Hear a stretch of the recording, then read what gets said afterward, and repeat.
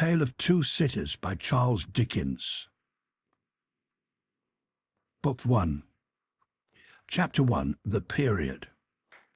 It was the best of times, it was the worst of times. It was the age of wisdom, it was the age of foolishness, it was the epoch of belief, it was the epoch of incredulity, it was the season of the light, it was the season of darkness, it was the spring of hope, it was the winter of despair.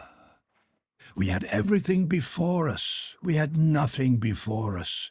We were all going direct to heaven. We were all going direct the other way. In short, the period was so far like the present period that some of its noisiest authorities insisted on its being received for good or for evil in the superlative degree of comparison only. There was a king with a large jaw and a queen with a plain face on the throne of England.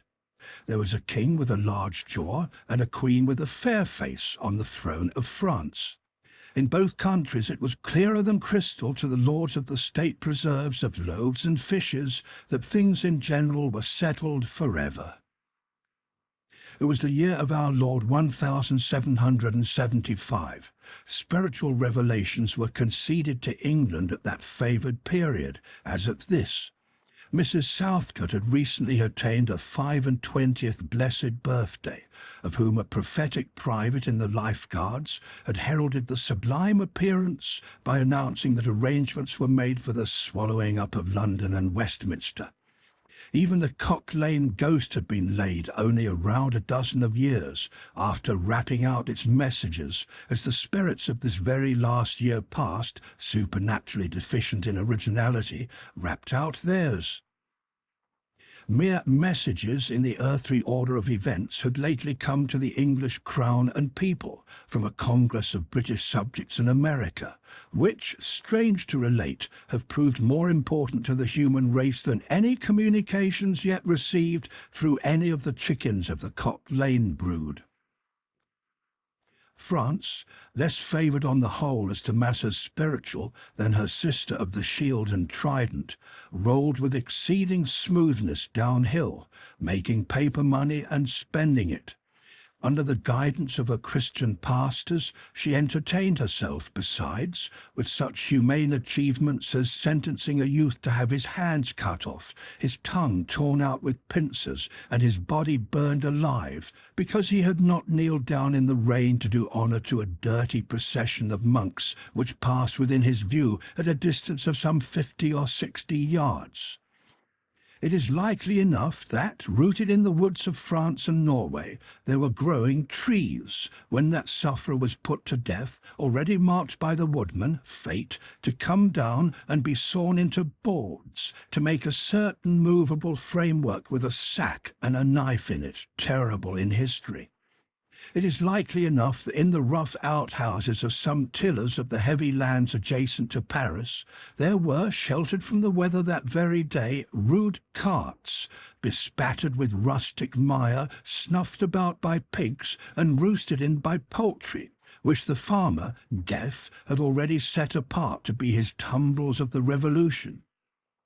But that woodman and that farmer, though they work unceasingly, work silently, and no one heard them as they went about with muffled tread, the rather forasmuch as to entertain any suspicion that they were awake was to be atheistical and traitorous. In England there was scarcely an amount of order and protection to justify much national boasting. Daring burglaries by armed men and highway robberies took place in the capital itself every night. Families were publicly cautioned not to go out of town without removing their furniture to upholsterers' warehouses for security. The highwayman in the dark was a city tradesman in the light, and being recognized and challenged by his fellow tradesmen, whom he stopped in his character of the captain, gallantly shot him through the head and rode away. The mail was waylaid by 7 robbers, and the guard shot 3 dead, and then got shot dead himself by the other 4 in consequence of the failure of his ammunition, after which the mail was robbed in peace. That magnificent potentate, the Lord Mayor of London, was made to stand and deliver on Turnham Green by one highwayman who despoiled the illustrious creature in sight of all his retinue. Prisoners in London jails fought battles with their turnkeys, and the majesty of the law fired blunderbusses in among them, loaded with rounds of shot and ball. Thieves snipped off diamond crosses from the necks of noble lords at court drawing-rooms. Musketeers went into St. Giles's to search for contraband goods, and the mob fired on the musketeers, and the musketeers fired on the mob, and nobody thought any of these occurrences much out of the common way. In the midst of them, the hangman, ever busy and ever worse than useless, was in constant requisition, now stringing up long rows of miscellaneous criminals, now hanging a housebreaker on Saturday who had been taken on Tuesday, now burning people in the hand at Newgate by the dozen, and now burning pamphlets at the door of Westminster Hall. Today taking the life of an atrocious murderer, and tomorrow of a wretched pilferer who had robbed a farmer's boy of sixpence. All these things, and 1,000 like them, came to pass in and close upon the dear old year 1775. Environed by them, while the woodman and the farmer worked unheeded, those two of the large jaws, and those other two of the plain and the fair faces, trod with stir enough, and carried their divine rights with a high hand. Thus did the year 1775 conduct their greatnesses and myriads of small creatures, the creatures of this chronicle among the rest, along the roads that lay before them. Chapter 2. The Mail. It was the Dover Road that lay, on a Friday night late in November, before the first of the persons with whom this history has business. The Dover Road lay, as to him, beyond the Dover Mail, as it lumbered up Shooter's Hill. He walked uphill in the mire by the side of the mail, as the rest of the passengers did, not because they had the least relish for walking exercise under the circumstances, but because the hill and the harness and the mud and the mail were all so heavy that the horses had 3 times already come to a stop, besides once drawing the coach across the road with the mutinous intent of taking it back to Blackheath. Reins and whip and coachman and guard, however, in combination, had read that article of war which forbade a purpose otherwise strongly in favour of the argument that some brute animals are endued with reason, and the team had capitulated and returned to their duty.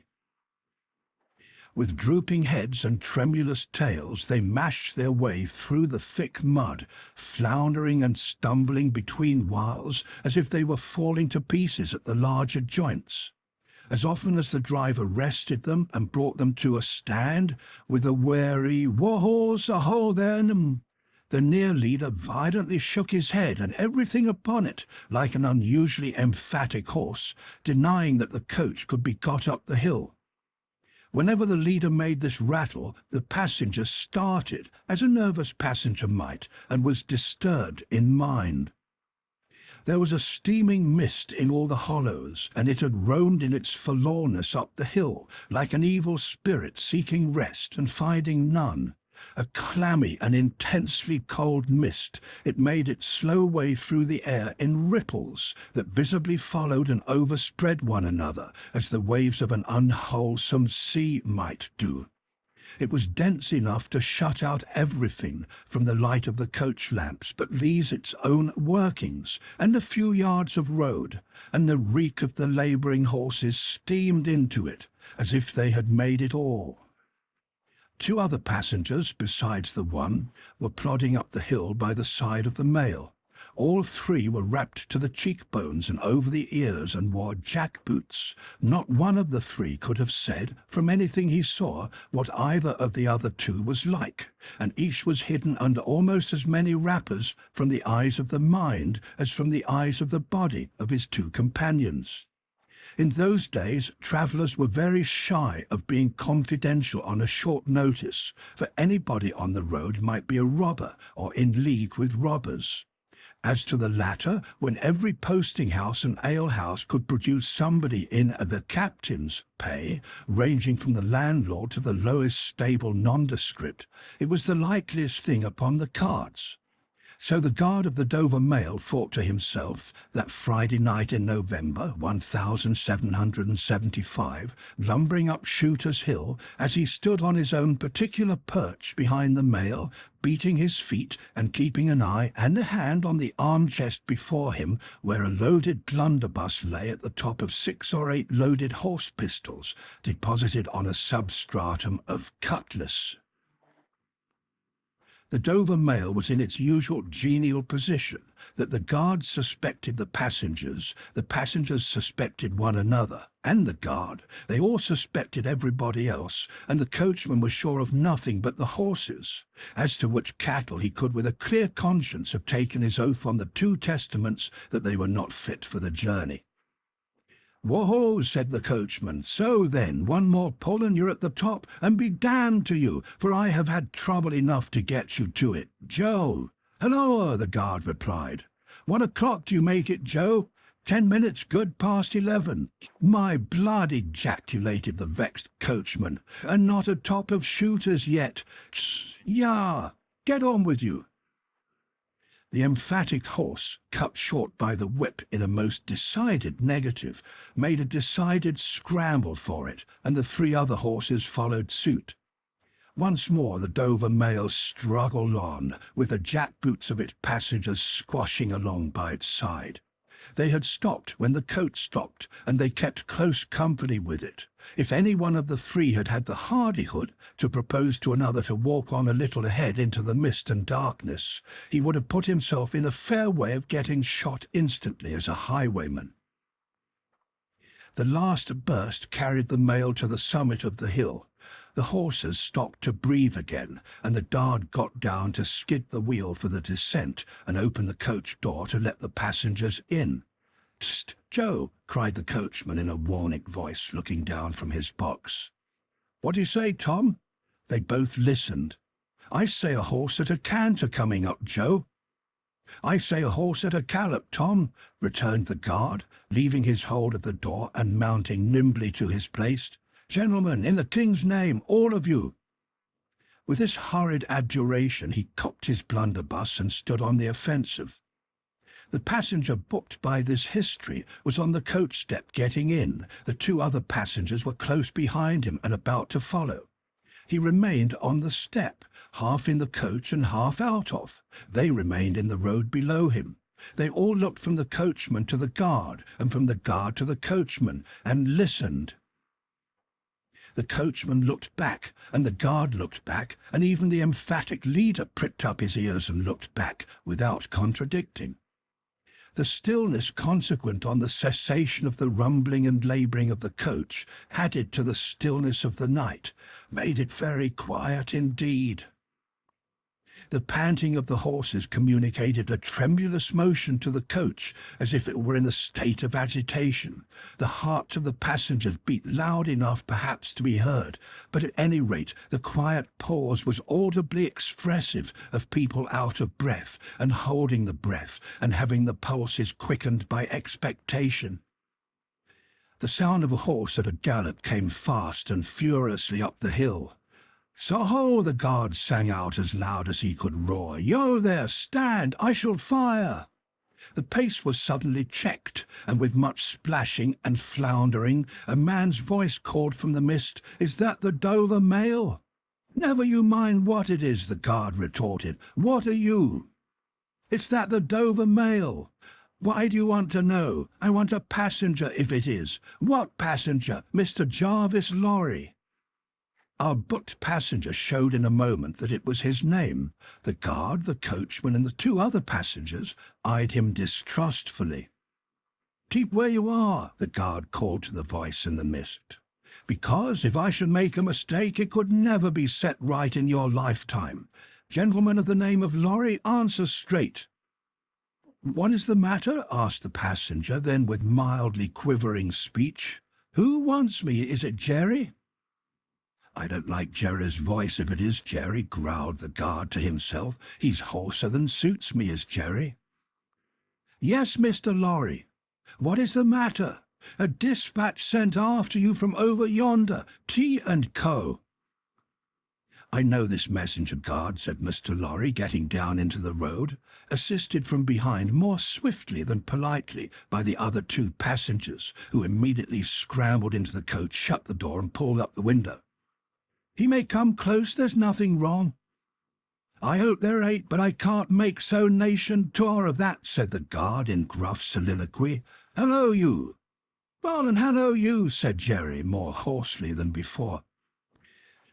"Come on a foot pace, d'ye mind me? And if ye got holsters to that saddle of yourn, don't let me see your hand go nigh 'em, for I'm a devil at a quick mistake, and when I make one it takes the form of lead.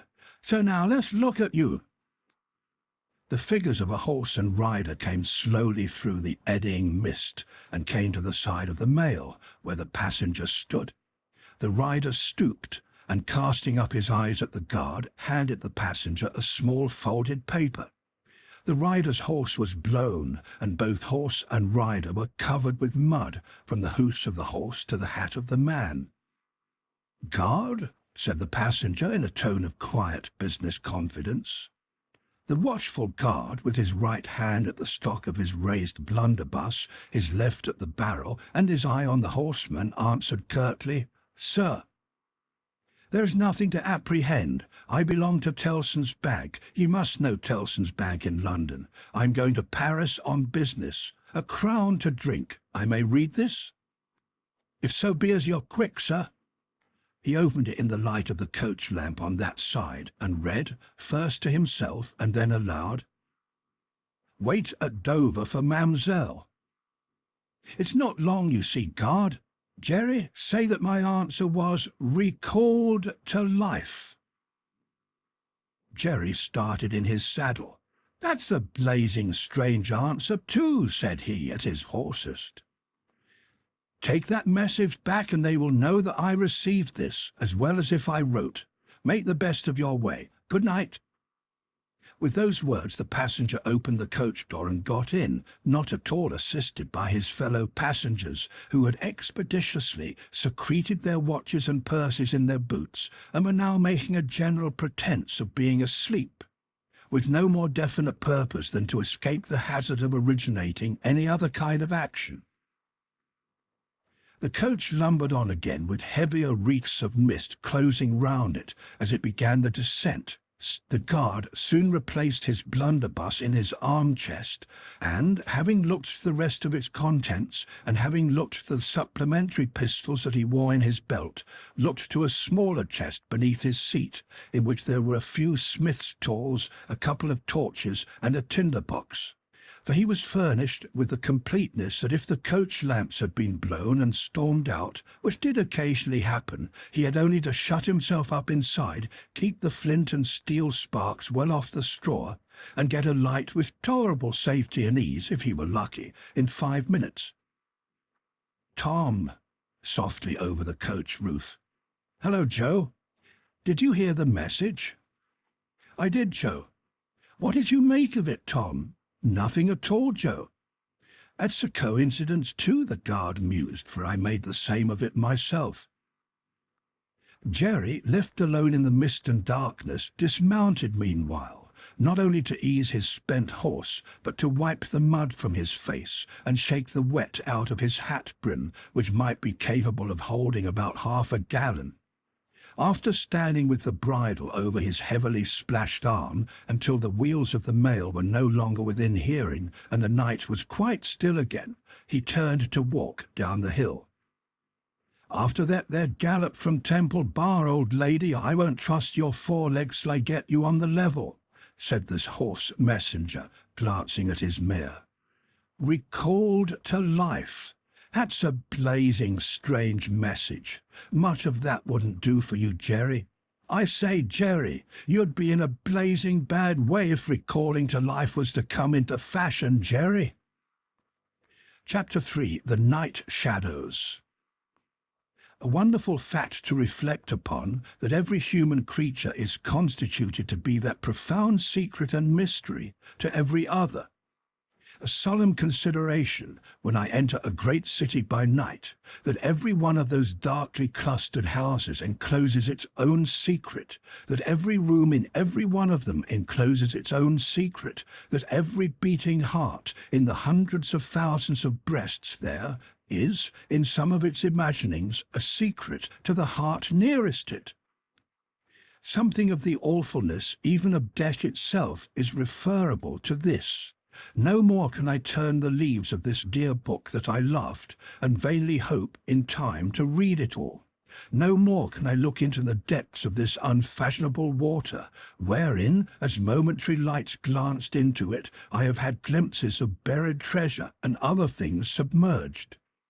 It was appointed that the book should shut with a spring for ever and for ever, when I had read but a page. It was appointed that the water should be locked in an eternal frost when the light was playing on its surface, and I stood in ignorance on the shore. My friend is dead. My neighbour is dead. My love, the darling of my soul, is dead. It is the inexorable consolidation and perpetuation of the secret that was always in that individuality, and which I shall carry in mind to my life's end. In any of the burial places of this city through which I pass, is there a sleeper more inscrutable than its busy inhabitants are in their innermost personality to me, or than I am to them? As to this, his natural and not to be alienated inheritance, the messenger on horseback had exactly the same possessions as the king, the first minister of state, or the richest merchant in London. So with the 3 passengers shut up in the narrow compass of one lumbering old mail coach. They were mysteries to one another, as complete as if each had been in his own coach and 6, or his own coach and 60, with the breadth of the country between him and the next. The messenger rode back at an easy trot, stopping pretty often at alehouses by the way to drink, but evincing a tendency to keep his own counsel and to keep his hat cocked over his eyes. He had eyes that assorted very well with that decoration, being of a surface black, with no depth in the colour or form, and much too near together, as if they were afraid of being found out in something, singly if they kept too far apart. They had a sinister expression under an old cocked hat like a 3-cornered spittoon, and over a great muffler for the chin and throat, which descended nearly to the wearer's knees. When he stopped for drink, he moved this muffler with his left hand, only while he poured his liquor in with his right. As soon as that was done, he muffled again. "No, Jerry, no," said the messenger, harping on one theme as he rode. "It wouldn't do for you, Jerry. Jerry, you honest tradesman, it wouldn't suit your line of business. Recalled, past me if I don't think he'd been a-drinking." His message perplexed his mind to that degree that he was fain, several times, to take off his hat to scratch his head. Except on the crown, which was raggedly bald, he had stiff black hair, standing jaggedly all over it and growing downhill almost to his broad, blunt nose. It was so like Smith's work, so much more like the top of a strongly spiked wall than a head of hair, that the best of players at leapfrog might have declined him as the most dangerous man in the world to go over. While he trotted back with the message he was to deliver to the night watchman in his box at the door of Tellson's Bank, by Temple Bar, who was to deliver it to greater authorities within, the shadows of the night took such shapes to him as arose out of the message, and took such shapes to the mare as arose out of her private topics of uneasiness. They seemed to be numerous, for she shied at every shadow on the road. What time the mail coach lumbered, jolted, rattled, and bumped upon its tedious way, with its 3 fellow inscrutables inside, to whom likewise the shadows of the night revealed themselves in the forms their dozing eyes and wandering thoughts suggested. Tellson's Bank had a run upon it in the mail. As the bank passenger, with an arm drawn through the leathern strap, which did what lay in it to keep him from pounding against the next passenger and driving him into his corner whenever the coach got a special jolt, nodded in his place with half-shut eyes, the little coach windows and the coach lamp dimly gleaming through them, and the bulky bundle of opposite passenger became the bank and did a great stroke of business. The rattle of the harness was the chink of money, and more drafts were honoured in 5 minutes than even Tellson's, with all its foreign and home connection, ever paid in thrice the time. Then the strong rooms underground at Tellson's, with such of their valuable stores and secrets as were known to the passenger, and it was not a little that he knew about them, opened before him, and he went in among them with the great keys and the feebly burning candle, and found them safe and strong and sound and still, just as he had last seen them.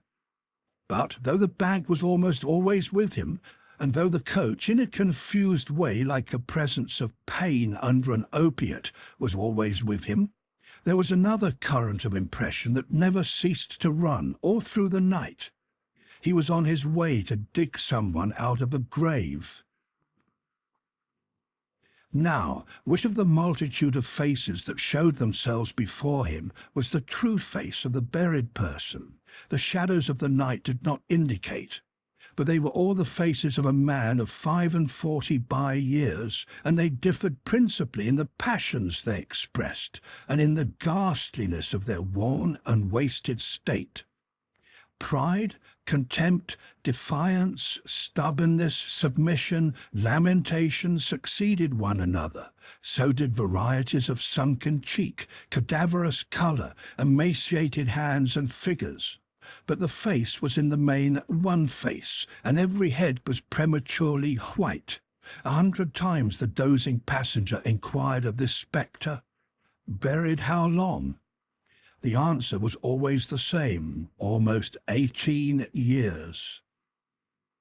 "You had abandoned all hope of being dug out?" "Long ago." "You know that you are recalled to life?" "They tell me so." "I hope you care to live." "I can't say." "Shall I show her to you? Will you come and see her?" The answers to this question were various and contradictory. Sometimes the broken reply was, "Wait, it will kill me if I saw her too soon." Sometimes it was given in a tender rain of tears, and then it was, "Take me to her." Sometimes it was staring and bewildered, and then it was, "I don't know her, I don't understand." After such imaginary discourse, the passenger in his fancy would dig, and dig, now with a spade, now with a great key, now with his hands, to dig this wretched creature out. Got out at last, with earth hanging about his face and hair, he would suddenly fan away to dust. The passenger would then start to himself and lower the window to get the reality of mist and rain on his cheek. Yet even where his eyes were opened on the mist and rain, on the moving patch of light from the lamps, and the hedge a roadside retreating by jerks, the night shadows outside the coach would fall into the train of the night shadows within.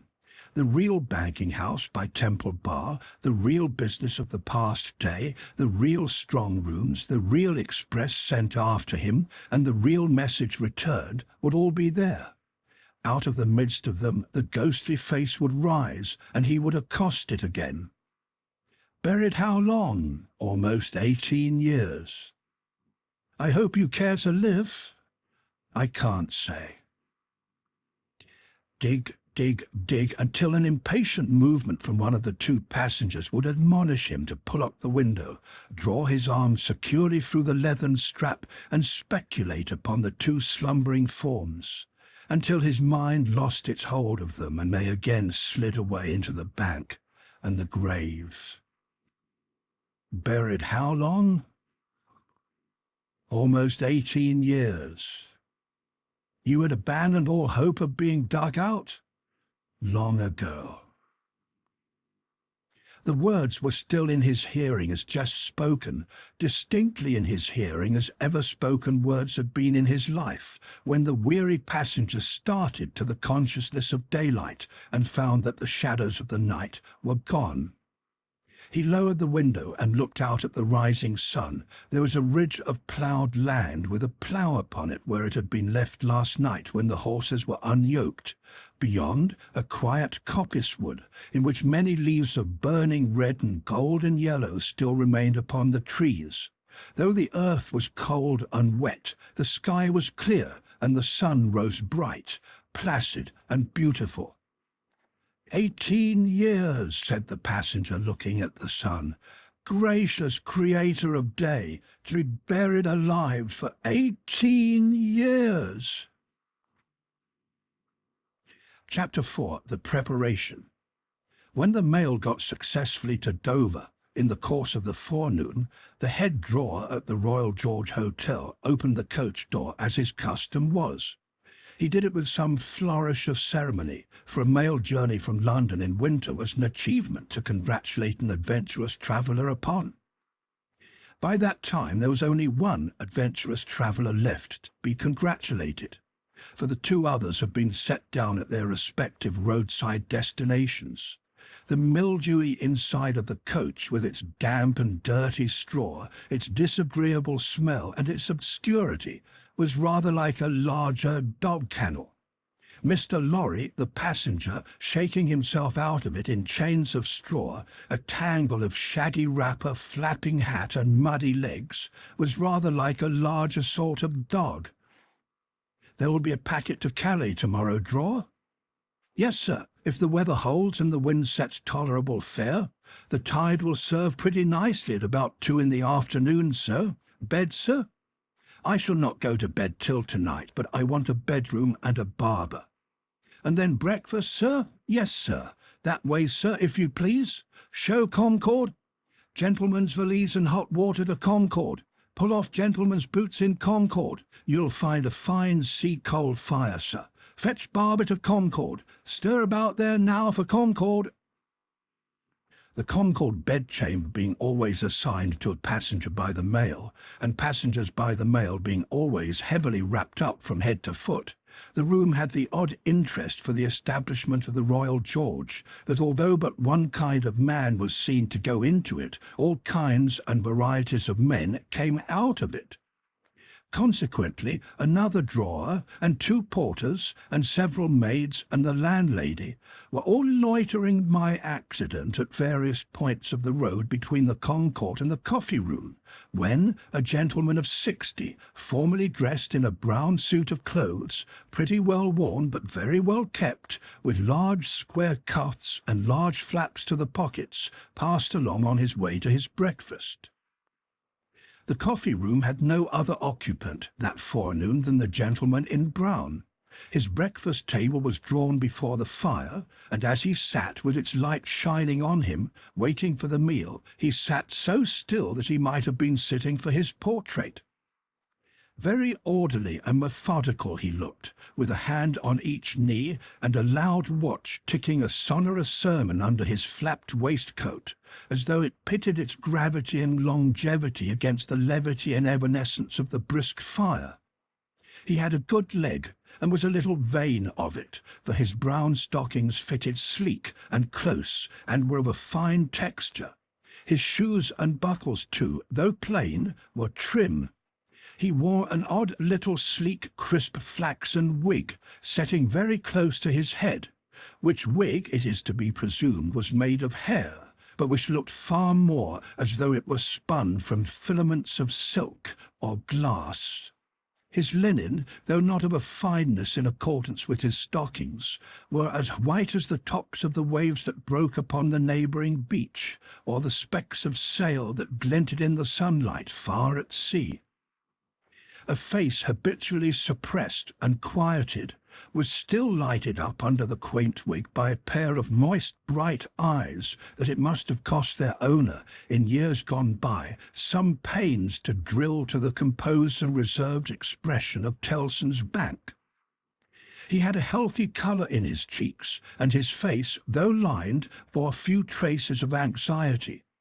But perhaps the confidential bachelor clerks in Tellson's bank were principally occupied with the cares of other people, and perhaps second-hand cares, like second-hand clothes, come easily off and on. Completing his resemblance to a man who was sitting for his portrait, Mr. Lorry dropped off to sleep. The arrival of his breakfast roused him, and he said to the drawer, as he moved his chair to it, "I wish accommodation prepared for a young lady who may come here at any time today. She may ask for Mr. Jarvis Lorry, or she may only ask for a gentleman from Tellson's Bank. Please to let me know." "Yes, sir. Tellson's Bank in London, sir?" "Yes. Yes, sir. We have oftentimes the honour to entertain your gentlemen in their travelling backwards and forwards betwixt London and Paris, sir. A vast deal of travelling, sir, in Tellson and Company's house." "Yes, we're quite a French house as well as an English one." "Yes, sir. Not much in the habit of such travelling yourself, I think, sir?" "Not of late years. It is 15 years since I came last from France." "Indeed, sir. That was before my time here, sir. Before our people's time here, sir. The George was in other hands at that time, sir." "I believe so. But I would hold a pretty wager, sir, that a house like Tellson and Company was flourishing a matter of 50, not to speak of 15 years ago." "You might treble that, and say 150, yet not be far from the truth." "Indeed, sir." Rounding his mouth and both his eyes as he stepped backward from the table, the waiter shifted his napkin from his right arm to his left, dropped into a comfortable attitude, and stood surveying the guest while he ate and drank, as from an observatory or watchtower, according to the immemorial usage of waiters in all ages. When Mr. Lorry had finished his breakfast, he went out for a stroll on the beach. The little, narrow, crooked town of Dover hid itself away from the beach and ran its head into the chalk cliffs like a marine ostrich. The beach was a desert of heaps of sea and stones tumbling wildly about, and the sea did what it liked, and what it liked was destruction. It thundered at the town and thundered at the cliffs and brought the coast down madly. The air among the houses was of so strong a piscatory flavour that one might have supposed sick fish went up to be dipped in it, as sick people went down to be dipped in the sea. A little fishing was done in the port, and a quantity of strolling about by night, and looking seaward, particularly at those times when the tide made, and was near, flood. Small tradesmen, who did no business whatever, sometimes unaccountably realized large fortunes, and it was remarkable that nobody in the neighbourhood could endure a lamplighter. As the day declined into the afternoon, and the air, which had been at intervals clear enough to allow the French coast to be seen, became again charged with mist and vapour, Mr. Lorry's thoughts seemed to cloud too. When it was dark, and he sat before the coffee-room fire, awaiting his dinner as he had awaited his breakfast, his mind was busily digging in the live red coals. A bottle of good claret after dinner does a digger in the red coals no harm, otherwise than as it has a tendency to throw him out of work. Mr. Lorry had been idle a long time, and had just poured out his last glassful of wine with as complete an appearance of satisfaction as is ever to be found in an elderly gentleman of a fresh complexion who has got to the end of a bottle, when a rattling of wheels came up the narrow street and rumbled into the inn-yard. He set down his glass untouched. "This is Mademoiselle," said he. In a very few minutes the waiter came in to announce that Miss Manette had arrived from London, and would be happy to see the gentleman from Tellson's. So soon? Miss Manette had taken some refreshment on the road, and required none then, and was extremely anxious to see the gentleman from Tellson's immediately, if it suited his pleasure and convenience. The gentleman from Tellson's had nothing left for it but to empty his glass with an air of stolid desperation, settle his odd little flaxen wig at the ears, and follow the waiter to Miss Manette's apartment. It was a large, dark room, furnished in a funereal manner with black horsehair, and loaded with heavy, dark tables. These had been oiled and oiled until the two tall candles on the table in the middle of the room were gloomily reflected on every leaf, as if they were buried in deep graves of black mahogany, and no light to speak of could be expected from them until they were dug out.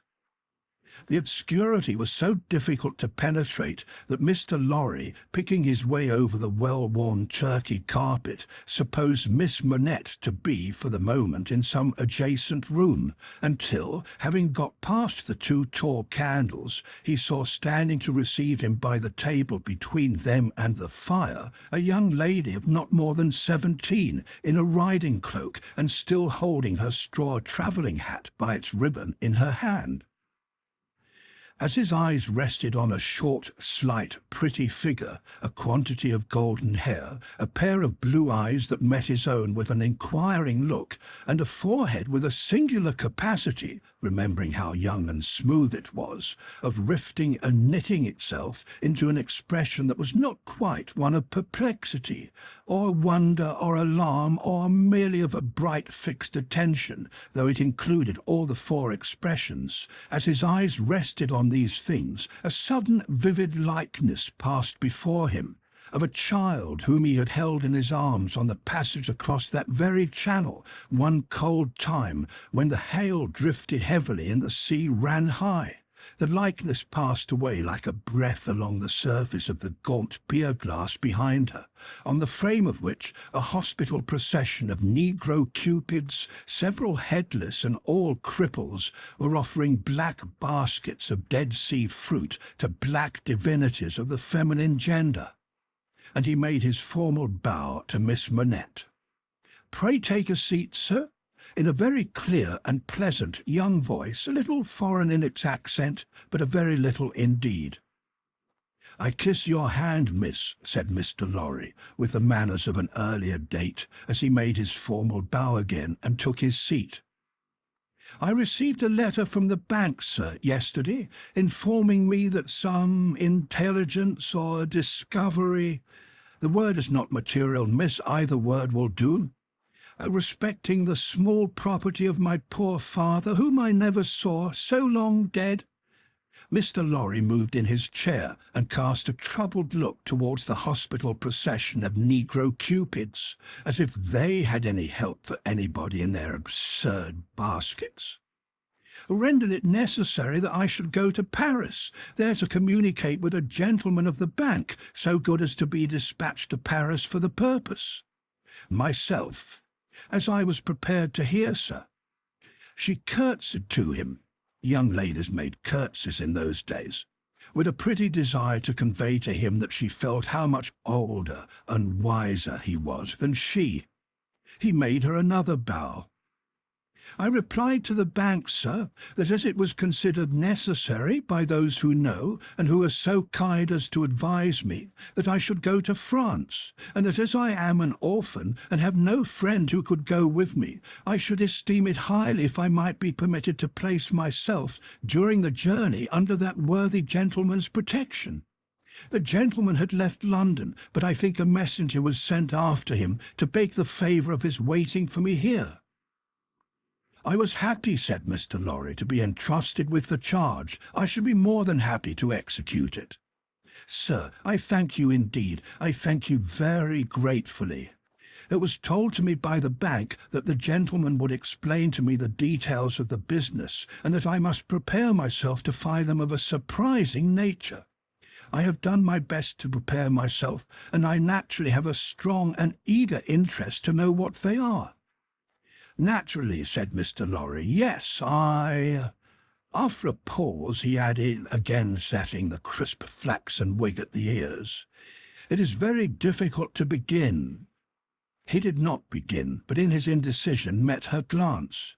The young forehead lifted itself into that singular expression, but it was pretty and characteristic besides being singular. And she raised her hand as if with an involuntary action she caught at or stayed some passing shadow. "Are you quite a stranger to me, sir?" "Am I not?" Mr. Lorry opened his hands and extended them outwards with an argumentative smile. Between the eyebrows and just over the little feminine nose, the line of which was as delicate and fine as it was possible to be, the expression deepened itself as she took her seat thoughtfully in the chair by which she had hitherto remained standing. He watched her as she mused, and the moment she raised her eyes again, went on, "In your adopted country, I presume, I cannot do better than address you as a young English lady, Miss Manette." "If you please, sir."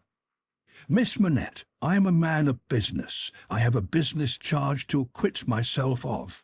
In your reception of it, don't heed me any more than if I was a speaking machine. Truly, I am not much else. I will, with your leave, relate to you, miss, this story of one of our customers."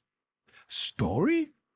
He seemed wilfully to mistake the word she had repeated, when he added in a hurry, "Yes, customers. In the banking business we usually call our connection our customers. He was a French gentleman, a scientific gentleman, a man of great acquirements, a doctor."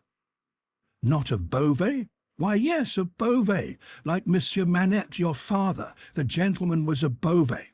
Like Monsieur Manette, your father, the gentleman was of repute in Paris. I had the honour of knowing him there.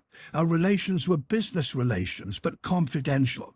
I was at that time in our French house, and had been, 20 years. At that time, I may ask, at what time, sir?" "I speak, miss, of 20 years ago. He married an English lady, and I was one of the trustees. His affairs, like the affairs of many other French gentlemen and French families, were entirely in Tellson's hands.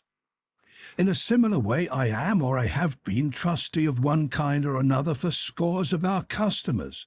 These are mere business relations, miss. There is no friendship in them, no particular interest, nothing like sentiment. I have passed from one to another in the course of my business life, just as I passed from one of our customers to another in the course of my business day. In short, I have no feelings. I am a mere machine. To go on, but this is my father's story, sir, and I begin to think—" The curiously roughened forehead was very intent upon him. "That when I was left an orphan through my mother's surviving my father only 2 years, it was you who brought me to England. I'm almost sure it was you." Mr. Lorry took the hesitating little hand that confidingly advanced to take his, and he put it with some ceremony to his lips. He then conducted the young lady straightway to her chair again, and, holding the chair back with his left hand, and using his right by turns to rub his chin, pull his wig at the ears, or point what he said, stood looking down into her face, while she sat looking up into his.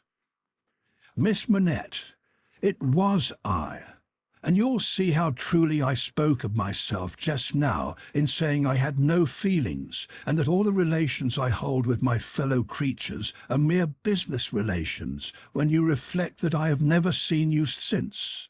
No, you have been the ward of Tellson's house since, and I have been busy with the other business of Tellson's house since. Feelings! I have no time for them, no chance of them. I passed my whole life, miss, in turning an immense pecuniary mandel."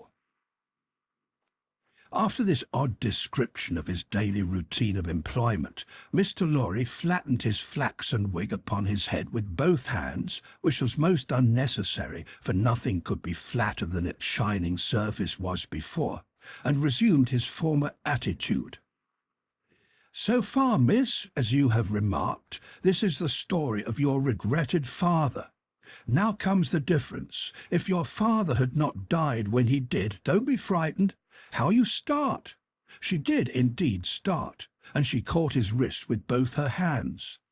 "Pray," said Mr. Lorry in a soothing tone, bringing his left hand from the back of the chair to lay it on the supplicatory fingers that clasped him in so violent a tremble, "pray control your agitation. A matter of business. As I was saying—" Her look so discomposed him that he stopped, wondered, and began anew.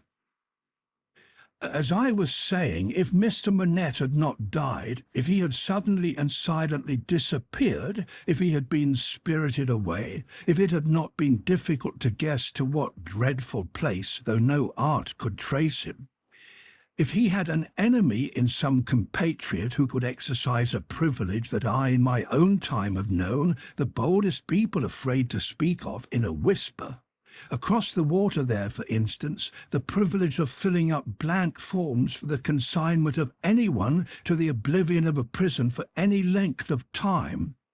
If his wife had implored the king, the queen, the court, the clergy for any tidings of him, and all quite in vain, then the history of your father would have been the history of this unfortunate gentleman, the Doctor of Beauvais. I entreat you to tell me more, sir. I will. I am going to. You can bear it? I can bear anything but the uncertainty you leave me in at this moment. You speak collectedly, and you are collected. That's good, though his manner was less satisfied than his words. A matter of business. Regard it as a matter of business. Business that must be done. Now, if this doctor's wife, though a lady of great courage and spirit, had suffered so intensely from this cause before her little child was born, the little child was a daughter, sir. A daughter, a matter of business. Don't be distressed, miss, if the poor lady had suffered so intensely before her little child was born that she came to the determination of sparing the poor child the inheritance of any part of the agony she had known the pains of, by rearing her in the belief that her father was dead. No, don't kneel. In heaven's name, why should you kneel to me? For the truth, oh dear, good, compassionate sir, for the truth. A matter of business. You confuse me, and how can I transact business if I am confused? Let us be clear-headed. If you could kindly mention now, for instance, what 9 times 9pence are, or how many shillings in 20 guineas, it would be so encouraging. I should be so much more at my ease about your state of mind." Without directly answering to this appeal, she sat so still when he had very gently raised her, and the hands that had not ceased to clasp his wrists were so much more steady than they had been, that she communicated some reassurance to Mr. Jarvis Lorry. That's right. Courage, business. You have business before you, useful business. Miss Manette, your mother took this course with you, and when she died, I believe broken-hearted, having never slackened her unavailing search for your father, she left you, at 2 years old, to grow to be blooming, beautiful, and happy, without the dark cloud upon you of living in uncertainty whether your father soon wore his heart out in prison or wasted there through many lingering years.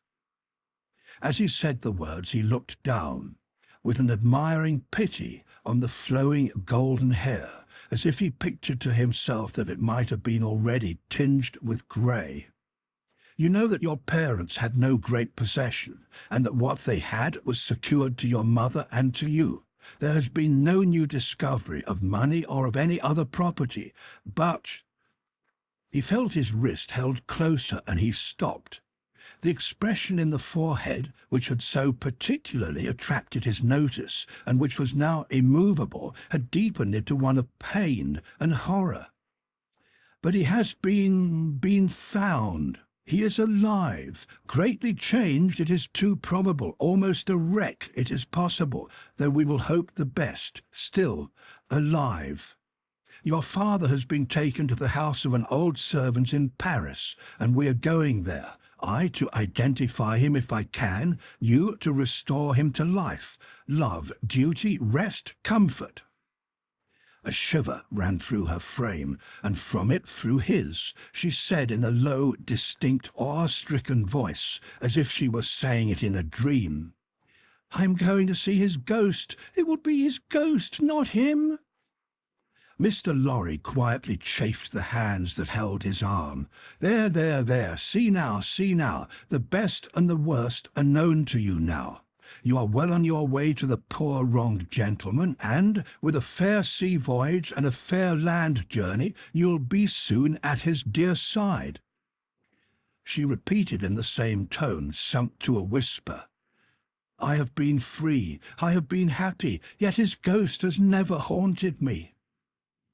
"Only one thing more," said Mr. Lorry, laying stress upon it as a wholesome means of enforcing her attention. "He has been found under another name, his own long forgotten or long concealed. It would be worse than useless now to inquire which, worse than useless to seek to know whether he has been for years overlooked or always designedly held prisoner. It would be worse than useless now to make any inquiries, because it would be dangerous. Better not to mention the subject anywhere or in any way, and to remove him for a while at all events out of France. Even I, safe as an Englishman, and even Tellson's, important as they are to Fred's credit, avoid all naming of the matter. I carry about me not a scrap of writing openly referring to it. This is a secret service altogether. My credentials, entries and memoranda are all comprehended in the one line, 'recalled to life,' which may mean anything. But what is the matter? She doesn't notice a word. Miss Manette." Perfectly still and silent, and not even fallen back in her chair, she sat under his hand, utterly insensible, with her eyes open and fixed upon him, and with that last expression looking as if it were carved or branded into her forehead.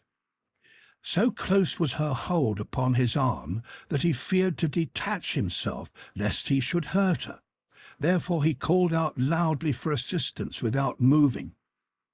A wild-looking woman, whom even in his agitation Mr. Lorry observed to be all of a red colour, and to have red hair, and to be dressed in some extraordinary tight-fitting fashion, and to have on her head a most wonderful bonnet like a grenadier wooden measure, and good measure too, or a great Stills and cheese, came running into the room in advance of the inn-servants, and soon settled the question of his detachment from the poor young lady by laying a brawny hand upon his chest and sending him flying back against the nearest wall.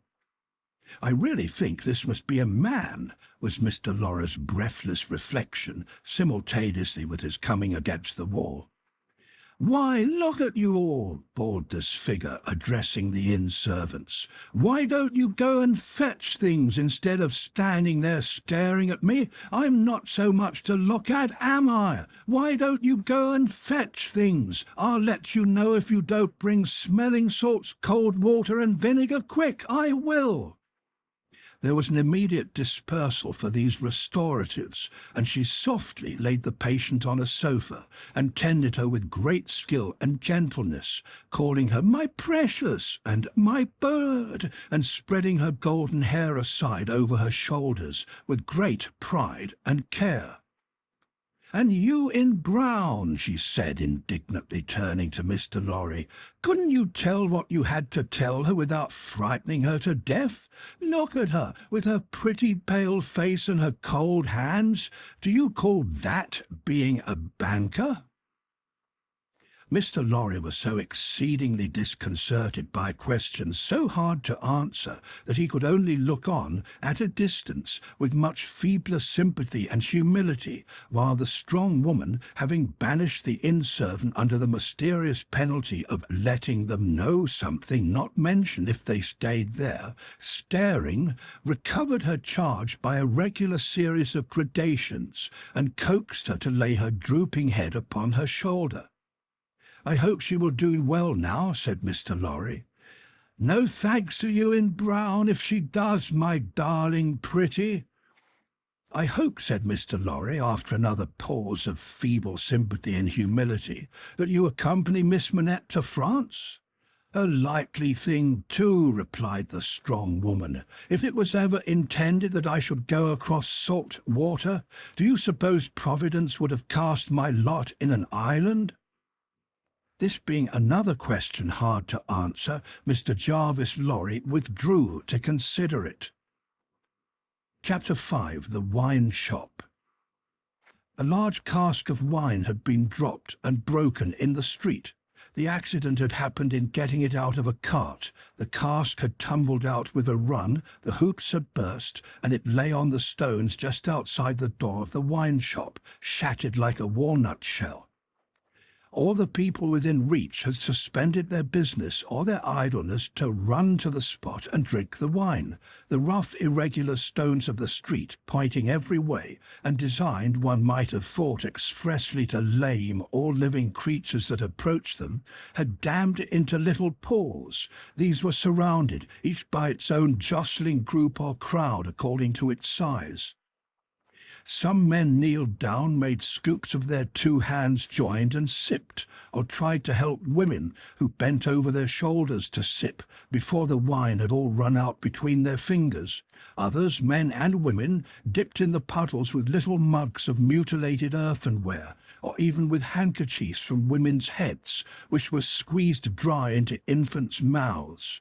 Others made small mud embankments to stem the wine as it ran. Others, directed by lookers-on up at high windows, darted here and there to cut off little streams of wine that started away in new directions.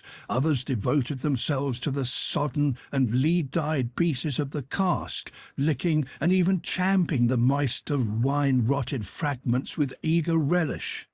There was no drainage to carry off the wine, and not only did it all get taken up, but so much mud got taken up along with it that there might have been a scavenger in the street if anybody acquainted with it could have believed in such a miraculous presence. A shrill sound of laughter and of amused voices, voices of men, women, and children, resounded in the street while this wine game lasted.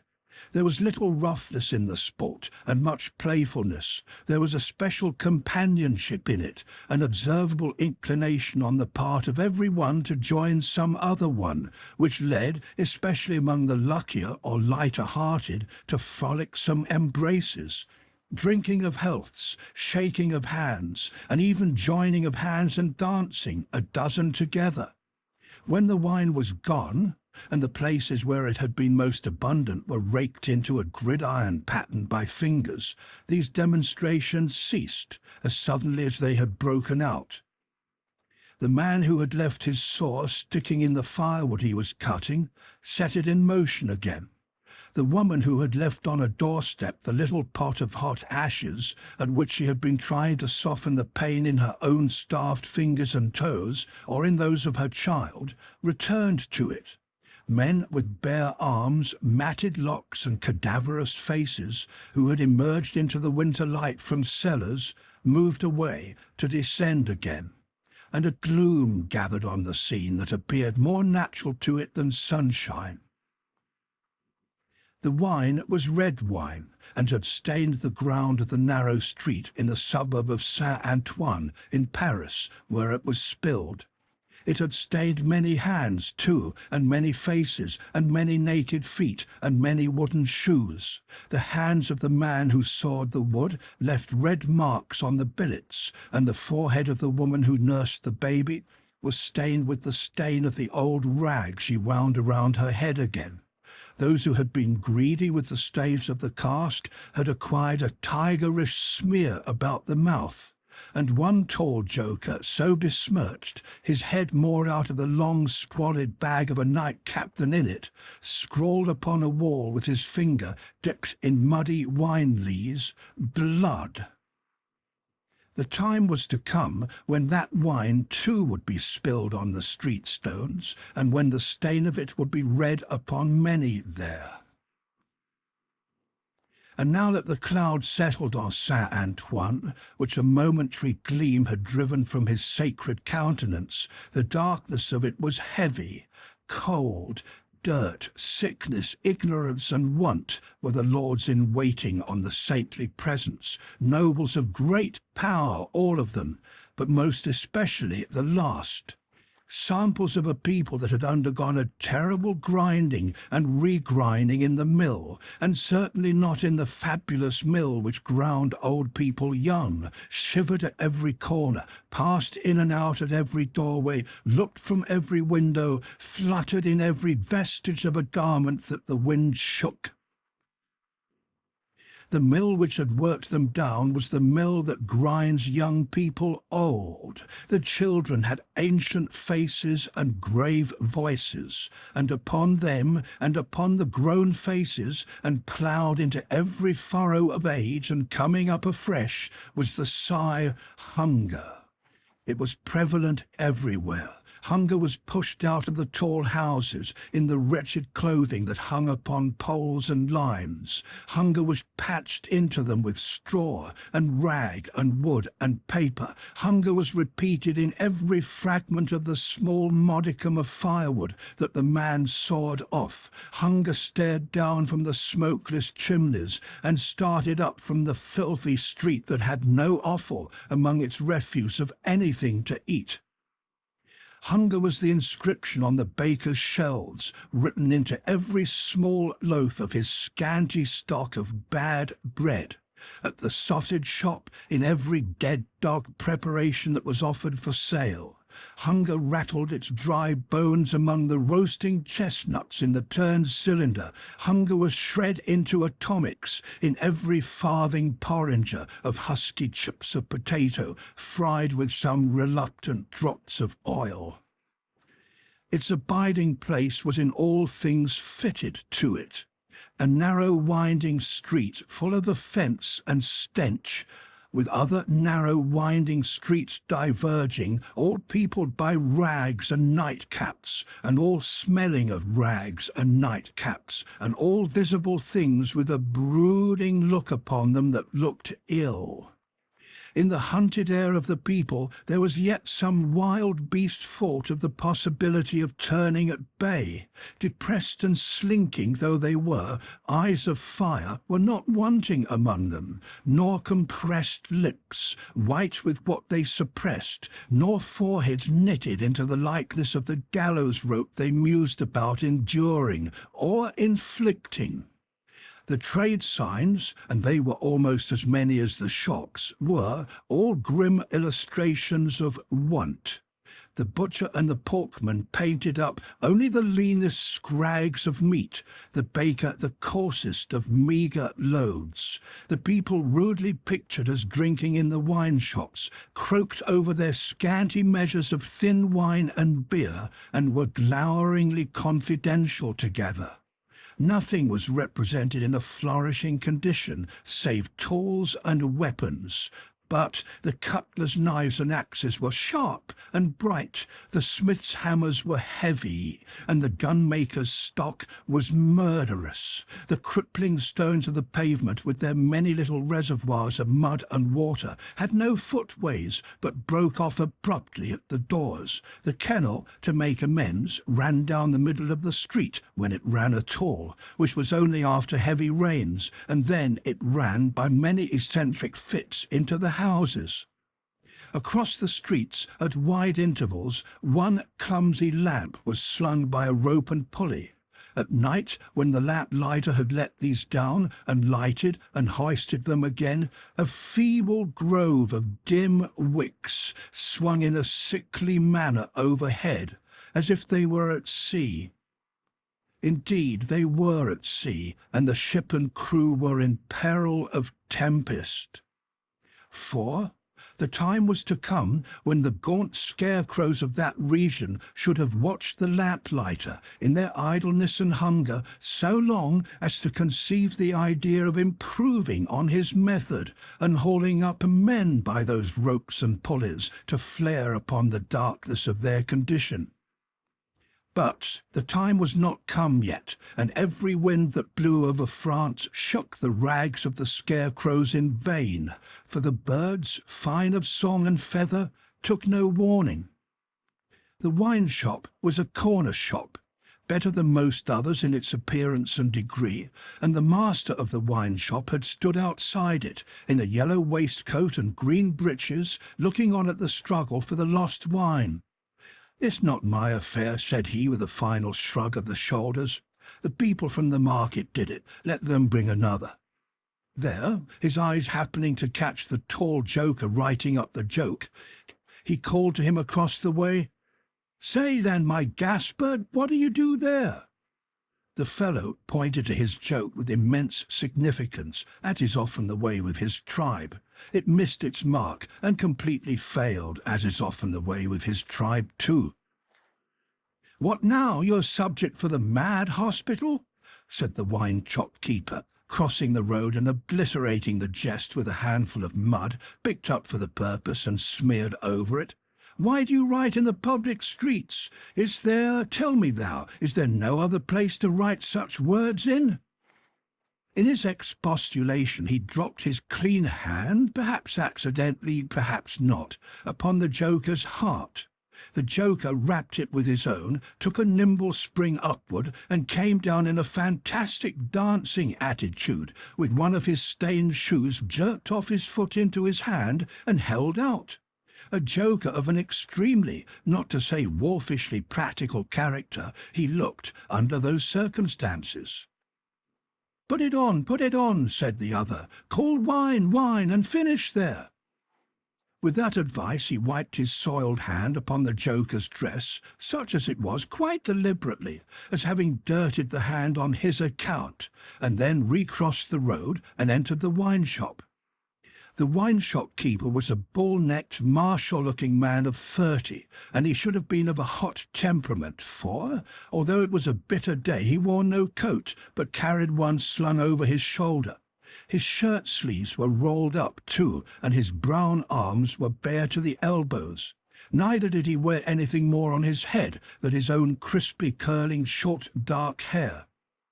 He was a dark man altogether, with good eyes and a good bold breadth between them, good-humoured looking on the whole, but implacable looking too, evidently a man of a strong resolution and a set purpose, a man not desirable to be met rushing down a narrow pass with a gulf on either side, for nothing would turn the man. Madame Defarge, his wife, sat in the shop behind the counter as he came in. Madame Defarge was a stout woman of about his own age, with a watchful eye that seldom seemed to look at anything, a large hand heavily ringed, a steady face, strong features, and great composure of manner. There was a character about Madame Defarge, from which one might have predicated that she did not often make mistakes against herself in any of the reckonings over which she presided. Madame Lafarge, being sensitive to cold, was wrapped in fur, and had a quantity of bright shawl twined about her head, though not to the concealment of her large earrings. Her knitting was before her, but she had laid it down to pick her teeth with a toothpick. Thus engaged, with her right elbow supported by her left hand, Madame Lafarge said nothing when her lord came in, but coughed just one grain of cough. This, in combination with the lifting of her darkly defined eyebrows over her toothpick by the breadth of the line, suggested to her husband that he would do well to look round the shop among the customers for any new customer who had dropped in while he stepped over the way. The wine-shop keeper accordingly rolled his eyes about until they rested upon an elderly gentleman and a young lady who were seated in a corner. Other company were there, 2 playing cards, 2 playing dominoes, 3 standing by the counter, lengthening out a short supply of wine. As he passed behind the counter, he took notice that the elderly gentleman said in a look to the young lady, "This is our man." "What the devil do you do in that galley there?" said Monsieur Defarge to himself. "I don't know you." But he feigned not to notice the 2 strangers, and fell into discourse with the triumvirate of customers who were drinking at the counter. "How goes it, Jacques?" said one of these 3 to Monsieur Defarge. "Is all the spilt wine swallowed?" "Every drop, Jacques," answered Monsieur Defarge. When this interchange of Christian name was effected, Madame Defarge, picking her teeth with her toothpick, coughed another grain of cough, and raised her eyebrows by the breadth of another line. "It is not often," said the second of the three, addressing Monsieur Defarge, "that many of these miserable beasts know the taste of wine, or of anything but black bread and death. Is it not so, Jacques?" "It is so, Jacques," Monsieur Defarge returned. At this second interchange of the Christian name, Madame Defarge, still using her toothpick with profound composure, coughed another grain of cough, and raised her eyebrows by the breadth of another line. The last of the three now said his say, as he put down his empty drinking vessel and smacked his lips. "Ah, so much the worse. A bitter taste it is that such poor cattle always have in their mouths, and hard lives they live, Jacques. Am I right, Jacques?" "You are right, Jacques," was the response of Monsieur Defarge. This third interchange of the Christian name was completed at the moment when Madame Lafarge put her toothpick by, kept her eyebrows up, and slightly rustled in her seat. "Hold then, true," muttered her husband. "Gentlemen, my wife." The three customers pulled off their hats to Madame Lafarge with three flourishes. She acknowledged their homage by bending her head and giving them a quick look. Then she glanced in a casual manner round the wine shop, took up her knitting with great apparent calmness and repose of spirit, and became absorbed in it. "Gentlemen," said her husband, who had kept his bright eye observantly upon her, "good day. The chamber, furnished bachelor fashion, that you wished to see, and were inquiring for when I stepped out, is on the 5th floor. The doorway of the staircase gives on the little courtyard close to the left here," pointing with his hand, "near to the window of my establishment. But, now that I remember, one of you has already been there, and can show the way. Gentlemen, adieu." They paid for their wine, and left the place. The eyes of Monsieur Defarge were studying his wife at her knitting, when the elderly gentleman advanced from his corner, and begged the favour of a word. "Willingly, sir," said Monsieur Defarge, and quietly stepped with him to the door. Their conference was very short, but very decided. Almost at the first word, Monsieur Defarge started, and became deeply attentive. It had not lasted a minute, when he nodded and went out. The gentleman then beckoned to the young lady, and they too went out. Madame Defarge knitted with nimble fingers and steady eyebrows, and saw nothing. Mr. Jarvis Lorry and Miss Manette, emerging from the wine-shop thus, joined Monsieur Defarge in the doorway, to which he had directed his own company just before. It opened from a stinking little black courtyard, and was the general public entrance to a great pile of houses, inhabited by a great number of people. In the gloomy tile-paved entry to the gloomy tile-paved staircase, Monsieur Defarge bent down on one knee to the child of his old master, and put her hand to his lips. It was a gentle action, but not at all gently done. A very remarkable transformation had come over him in a few seconds. He had no good humour in his face, nor any openness of aspect left, but had become a secret, angry, dangerous man. "It is very high, 'tis a little difficult, better to begin slowly." Thus Monsieur Defarge in a stern voice to Mr. Lorry, as they began ascending the stairs. "Is he alone?" the latter whispered. "Alone? God help him! Who should be with him?" said the other in the same low voice. "Is he always alone, then?" "Yes." "Of his own desire?" "Of his own necessity, as he was when I first saw him after they found me, and demanded to know if I would take him, and at my peril be discreet, as he was then, so he is now." "He is greatly changed?" "Changed." The keeper of the wine-shop stopped to strike the wall with his hand, and mutter a tremendous curse. No direct answer could have been half so forcible. Mr. Lorry's spirits grew heavier and heavier as he and his two companions ascended higher and higher. Such a staircase with its accessories in the older and more crowded parts of Paris would be bad enough now, but at that time it was vile indeed to unaccustomed and unhardened senses. Every little habitation within the great foul nest of one high building, that is to say, the room or rooms within every door that opened on the general staircase, left its own heap of refuse on its own landing, besides flinging other refuse from its own windows. The uncontrollable and hopeless mass of decomposition so engendered would have polluted the air, even if poverty and deprivation had not loaded it with their intangible impurities. The two bad sources combined made it almost insupportable. Through such an atmosphere, by a steep, dark shaft of dirt and poison, the way lay. Yielding to his own disturbance of mind and to his young companion's agitation, which became greater every instant, Mr. Jarvis Lorry twice stopped to rest. Each of these stoppages was made as a doleful grating, by which any languishing good airs that were left uncorrupted seemed to escape, and all spoilt and sickly vapours seemed to crawl in. Through the rusted bars, tastes rather than glimpses were caught of the jumbled neighbourhood, and nothing within range, nearer or lower than the summits of the two great towers of Notre Dame, had any promise on it of healthy life or wholesome aspirations. At last the top of the staircase was gained, and they stopped for the third time. There was yet an upper staircase of a steeper inclination and of contracted dimensions to be ascended before the garret story was reached.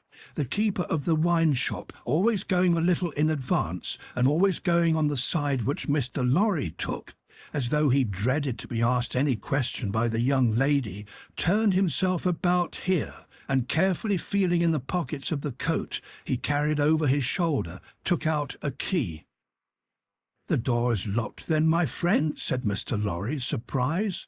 "Ah, yes," was the grim reply of Monsieur Defarge. "You think it necessary to keep the unfortunate gentleman so retired?" "I think it necessary to turn the key." Monsieur Defarge whispered it closer in his ear, and frowned heavily. "Why?" "Why? Because he has lived so long locked up that he would be frightened, rave, tear himself to pieces, die, come to I know not what harm if his door was left open." "Is it possible?" exclaimed Mr. Lorry. "It is possible," repeated Defarge bitterly. "Yes, and a beautiful world we live in, when it is possible, and when many other such things are possible, and not only possible, but done. Done, see you, under that sky there, every day. Long live the devil! Let us go on." This dialogue had been held in so very low a whisper that not a word of it had reached the young lady's ears, but by this time she trembled under such strong emotion, and her face expressed such deep anxiety, and above all such dread and terror, that Mr. Lorry felt it incumbent on him to speak a word or two of reassurance. "Courage, dear miss, courage, business. The worst will be over in a moment. It is but passing the room door, and the worst is over. Then, all the good you bring to him, all the relief, all the happiness you bring to him, begin. Let our good friend here assist you on that side. That's well, friend Defarge. Come now, business, business." They went up slowly and softly. The staircase was short, and they were soon at the top. There, as it had an abrupt turn in it, they came all at once in sight of three men, whose heads were bent down close together at the side of a door, and who were intently looking into the room to which the door belonged, through some chinks or holes in the wall. On hearing footsteps close at hand, these three turned and rose, and showed themselves to be the three of one name who had been drinking in the wine shop. "I forgot them in the surprise of your visit," explained Monsieur Defarge. "Leave us, good boys, we have business here." The three glided by and went silently down. There appearing to be no other door on that floor, and the keeper of the wine shop going straight to this one when they were left alone, Mr. Lorry asked him in a whisper, with a little anger, "Do you make a show of Monsieur Manette?" "I show him in the way you have seen to a chosen few. Is that well?" "I think it is well." "Who are the few? How do you choose them?" "I choose them as real men of my name. Jacques is my name, to whom the sight is likely to do good. Enough, you're English. That is another thing. Stay there, if you please, a little moment." With an admonitory gesture to keep him back, he stooped and looked in through the crevice in the wall. Soon raising his head again, he struck twice or thrice upon the door, evidently with no other object than to make a noise there. With the same intention, he drew the key across it 3 or 4 times before he put it clumsily into the lock and turned it as heavily as he could. The door slowly opened inward under his hand, and he looked into the room and said something. A faint voice answered something. Little more than a single syllable could have been spoken on either side. He looked back over his shoulder and beckoned them to enter. Mr. Lorry got his arm securely round the daughter's waist and held her, for he felt that she was sinking. Business, he urged, with a moisture that was not of business shining on his cheek. Come in. I'm afraid of it, she answered, shuddering. Of it? What? I mean of him, of my father. Rendered in a manner desperate by her state and by the beckoning of their conductor, he drew over his neck the arm that shook upon his shoulder, lifted her a little, and hurried her into the room. He sat her down just within the door and held her, clinging to him. Defarge drew out the key, closed the door, locked it on the inside, took out the key again, and held it in his hand. All this he did methodically, and with as loud and harsh an accompaniment of noise as he could make. Finally, he walked across the room with a measured tread to where the window was. He stopped there and faced round. The garret, built to be a depository for firewood and the like, was dim and dark, for the window of dormer shape was in truth a door in the roof, with a little crane over it for the hoisting up of stores from the street, unglazed and closing up the middle in 2 pieces like any other door of French construction. To exclude the cold, one half of this door was fast closed, and the other was open but a very little way. Such a scanty portion of light was admitted through these means that it was difficult, on first coming in, to see anything, and long habit alone could have slowly formed in anyone the ability to do any work requiring nicety in such obscurity.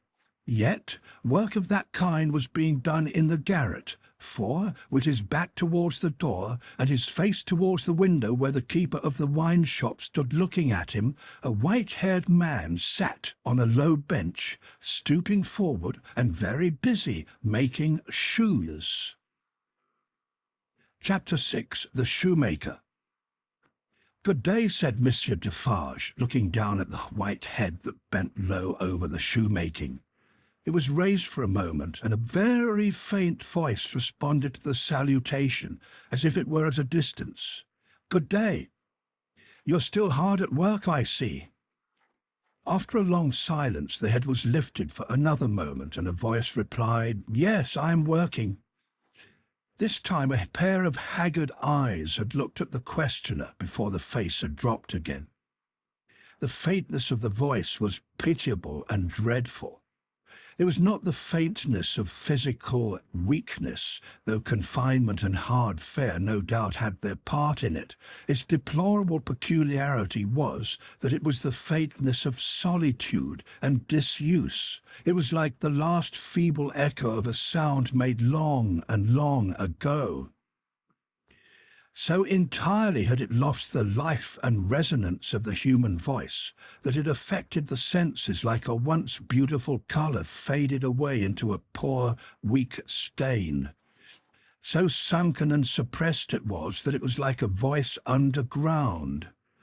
So expressive it was of a hopeless and lost creature that a famished traveller, wearied out by lonely wandering in a wilderness, would have remembered home and friends in such a tone before lying down to die. Some minutes of silent work had passed, and the haggard eyes had looked up again, not with any interest or curiosity, but with a dull mechanical perception beforehand that the spot where the only visitor they were aware of had stood was not yet empty. "I want," said Defarge, who had not removed his gaze from the shoemaker, "to let in a little more light here. You can bear a little more?" The shoemaker stopped his work, looked with a vacant air of listening at the floor on one side of him, then similarly at the floor on the other side of him, then upward at the speaker. What did you say? You can bear a little more light?" "I must bear it if you let it in," laying the palest shadow of a stress upon the second word. The open half-doors opened a little further and secured at that angle for the time. A broad ray of light fell into the garret and showed the workman with an unfinished shoe upon his lap, pausing in his labour. His few common tools and various scraps of leather were at his feet and on his bench.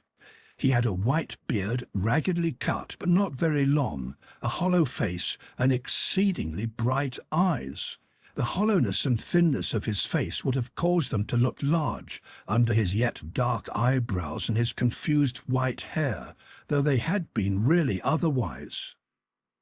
But they were naturally large, and looked unnaturally so. His yellow rags of shirt lay open at the throat, and showed his body to be withered and worn. He and his old canvas frock and his loose stockings and all his poor tatters of clothes had, in a long seclusion from direct light and air, faded down to such a uniformity of parchment yellow that it would have been hard to say which was which. He had put up a hand between his eyes and the light, and the very bones of it seemed transparent. So he sat, with a steadfastly vacant gaze, pausing in his work. He never looked at the figure before him, without first looking down on this side of himself, then on that, as if he had lost the habit of associating place with sound. He never spoke, without first wandering in this manner and forgetting to speak. "Are you going to finish that pair of shoes today?" asked Defarge, motioning to Mr. Lorry to come forward. What did you say? "Do you mean to finish that pair of shoes today?" "I can't say that I mean to. I suppose so. I don't know." But the question reminded him of his work, and he bent over it again. Mr. Lorry came silently forward, leaving the daughter by the door. When he had stood for a minute or two by the side of Defarge, the shoemaker looked up. He showed no surprise at seeing another figure, but the unsteady fingers of one of his hands strayed to his lips as he looked at it. His lips and his nails were of the same pale lead colour. And then the hand dropped to his work, and he once more bent over the shoe. The look and the action had occupied but an instant. "You have a visitor, you see," said Monsieur Defarge. What did you say?" "Here is a visitor." The shoemaker looked up as before, but without removing a hand from his work. "Come," said Defarge. "Here is Monsieur, who knows a well-made shoe when he sees one. Show him that shoe you're working at. Take it, Monsieur." Mr. Lorry took it in his hand.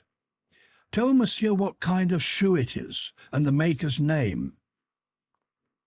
There was a longer pause than usual before the shoemaker replied, "I forget what it was you asked me. What did you say?" "I said, couldn't you describe the kind of shoe for Monsieur's information?" "It is a lady's shoe. It is a young lady's walking shoe. It is in the present mode. I never saw the mode. I've had a pattern in my hand." He glanced at the shoe with some little passing touch of pride. "And the maker's name?" said Defarge.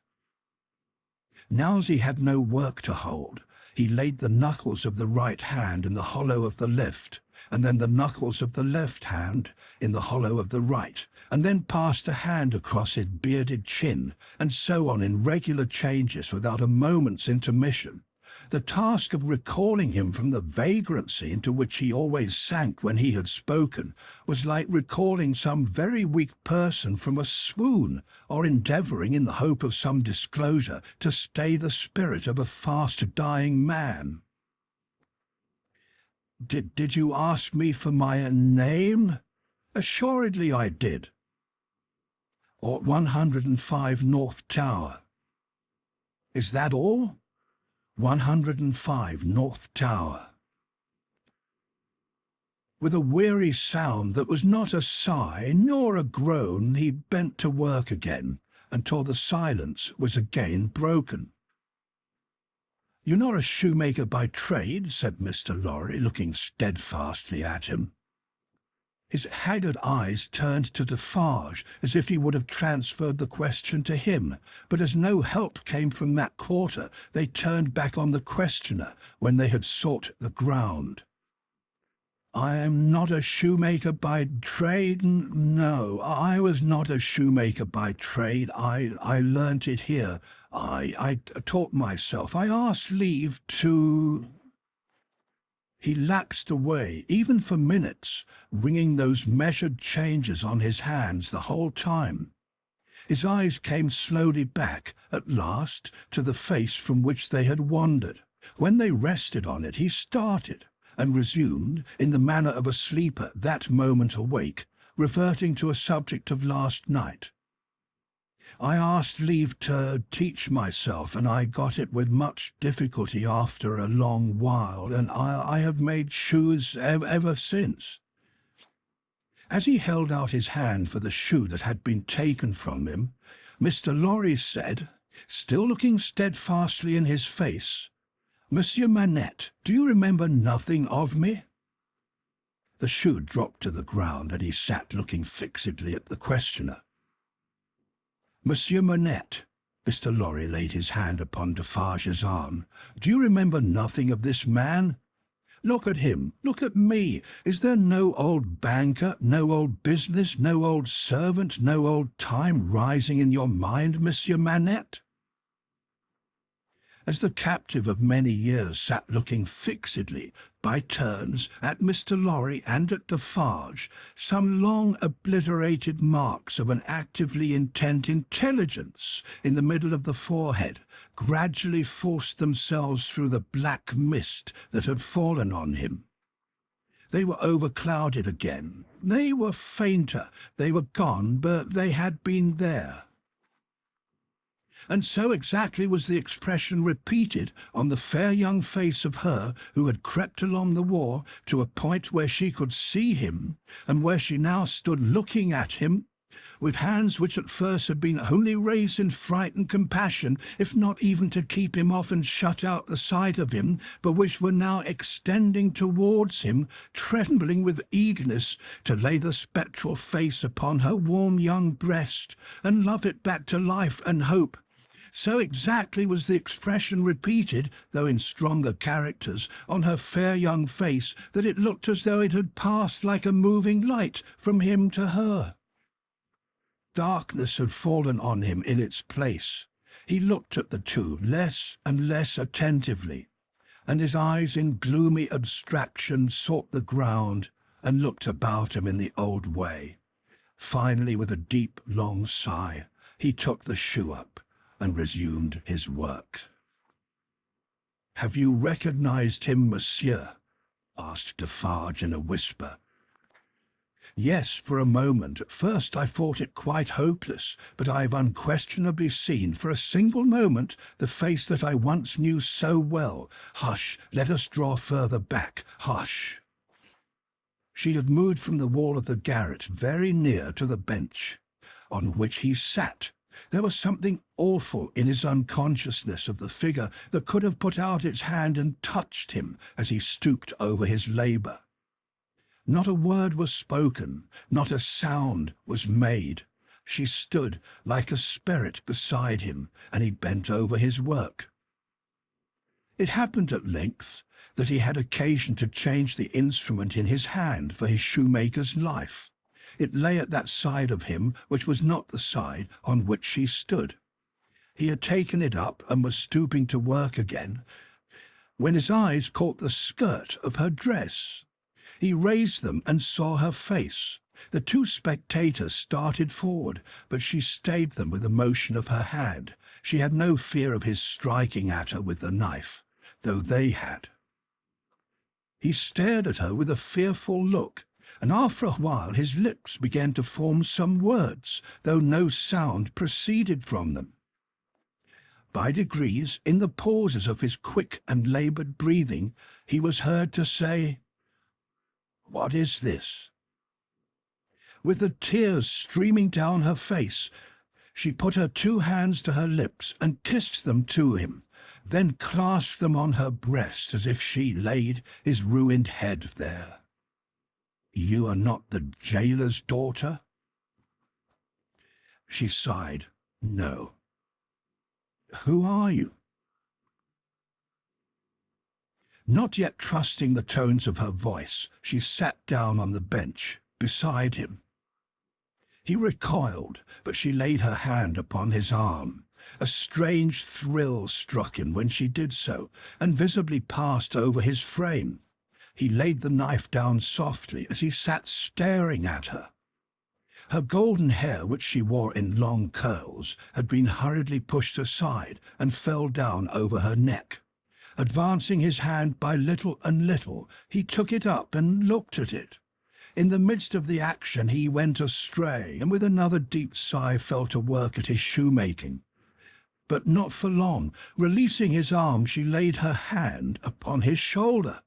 After looking doubtfully at it 2 or 3 times as if to be sure that it was really there, he laid down his work, put his hand to his neck, and took off the blackened string with a scrap of folded rag attached to it. He opened this carefully on his knee, and it contained a very little quantity of hair, not more than 1 or 2 long golden hairs, which he had in some old day wound off upon his finger. He took her hair into his hand again, and looked closely at it. "It is the same. How can it be? When was it? How was it?" As the concentrated expression returned to his forehead, he seemed to become conscious that it was in hers too. He turned her full to the light and looked at her. She had laid her head upon my shoulder that night when I was summoned out. She had a fear of my going, though I had none. And when I was brought to the North Tower, they found these upon my sleeve. "You will leave me then?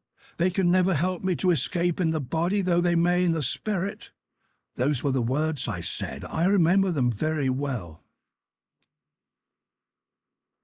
He formed this speech with his lips many times before he could utter it, but when he did find spoken words for it, they came to him coherently, though slowly. How was this? Was it you? Once more the 2 spectators started as he turned upon her with a frightful suddenness.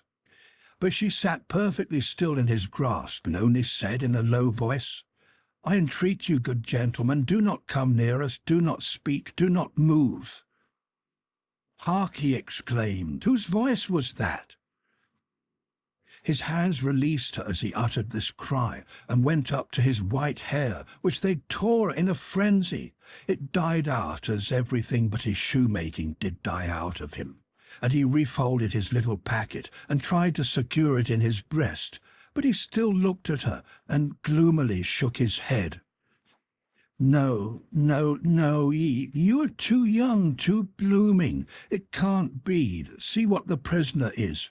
These are not the hands she knew. This is not the face she knew. This is not a voice she has heard. No, no, she was, and he was, before the slow years of the North Tower, ages ago. What is your name, my gentle angel?" Hailing his softened tone and manner, his daughter fell upon her knees before him with her appealing hands upon his breast. "Oh, sir, at another time you shall know my name, and who my mother was, and who my father, and how I never knew their hard, hard history. But I cannot tell you at this time, and I cannot tell you here. All that I may tell you here and now is that I pray to you to touch me and to bless me. Kiss me, oh my dear, my dear." His cold white head mingled with her radiant hair, which warmed and lighted it as though it were the light of freedom shining on him. "If you hear in my voice, I don't know that it is so, but I hope it is, if you hear in my voice any resemblance to a voice that once was sweet music in your ears, weep for it, weep for it. If you touch in touching my hair anything that recalls a beloved head that lay on your breast when you were young and free, weep for it, weep for it. If, when I hint to you of a home that is before us, where I will be true to you with all my duty and with all my faithful service, I bring back the remembrance of a home long desolate, while your poor heart pined away, weep for it, weep for it." She held him close around the neck and rocked him on her breast like a child. "If, when I tell you, dearest dear, that your agony is over, and that I have come here to take you from it, and that we go to England to be at peace and at rest, I cause you to think of your useful life laid waste, and of our native France so wicked to you, weep for it, weep for it. And if, when I shall tell you of my name, and of my father who is living, and of my mother who is dead, you learn that I have to kneel to my honoured father and implore his pardon for having never for his sake striven all day, and lain awake and wept all night because the love of my poor mother hid his torture from me, weep for it, weep for it. Weep for her, then, and for me, good gentlemen. Thank God, I feel his sacred tears upon my face, and his sobs strike against my heart. Oh, see, thank God for us, thank God." He had sunk into her arms, and his face dropped on her breast, a sight so touching, yet so terrible in the tremendous wrong and suffering which had gone before it, that the two beholders covered their faces. When the quiet of the garret had been long undisturbed, and his heaving breast and shaken form had long yielded to the calm that must follow all storms, emblem to humanity of the rest and silence into which the storm called life must hush at last, they came forward to raise the father and daughter from the ground. He had gradually dropped to the floor and lay there in a lethargy, worn out. She had nestled down with him, that his head might lie upon her arms, and her hair drooping over him curtained him from the light. "If, without disturbing him," she said, raising her hand to Mr. Lorry as he stooped over them, after repeated blowings of his nose, "all could be arranged for our leaving Paris at once, so that from the very door he could be taken away." "But consider, is he fit for the journey?" asked Mr. Lorry. "More fit for that, I think, than to remain in this city so dreadful to him."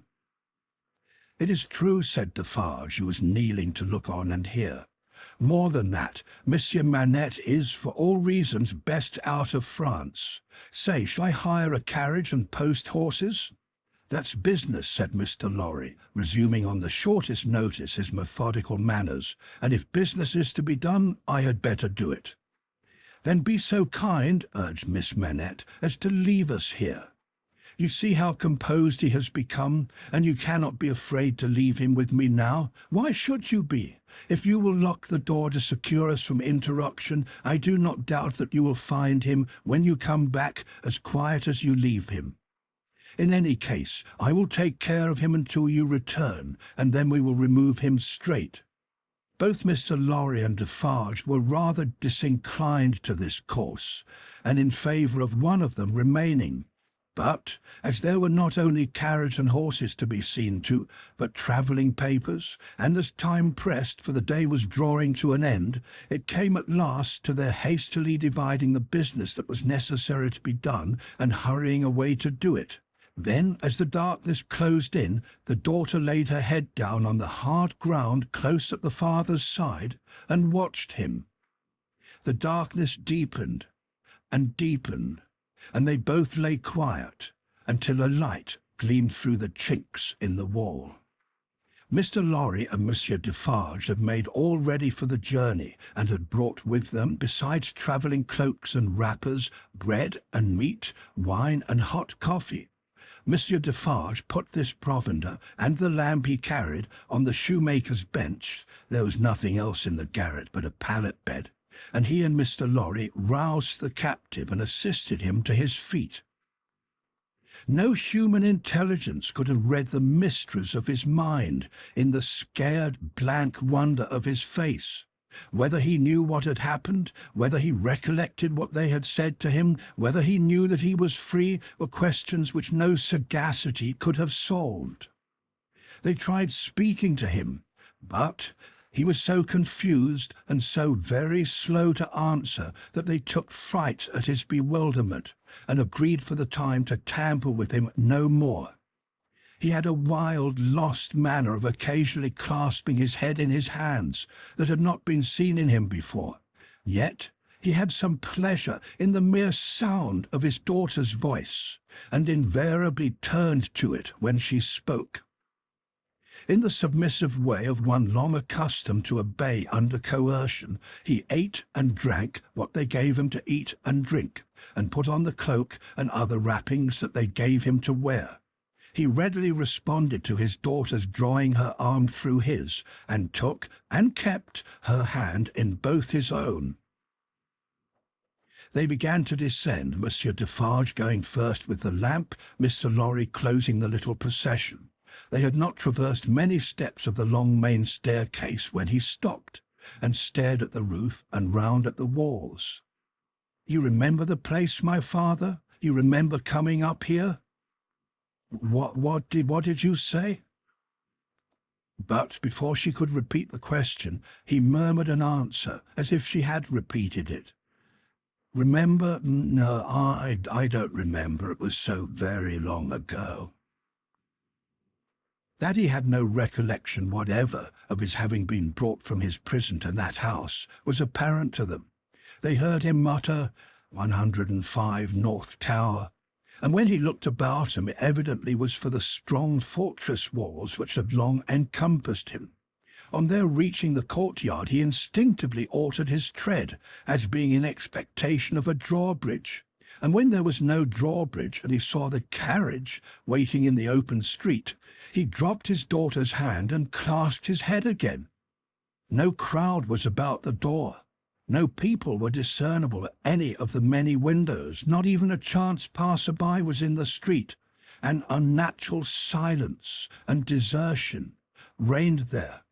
Only one soul was to be seen, and that was Madame Defarge, who leaned against the door-post, knitting, and saw nothing.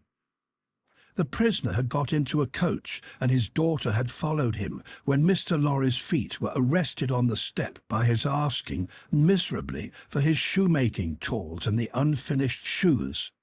Madame Defarge immediately called to her husband that she would get them, and went, knitting, out of the lamplight through the courtyard.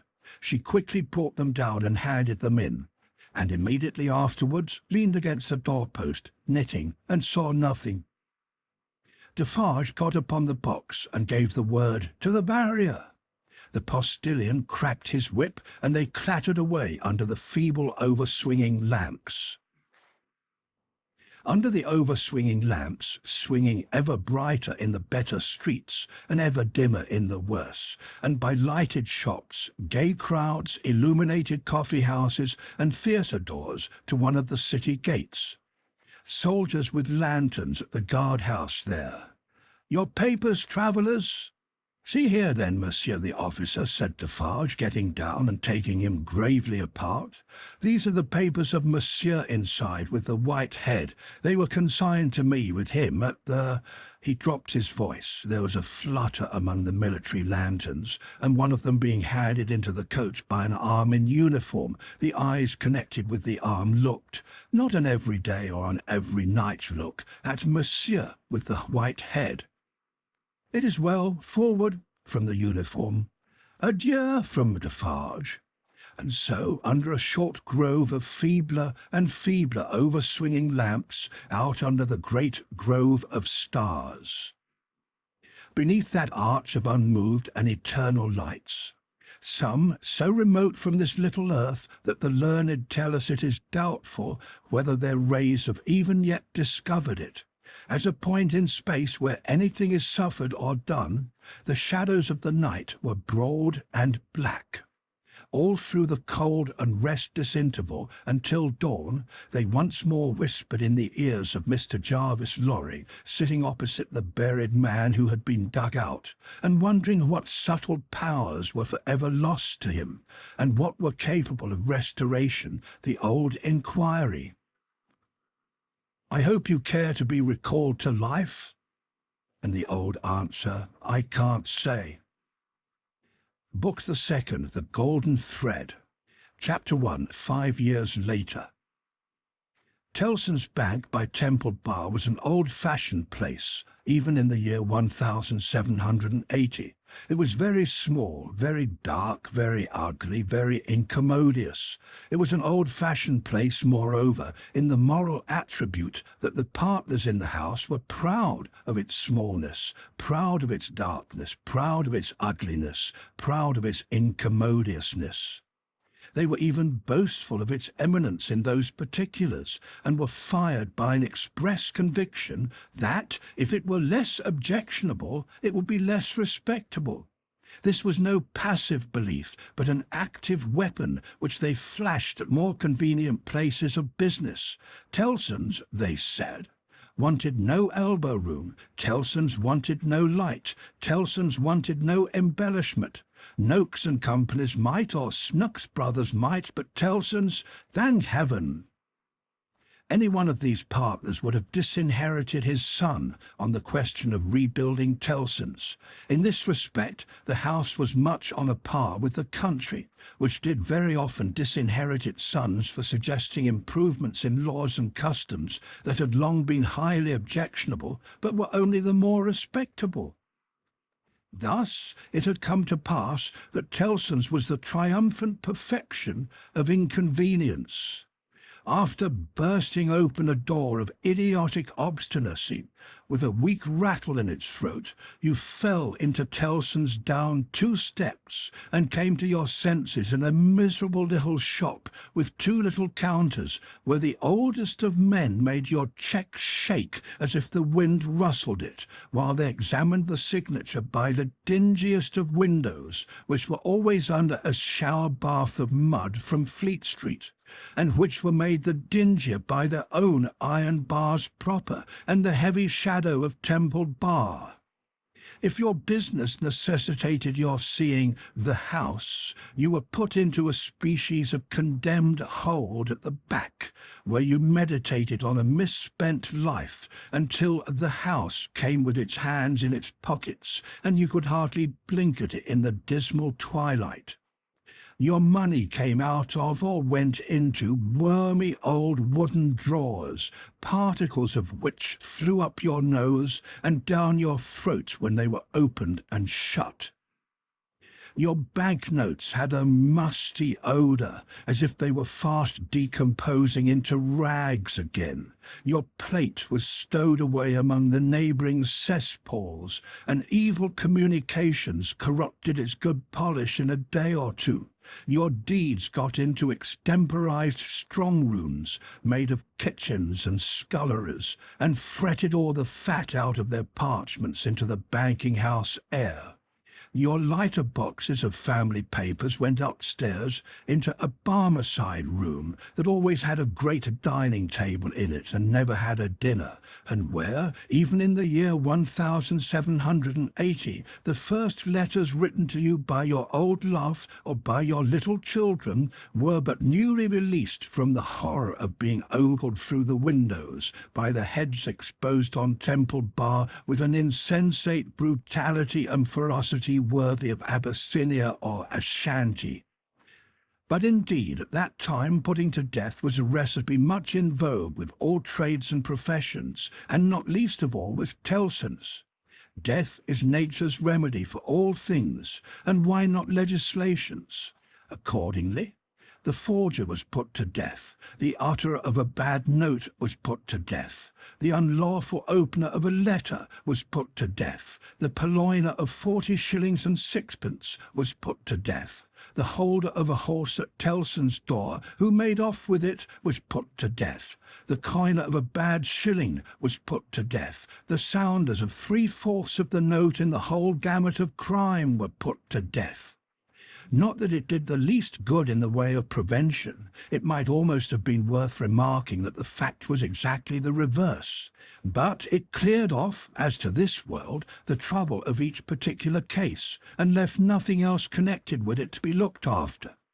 Thus, Tellson's, in its day, like greater places of business, its contemporaries, had taken so many lives that, if the heads laid low before it had been ranged on Temple Bar instead of being privately disposed of, they would probably have excluded what little light the ground floor had, in a rather significant manner. Cracked in all kinds of dun cupboards and hutches at Tellson's, the oldest of men carried on the business gravely. When they took a young man into Tellson's London house, they hid him somewhere till he was old. They kept him in a dark place, like a cheese, until he had the full Tellson flavour and blue mould upon him. Then only was he permitted to be seen, spectacularly poring over large books and casting his breeches and gaiters into the general weight of the establishment. Outside Tellson's, never by any means in it, unless called in, was an odd job man, an occasional porter and messenger who served as the live sign of the house. He was never absent during business hours, unless upon an errand, and then he was represented by his son, a grisly urchin of 12, who was his express image.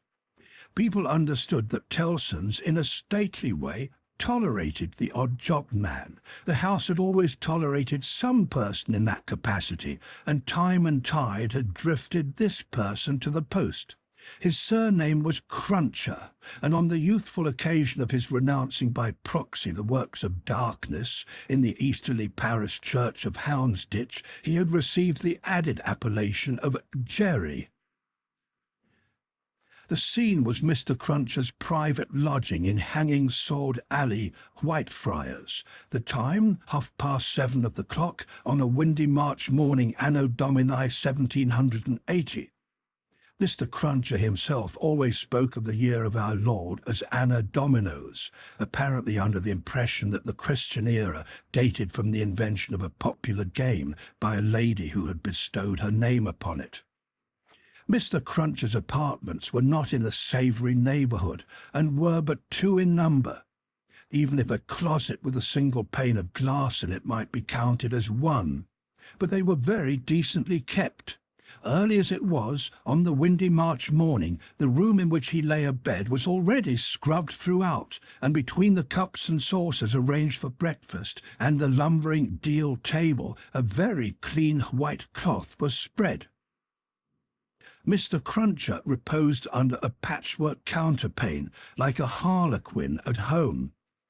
At first he slept heavily, but by degrees began to roll and surge in bed until he rose above the surface, with his spiky hair looking as if it must tear the sheets to ribbons. At which juncture he exclaimed in a voice of dire exasperation, "Bust me if she ain't at it again!" A woman of orderly and industrious appearance rose from her knees in a corner with sufficient haste and trepidation to show that she was the person referred to. "What?" said Mr. Cruncher, looking out of bed for a boot. "You're at it again, are you?" After hailing the mum with his second salutation, he threw a boot at the woman as a third. It was a very muddy boot, and may introduce the odd circumstance connected with Mr. Cruncher's domestic economy, that, whereas he often came home after banking hours with clean boots, he often got up next morning to find the same boots covered with clay. "What?" said Mr. Cruncher, varying his apostrophe after missing his mark. "Why are you up to, aggrawator?" "I was only saying my prayers." "Saying your prayers? You're a nice woman. What do you mean by flopping yourself down and praying agin me?" "I was not praying against you. I was praying for you." "You weren't, and if you were, I won't be took the liberty with. Here, your mother's a nice woman, young Jerry, going a-praying agin your father's prosperity. You've got a dutiful mother, you have, my son. You've got a religious mother, you have, me boy, going and flopping herself down and praying that the bread and butter may be snatched out of the mouth of her only child." Master Cruncher, who was in his shirt, took this very ill, and, turning to his mother, strongly deprecated any praying away of his personal board. "And what do you suppose, you conceited female," said Mr. Cruncher with unconscious inconsistency, "that the worth of your prayers may be? Name the price that you'd put your prayers at." "They only come from the heart, Jerry. They're worth no more than that." "Worth no more than that," repeated Mr. Cruncher. "They ain't worth much, then. Whether or no, I won't be prayed again, I tell you. I can't afford it. I'm not a-going to be made unlucky by your sneaking. If you must go flopping yourself down, flop in favour of your husband and child, and not in opposition to 'em. If I had any but an unnatural wife, and this poor boy had had any but an unnatural mother, I might have made some money last week, instead of being counter-prayed and countermined and religiously circumvented into the worst of luck. Bast me," said Mr. Cruncher, who all this time had been putting on his clothes. "If I ain't, what with piety and one blowed thing and another, been choused this last week into as bad luck as ever a poor devil of an honest tradesman met with. Young Jerry, dress yourself, my boy, and while I clean my boots, keep an eye upon your mother now and then, and if you see any signs of more flopping, give me a call.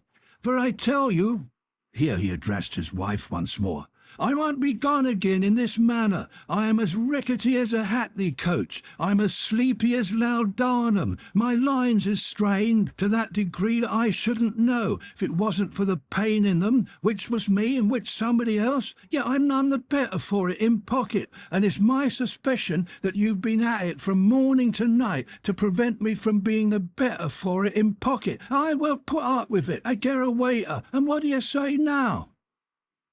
Growling in addition such phrases as, "Ah, yes, you're religious too. You wouldn't put yourself in opposition to the interests of your husband and child, would you? Not you," and throwing off other sarcastic sparks from the whirling grindstone of his indignation, Mr. Cruncher betook himself to his boot cleaning and his general preparation for business. In the meantime, his son, whose head was garnished with tenderer spikes, and whose young eyes stood close by one another, as his father's did, kept the required watch upon his mother. He greatly disturbed that poor woman at intervals by darting out of his sleeping-closet, where he made his toilet, with a suppressed cry of, "You're going to flop, mother! Hello, father!" and after raising this fictitious alarm, darting in again with an undutiful grin. Mr. Cruncher's temper was not at all improved when he came to his breakfast. He resented Mrs. Cruncher's saying grace with particular animosity. "Now, aggrawator, what are you up to? At it again?" His wife explained that she had merely asked a blessing. "Don't do it," said Mr. Cruncher, looking about as if he rather expected to see the loaf disappear under the efficacy of his wife's petitions. "I ain't a-going to be blessed out of house and home. I won't have my wittles blessed off my table. Keep still." Exceedingly red-eyed and grim, as if he had been up all night at a party which had taken anything but a convivial turn, Jerry Cruncher worried his breakfast rather than ate it, growling over it like any four-footed inmate of a menagerie. Towards 9 o'clock he smoothed his ruffled aspect, and, presenting as respectable and businesslike an exterior as he could overlay his natural self with, issued forth to the occupation of the day. It could scarcely be called a trade, in spite of his favourite description of himself as a honest tradesman. His stock consisted of a wooden stall, made out of a broken-backed chair cut down, which stall young Jerry, walking at his father's side, carried every morning to beneath the banking-house window that was nearest Temple Bar, where, with the addition of the first handful of straw that could be gleaned from any passing vehicle to keep the cold and wet from the odd-job man's feet, it formed the encampment for the day. On this post of his, Mr. Cruncher was as well known to Fleet Street and the Temple as the bar itself, and was almost as in-looking. Encamped at 9:15, in good time to touch his three-cornered hat to the oldest of men as they passed into Tellson's, Jerry took up his station on this windy March morning, with young Jerry standing by him, when not engaged in making forays through the bar to inflict bodily and mental injuries of an acute description on passing boys who were small enough for his amiable purpose. Father and son, extremely like each other, looking silently on at the morning traffic in Fleet Street, with their two heads as near to one another as the two eyes of each were, bore a considerable resemblance to a pair of monkeys. The resemblance was not lessened by the accidental circumstance that the mature Jerry bit and spat out straw, while the twinkling eyes of the youthful Jerry were as restlessly watchful of him as of everything else in Fleet Street. The head of one of the regular indoor messengers attached to Tellson's establishment was put through the door, and the word was given, "Porter wanted." "Hooray, father, here's an early job to begin with." Having thus given his parent Godspeed, young Jerry seated himself on the stall, entered on his reversionary interest in the straw his father had been chewing, and cogitated. "Always rusty. His fingers is always rusty," muttered young Jerry. "Where does my father get all their iron rust from? He don't get no iron rust here." Chapter 2. A Sight. "You know the Old Bailey well, no doubt," said one of the oldest of clerks to Jerry the messenger. "Yes, sir," returned Jerry in something of a dogged manner. "I do know the Bailey." "Just so. And you know Mr. Lorry?" "I know Mr. Lorry, sir, much better than I know the Bailey, much better," said Jerry, not unlike a reluctant witness at the establishment in question. "Then I, as an honest tradesman, wish to know the Bailey." "Very well. Find the door where the witnesses go in, and show the doorkeeper this note for Mr. Lorry. He will then let you in." "Into the court, sir?" "Into the court." Mr. Cruncher's eyes seemed to get a little closer to one another, and to interchange the inquiry. "What do you think of this?" "Am I to wait in the court, sir?" he asked as a result of that conference. "I'm going to tell you. The doorkeeper will pass the note to Mr. Lorry, and do you make any gesture that will attract Mr. Lorry's attention and show him where you stand. Then what you have to do is to remain there until he wants you." "Is that all, sir?" "That's all. He wishes to have a messenger at hand. This is to tell him you are there." As the ancient clerk deliberately folded and superscribed the note, Mr. Cruncher, after surveying him in silence until he came to the blotting paper stage, remarked, "I suppose they'll be trying forgeries this morning." "Treason." "That's quartering," said Jerry. "Barbarous." "It is the law," remarked the ancient clerk, turning his surprised spectacles upon him. "It is the law. It's hard in the law to spile a man, I think. It's hard enough to kill him, but it's very hard to spile him, sir." "Not at all," retained the ancient clerk. "Speak well of the law. Take care of your chest and voice, my good friend, and leave the law to take care of itself. I give you that advice."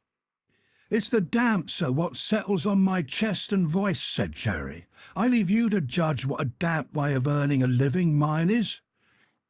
"Well, well," said the old clerk, "we all have our various ways of gaining a livelihood. Some of us have damp ways, and some of us have dry ways. Here is the letter. Go along." Jerry took the letter, and remarking to himself with less internal deference than he made an outward show of, "You're a lean old one, too," made his bow, informed his son in passing of his destination, and went his way. They hanged at Tyburn in those days, so the street outside Newgate had not obtained one infamous notoriety that has since attached to it. But the jail was a vile place, in which most kinds of debauchery and villainy were practised, and where dire diseases were bred, that came into court with the prisoners, and sometimes rushed straight from the dock at my Lord Chief Justice himself, and pulled him off the bench. It had more than once happened that the judge in the black cap pronounced his own doom as certainly as the prisoners had even died before him.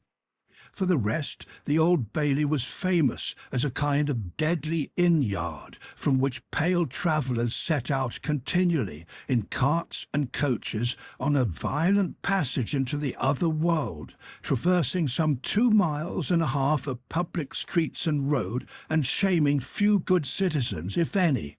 So powerful is use, and so desirable to be good use in the beginning. It was famous, too, for the pillory, a wise old institution that inflicted a punishment of which no one could foresee the extent. Also for the whipping post, another dear old institution, very humanizing and softening to behold in action. Also for extensive transactions in blood money, another fragment of ancestral wisdom, systematically leading to the most frightful mercenary crimes that could be committed under heaven. Altogether, the Old Bailey at that date was a choice illustration of the precept that whatever is right, an aphorism that would be as final as it is lazy, did it not include the troublesome consequence that nothing that ever was wrong.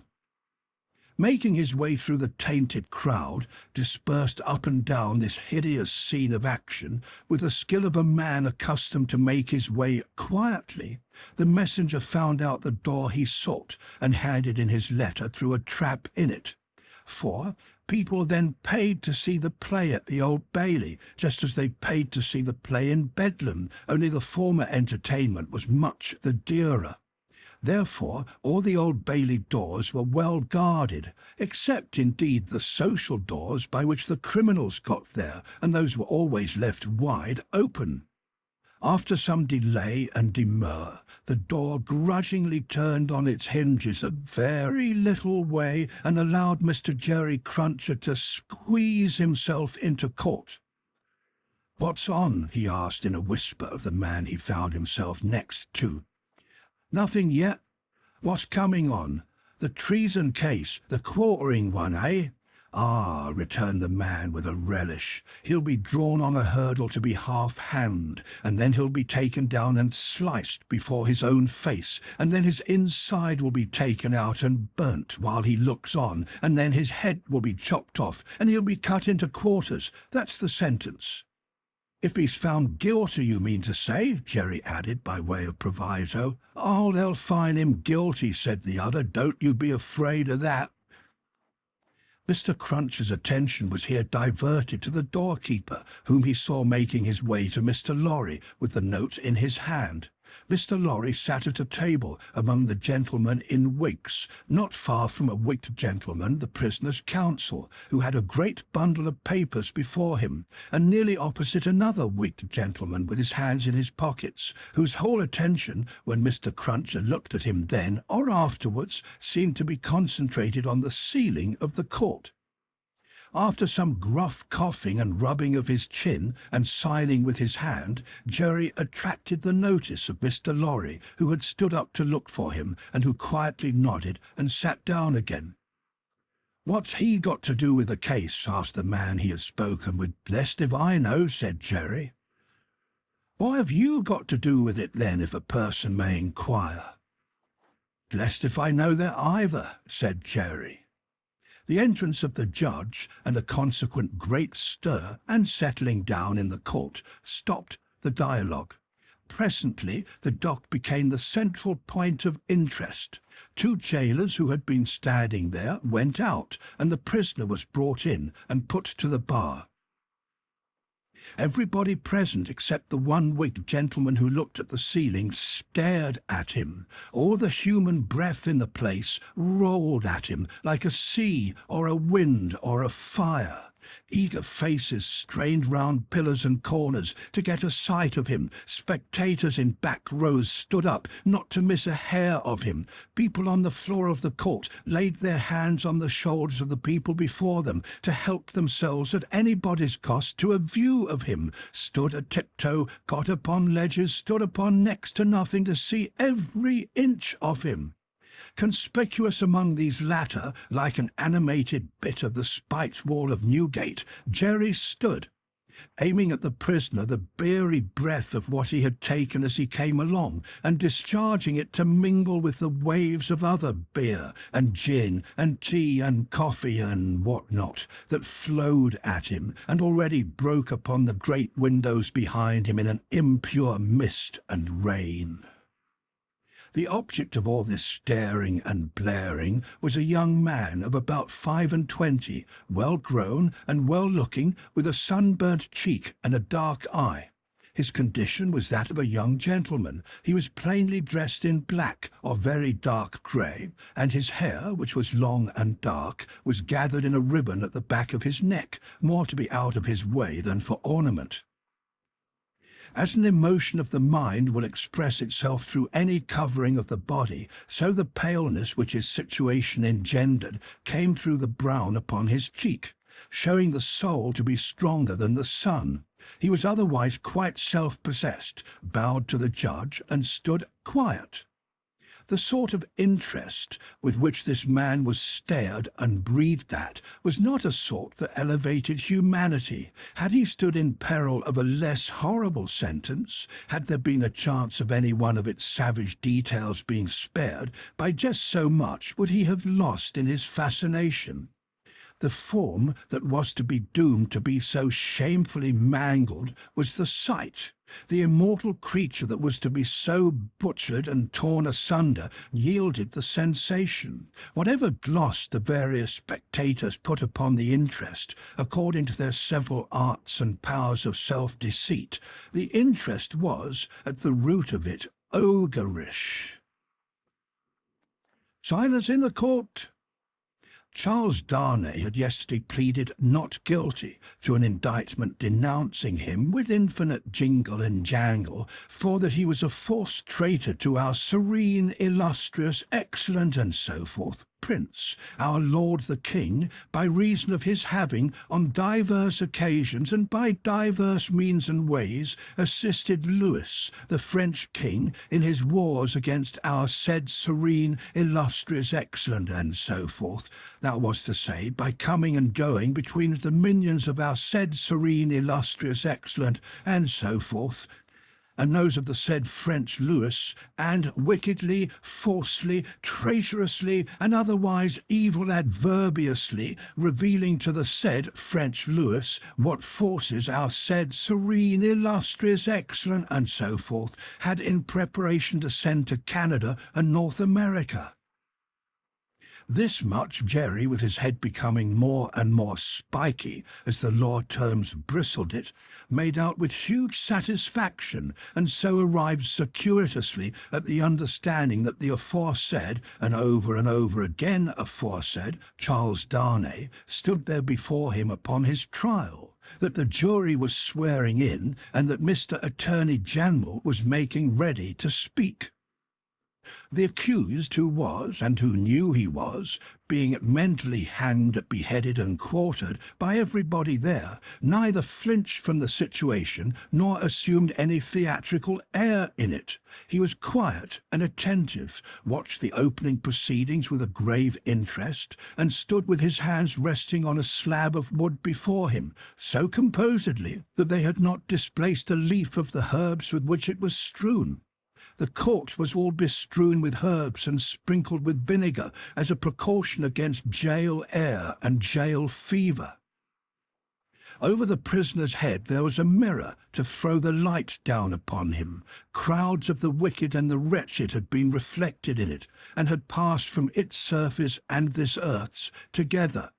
Haunted in a most ghastly manner that abominable place would have been if the glass could ever have rendered back its reflections, as the ocean is one day to give up its dead. Some passing thought of the infamy and disgrace for which it had been reserved may have struck the prisoner's mind. Be that as it may, a change in his position making him conscious of a bar of light across his face, he looked up, and when he saw the glass his face flushed, and his right hand pushed the herbs away. It happened that the action turned his face to that side of the court which was on his left.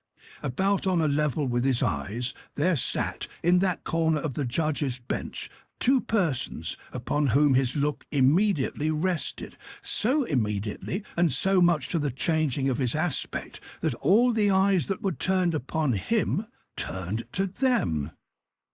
The spectators saw in the two figures a young lady of little more than 20 and a gentleman who was evidently her father, a man of a very remarkable appearance in respect of the absolute whiteness of his hair and a certain indescribable intensity of face, not of an active kind, but pondering and self-communing.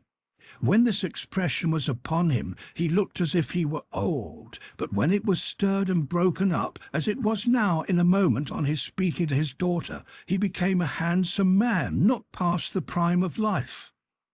His daughter had one of her hands drawn through his arm as she sat by him, and the other pressed upon it. She had drawn close to him in her dread of the scene and in her pity for the prisoner. Her forehead had been strikingly expressive of an engrossing terror and compassion that saw nothing but the peril of the accused. This had been so very noticeable, so very powerfully and naturally shown, that starers who had no pity for him were touched by her, and the whisper went about, "Who are they?" Jerry, the messenger, who had made his own observations in his own manner, and who had been sucking the rust off his fingers in his absorption, stretched his neck to hear who they were.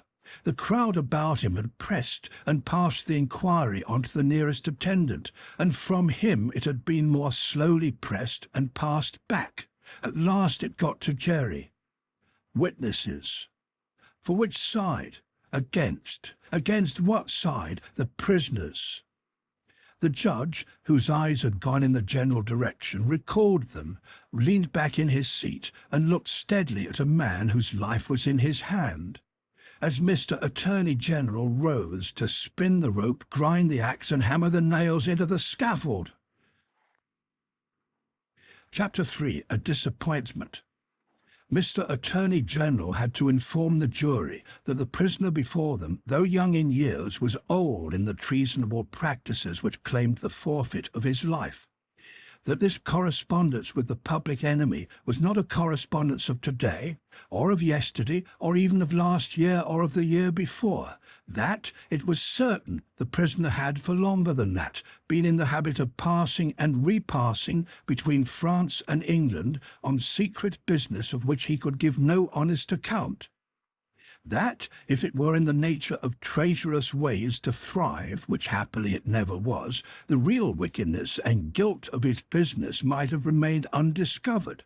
That Providence, however, had put it into the heart of a person who was beyond fear and beyond reproach to ferret out the nature of the prisoner's schemes, and, struck with horror, to disclose them to His Majesty's Chief Secretary of State and most honourable Privy Council. That this patriot would be produced before them, that his position and attitude were, on the whole, sublime, that he had been the prisoner's friend, but at once in an auspicious and an evil hour, detecting his infamy, had resolved to immolate the traitor he could no longer cherish in his bosom on the sacred altar of his country.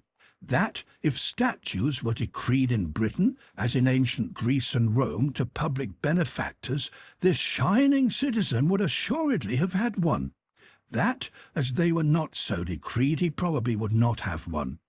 That virtue, as has been observed by the poets in many passages which he well knew the jury would have word for word at the tips of their tongues, whereat the jury's countenances displayed a guilty consciousness that they knew nothing about the passages, was in a manner contagious, more especially the bright virtue known as patriotism or love of country.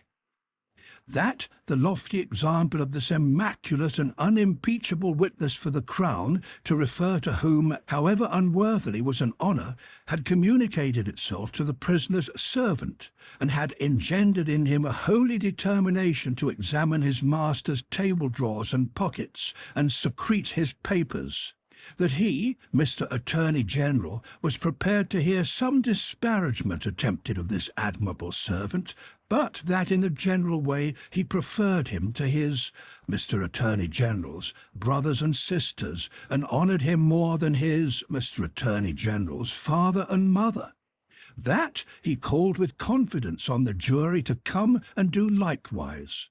That the evidence of these two witnesses, coupled with the documents of their discovering that would be produced, would show the prisoner to have been furnished with lists of His Majesty's forces, and of their disposition and preparation, both by sea and land, and would leave no doubt that he had habitually conveyed such information to a hostile power.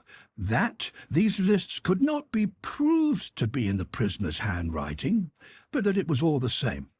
That, indeed, it was rather the better for the prosecution, as showing the prisoner to be artful in his precautions.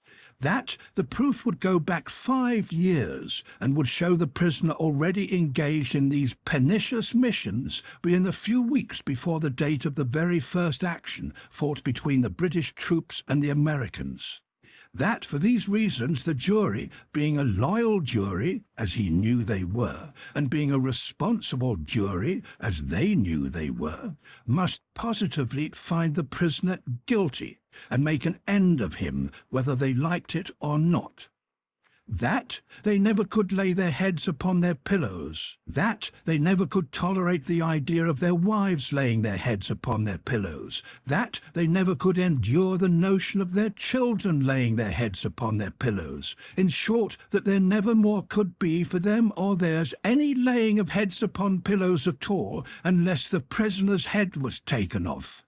That head, Mr. Attorney General concluded by demanding of them, in the name of everything he could think of with a round turn in it, and on the faith of his solemn asseveration that he already considered the prisoner as good as dead and gone.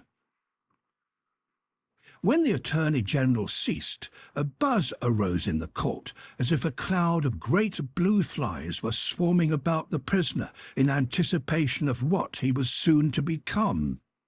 When toned down again, the unimpeachable patriot appeared in the witness box. Mr. Solicitor General then, following his leader's lead, examined the patriot. John Barsad, gentleman by name. The story of his pure soul was exactly what Mr. Attorney General had described it to be, perhaps, if it had a fault, a little too exactly. Having released his noble bosom of its burden, he would have modestly withdrawn himself, but that the wigged gentleman with the papers before him, sitting not far from Mr. Lorry, begged to ask him a few questions. the wigged gentleman sitting opposite still looking at the ceiling of the court. Had he ever been a spy himself? No, he scorned the base insinuation. What did he live upon? His property. Where was his property? He didn't precisely remember where it was. What was it? No business of anybody's. Had he inherited it? Yes, he had. From whom? Distant relation. Very distant? Rather. Ever been in prison? Certainly not. Never in a debtor's prison? Didn't see what that had to do with it. Never in a debtor's prison? Come, once again, never? Yes. How many times? 2 or 3 times? Not 5 or 6? Perhaps. Of what profession? Gentleman. Ever been kicked? Might have been. Frequently? No. Ever kicked downstairs? Decidedly not. Once received a kick on the top of a staircase and fell downstairs of his own accord. Kicked on that occasion for cheating at dice? Something to that effect was said by the intoxicated liar who committed the assault, but it was not true. Swear it was not true? Positively. Ever lived by cheating at play? Never. Ever lived by play? Not more than other gentlemen do. Ever borrow money of the prisoner? Yes. Ever pay him? No. Was not this intimacy with the prisoner in reality a very slight one, forced upon the prisoner in coaches, inns, and packets? No. Sure he saw the prisoner with these lists? Certain. Knew no more about the lists? No. Had not procured them himself, for instance? No. Expect to get anything by this evidence? No. Not in regular government pay and employment to lay tracks? Oh dear, no. Or to do anything? Oh dear, no. Swear that over and over again. No motives but motives of sheer patriotism? None whatsoever. The virtuous servant, Roger Cly, swore his way through the case at a great rate. He had taken service with the prisoner, in good faith and simplicity, 4 years ago. He had asked the prisoner aboard the Calais packet if he wanted a handy fellow, and the prisoner had engaged him. He had not asked the prisoner to take the handy fellow as an act of charity, never thought of such a thing. He began to have suspicions of the prisoner, and to keep an eye upon him soon afterwards in arranging his clothes. While travelling he had seen similar lists to these in the prisoner's pockets over and over again. He had taken these lists from the drawer of the prisoner's desk. He had not put them there first. He had seen the prisoner show these identical lists to French gentlemen at Calais, and similar lists to French gentlemen both at Calais and Boulogne. He loved his country and couldn't bear it, and had given information. He had never been suspected of stealing a silver teapot. He had been maligned respecting a mustard pot, but it turned out to be only a plated one. He had known the last witness 7 or 8 years. That was merely a coincidence.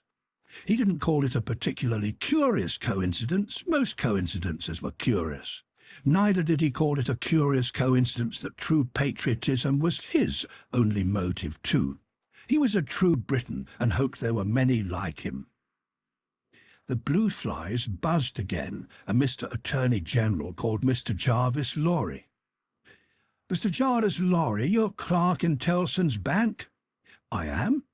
"On a certain Friday night in November 1775, did business occasion you to travel between London and Dover by the mail?" "It did." "Were there any other passengers in the mail?" "2. Did they alight on the road in the course of the night?" "They did." "Mr. Lorry, look upon the prisoner. Was he one of those 2 passengers?" "I cannot undertake to say that he was." "Does he resemble either of these 2 passengers?"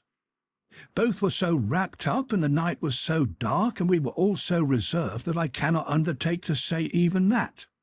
"Mr. Lorry, look again upon the prisoner. Supposing him wrapped up as those 2 passengers were, is there anything in his bulk and stature to render it unlikely that he was one of them?" "No." "You will not swear, Mr. Lorry, that he was not one of them?" "No." "So at least you say he may have been one of them?" Yes, except that I remember them both to have been, like myself, timorous of highwaymen, and the prisoner has not a timorous air. Did you ever see a counterfeit of timidity, Mr. Lorry? I certainly have seen that. Mr. Lorry, look once more upon the prisoner. Have you seen him to your certain knowledge before? I have. When? I was returning from France a few days afterwards, and at Calais the prisoner came on board the packet ship in which I returned and made the voyage with me. At what hour did he come on board? At a little after midnight, in the dead of the night. Was he the only passenger who came on board at that untimely hour? He happened to be the only one. Never mind about happening, Mr. Lorry. He was the only passenger who came on board in the dead of the night. He was. Were you travelling alone, Mr. Lorry, or with any companion? With two companions, a gentleman and a lady. They are here. They are here. Have you had any conversation with the prisoner? Hardly any. The weather was stormy and the passage long and rough, and I lay on a sofa almost from shore to shore. Miss Manette. The young lady, to whom all eyes had been turned before and were now turned again, stood up where she had sat. Her father rose with her and kept her hand drawn through his arm. Miss Manette, look upon the prisoner. To be confronted with such pity and such earnest youth and beauty was far more trying to the accused than to be confronted with all the crowd, standing as it were apart with her on the edge of his grave. Not all the staring curiosity that looked on could, for the moment, nerve him to remain quite still.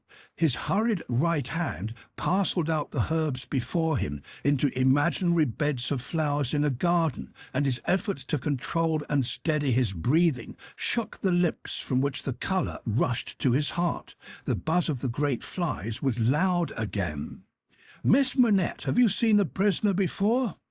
Yes, sir. Where? On board the packet ship just now referred to, sir, and on the same occasion. You are the young lady just now referred to? Oh, most unhappily I am. The plaintive tone of her compassion merged into the less musical voice of the judge, as he said something fiercely. Answer the questions put to you and make no remark upon them. Miss Manette, had you any conversation with the prisoner on that passage across the channel? Yes, sir. Recall it. In the midst of a profound stillness, she faintly began, "When the gentleman came on board—" "Do you mean the prisoner?" inquired the judge, knitting his brows. "Yes, my lord. Then say the prisoner." "When the prisoner came on board, he noticed that my father," turning her eyes lovingly to him as he stood beside her, "was much fatigued and in a very weak state of health. My father was so reduced that I was afraid to take him out of the air, and I had made a bed for him on the deck near the cabin steps, and I sat on the deck at his side to take care of him. There were no other passengers that night but we four. The prisoner was so good as to beg permission to advise me how I could shelter my father from the wind and weather better than I had done. I had not known how to do it well, not understanding how the wind would set when we were out of the harbour. He did it for me. He expressed great gentleness and kindness for my father's state, and I'm sure he felt it. That was the manner of our beginning to speak together. Let me interrupt you for a moment. Had he come on board alone?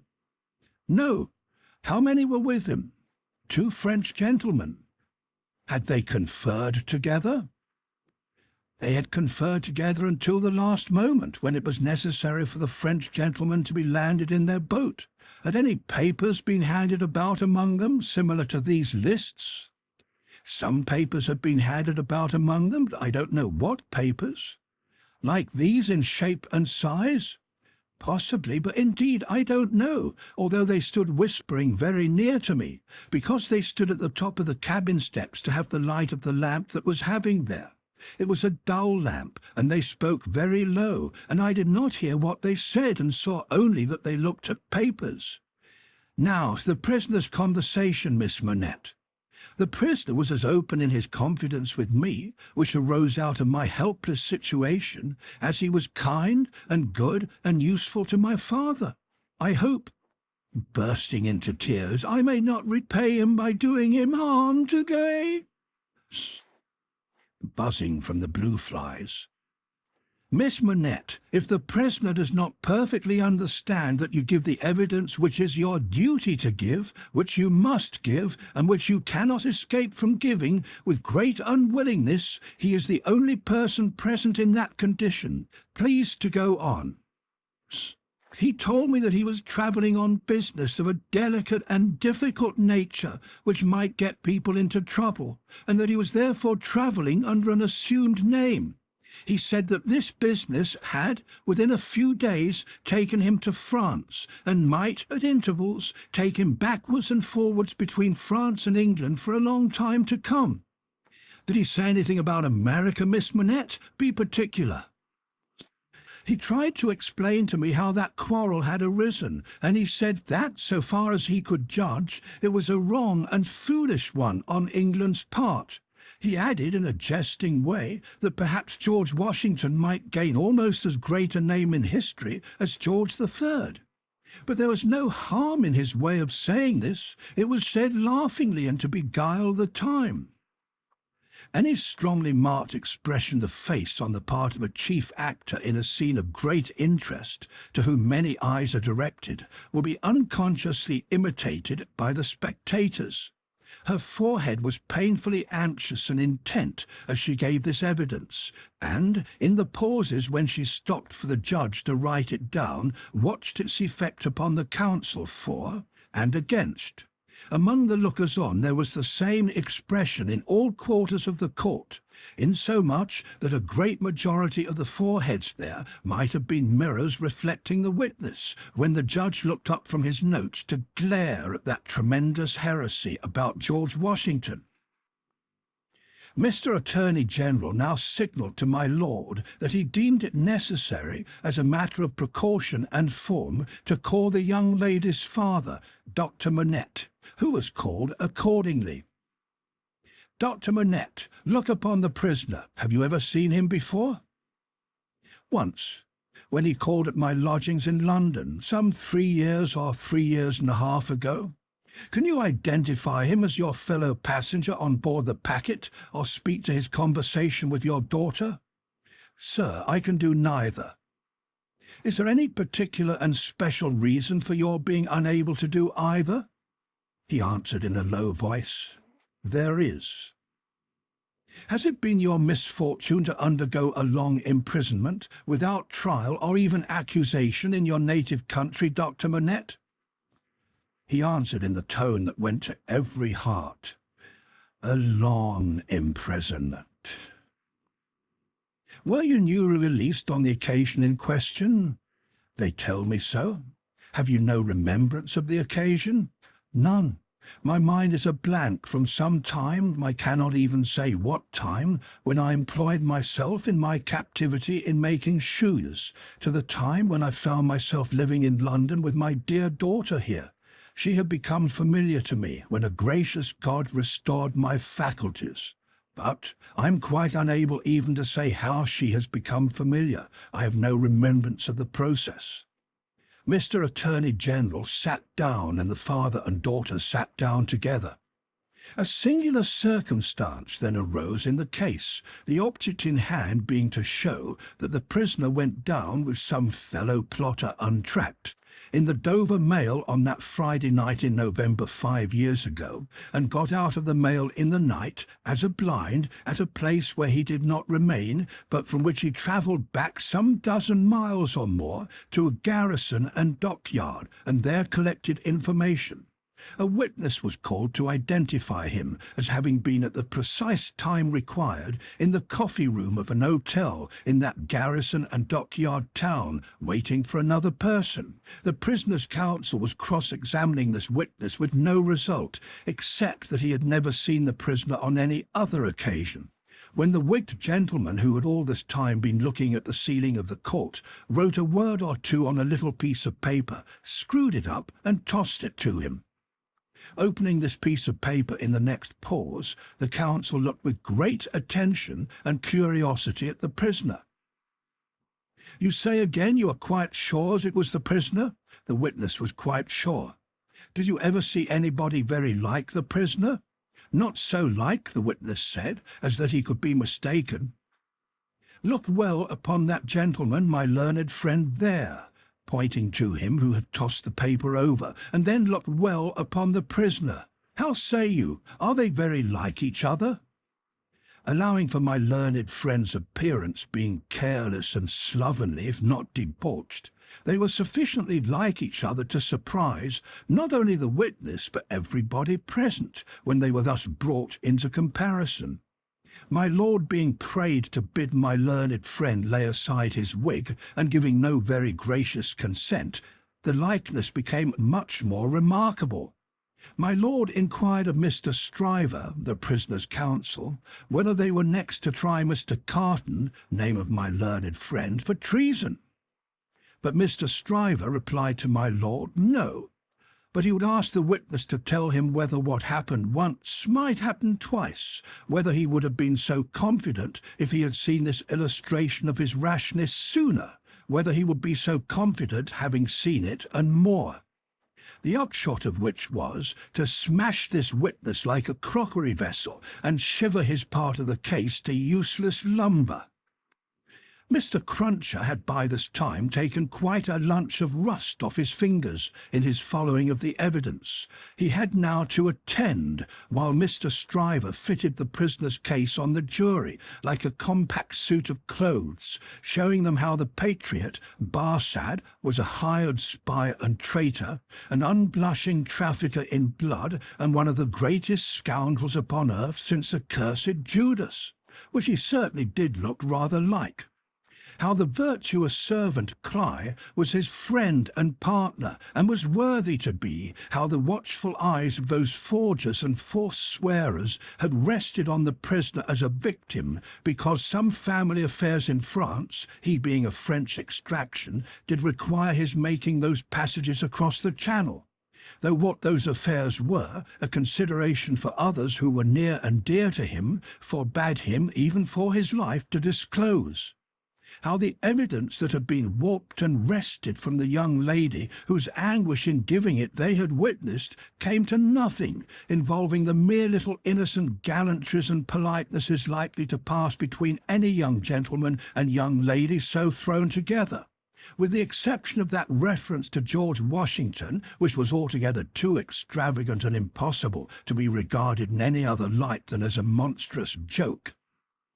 How it would be a weakness in the government to break down in this attempt to practice for popularity on the lowest national antipathies and fears, and therefore Mr. Attorney General had made the most of it.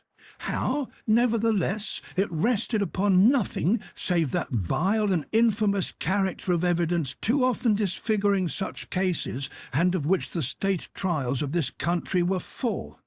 But there my lord interposed, with as grave a face as if it had not been true, saying that he could not sit upon that bench and suffer those allusions.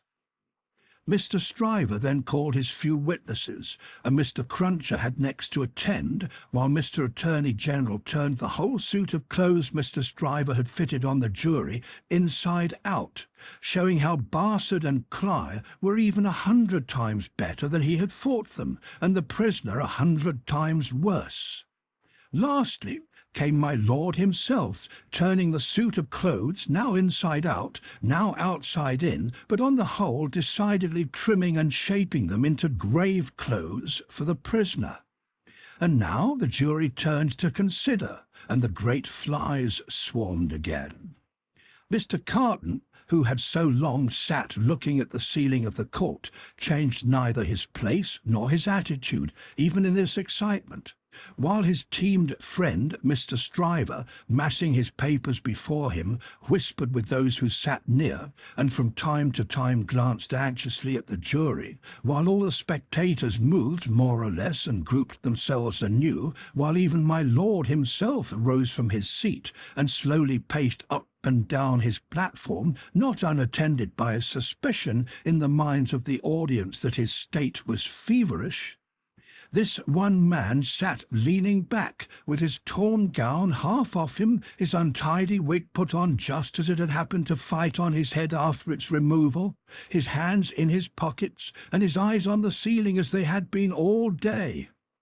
Something especially reckless in his demeanour not only gave him a disreputable look, but so diminished the strong resemblance he undoubtedly bore to the prisoner, which his momentary earnestness, when they were compared together, had strengthened, that many of the lookers-on, taking note of him now, said to one another they would hardly have thought the two were so alike. Mr. Cruncher made the observation to his next neighbour, and added, "I'd hold half a guinea that he don't get no law work to do. Don't look like the sort of one to get any, do he?" Yet this Mr. Carton took in more of the details of the scene than he appeared to take in, for now, when Miss Manette's head drooped upon her father's breast, he was the first to see it, and to say audibly, "Officer, look to that young lady. Help the gentleman to take her out. Don't you see she will fall?" There was much commiseration for her as she was removed, and much sympathy with her father.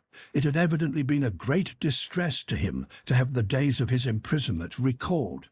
He had shown strong internal agitation when he was questioned, and that pondering or brooding look which made him old had been upon him like a heavy cloud ever since.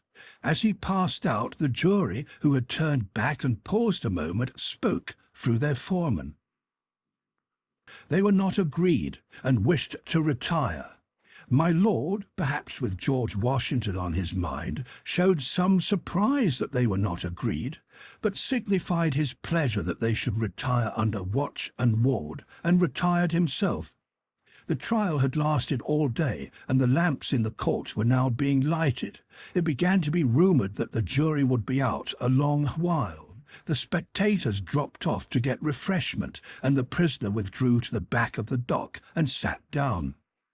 Mr. Lorry, who had gone out when the young lady and her father went out, now reappeared and beckoned to Jerry, who, in the slackened interest, could easily get near him. "Jerry, if you wish to take something to eat, you can, but keep in the way. You will be sure to hear when the jury come in. Don't be a moment behind them, for I want you to take the verdict back to the bank. You are the quickest messenger I know, and will get to Temple Bar long before I can." Jerry had just enough forehead to knuckle, and he knuckled it in acknowledgment of this communication and a shilling. Mr. Carton came up at the moment and touched Mr. Lorry on the arm. "How is the young lady?" "She is greatly distressed, but her father is comforting her, and she feels the better for being out of court. I'll tell the prisoner so. It won't do for a respectable bank gentleman like you to be seen speaking to him publicly, you know." Mr. Lorry reddened as if he were conscious of having debated the point in his mind, and Mr. Carton made his way to the outside of the bar. The way out of court lay in that direction, and Jerry followed him, all eyes, ears, and spikes. "Mr. Darnay," the prisoner came forth directly, "you'll naturally be anxious to hear of the witness, Miss Manette. She will do very well. You have seen the worst of her agitation." "I am deeply sorry to have been the cause of it. Could you tell her so for me with my fervent acknowledgments?" "Yes, I could. I will if you ask it." Mr. Carton's manner was so careless as to be almost insolent.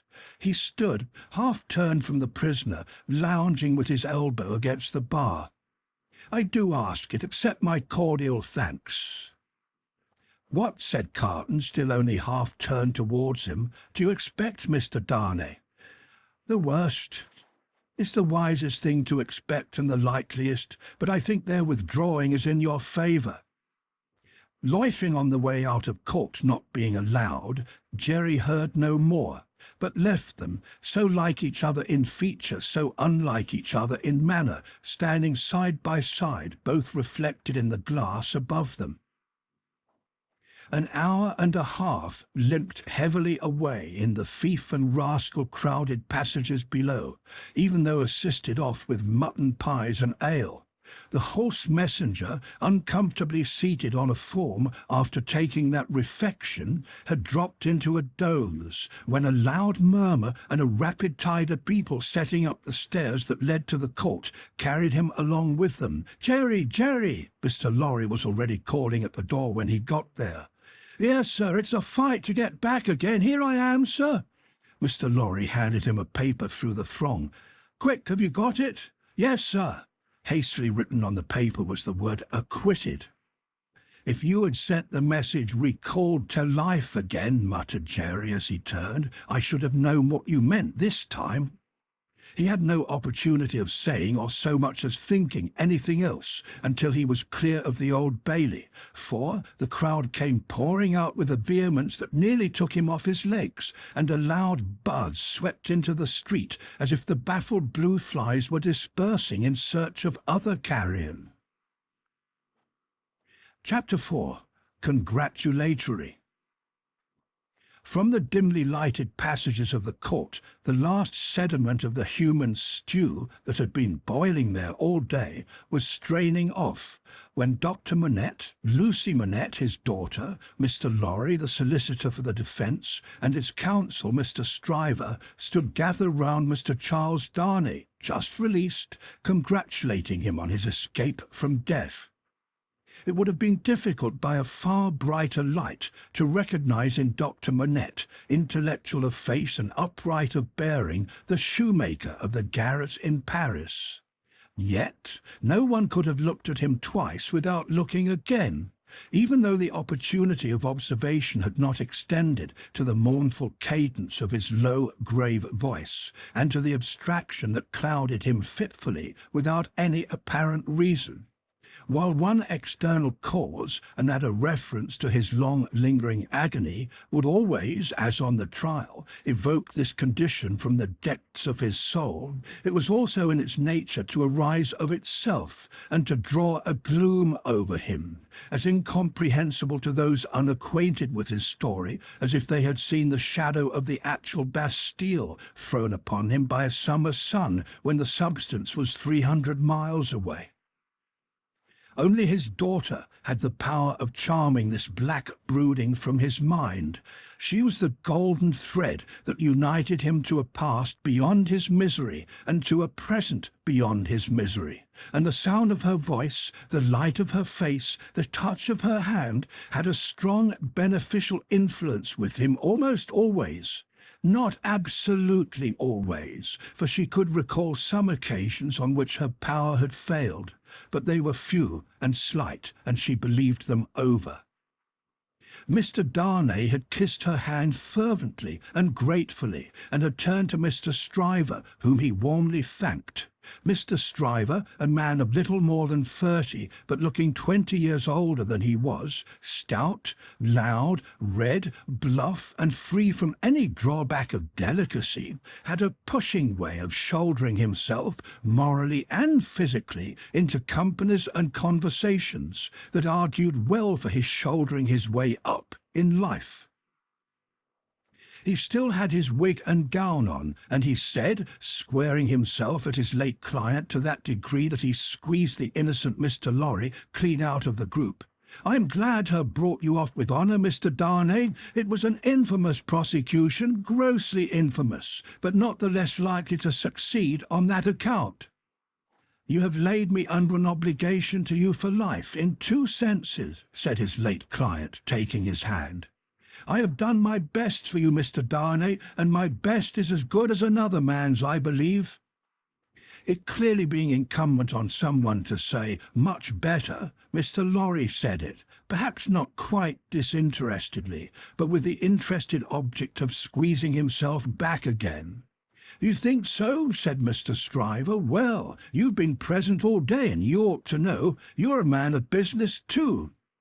"And as such," quoth Mr. Lorry, whom the counsel learned in the law had now shouldered back into the group, just as he had previously shouldered him out of it, "as such, I will appeal to Dr. Manette to break up this conference and order us all to our homes. Miss Lucie looks ill, Mr. Darnay has had a terrible day, we're worn out."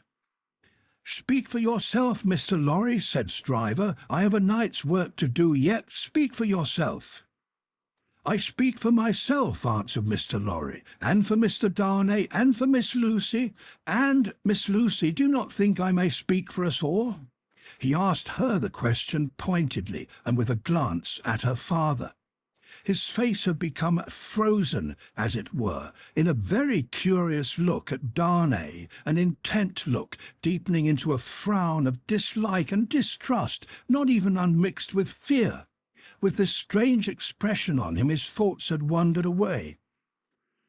"My father," said Lucie, softly laying her hand on his. He slowly shook the shadow off and turned to her. "Shall we go home, my father?" With a long breath he answered, "Yes." The friends of the acquitted prisoner had dispersed, under the impression, which he himself had originated, that he would not be released that night. The lights were nearly all extinguished in the passages, the iron gates were being closed with a jar and a rattle, and the dismal place was deserted until tomorrow morning's interest of gallows, pillory, whipping post, and branding iron should repeople it. Walking between her father and Mr. Darnay, Lucie Manette passed into the open air. A hackney coach was called, and the father and daughter departed in it. Mr. Stryver had left them in the passages to shoulder his way back to the robing room. Another person, who had not joined the group, or interchanged a word with any of them, but who had been leaning against the wall where its shadow was darkest, had silently strolled out after the rest, and had looked on until the coach drove away. He now stepped up to where Mr. Lorry and Mr. Darnay stood upon the pavement. "So, Mr. Lorry, men of business may speak to Mr. Darnay now?" Nobody had made any acknowledgment of Mr. Carton's part in the day's proceedings. Nobody had known of it. He was unrobed, and was none the better for it in appearance. "If you knew what a conflict goes on in the business mind, when the business mind is divided between good-natured impulse and business appearances, you would be amused, Mr. Darnay." Mr. Lorry reddened and said warmly, "You have mentioned that before, sir. We men of business who serve a house are not our own masters. We have to think of the house more than ourselves." I know," rejoined Mr. Carton carelessly. "Don't be nettled, Mr. Lorry. You are as good as another, I have no doubt. Better, I dare say." "And indeed, sir," pursued Mr. Lorry, not minding him, "I really don't know what you have to do with the matter. If you'll excuse me, as very much your elder, for saying so, I really don't know that it is your business." "Business? Bless you, I have no business," said Mr. Carton. "It is a pity you have not, sir. I think so too. If you had," pursued Mr. Lorry, "perhaps you would attend to it."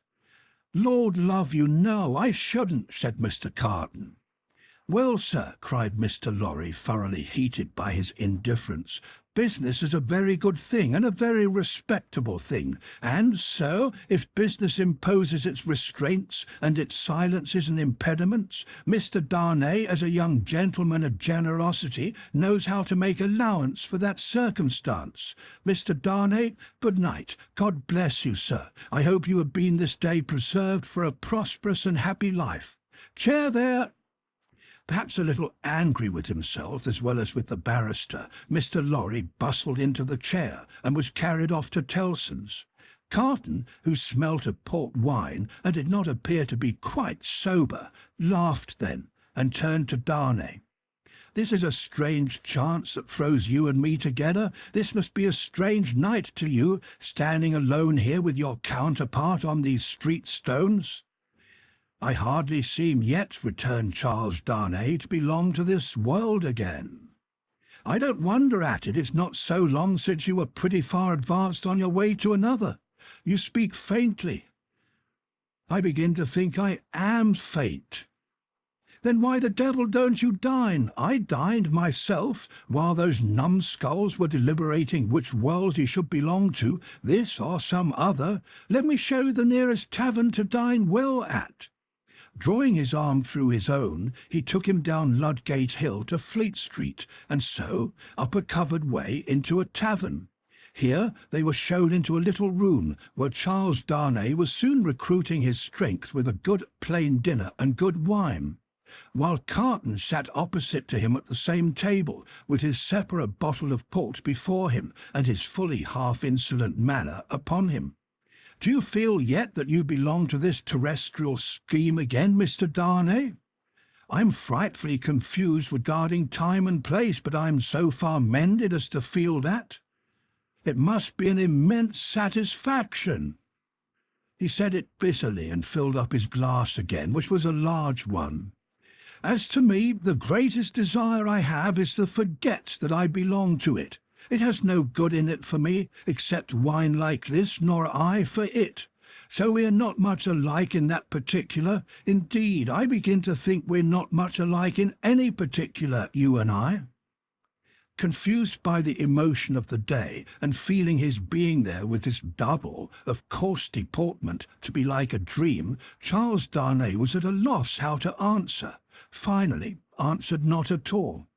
"Now your dinner is done," Carton presently said, "why don't you call a health, Mr. Darnay? Why don't you give your toast?" "What health? What toast?" "Why, it's on the tip of your tongue. It ought to be. It must be. I swear it's there." "Miss Manette, then. Miss Manette, then." Looking his companion full in the face while he drank the toast, Carton flung his glass over his shoulder against the wall, where it shivered to pieces, then rang the bell and ordered in another. "That's a fair young lady to hand to a coach in the dark, Mr. Darnay," he said, ruining his new goblet. A slight frown and a laconic "Yes," were the answer. "That's a fair young lady to be pitied by and wept for by. How does it feel? Is it worth being tried for one's life to be the object of such sympathy and compassion, Mr. Darnay?" Again Darnay answered not a word. "She was mightily pleased to have your message when I gave it her. Not that she showed she was pleased, but I suppose she was." The allusion served as a timely reminder to Darnay that this disagreeable companion had, of his own free will, assisted him in the strait of the day. He turned the dialogue to that point and thanked him for it. "I neither want any thanks nor merit any," was the careless rejoinder. "There was nothing to do in the first place, and I don't know why I did it in the second. Mr. Darnay, let me ask you a question." "Willingly, and a small return for your good offices. Do you think I particularly like you?" "Really, Mr. Carton," returned the other, oddly disconcerted, "I've not asked myself the question, but ask yourself the question now." "You have acted as if you do, but I don't think you do." "I don't think I do," said Carton. "I begin to have a very good opinion of your understanding." "Nevertheless," pursued Darnay, rising to ring the bell, "there is nothing in that, I hope, to prevent my calling the reckoning, and our parting without ill blood on either side?" Carton rejoining, "Nothing in life," Darnay rang. "Do you call the whole reckoning?" said Carton. On his answering in the affirmative, "Then bring me another pint of this same wine, drawer, and come and wake me at 10. The bill being paid, Charles Darnay rose and wished him good night. Without returning the wish, Carton rose too, with something of a threat of defiance in his manner, and said, "A last word, Mr. Darnay. You think I am drunk?" "I think you have been drinking, Mr. Carton." "Think? You know I have been drinking. Since I must say so, I know it. Then you shall likewise know why. I am a disappointed drudge, sir. I care for no man on earth, and no man on earth cares for me." "Much to be regretted. You might have used your talents better." "Maybe so, Mr. Darnay, maybe not. Don't let your sober face elate you, however. You don't know what it may come to. Good night." When he was left alone, the strange being took up a candle, went to a glass that hung against the wall, and surveyed himself minutely in it. "Do you particularly like the man?" he muttered at his own image. "Why should you particularly like a man who resembles you? There is nothing in you to like, you know that. Ah, confound you! What a change you have made in yourself! A good reason for taking to a man that he shows you what you have fallen away from and what you might have been, changed places with him, and would you have been looked at by those blue eyes as he was, and commiserated by that agitated face as he was? Come on and have it out in plain words. You hate the fellow. He resorted to his pint of wine for consolation, drank it all in a few minutes, and fell asleep on his arms, with his hair straggling over the table and a long winding sheet in the candle dripping down upon him. Chapter 5. The Jackal. Those were drinking days, and most men drank hard. So very great is the improvement time has brought about in such habits, that a moderate statement of the quantity of wine and punch which one man would swallow in the course of a night, without any detriment to his reputation as a perfect gentleman, would seem in these days a ridiculous exaggeration. The learned profession of the law was certainly not behind any other learned profession in its bacchanalian propensities. Neither was Mr. Stryver, already fast shouldering his way to a large and lucrative practice, behind his compeers in this particular, any more than in the drier parts of the legal race.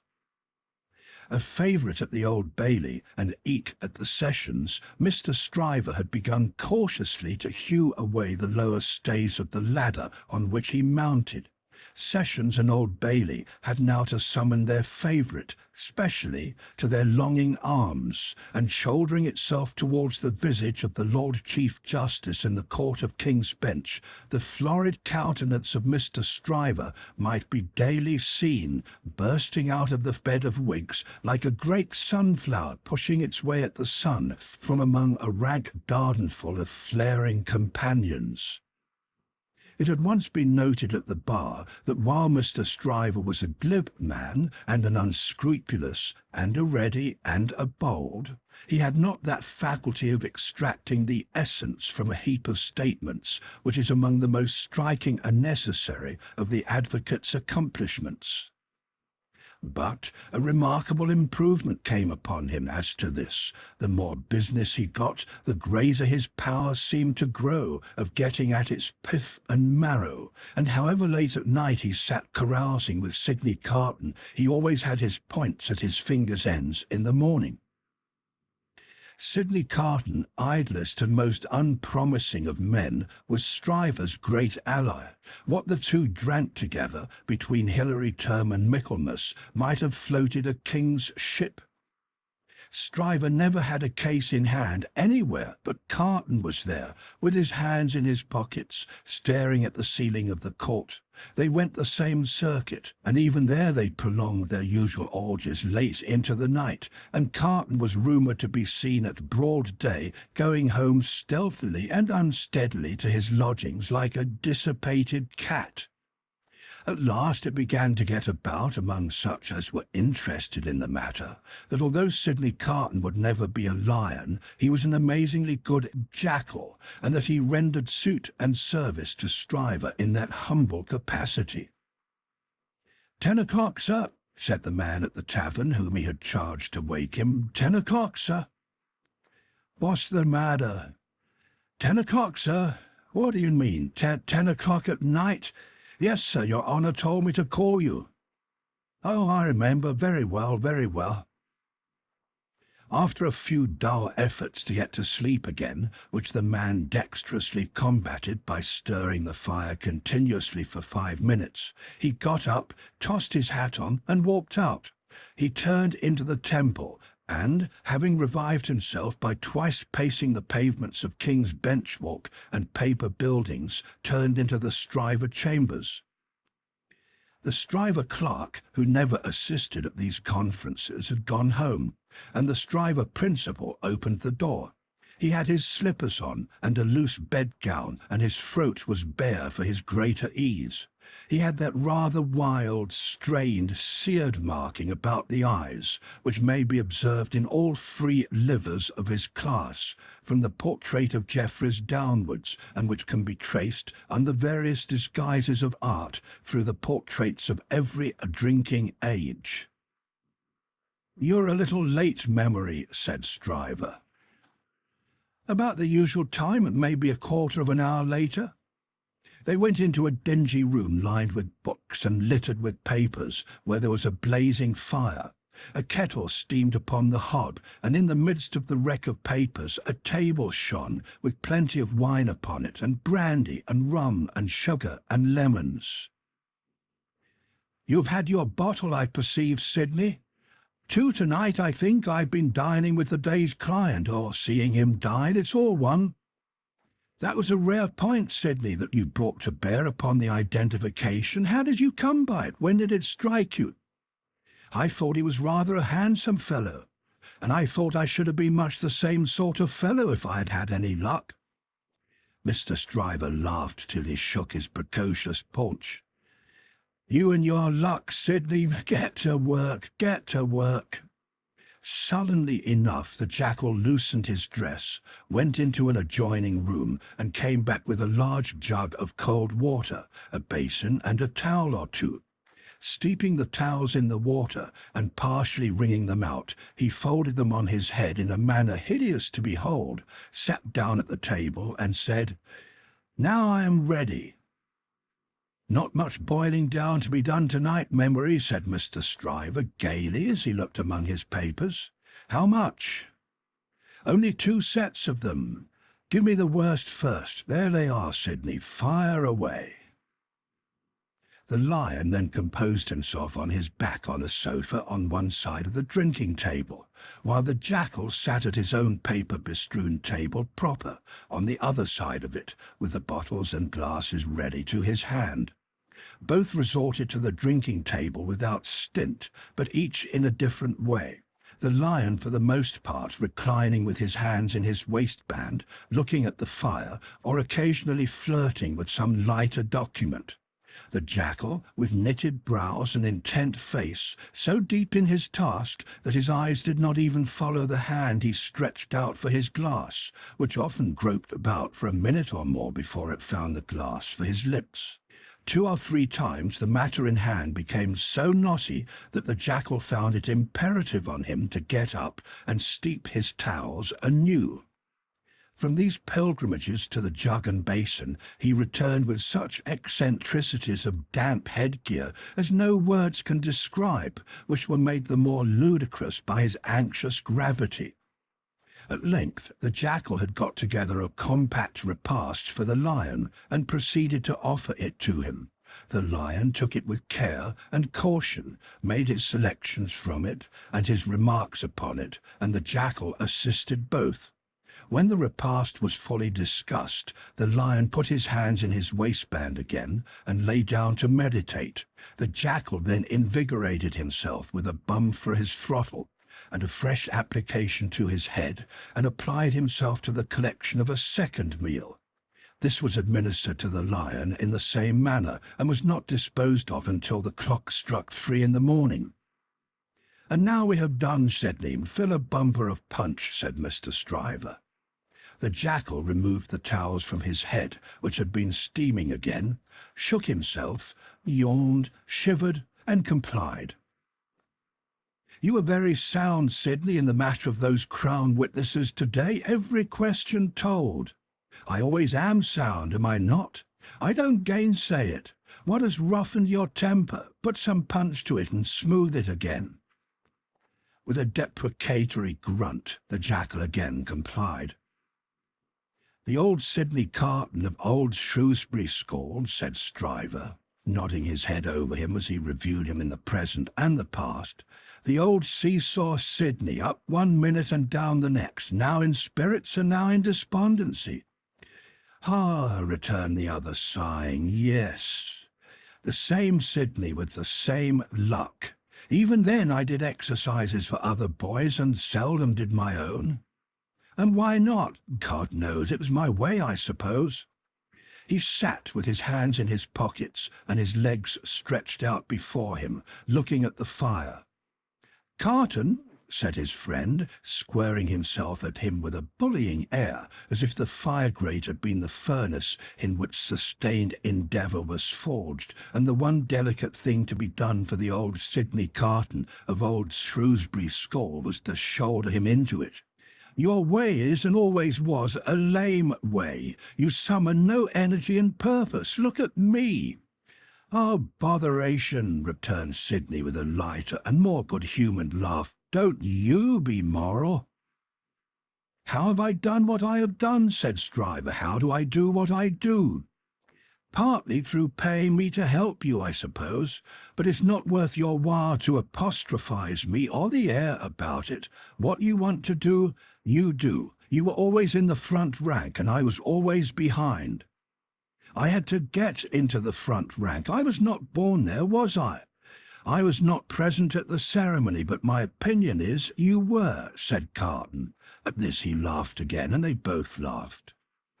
"Before Shrewsbury, and at Shrewsbury, and ever since Shrewsbury," pursued Carton, "you have fallen into your rank, and I have fallen into mine. Even when we were fellow students in the student quarter of Paris, picking up French, and French law, and other French crumbs that we didn't get much good of, you were always somewhere, and I was always nowhere.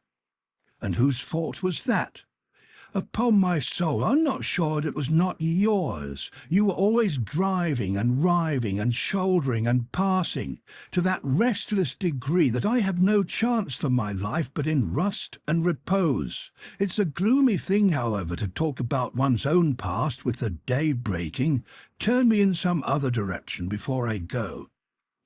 "Well then, pledge me to the pretty witness," said Stryver, holding up his glass. "Are you turned in the pleasant direction?" Apparently not, for he became gloomy again. "Pretty witness," he muttered, looking down into his glass. "I've had enough of witnesses today and tonight. Who's your pretty witness?" "The picturesque doctor's daughter, Miss Manette." "She pretty? Is she not?" "No." "Why, man alive, she was the admiration of the whole court." "Rot the admiration of the whole court. Who made the Old Bailey a judge of beauty? She was a golden-haired doll." "Do you know, Sidney," said Mr. Stryver, looking at him with sharp eyes, and slowly drawing a hand across his florid face, "do you know, I rather thought at the time that you sympathized with the golden-haired doll, and were quick to see what happens to the golden-haired doll?" "Quick to see what happened? If a girl, doll or no doll, swoons within a yard or two of the man's nose, he can see it without a perspective glass. I pledge you, but I deny the beauty. And now I'll have no more drink. I'll get to bed." When his host followed him out on the staircase with a candle to light him down the stairs, the day was coldly looking in through its grimy windows. When he got out of the house, the air was cold and sad, the dull sky overcast, the river dark and dim, the whole scene like a lifeless desert. And wreaths of dust were spinning round and round before the morning blast, as if the desert sand had risen far away, and the first spray of it in its advance had begun to overwhelm the city. Waste forces within him and a desert all around, this man stood still on his way across a silent terrace, and saw for a moment, lying in the wilderness before him, a mirage of honourable ambition, self-denial, and perseverance. In the fair city of this vision there were airy galleries from which the loves and graces looked upon him, gardens in which the fruits of life hung ripening, waters of hope that sparkled in his sight. A moment, and it was gone. Climbing to a high chamber in a well of houses, he threw himself down in his clothes on a neglected bed, and its pillow was wet with wasted tears.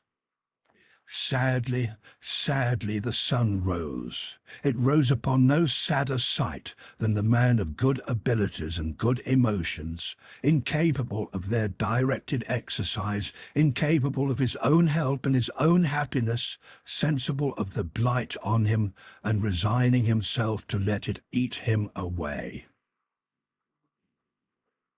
Chapter 6. Hundreds of people. The quiet lodgings of Dr. Manette were in a quiet street corner not far from Soho Square. On the afternoon of a certain fine Sunday, when the waves of 4 months had rolled over the trial for treason and carried it, as to the public interest and memory, far out to sea, Mr. Jarvis Lorry walked along the sunny streets from Clerkenwell, where he lived, on his way to dine with the doctor. After several relapses into business absorption, Mr. Lorry had become the doctor's friend, and the quiet street corner was the sunny part of his life. On this certain fine Sunday, Mr. Lorry walked towards Soho early in the afternoon for 3 reasons of habit. Firstly, because on fine Sundays he often walked out before dinner with the doctor and Lucie.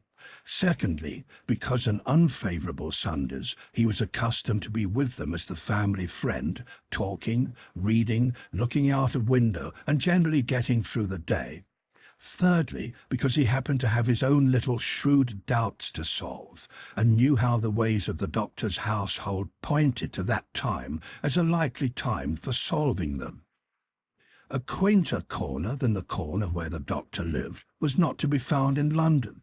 There was no way through it, and the front windows of the doctor's lodgings commanded a pleasant little vista of street that had a congenial air of retirement on it. There were few buildings then north of the Oxford Road, and forest trees flourished, and wild flowers grew, and the hawthorn blossomed in the now vanished fields.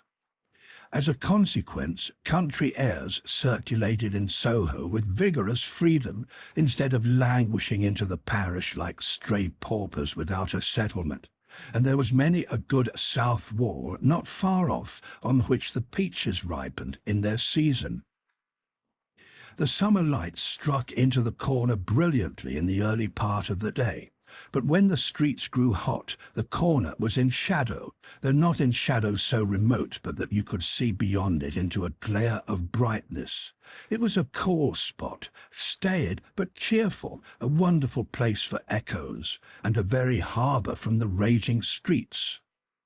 There ought to have been a tranquil bark in such an anchorage, and there was.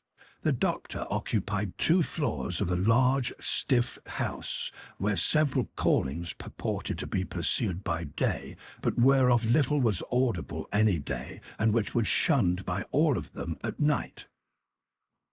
In a building at the back, attainable by a courtyard, where a plane tree rustled its green leaves, church organs claimed to be made, and silver to be chased, and likewise gold to be beaten by some mysterious giant who had a golden arm starting out of the wall of the front hall, as if he had beaten himself precious and menaced a similar conversion of all visitors.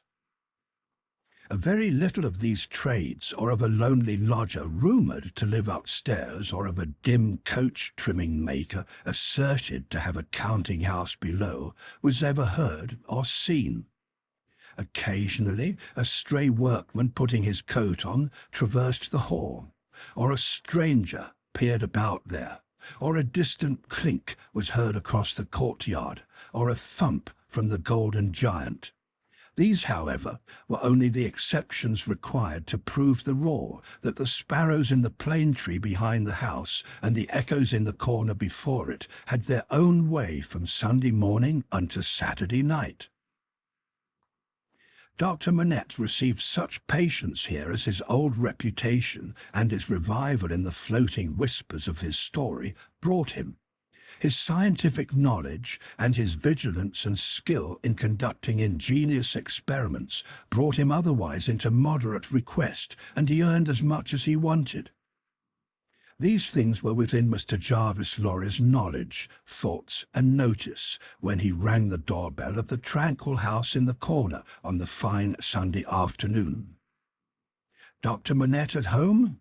Expected home. Miss Lucie at home? Expected home. Miss Pross at home? Possibly at home, but of a certainty impossible for handmaid to anticipate intentions of Miss Pross as to admission or denial of the fact. As I am at home myself, said Miss Lorry, I'll go upstairs.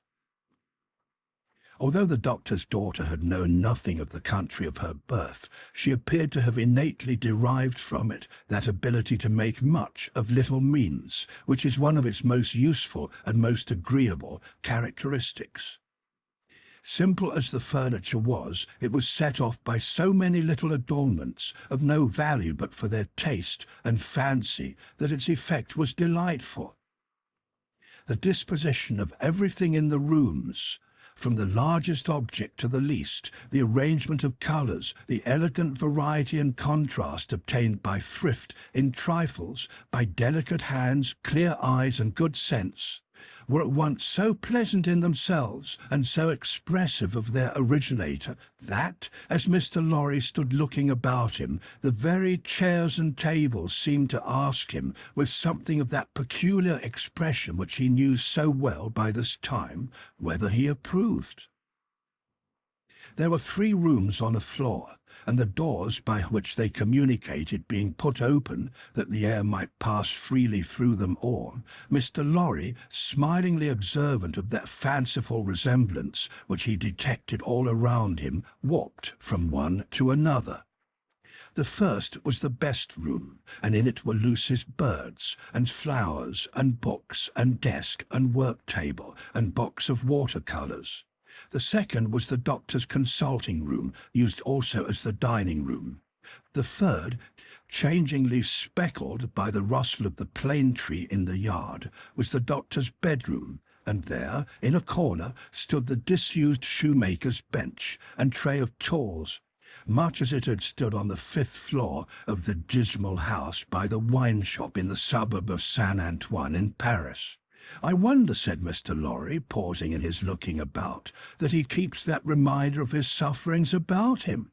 "And why wonder at that?" was the abrupt inquiry that made him start. It proceeded from Miss Pross, the wild red woman, strong of hand, whose acquaintance he had first made at the Royal George Hotel at Dover, and had since improved. "I should have thought," Mr. Lorry began. "You'd have thought," said Miss Pross. Mr. Lorry left off. "How do you do?" inquired that lady, then sharply, and yet as if to express that she bore him no malice. "I am pretty well, I thank you," answered Mr. Lorry with meekness. "How are you?" "Nothing to boast of," said Miss Pross. "Indeed?" "Ah, indeed," said Miss Pross. "I am very much put out about my ladybird." "Indeed?"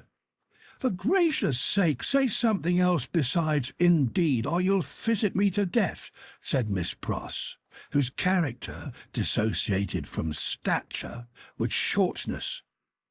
"Really, then," said Mr. Lorry, as an amendment. "Really is bad enough," returned Miss Pross, "but better. Yes, I'm very much put out." "May I ask the cause?"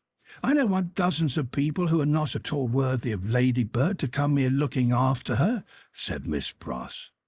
"Do dozens come here for that purpose?" "Hundreds," said Miss Pross. It was characteristic of this lady, as of some other people before her time and since, that whenever her original proposition was questioned, she exaggerated it. "Dear me," said Mr. Lorry, as the safest remark he could think of, "I have lived with the darling, or the darling has lived with me and paid me for it, which she certainly should never have done. You may take your affidavit if I could have afforded to keep either myself or her for nothing since she was 10 years old, and it's really very hard," said Miss Pross. Not seeing with precision what was very hard, Mr. Lorry shook his head, using that important part of himself as a sort of fairy cloak that would fit anything. "All sorts of people who are not in the least degree worthy of the pet are always turning up," said Miss Pross. "When you began it—" "I began it, Miss Pross." "Didn't you, who brought her father to life?" "Oh, if that was the beginning of it," said Mr. Lorry. "It wasn't ending it, I suppose. I say, when you begin it, it was hard enough. Not that I have any fault to find with Dr. Manette, except that he is not worthy of such a daughter, which is no imputation on him, for it was not to be expected that anybody should be under any circumstances. But it really is doubly and trebly hard to have crowds and multitudes of people turning up after him. I could have forgiven him to take Ladybird's affections away from me."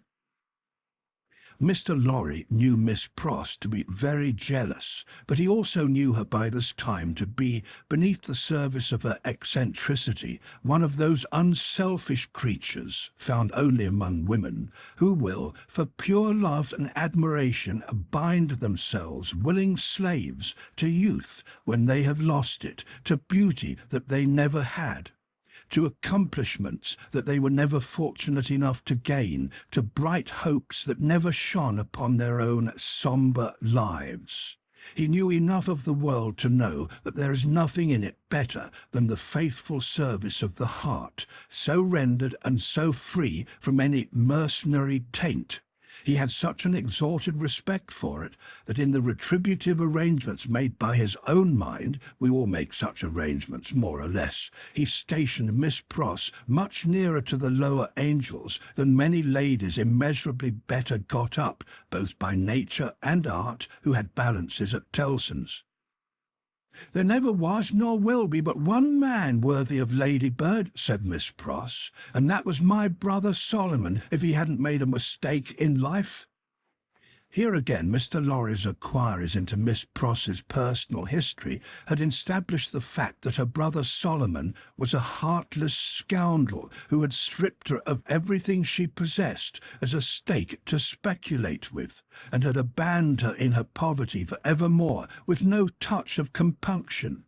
Miss Pross's fidelity of belief in Solomon, deducting a mere trifle for this slight mistake, was quite a serious matter with Mr. Lorry, and had its weight in his good opinion of her. "As we happen to be alone for the moment, and are both people of business," he said, when they had got back to the drawing-room and had sat down there in friendly relations, "let me ask you, does the doctor, in talking with Lucy, never refer to the shoemaking time yet?" "Never.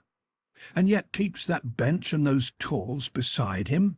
"Ah," returned Miss Pross, shaking her head, "but I don't say he don't refer to it within himself." "Do you believe that he thinks of it much?" "I do," said Miss Pross.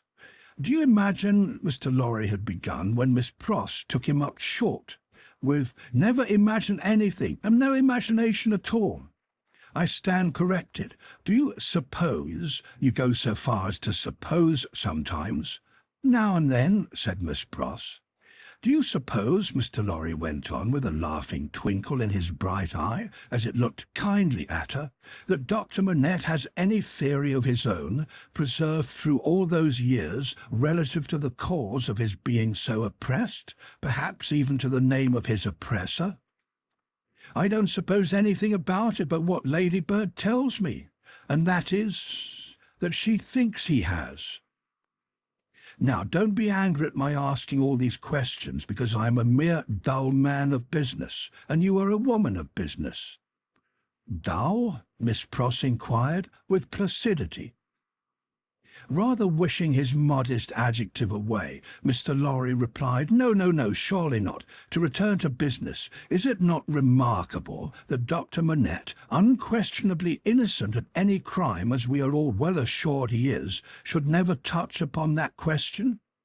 I will not say with me, though he had business relations with me many years ago, and we are now intimate, I will say with the fair daughter to whom he is so devotedly attached, and who is so devotedly attached to him. Believe me, Miss Pross, I don't approach the topic with you out of curiosity, but out of zealous interest." "Well, to the best of my understanding, and bad's the best, you'll tell me," said Miss Pross, softened by the tone of the apology. "He is afraid of the whole subject." "Afraid?" "It's plain enough, I should think, why he may be. It's a dreadful remembrance. Besides that, his loss of himself grew out of it. Not knowing how he lost himself, or how he recovered himself, he may never feel certain of not losing himself again. That alone wouldn't make the subject pleasant, I should think." It was a profounder remark than Mr. Lorry had looked for. "True," said he, "and fearful to reflect upon. Yet a doubt lurks in my mind, Miss Pross, whether it is good for Dr. Manette to have that suppression always shut up within him.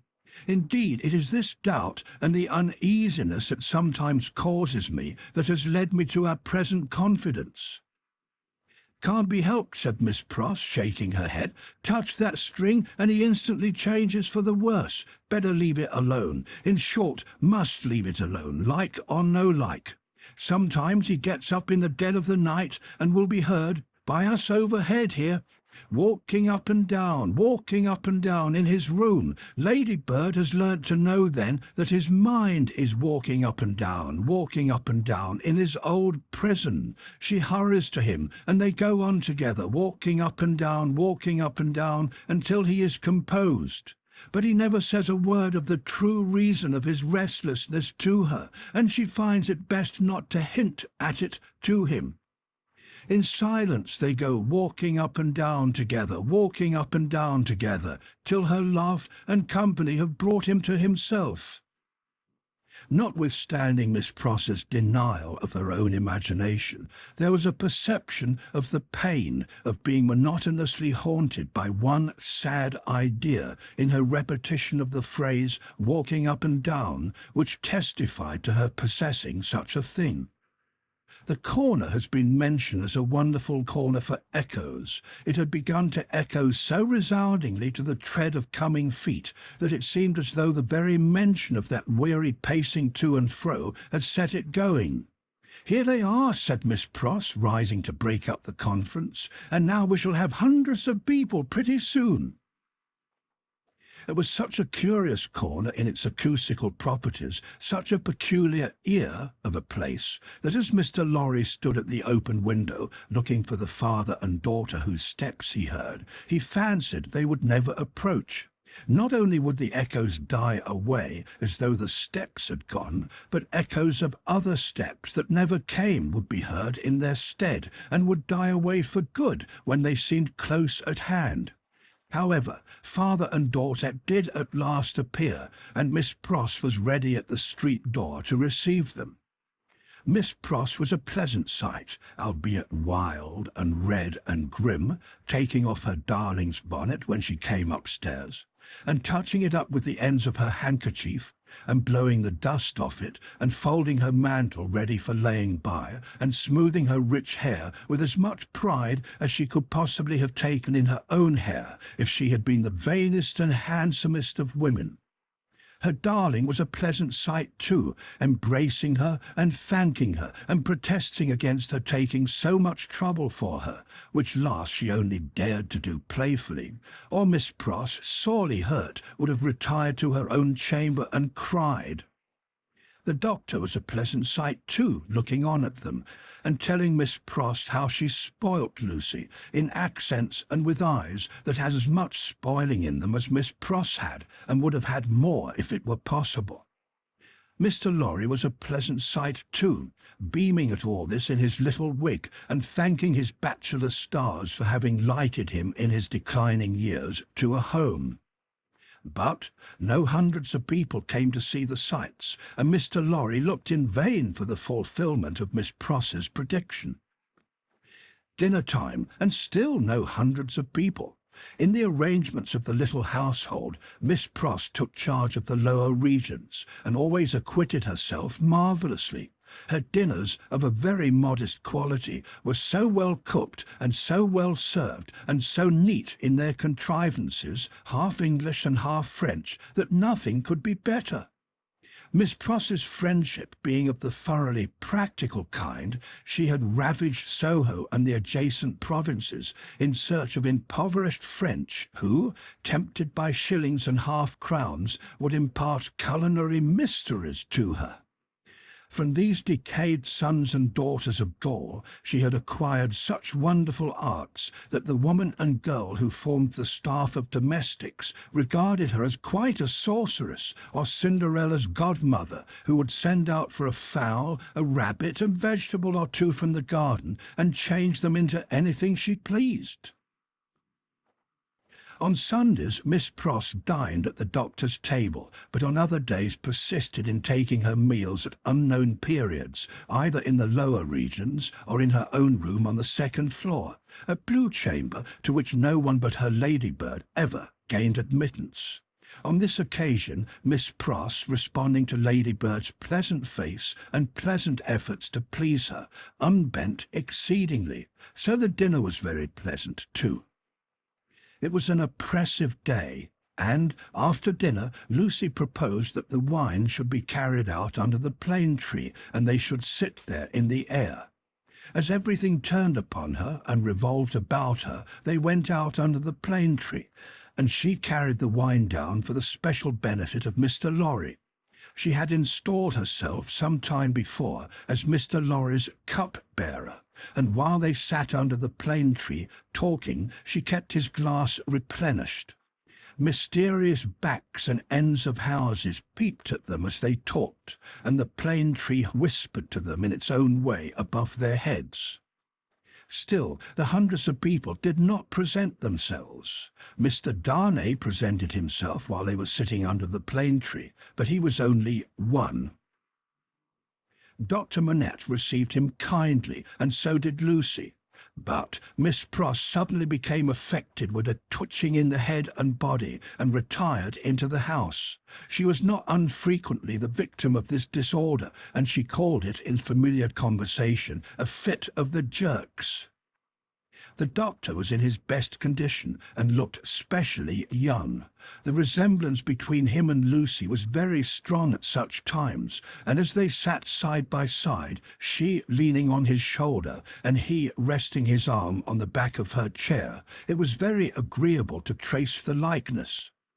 He had been talking all day on many subjects, and with unusual vivacity.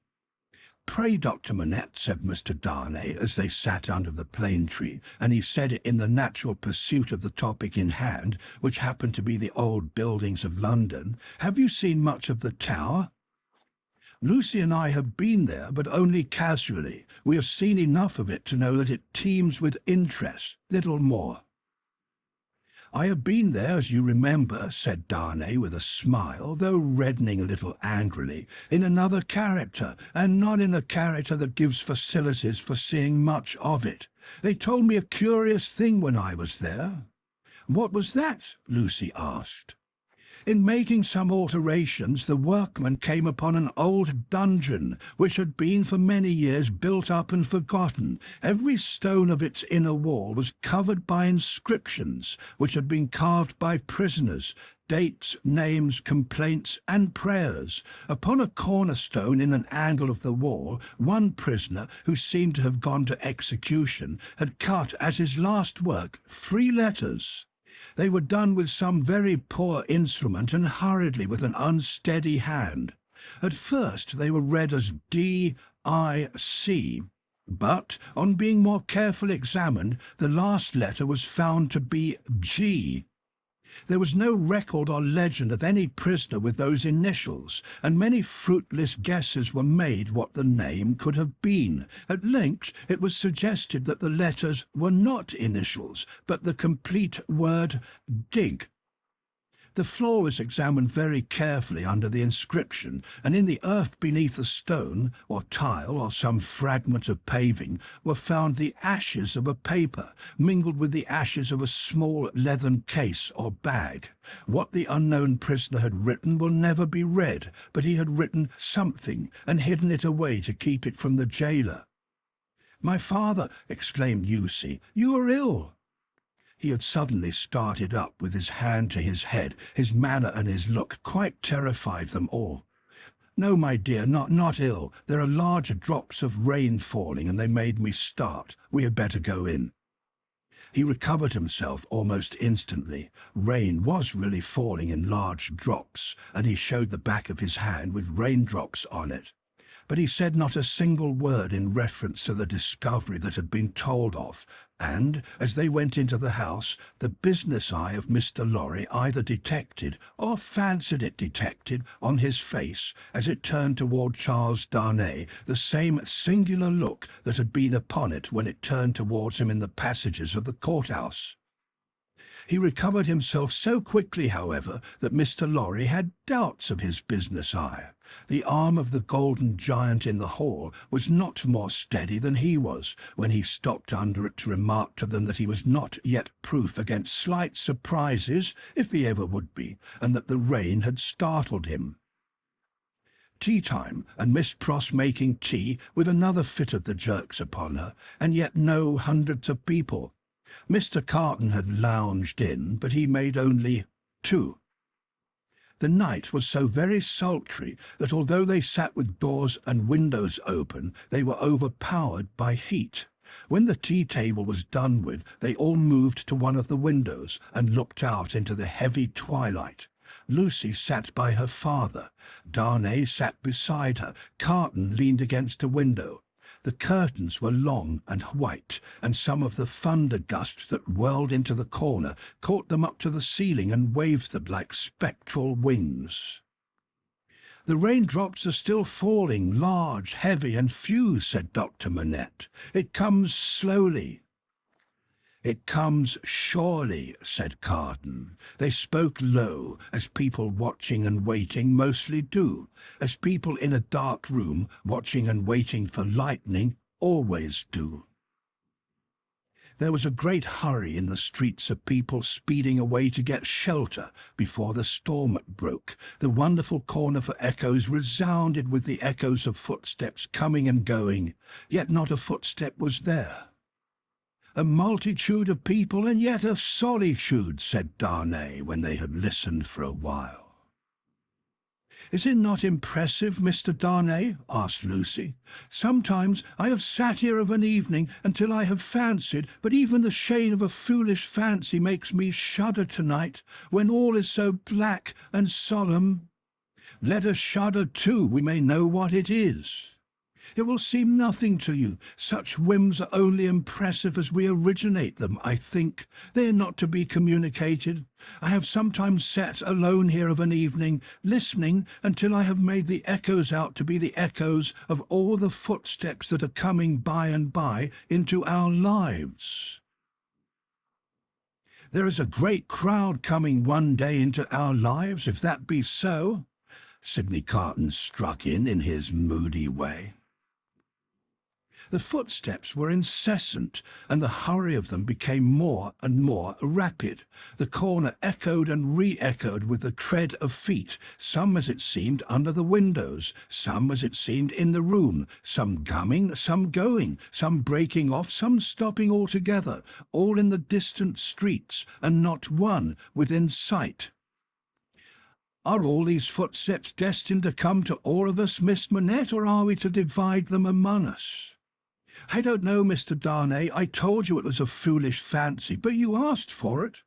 When I have yielded myself to it, I have been alone, and then I have imagined them the footsteps of the people who are to come into my life and my father's." "I take them into mine," said Carton. "I ask no questions and make no stipulations. There is a great crowd bearing down upon us, Miss Manette, and I see them by the lightning." He added the last words after there had been a vivid flash which had showed him lounging in the window. "And I hear them," he added again after a peal of thunder. "Here they come, fast, fierce, and furious." It was the rush and roar of rain that he typified, and it stopped him, for no voice could be heard in it. A memorable storm of thunder and lightning broke with that sweep of water, and there was not a moment's interval in crash and fire and rain until the moon rose at midnight. The great bell of St. Paul's was striking 1 in the cleared air when Mr. Lorry, escorted by Jerry, high-booted and bearing a lantern, set forth on his return passage to Clerkenwell. There were solitary patches of road on the way between Soho and Clerkenwell, and Mr. Lorry, mindful of footpads, always retained Jerry for the service, though it was usually performed a good 2 hours earlier. "What a night it has been! Almost a night, Jerry," said Mr. Lorry, "to bring the dead out of their graves." "I never see the night myself, master, nor yet I don't expect to. What would do that?" answered Jerry. "Good night, Mr. Carton," said the man of business. Good night, Mr. Darnay. Shall we ever see such a night again together? Perhaps, see the great crowd of people with its rush and roar bearing down upon them, too. Chapter 7. Monseigneur in Town. Monseigneur, one of the great lords in power at the court, held his fortnightly reception in his grand hotel in Paris. Monseigneur was in his inner room, his sanctuary of sanctuaries, the holiest of holiest, to the crowd of worshippers in the suite of rooms without. Monseigneur was about to take his chocolate. Monseigneur could swallow a great many things with ease, and was by some few sullen minds supposed to be rather rapidly swallowing France. But his morning's chocolate could not so much as get into the throat of Monseigneur without the aid of 4 strong men besides the cook. Yes, it took 4 men, all 4 ablaze with gorgeous decoration, and the chief of them unable to exist with fewer than 2 gold watches in his pocket, emulative of the noble and chaste fashion set by Monseigneur to conduct the happy chocolate to Monseigneur's lips. 1 lackey carried the chocolate pot into the sacred presence, a second milled and frothed the chocolate with the little instrument he bore for that function, a third presented the favoured napkin, a fourth, he of the 2 gold watches, poured the chocolate out. It was impossible for Monseigneur to dispense with one of these attendants on the chocolate and hold his high place under the admiring heavens. Deep would have been the blot upon his escutcheon if his chocolate had been ignobly waited on by only 3 men. He must have died of 2. Monseigneur had been out at a little supper last night, where the comedy and the grand opera were charmingly represented. Monseigneur was out at a little supper most nights, with fascinating company. So polite and so impressible was Monseigneur that the comedy and the grand opera had far more influence with him in the tiresome articles of state affairs and state secrets than the needs of all France. A happy circumstance for France, as the like always is for all countries similarly favoured, always was for England, by way of example, in the regretted days of the merry Stuart, who sold it. Monseigneur had one truly noble idea of general public business, which was to let everything go on in its own way. Of particular public business, Monseigneur had the other truly noble idea, that it must all go his way, tend to his own power and pocket. Of his pleasures, general and particular, Monseigneur had the other truly noble idea, that the world was made for them. The text of his order, altered from the original by only a pronoun, which is not much, ran, "The earth and the fullness thereof are mine, saith Monseigneur."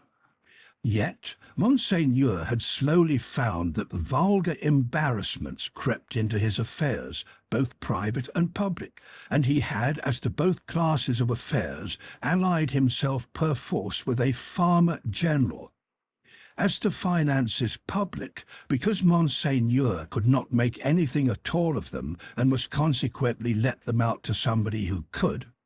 As to finances private, because farmers general were rich, and Monseigneur, after generations of great luxury and expense, was growing poor. Hence, Monseigneur had taken his sister from a convent, while there was yet time to ward off the impending veil, the cheapest garment she could wear, and had bestowed her as a prize upon a very rich farmer general, poor in family.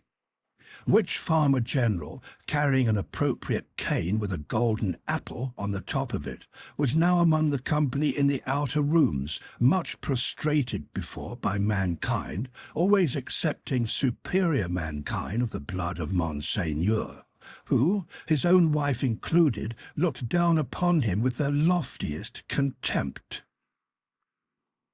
A sumptuous man was the farmer general. 30 horses stood in his stables, 24 male domestics sat in his halls, 6 body women waited on his wife. As one who pretended to do nothing but plunder and forage where he could, the farmer general, howsoever his matrimonial relations conduced to social morality, was at least the greatest reality among the personages who attended at the hotel of Monseigneur that day. For the rooms, though a beautiful scene to look at, and adorned with every device of decoration that the taste and skill of the time could achieve, were, in truth, not a sound business, considered with any reference to the scarecrows in the rags and nightcaps elsewhere, and not so far off either, but that the watching towers of Notre Dame, almost equidistant from the two extremes, could see them both.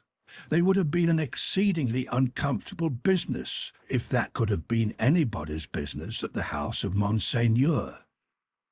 Military officers destitute of military knowledge, naval officers with no idea of a ship, civil officers without a notion of affairs, brazen ecclesiastics of the worst worldly, with sensual eyes, loose tongues and looser lives, all totally unfit for their several callings, all lying horribly in pretending to belong to them, but all nearly or remotely of the order of Monseigneur, and therefore foisted on all public employments from which anything was to be got. These were to be told off by the score, and the score. People not immediately connected with Monseigneur or the state, yet equally unconnected with anything that was real, or with lives passed in travelling by any straight road to any true earthly end, were no less abundant. Doctors who made great fortunes out of dainty remedies for imaginary disorders that never existed, smiled upon their courtly patients in the antechambers of Monseigneur. Projectors who had discovered every kind of remedy for the little evils with which the state was touched, except the remedy of setting to work in earnest to root out a single sin, poured their distracting babble into any ears they could lay hold of at the reception of Monseigneur. Unbelieving philosophers who were remodeling the world with words and making card towers of Babel to scale the skies with, talked with unbelieving chemists who had an eye on the transmutation of metals at this wonderful gathering accumulated by Monseigneur.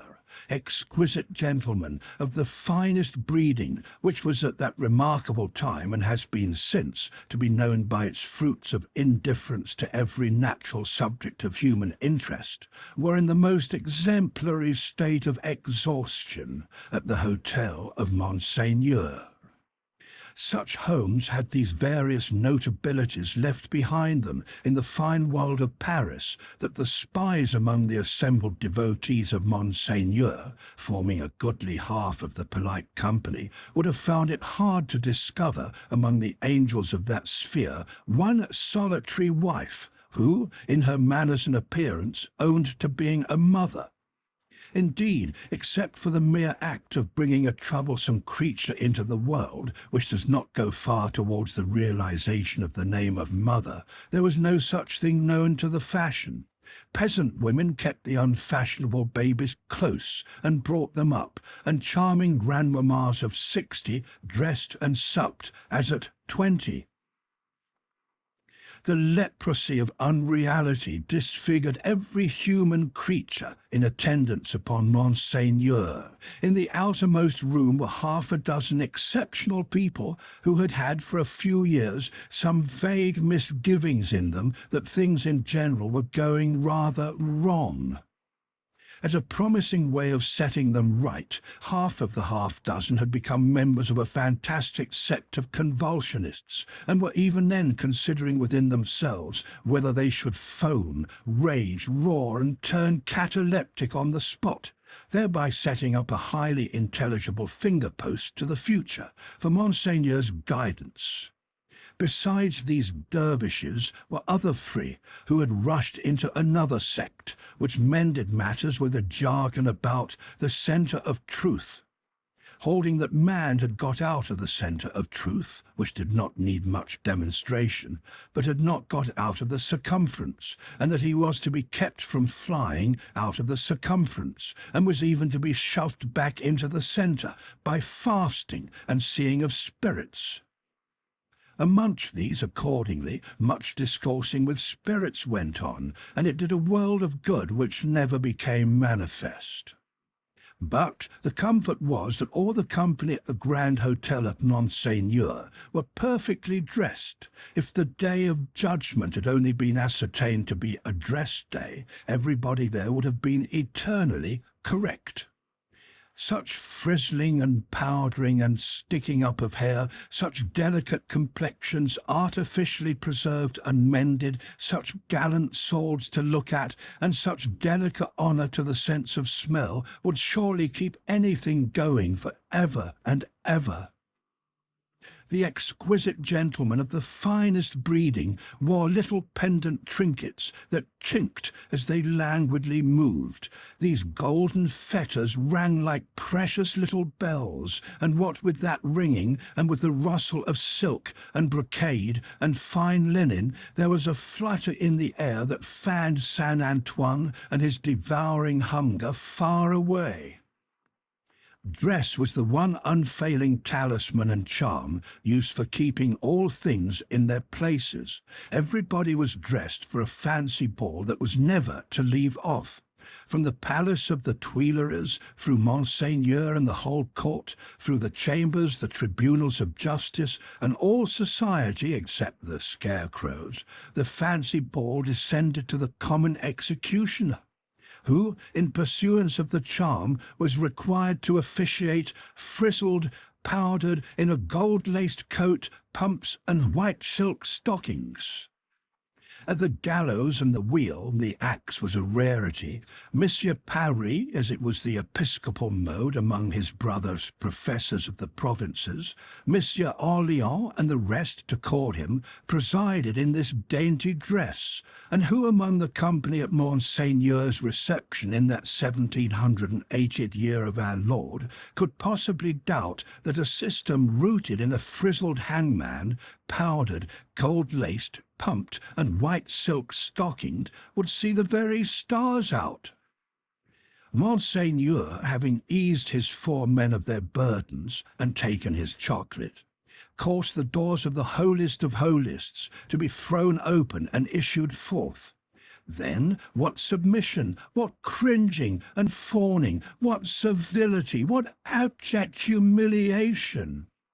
As to bowing down in body and spirit, nothing in that way was left for heaven, which may have been among other reasons why the worshippers of Monseigneur never troubled it. Bestowing a word of promise here, and a smile there, a whisper on one happy slave, and a wave of the hand on another, Monseigneur affably passed through his rooms to the remote region of the circumference of truth. There Monseigneur turned and came back again, and so in due course of time got himself shut up in his sanctuary by the chocolate sprites, and was seen no more. The show being over, the flutter in the air became quite a little storm, and the precious little bells went ringing downstairs. There was soon but one person left of all the crowd, and he, with his hat under his arm and his snuff-box in his hand, slowly passed among the mirrors on his way out. "I devote you," said this person, stopping at the last door on his way, and turning in the direction of the sanctuary, "to the devil."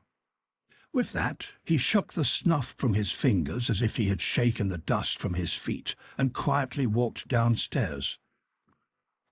He was a man of about 60, handsomely dressed, haughty in manner, and with a face like a fine mask, a face of a transparent paleness, every feature in it clearly defined, one set expression on it. The nose, beautifully formed otherwise, was very slightly pinched at the top of each nostril. In those two compressions, or dints, the only little change that the face ever showed resided. They persisted in changing colour sometimes, and they would be occasionally dilated and contracted by something like a faint pulsation. Then they gave a look of treachery and cruelty to the whole countenance. Examined with attention, his capacity of helping such a look was to be found in the line of the mouth and the lines of the orbits of the eyes being much too horizontal and thin. Still, in the effect of the face made, it was a handsome face and a remarkable one. Its owner went downstairs into the courtyard, got into his carriage, and drove away. Not many people had talked with him at the reception. He had stood in a little space apart, and Monseigneur might have been warmer in his manner. It appeared under the circumstances rather agreeable to him to see the common people dispersed before his horses, and often barely escaping from being run down. His man drove as if he were charging an enemy, and the furious recklessness of the man brought no check into the face or to the lips of the master. The complaint had sometimes made itself audible, even in that deaf city and dumb age, that, in the narrow streets without footways, the fierce patrician custom of hard driving endangered and maimed the mere vulgar in a barbarous manner. But few cared enough for that to think of it a second time, and in this matter, as in all others, the common wretches were left to get out of their difficulties as they could. With a wild rattle and clatter and an inhuman abandonment of consideration not easy to be understood in these days, the carriage dashed through streets and swept round corners, with women screaming before it and men clutching each other and clutching children out of its way. At last, swooping at a street corner by a fountain, one of its wheels came to a sickening little jolt, and there was a loud cry from a number of voices, and the horses reared and plunged. But for the latter inconvenience, the carriage probably would not have stopped. Carriages were often known to drive on and leave their wounded behind, and why not? But the frightened valet had got down in a hurry, and there were 20 hands at the horses' bridles. "What has gone wrong?" said Monsieur, calmly looking out. A tall man in a nightcap had caught up a bundle from among the feet of the horses, and had laid it on the basement of the fountain, and was down in the mud and wet, howling over it like a wild animal. "Pardon, Monsieur the Marquis," said a ragged and submissive man, "it is a child." "Why does he make that abominable noise? Is it his child?" "Excuse me, Monsieur the Marquis, it is a pity, yes." The fountain was a little removed, for the street opened, where it was, into a space some 10 or 12 yards square. As the tall man suddenly got up from the ground and came running at the carriage, Monsieur the Marquis clapped his hand for an instant on his sword hilt. "Killed!" shrieked the man in wild desperation, extending both arms at their length above his head and staring at him. "Dead!" The people closed round and looked at Monsieur the Marquis. There was nothing revealed by the many eyes that looked at him but watchfulness and eagerness. There was no visible menacing or anger. Neither did the people say anything. After the first cry they had been silent, and they remained so. The voice of the submissive man who had spoken was flat and tame in its extreme submission. Monsieur the Marquis ran his eyes over them all, as if they had been mere rats come out of their holes. He took out his purse. "It is extraordinary to me," said he, "that you people cannot take care of yourselves and your children. One or the other of you is forever in the way. How do I know what injury you have done my horses? See, give him that." He threw out a gold coin for the valet to pick up, and all the heads craned forward that all the eyes might look down at it as it fell. The tall man called out again with a most unearthly cry, "Dead!" He was arrested by the quick arrival of another man for whom the rest made way. On seeing him, the miserable creature fell upon his shoulder, sobbing and crying and pointing to the fountain, where some women were stooping over the motionless bundle and moving gently about it. They were as silent, however, as the men. I know all, said the last comer. Be a brave man, my Gaspar. It is better for the poor little plaything to die so than to live. It has died in a moment without pain. Could it have lived an hour as happily? You're a philosopher, you there, said the Marquis, smiling. How do they call you? They call me Defarge. Of what trade? Monsieur the Marquis, vendor of wine. Pick up that, philosopher and vendor of wine, said the Marquis, throwing him another gold coin, and spend it as you will. The horses there, were they right? Without deigning to look at the assemblage a second time, Monsieur the Marquis leaned back in his seat and was just being driven away with the air of a gentleman who'd accidentally broke some common thing and had paid for it, and could afford to pay for it, when his ease was suddenly disturbed by a coin flying into his carriage and ringing on its floor. "Hold," said Monsieur the Marquis. "Hold the horses. Who threw that?" He looked to the spot where Defarge the vendor of wine had stood a moment before, but the wretched father was grovelling on his face on the pavement in that spot, and the figure that stood beside him was the figure of a dark, stout woman knitting. "You dogs," said the Marquis, but smoothly and with an unchanged front, except as to the spots on his nose.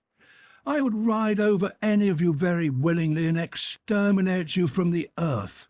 If I knew which rascal threw at the carriage, and if that brigand were sufficiently near it, he should be crushed under the wheels." So cowed was their condition, and so long and hard their experience of what such a man could do to them, within the law and beyond it, that not a voice, or a hand, or even an eye was raised. Among the men not one. But the woman who stood knitting looked up steadily and looked the Marquis in the face. It was not for his dignity to notice it. His contemptuous eyes passed over her and over all the other rats, and he leaned back in his seat again and gave the word, "Go on." He was driven on, and other carriages came whirling by in quick succession. The minister, the state projector, the farmer-general, the doctor, the lawyer, the ecclesiastic, the grand opera, the comedy, the whole fancy ball in a bright continuous flow came whirling by. The rats had crept out of their holes to look on, and they remained looking on for hours, soldiers and police often passing between them and the spectacle, and making a barrier behind which they slunk and through which they peeped.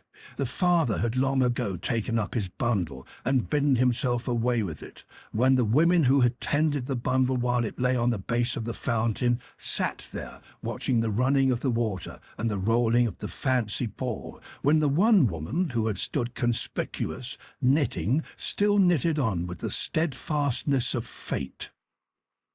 The water of the fountain ran, the swift river ran, the day ran into evening. So much life in the city ran into death according to rule. Time and tide waited for no man. The rats were sleeping close together in their dark holes again. The fancy ball was lighted up at supper. All things ran their course.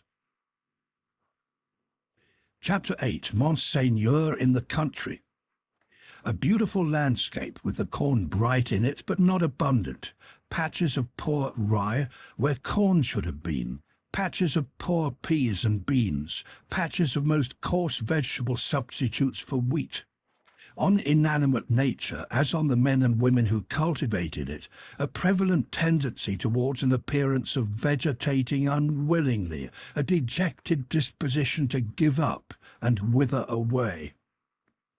Monsieur the Marquis in his travelling carriage, which might have been lighter, conducted by 4 post-horses and 2 postilions, fagged up a steep hill. A blush on the countenance of Monsieur the Marquis was no impeachment of his high breeding. It was not from within. It was occasioned by an external circumstance beyond his control, the setting sun. The sunset struck so brilliantly into the travelling carriage when it gained the hilltop that its occupant was steeped in crimson. "It will die out," said Monsieur the Marquis, glancing at his hands, "directly." In effect, the sun was so low that it dipped at the moment. When the heavy drag had been adjusted to the wheel and the carriage slid downhill with a cinderous smell in a cloud of dust, the red glow departed quickly. The sun and the Marquis going down together, there was no glow left when the drag was taken off.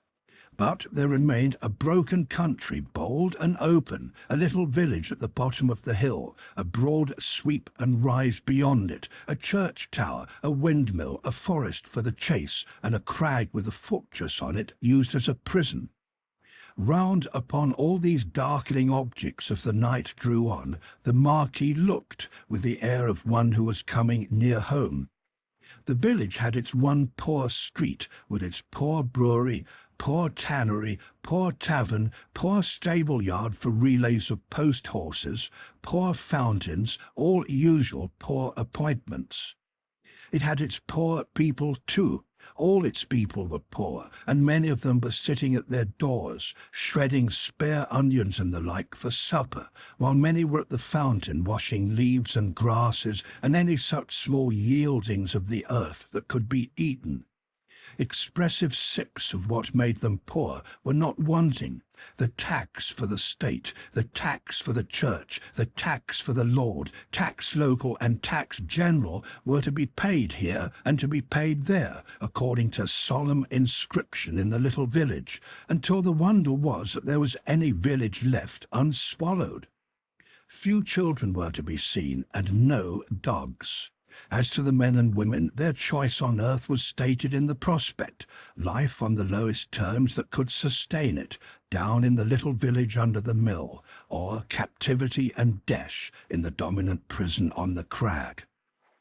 Heralded by a courier in advance, and by the cracking of his postilions' whips, which twined snake-like about their heads in the evening air, as if he came attended by the Furies, Monsieur the Marquis drew up in his travelling carriage at the posting-house gate. It was hard by the fountain, and the peasants suspended their operations to look at him. He looked at them and saw in them, without knowing it, the slow, sure filing down of misery-worn face and figure that was to make the meagreness of Frenchmen an English superstition which should survive the truth through the best part of 100 years. Monsieur the Marquis cast his eyes over the submissive faces that drooped before him, as the like of himself had drooped before Monseigneur of the court, only the difference was that these faces drooped merely to suffer and not to propitiate, when a grizzled mender of the roads joined the group. "Bring me hither that fellow," said the Marquis to the courier. The fellow was brought, cap in hand, and the other fellows closed round to look and listen in the manner of the people at the Paris fountain. "I passed you on the road?" "Monseigneur, it is true. I had the honour of being passed on the road."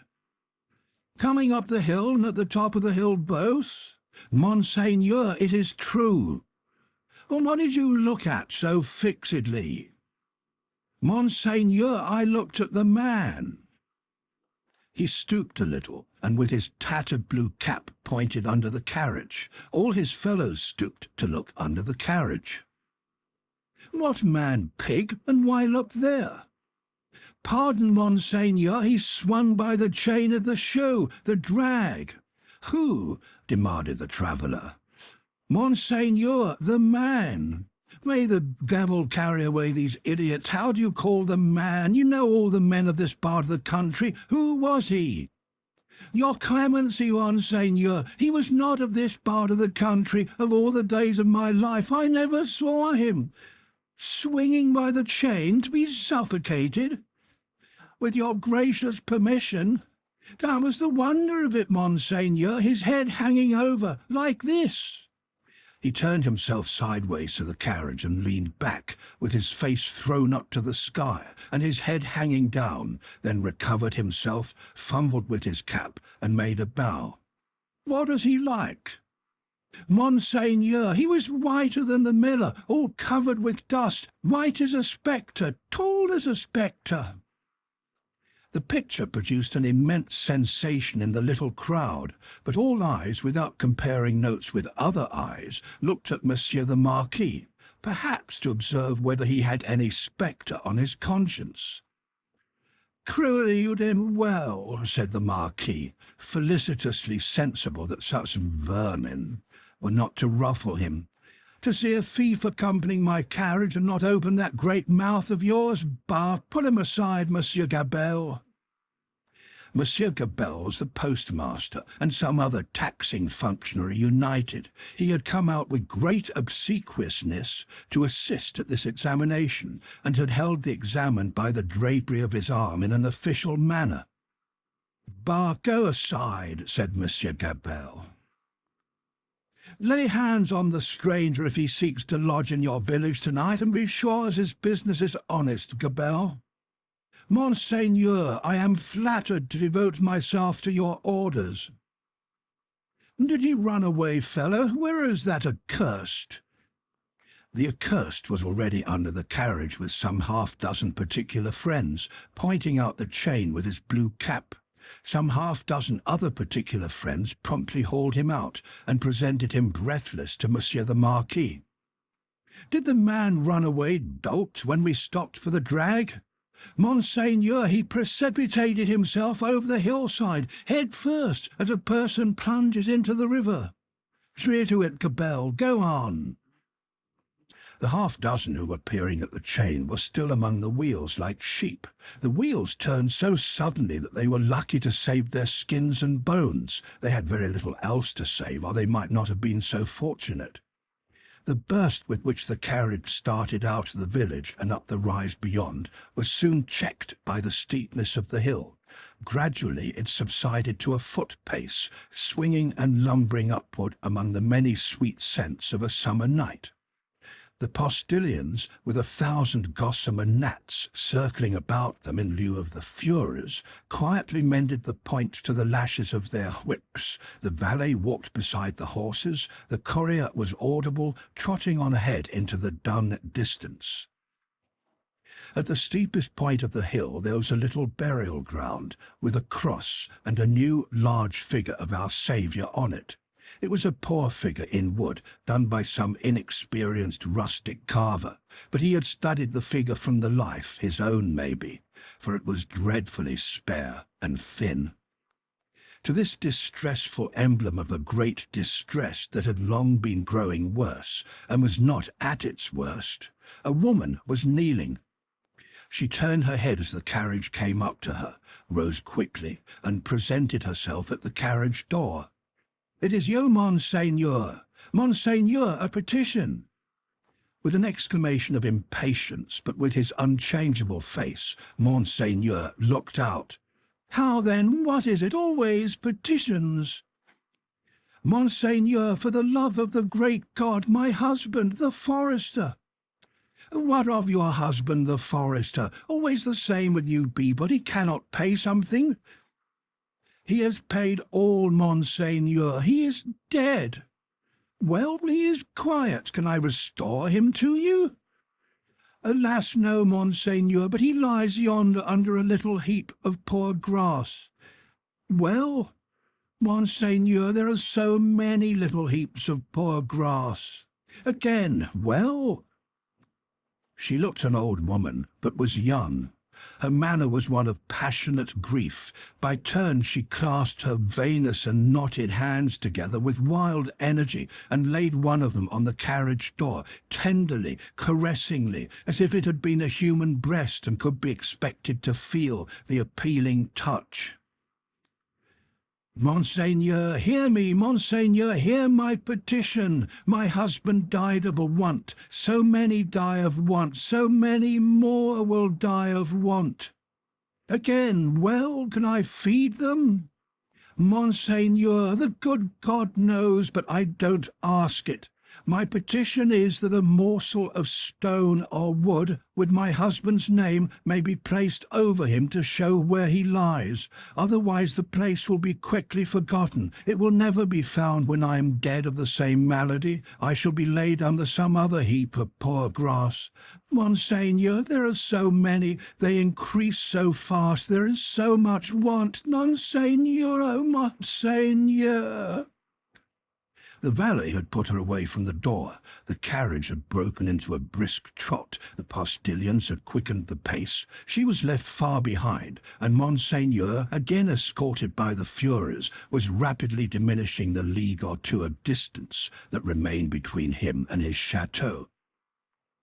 The sweet scents of the summer night rose all around them, and rose, as the rain falls, impartially, on the dusty, ragged, and toil-worn group at the fountain not far away, to whom the mender of roads, with the aid of the blue cat without which he was nothing, still enlarged upon his man like a spectre, as long as they could bear it. By degrees, as they could bear no more, they dropped off one by one, and lights twinkled in little casements, which lights, as the casements darkened and more stars came out, seemed to have shot up into the sky instead of having been extinguished. The shadow of a large high-roofed house and of many overhanging trees was upon Monsieur the Marquis by that time, and the shadow was exchanged for the light of a flambeau as his carriage stopped, and the great door of his chateau was opened to him. "Monsieur Charles, whom I expect, has he arrived from England?" "Monseigneur, not yet." Chapter 9. The Gorgon's Head. It was a heavy mass of building, that chateau of Monsieur the Marquis, with a large stone courtyard before it, and 2 stone sweeps of staircase meeting in a stone terrace before the principal door. A stony business altogether, with heavy stone balustrades, and stone urns, and stone flowers, and stone faces of men, and stone heads of lions in all directions, as if the Gorgon's head had surveyed it when it was finished 2 centuries ago. Up the broad flight of shallow steps, Monsieur the Marquis, flambeau preceded, went from his carriage, sufficiently disturbing the darkness to elicit loud remonstrance from an owl in the roof of the great pile of stable building away among the trees. All else was so quiet that the flambeau carried up the steps, and the other flambeau held at the great door, burnt as if they were in a close room of state instead of being in the open night air. Other sound than the owl's voice there was none, save the falling of a fountain into its stone basin, for it was one of those dark nights that hold their breath by the hour together, and then heave a long, low sigh, and hold their breath again. The great door clanged behind him, and Monsieur the Marquis crossed the hall, grim with a certain old boar spears, swords, and knives of the chase, grimmer with certain heavy riding rods and riding whips, of which many a peasant, gone to his benefactor death, had felt the weight when his lord was angry. Avoiding the larger rooms, which were dark and made fast for the night, Monsieur the Marquis, with his flambeau-bearer going on before, went up the staircase to a door in a corridor. This, thrown open, admitted him to his own private apartment of 3 rooms, his bedchamber, and 2 others. High vaulted rooms with cool, uncarpeted floors, great dogs upon the hearths for the burning of wood in winter-time, and all luxuries befitting the state of a marquis in a luxurious age and country. The fashion of the last Louis but one, of the line that was never to break, the 14th Louis, was conspicuous in their rich furniture, but it was diversified by many objects that were illustrations of old pages in the history of France. A supper table was laid for two in the third of the rooms, a round room in one of the chateau's 4 extinguisher-topped towers, a small lofty room with its window wide open and the wooden jalousie blinds closed so that the dark night only showed in slight horizontal lines of black alternating with their broad lines of stone colour. "My nephew," said the Marquis, glancing at the supper of preparation. "They said he was not arrived." Nor was he, but he had been expected with Monseigneur. "Ah, it is not probable he will arrive tonight. Nevertheless, leave the table as it is. I shall be ready in a quarter of an hour." In a quarter of an hour Monseigneur was ready and sat down alone to his sumptuous and choice supper. His chair was opposite to the window, and he had taken his soup and was raising his glass of Bordeaux to his lips when he put it down. "What is that?" he calmly asked, looking with attention at the horizontal lines of black and stone colour. "Monseigneur, that? Outside the blinds. Open the blinds." It was done. "Well?" "Monseigneur, it is nothing. The trees and the night are all that are here." The servant who spoke had thrown the blinds wide, had looked out into the vacant darkness, and stood with that blank behind him, looking round for instructions. "Good," said the imperturbable master. "Close them again." That was done too, and the Marquis went on with his supper. He was halfway through it when he again stopped with his glass in his hand, hearing the sound of wheels. It came on briskly and came up to the front of the chateau. "Ask who has arrived." It was the nephew of Monseigneur. He had been some few leagues behind Monseigneur early in the afternoon. He had diminished the distance rapidly, but not so rapidly as to come up with Monseigneur on the road. He had heard of Monseigneur at the posting-houses as being before him. He was to be told, said Monseigneur, that supper awaited him then and there, and that he was prayed to come to it. In a little while he came. He had been known in England as Charles Darnay. Monseigneur received him in a courtly manner, but they did not shake hands.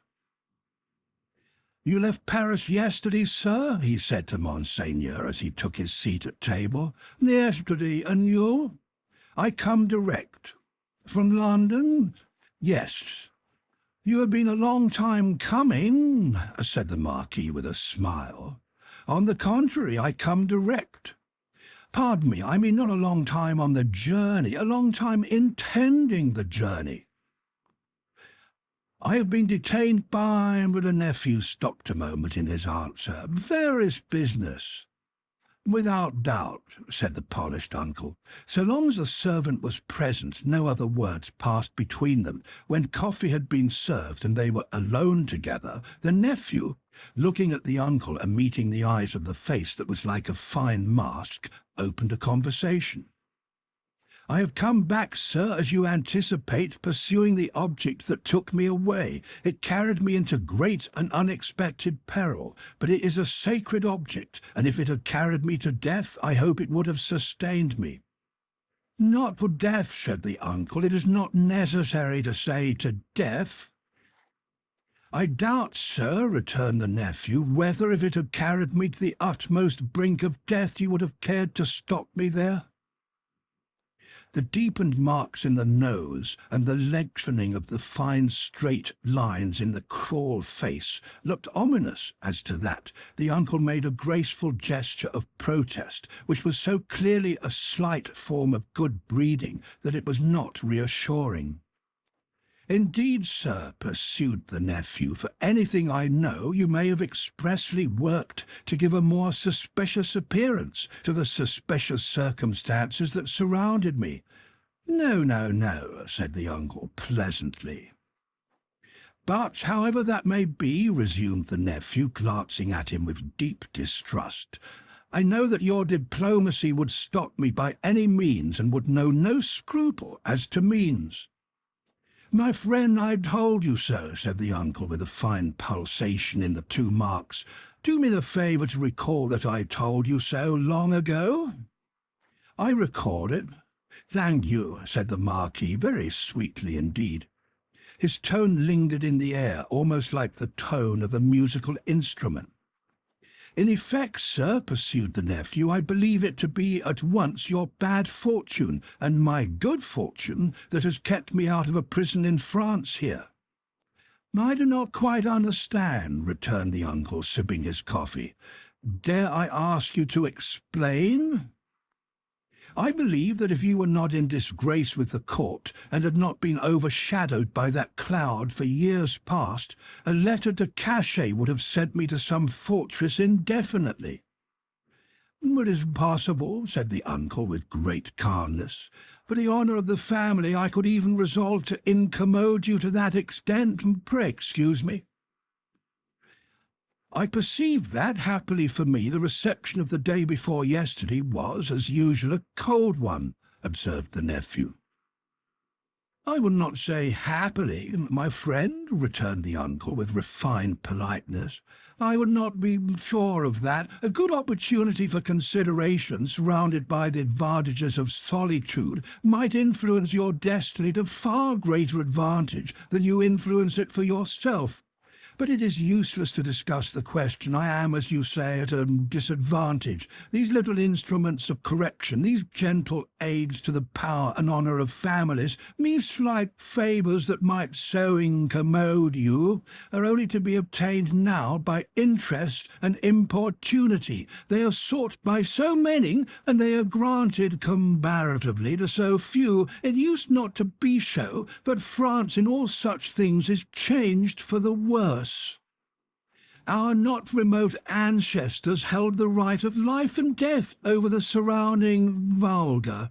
From this room many such dogs have been taken out to be hanged. In the next rooms, my bedroom, one fellow, to our knowledge, was poniarded on the spot for professing some insolent delicacy respecting his daughter." "His daughter?" "We have lost many privileges. A new philosophy has become the mode, and the assertion of our station in these days I do not go so far as to say would, but might cause us real inconvenience. All very bad, very bad."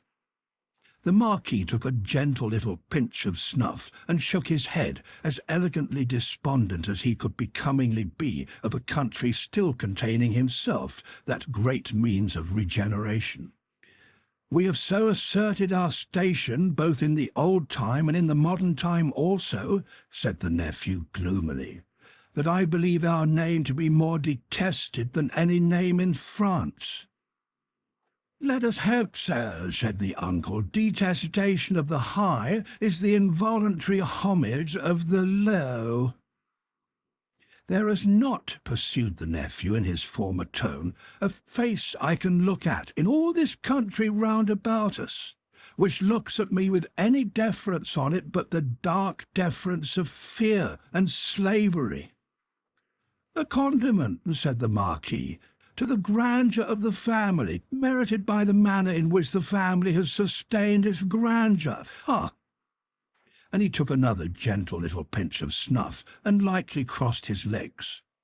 But when the nephew, leaning an elbow on the table, covered his eyes thoughtfully and dejectedly with his hand, the fine mask looked at him sideways with a stronger concentration of keenness, closeness, and dislike than was comportable with its wearer's assumption of indifference. "Repression is the only lasting philosophy, the dark deference of fear and slavery, my friend," observed the Marquis, "will keep the dogs obedient to the whip, as long as this roof, looking up to it, shuts out the sky." That might not be so long as the Marquis supposed. If a picture of the chateau as it was to be a very few years hence, and of 50 like it as they too were to be a very few years hence, could have been shown to him that night, he might have been at a loss to claim his own from the ghastly, fire-charred, plunder-wrecked ruins.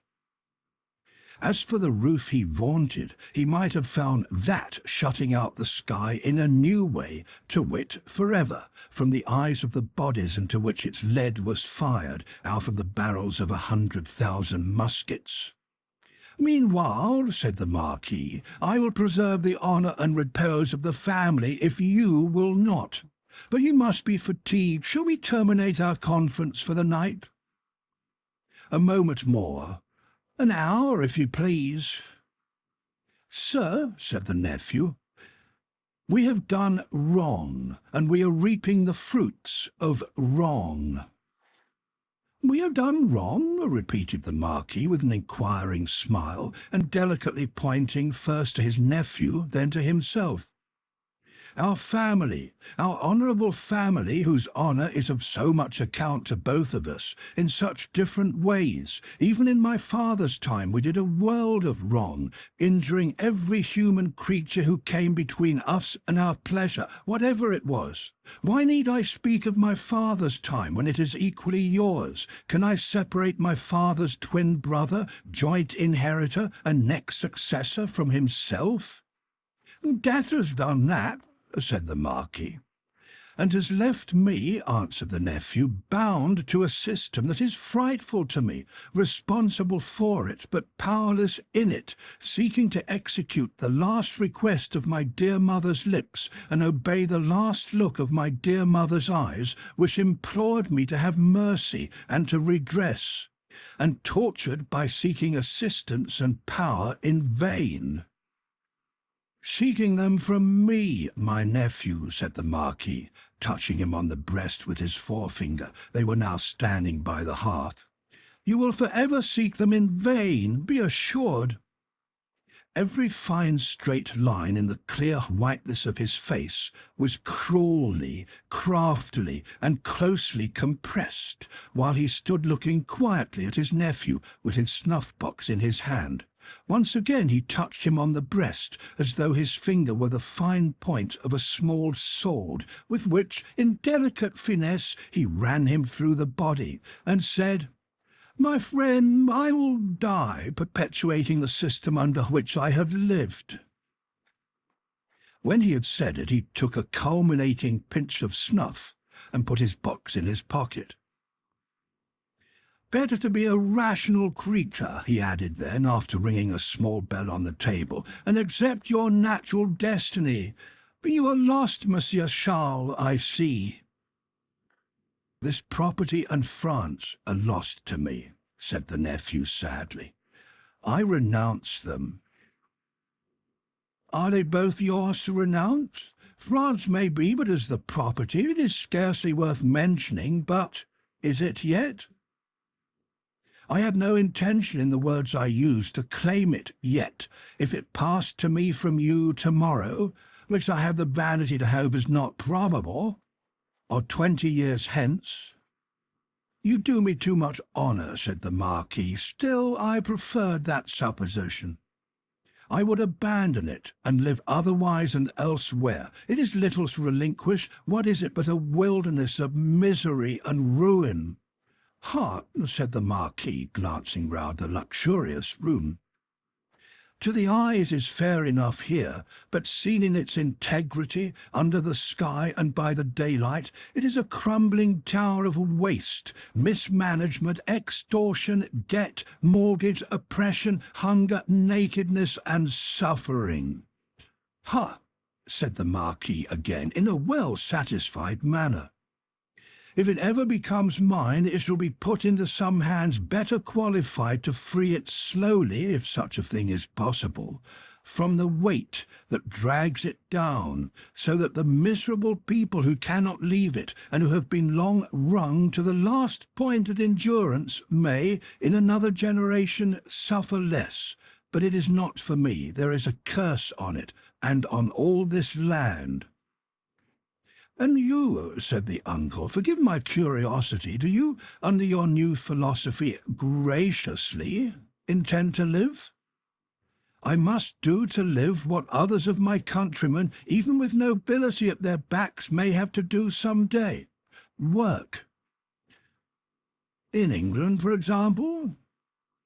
"Yes, the family honour, sir, is safe from me in this country. The family name can suffer from me in no other, for I bear it in no other." The ringing of the bell had caused the adjoining bedchamber to be lighted. It now shone brightly through the door of communication. The Marquis looked that way and listened for the retreating step of the valet. "England is very attractive to you, seeing how indifferently you have prospered there," he observed then, turning his calm face to his nephew with a smile. "I have already said that for my prospering there, I am sensible I may be indebted to you, sir. For the rest, it is my refuge. They say, those boastful English, that it is the refuge of many. You know a compatriot who has found a refuge there, a doctor?" "Yes." "With a daughter?" "Yes." "Yes," said the Marquis. "You are fatigued. Good night." As he bent his head in his most courtly manner, there was a secrecy in his smiling face, and he conveyed an air of mystery to those words, which struck the eyes and ears of his nephew forcibly. At the same time, the thin straight lines of the setting of the eyes, and the thin straight lips, and the markings in the nose, curved with a sarcasm that looked handsomely diabolic.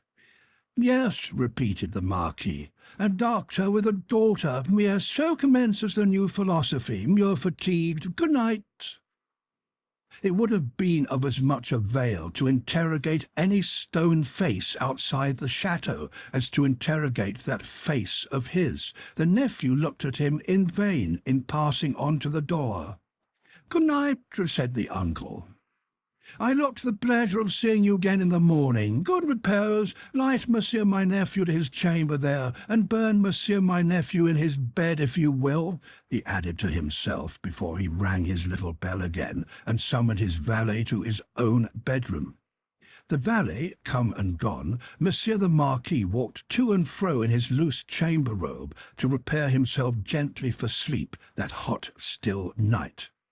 Rustling about the room, his softly slippered feet making no noise on the floor, he moved like a refined tiger, looking like some enhanced marquis of the impenitently wicked sort in story, whose periodical change into tiger form was either just going off or just coming on. He moved from end to end of his voluptuous bedroom, looking again at the scraps of the day's journey that came unbidden into his mind, the slow toil up the hill at sunset, the setting sun, the descent, the mill, the prison on the crag, the little village in the hollow, the peasants at the fountain, and the mender of roads with his blue cap pointing out the chain under the carriage. That fountain suggested the Paris fountain, the little bundle lying on the step, the woman bending over it, and the tall man with his arms up, crying, "Dead!" "I am cool now," said Monsieur the Marquis, "and may go to bed." So, leaving only one light burning on the large hearth, he let his thin gauze curtains fall around him, and heard the night break its silence with a long sigh as he composed himself to sleep. The stone faces on the outer walls stared blindly at the black night for 3 heavy hours. For 3 heavy hours the horses in the stables rattled at their racks, the dogs barked, and the owl made a noise with very little resemblance in it to the noise conventionally assigned to the owl by men poets. But it is the obstinate custom of such creatures hardly ever to say what is set down for them. For 3 heavy hours, the stone faces of the chateau, lion and human, stared blindly at the night. Dead darkness lay on all the landscape. Dead darkness added its own hush to the hushing dust on all the roads. The burial place had got to the pass that its little heaps of poor grass were undistinguishable from one another. The figure on the cross might have come down for anything that could be seen of it. In the village, taxers and taxed were fast asleep, dreaming perhaps of banquets as the starved usually do, and of ease and rest as the driven slave and the yoked ox may. Its lean inhabitants slept soundly and were fed and freed. The fountain in the village flowed unseen and unheard, and the fountain at the chateau dropped unseen and unheard, both melting away like the minutes that were falling from the spring of time through 3 dark hours. Then the grey water of both began to be ghostly in the light, and the eyes of the stone faces of the chateau were opened. Lighter and lighter, until at last the sun touched the tops of the still trees and poured its radiance over the hill. In the glow, the water of the chateau fountain seemed to turn to blood, and the stone faces crimsoned. The carol of the birds was loud and high, and on the weather-beaten sill of the great window of the bedchamber of Monsieur the Marquis, one little bird sang its sweetest song with all its might. At this, the nearest stone face seemed to stare amazed, and, with open mouth and dropped underjaw, looked awe-stricken. Now the sun was full up, and movement began in the village. Casement windows opened, crazy doors were unbarred, and people came forth shivering, chilled as yet by the new sweet air. Then began the rarely lightened toil of the day among the village population, some to the fountain, some to the fields, men and women here to dig and delve, men and women there to see to the poor livestock and lead the bony cows out to such pasture as could be found by the roadside. In the church and at the cross a kneeling figure or two, attendant on the latter prayers, the led cow trying for a breakfast among the weeds at its foot. The chateau awoke later, as became its quality, but awoke gradually and surely. First, the lonely boar spears and knives of the chase had been reddened as of old, then had gleamed trenchant in the morning sunshine. Now, doors and windows were thrown open, horses in their stables looked round over their shoulders at the light and freshness pouring in at doorways, leaves sparkled and rustled at iron-grated windows, dogs pulled hard at their chains and reared impatient to be loosed. All these trivial incidents belonged to the routine of life and the return of morning. Surely not so the ringing of the great bell of the chateau, nor the running up and down the stairs, nor the hurried figures on the terrace, nor the booting and tramping here and there and everywhere, nor the quick saddling of horses and riding away. What winds conveyed this hurry to the grizzled mender of roads, already at work on the hilltop beyond the village, with his day's dinner, not much to carry, lying in a bundle that it was worth no crow's while to peck at, on a heap of stones? Had the birds, carrying some grains of it to a distance, dropped one over him as they sow chance seeds? Whether or no, the mender of roads ran on the sultry morning as if for his life, down the hill, knee-high in dust, and never stopped till he got to the fountain. All the people of the village were at the fountain, standing about in their depressed manner and whispering low, but showing no other emotions than grim curiosity and surprise. The led cows, hastily brought in and tethered to anything that would hold them, were looking stupidly on, or lying down chewing the cud of nothing particularly repaying their trouble, which they had picked up in their interrupted saunter. Some of the people of the chateau and some of those of the posting-house and all of the taxing authorities were armed more or less and were crowded on the other side of the little street in a purposeless way that was highly fraught with nothing. Already the mender of roads had penetrated into the midst of a group of 50 particular friends, and was smiting himself in the breast with his blue cap. What did all this portend, and what portended the swift hoisting up of Monsieur Gabelle behind a servant on horseback, and the conveying away of the said Gabelle, double-laden though the horse was, at a gallop, like a new version of the German ballad of Leonora? It portended that there was one stone face too many up at the chateau. The Gorgon had surveyed the building again in the night, and had added the one stone face wanting, the stone face for which it had waited through about 200 years. It lay back on the pillow of Monsieur the Marquis. It was like a fine mask, suddenly startled, made angry, and petrified. Driven home into the heart of the stone figure attached to it was a knife. Round its hilt was a frill of paper on which was scrawled, "Drive him fast to his tomb. This from Jacques." Chapter 10. Two Promises. More months to the number of 12 had come and gone, and Mr. Charles Darnay was established in England as a higher teacher of the French language who was conversant with French literature. In this age he would have been a professor. In that age he was a tutor. He read with young men who could find any leisure and interest for the study of a living tongue spoken all over the world, and he cultivated a taste for its stores of knowledge and fancy.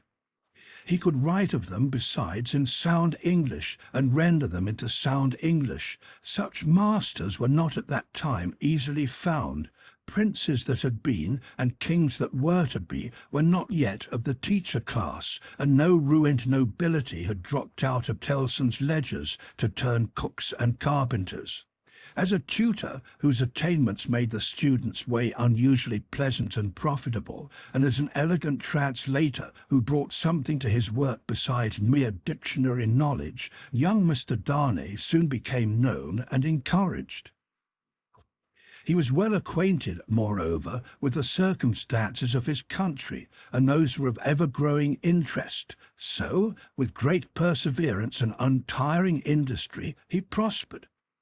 In London he had expected neither to walk on pavements of gold, nor to lie on beds of roses. If he had had any such exalted expectation, he would not have prospered. He had expected labour, and he found it, and he did it, and made the best of it. In this his prosperity consisted. A certain portion of his time was passed at Cambridge, where he read with undergraduates as a sort of tolerated smuggler who drove a contraband trade in European languages, instead of conveying Greek and Latin through the custom house. The rest of his time he passed in London. Now, from the days when it was always summer in Eden to these days when it is mostly winter in foreign latitudes, the world of a man has invariably gone one way, Charles Darnay's way, the way of the love of a woman. He had loved Lucie Manette from the hour of his danger.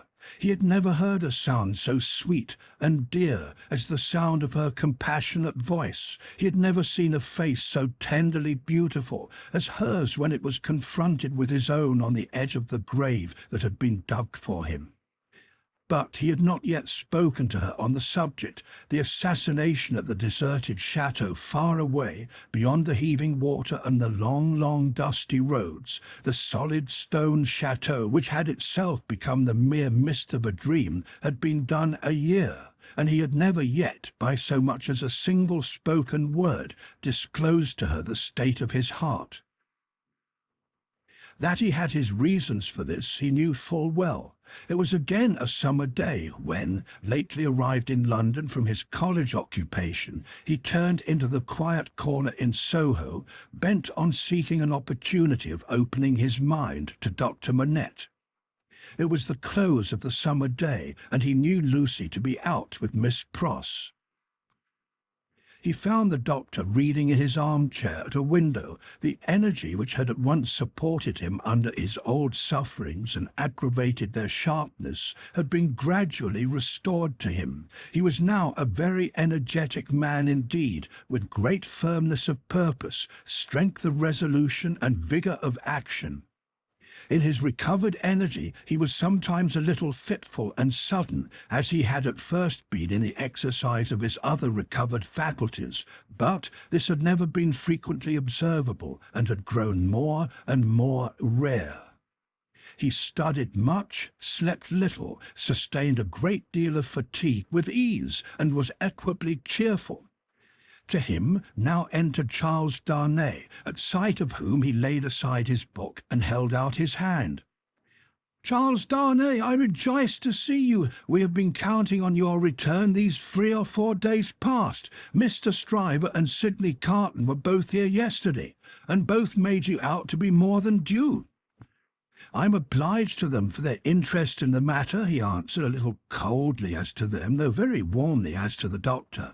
"Miss Manette is well," said the doctor as he stopped short, "and your return will delight us all. She has gone out on some household matters, but will soon be home." "Dr. Manette, I knew she was from home. I took the opportunity of her being from home to beg to speak to you." There was a blank silence. "Yes," said the doctor with evident constraint. "Bring your chair here and speak on." He complied as to the chair, but appeared to find the speaking on less easy.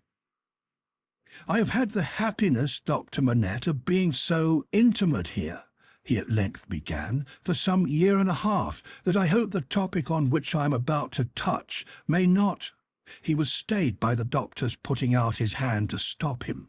When he had kept it so a little while, he said, drawing it back, "Is Lucie the topic? She is.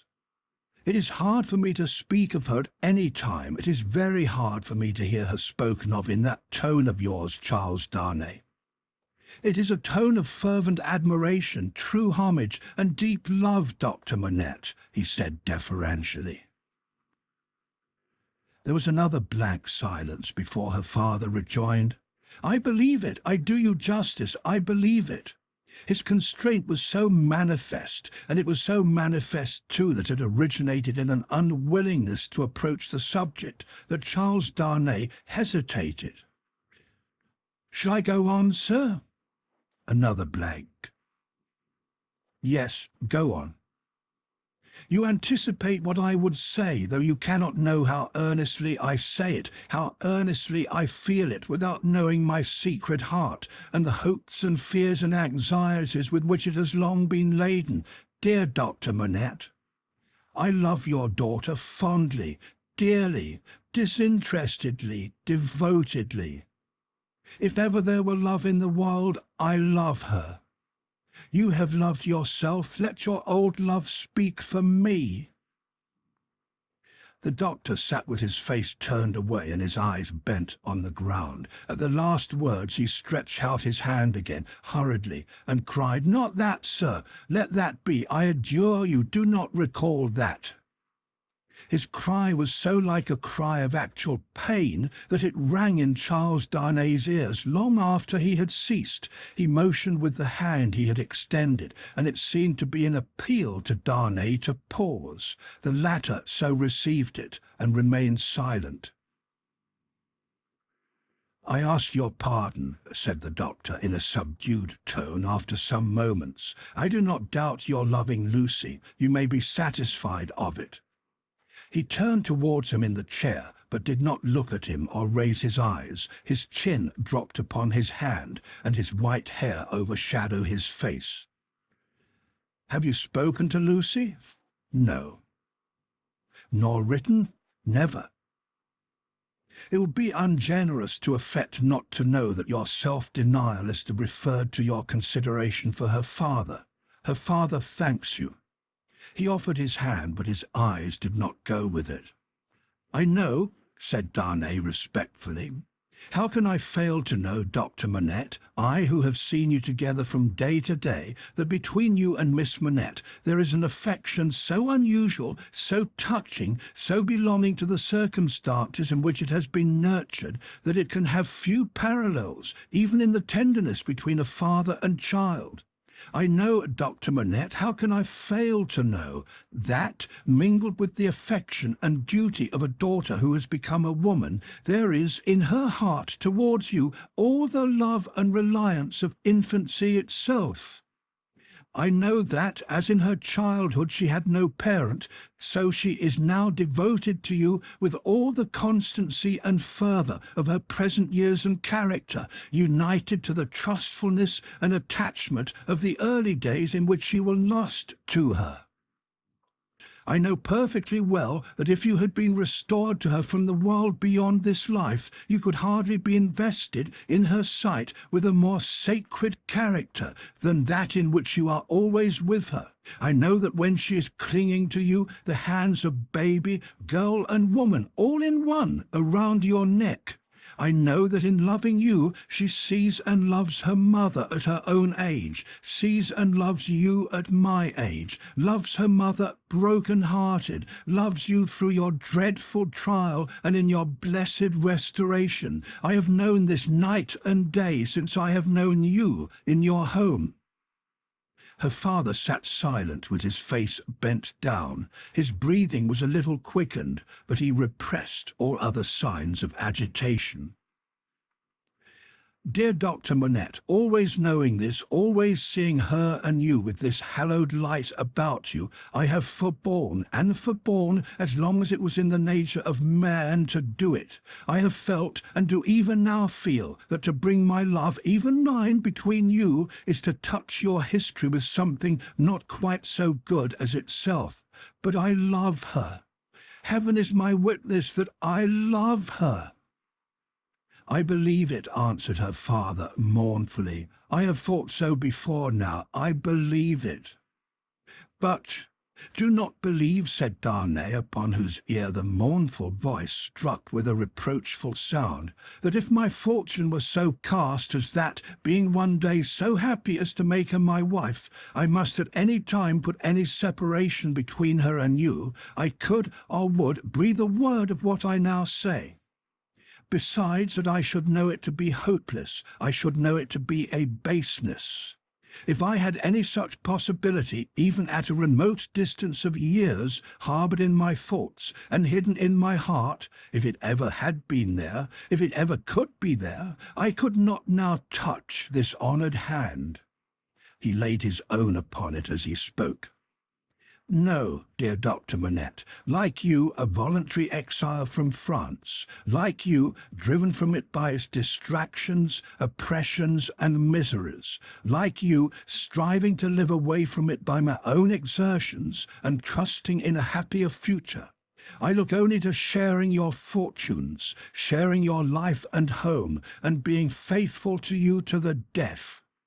Not to divide with Lucie her privilege as your child, companion, and friend, but to come in aid of it, and bind her closer to you, if such a thing can be."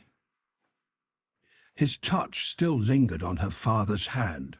Answering the touch for a moment, but not coldly, her father rested his hands upon the arms of his chair, and looked up for the first time since the beginning of the conference. A struggle was evidently in his face, a struggle with that occasional look which had a tendency in it to dark doubt and a dread. "You speak so feelingly and so manfully, Charles Darnay, that I thank you with all my heart, and will open all my heart, or nearly so. Have you any reason to believe that Lucie loves you?" "None, as yet none." "Is it the immediate object of this confidence that you may at once ascertain that, with my knowledge?" "Not even so. I might not have the hopefulness to do it for weeks. I might, mistaken or not mistaken, have that hopefulness tomorrow. Do you seek any guidance from me?" "I ask none, sir, but I have thought it possible that you might have it in your power, if you should deem it right, to give me some." "Do you seek any promise from me?" "I do seek that." "What is it?" "I well understand that without you I could have no hope. I well understand that, even if Miss Manette held me at this moment in her innocent heart, do not think I have the presumption to assume so much, I could retain no place in it against her love for her father. If that be so, do you see what, on the other hand, is involved in it? I understand equally well that a word from her father in any suitor's favour would outweigh herself and all the world. For which reason, Dr. Manette, said Darnay modestly but firmly, I would not ask that word to save my life. I am sure of it, Charles Darnay, mysteries arise out of close love, as well as out of wide division. In the former case they are subtle and delicate and difficult to penetrate. My daughter Lucie is, in this one respect, such a mystery to me. I can make no guess as to the state of her heart. May I ask, sir, if you think she is, as he hesitated, her father supplied the rest, is sought by any other suitor? It is what I meant to say. Her father considered a little before he answered. You have seen Mr. Carton here yourself. Mr. Stryver is here too occasionally. If it be at all, it can only be by one of these. Or both, said Darnay. I had not thought of both. I should not think either likely. You want a promise from me. Tell me what it is. It is that if Miss Manette should bring to you at any time, on her own part, such a confidence as I have ventured to lay before you, you will bear testimony to what I have said, and to your belief in it. I hope you may be able to think so well of me as to urge no influence against me. I say nothing more of my stake in this. This is what I ask. The condition on which I ask it, and which you have an undoubted right to require, I will observe immediately. I give the promise, said the doctor, without any condition. I believe your object to be purely and truthfully as you have stated it. I believe your intention is to perpetuate and not to weaken the ties between me and my other and far dearer self. If she should ever tell me that you are essential to her perfect happiness, I will give her to you. If there were, Charles Darnay, if there were— The young man had taken his hand gratefully. Their hands were joined as the doctor spoke. Any fancies, any reasons, any apprehensions, anything whatsoever, new or old, against the man she really loved, the direct responsibility thereof not lying on his head, they should all be obliterated for her sake. She is everything to me, more to me than suffering, more to me than wrong, more to me— Well, this is idle talk. So strange was the way in which he faded into silence, and so strange his fixed look when he had ceased to speak, that Darnay felt his own hand turn cold in the hand that slowly released and dropped it. You said something to me, said Dr. Manette, breaking into a smile. What was it you said to me? He was at a loss how to answer until he remembered having spoken of a condition. Relieved as his mind reverted to that, he answered, Your confidence in me ought to be returned with full confidence on my part. My present name, though but slightly changed from my mother's, is not, as you will remember, my own. I wish to tell you what that is, and why I am in England. Stop, said the doctor of Beauvais. I wish it that I may better deserve your confidence and have no secret from you. Stop. For an instant the doctor even had his two hands at his ears. For another instant even had his two hands laid on Darnay's lips. Tell me when I ask you, not now. If your suit should prosper, if Lucie should love you, you shall tell me on your marriage morning. Do you promise? Willingly. Give me your hand. She'll be home directly, and it is better she should not see us together tonight. Go. God bless you. It was dark when Charles Darnay left him, and it was an hour later and darker when Lucie came home. She hurried into the room alone, for Miss Pross had gone straight upstairs, and was surprised to find his reading chair empty. "My father!" she called to him. "Father, dear!" Nothing was said in answer, but she heard a low hammering sound in his bedroom. Passing lightly across the intermediate room, she looked in at his door and came running back frightened, crying to herself with the blood all chilled, "What shall I do? What shall I do?" Her uncertainty lasted but a moment. She hurried back and tapped at his door and softly called to him. The noise ceased at the sound of her voice, and he presently came out to her, and they walked up and down together for a long time. She came down from her bed to look at him in his sleep that night. He slept heavily, and his tray of shoemaking tools and his old unfinished work were all as usual. Chapter 11. A Companion Picture. "Sidney," said Mr. Stryver on that self-same night or morning to his jackal, "makes another bowl of punch. I have something to say to you." Sidney had been working double tides that night, and the night before, and the night before that, and a good many nights in succession, making a grand clearance among Mr. Stryver's papers before the setting in at the long vacation. The clearance was effected at last. The Stryver arrears were handsomely fetched up. Everything was got rid of until November should come with its fogs atmospheric and fogs legal, and bring it grist to the mill again. Sidney was none the livelier, and none the soberer for so much application. It had taken a deal of extra wet toweling to pull him through the night. A correspondingly extra quantity of wine had preceded the toweling, and he was in a very damaged condition, as he now pulled his turban off and threw it into the basin, in which he had steeped it at intervals for the last 6 hours. "Are you mixing that other bowl of punch?" said Stryver the portly, with his hands in his waistband, glancing round from the sofa where he lay on his back. "I am. Now look here, I'm going to tell you something that will rather surprise you, and that perhaps will make you think me not quite as shrewd as you usually do think me. I intend to marry." "Do you?" "Yes, and not for money. What do you say now?" "I don't feel disposed to say much. Who is she?" "Guess." "Do I know her?" "Guess." "I'm not going to guess at 5 o'clock in the morning with my brains frying and sputtering in my head. If you want me to guess, you must ask me to dinner."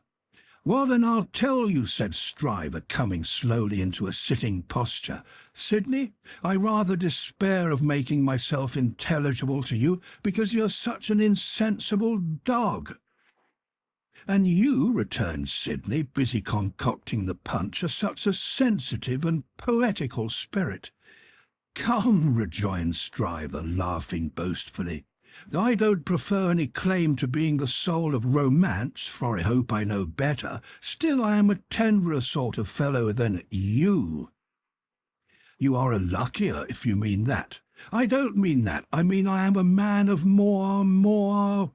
"Say gallantry while you're about it," suggested Carton.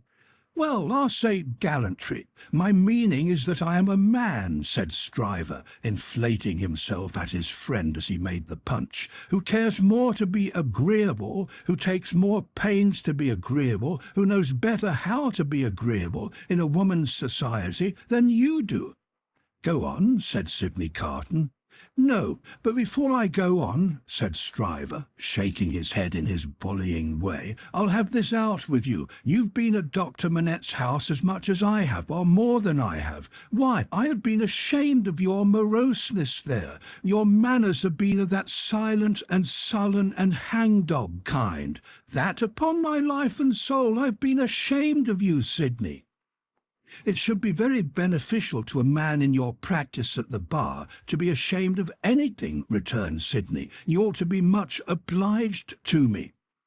"You should not get off in that way," rejoined Stryver, shouldering the rejoinder at him. "No, Sidney, it is my duty to tell you, and I tell you to your face to do you good, that you are a devilish ill-conditioned fellow in that sort of society. You are a disagreeable fellow." Sidney drank a bumper of the punch he had made, and laughed. "Look at me," said Stryver, squaring himself. "I have less need to make myself agreeable than you have, being more independent in circumstances. Why do I do it?" "I never saw you do it yet," muttered Carton. "I do it because it's politic. I do it on principle, and look at me, I get on." "You don't get on with your account of your matrimonial intentions," answered Carton with a careless air. "I wish you would keep to that. As to me, will you never understand that I am incorrigible?" He asked the question with some appearance of scorn. "You have no business to be incorrigible," was his friend's answer, delivered in no very soothing tone. "I have no business to be at all that I know of," said Sidney Carton. "Who is the lady?" "Now, don't let my announcement of the name make you uncomfortable, Sidney," said Mr. Stryver, preparing him with ostentatious friendliness for the disclosure he was about to make, "because I know you don't mean half you say, and if you meant it all, it would be of no importance. I make this little preface because you once mentioned the young lady to me in slighting terms." "I did?" "Certainly, and in these chambers." Sidney Carton looked at his punch and looked at his complacent friend, drank his punch and looked at his complacent friend. He made mention of the young lady as a golden-haired doll. The young lady is Miss Manette. If you had been a fellow of any sensitiveness or delicacy of feeling in that kind of way, Sidney, I might have been a little resentful of your employing such a designation. But you are not. You want that sense altogether. Therefore I am no more annoyed when I think of the expression than I should be annoyed by a man's opinion of a picture of mine who had no eye for pictures, or of a piece of music of mine who had no ear for music. Sidney Carton drank the punch at a great rate, drank it by bumpers, looking at his friend. "Now you know all about it, Sid," said Mr. Stryver.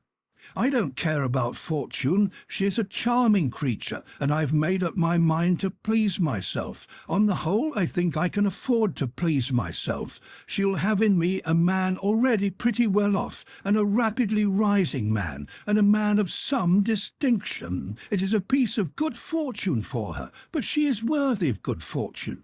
Are you astonished?" Carton, still drinking the punch, rejoined, "Why should I be astonished? You approve?" Carton, still drinking the punch, rejoined, "Why should I not approve?" "Well," said his friend Stryver, "you take it more easily than I fancied you would, and you are less mercenary on my behalf than I thought you would be, though, to be sure, you know well enough by this time that your ancient chum is a man of a pretty strong will. Yes, Sidney, I have had enough of this style of life, with no other as a change from it. I feel that it is a pleasant thing for a man to have a home when he feels inclined to go to it. When he doesn't, he can stay away, and I feel that Miss Manette will tell well in any station, and will always do me credit. So I have made up my mind, and now, Sidney, old boy, I want to say a word to you about your prospects. You are in a bad way, you know. You really are in a bad way. You don't know the value of money. You live hard. You'll knock up one of these days and be ill and poor. You really ought to think about a nurse." The prosperous patronage with which he said it made him look twice as big as he was and 4 times as offensive.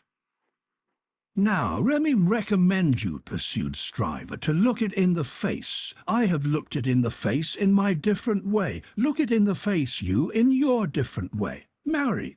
Provide somebody to take care of you. Never mind your having no enjoyment of women's society, nor understanding of it, nor tact for it. Find out somebody. Find out some respectable woman with a little property, somebody in the landlady way or lodging-letting way, and marry her against a rainy day. That's the kind of thing for you. Now think of it, Sidney."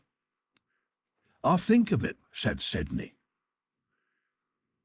Chapter 12. The Fellow of Delicacy. Mr. Stryver, having made up his mind to that magnanimous bestowal of good fortune on the doctor's daughter, resolved to make her happiness known to her before he left town for the long vacation. After some mental debating of the point, he came to the conclusion that it would be as well to get all the preliminaries done with, and they could then arrange at their leisure whether he should give her his hand a week or 2 before Michaelmas term, or in the little Christmas vacation between it and Hilary. As to the strength of his case, he had not a doubt about it, that clearly saw his way to the verdict. Argued with the jury on substantial worldly grounds, the only grounds ever worth taking into account, it was a plain case, and had not a weak spot in it. He called himself for the plaintiff. There was no getting over his evidence. The counsel for the defendant threw up his brief, and the jury did not even turn to consider. After trying it, Stryver, C.J., was satisfied that no plainer case could be. Accordingly, Mr. Stryver inaugurated the long vacation with a formal proposal to take Miss Manette to Vauxhall Gardens, that failing, to Ranelagh. That unaccountably failing too, it behoved him to present himself in Soho, and there declare his noble mind. Towards Soho, therefore, Mr. Stryver shouldered his way from the Temple, while the bloom of the long vacation's infancy was still upon it. Anybody who had seen him projecting himself into Soho while he was yet on St. Dumston's side of Temple Bar, bursting in his full-blown way along the pavement to the jostlement of all weaker people, might have seen how safe and strong he was. His way taking him past Tellson's, and he both banking at Tellson's and knowing Mr. Lorry as the intimate friend of the Manettes. It entered Mr. Stryver's mind to enter the bank and reveal to Mr. Lorry the brightness of the Soho horizon. So he pushed open the door with the weak rattle in its throat, stumbled down the 2 steps, got past the 2 ancient cashiers, and shouldered himself into the musty back closet where Mr. Lorry sat at great books ruled for figures, with perpendicular iron bars to his window, as if that were ruled for figures too, and everything under the clouds were a sum. "Halloa," said Mr. Stryver. "How do you do? I hope you are well." It was Stryver's grand peculiarity that he always seemed too big for any place or space. He was so much too big for Tellson's that old clerks in distant corners looked up with looks of remonstrance, as though he squeezed them against the wall. The house itself, magnificently reading the paper quite in the far-off perspective, lowered displeased, as if the Stryver head had been butted into his responsible waistcoat. The discreet Mr. Lorry said, in a sample tone of the voice he would recommend under the circumstances, "How do you do, Mr. Stryver?" "How do you do, sir?" and shook hands. There was a peculiarity in his manner of shaking hands, always to be seen in any clerk at Tellson's who shook hands with a customer when the house pervaded the air. He shook in a self-abnegating way, as one who shook for Tellson and Company. "Can I do anything for you, Mr. Stryver?" asked Mr. Lorry in his business character. "Why, no, thank you. This is a private visit to yourself, Mr. Lorry. I have come for a private word." "Oh, indeed," said Mr. Lorry, bending down his ear while his eye strayed to the house afar off. "I am going," said Mr. Stryver, leaning his arms confidentially on the desk, whereupon, although it was a large double one, there appeared to be not half desk enough for him. "I am going to make an offer of myself in marriage to your agreeable little friend, Miss Manette, Mr. Lorry." "Oh, dear me," cried Mr. Lorry, rubbing his chin and looking at his visitor dubiously. "Oh, dear me, sir," repeated Stryver, drawing back. "Oh, dear you, sir, what may your meaning be, Mr. Lorry?" "My meaning," answered the man of business, "is of course friendly and appreciative, and that it does you the greatest credit, and, in short, my meaning is everything you could desire. But really, you know, Mr. Stryver—" Mr. Lorry paused and shook his head at him in the oddest manner, as if he were compelled against his will to add internally, "You know, there really is so much, too much of you." "Well," said Stryver, slapping the desk with his contentious hand, opening his eye to wider and taking a long breath, "if I understand you, Mr. Lorry, I'll be hanged." Mr. Lorry adjusted his little wig at both ears as a means towards that end, and bit the feather of a pen. "Damn it all, sir," said Stryver, staring at him, "am I not eligible?" "Oh dear, yes, yes, oh yes, you're eligible," said Mr. Lorry. "If you say eligible, you are eligible." "Am I not prosperous?" asked Stryver. "Oh, if you come to prosperous, you are prosperous," said Mr. Lorry. "And advancing?" "If you come to advancing, you know," said Mr. Lorry, delighted to be able to make another admission. "Nobody can doubt that." "Then what on earth is your meaning, Mr. Lorry?" demanded Stryver, perceptibly crestfallen. "Well, were you going there now?" asked Mr. Lorry. "Straight," said Stryver, with a plump of his fist on the desk. "Then I think I wouldn't if I was you." "Why?" said Stryver. "Now, I'll put you in a corner," forensically shaking a forefinger at him. "You are a man of business, and bound to have a reason. State your reason. Why wouldn't you go?" "Because," said Mr. Lorry, "I wouldn't go on such an object without having some cause to believe that I should succeed." "Damn me!" cried Stryver. "But this beats everything." Mr. Lorry glanced at the distant house and glanced at the angry Stryver. "Here's a man of business, a man of years, a man of experience, in a bank," said Stryver, "and having summed up 3 leading reasons for complete success, he says there's no reason at all, says it with his head on."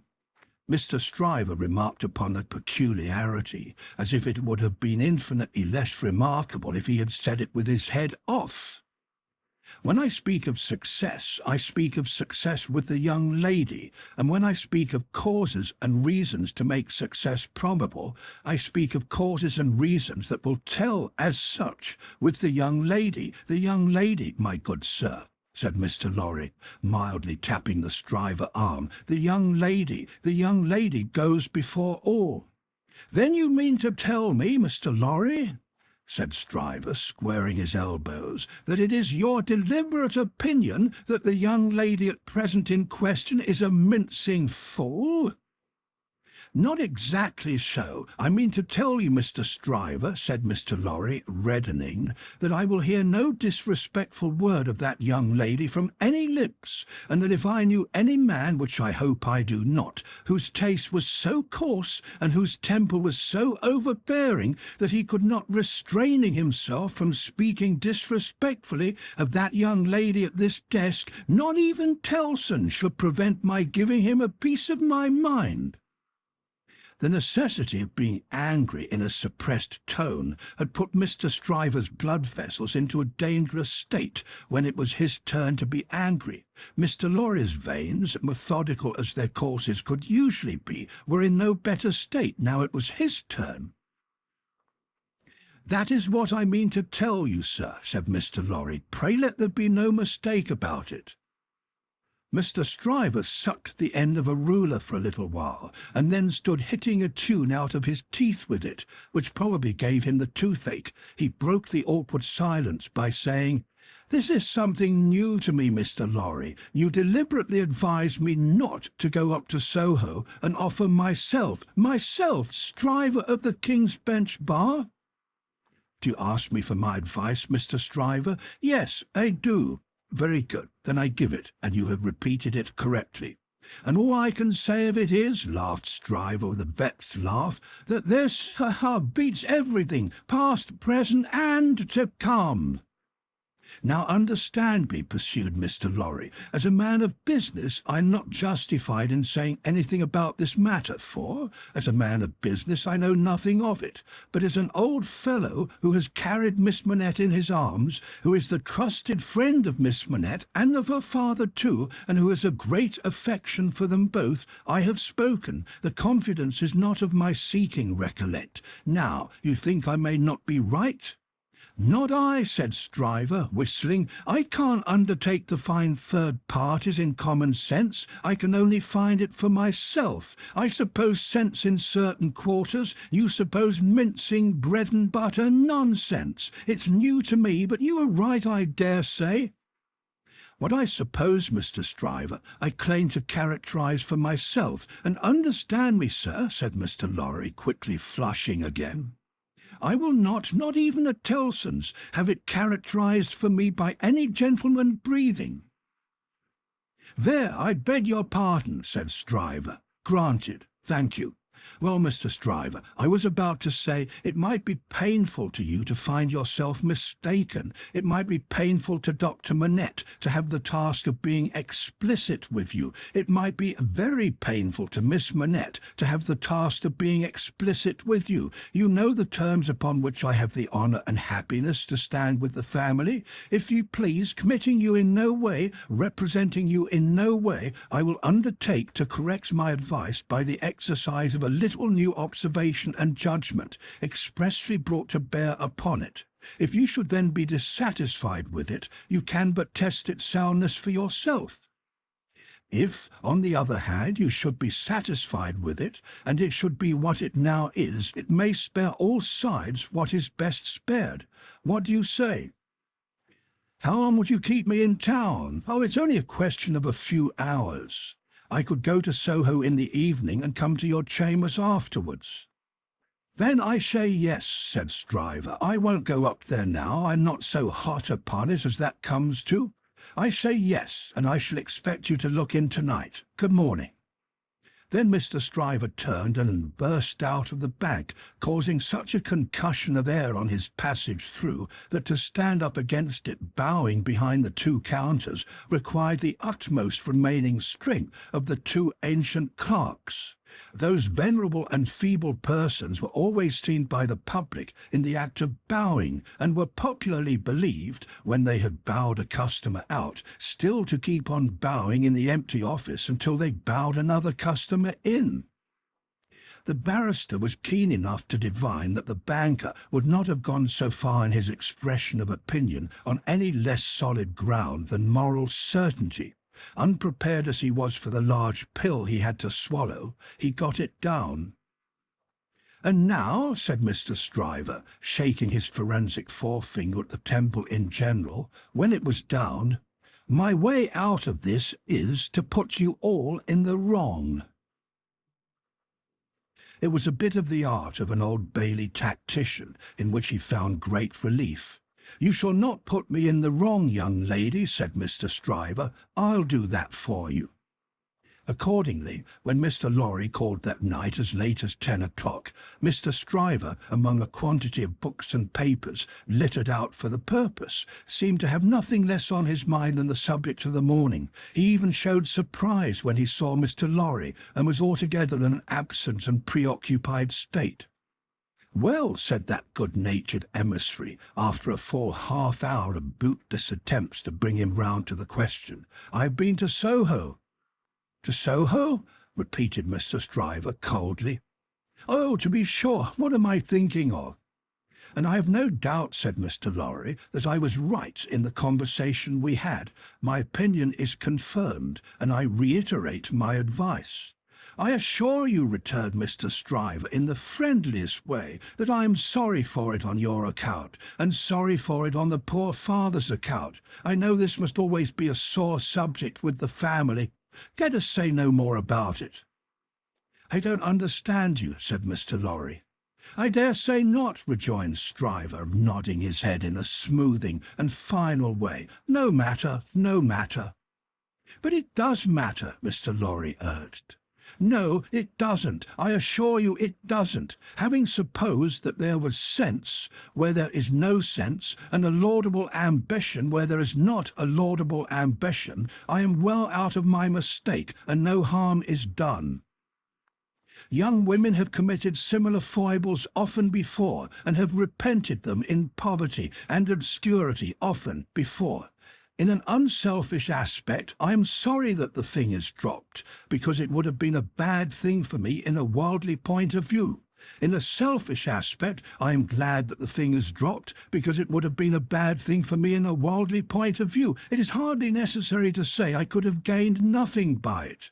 There is no harm at all done. I have not proposed the young lady, and between ourselves, I am by no means certain, on reflection, that I ever should have committed myself to that extent.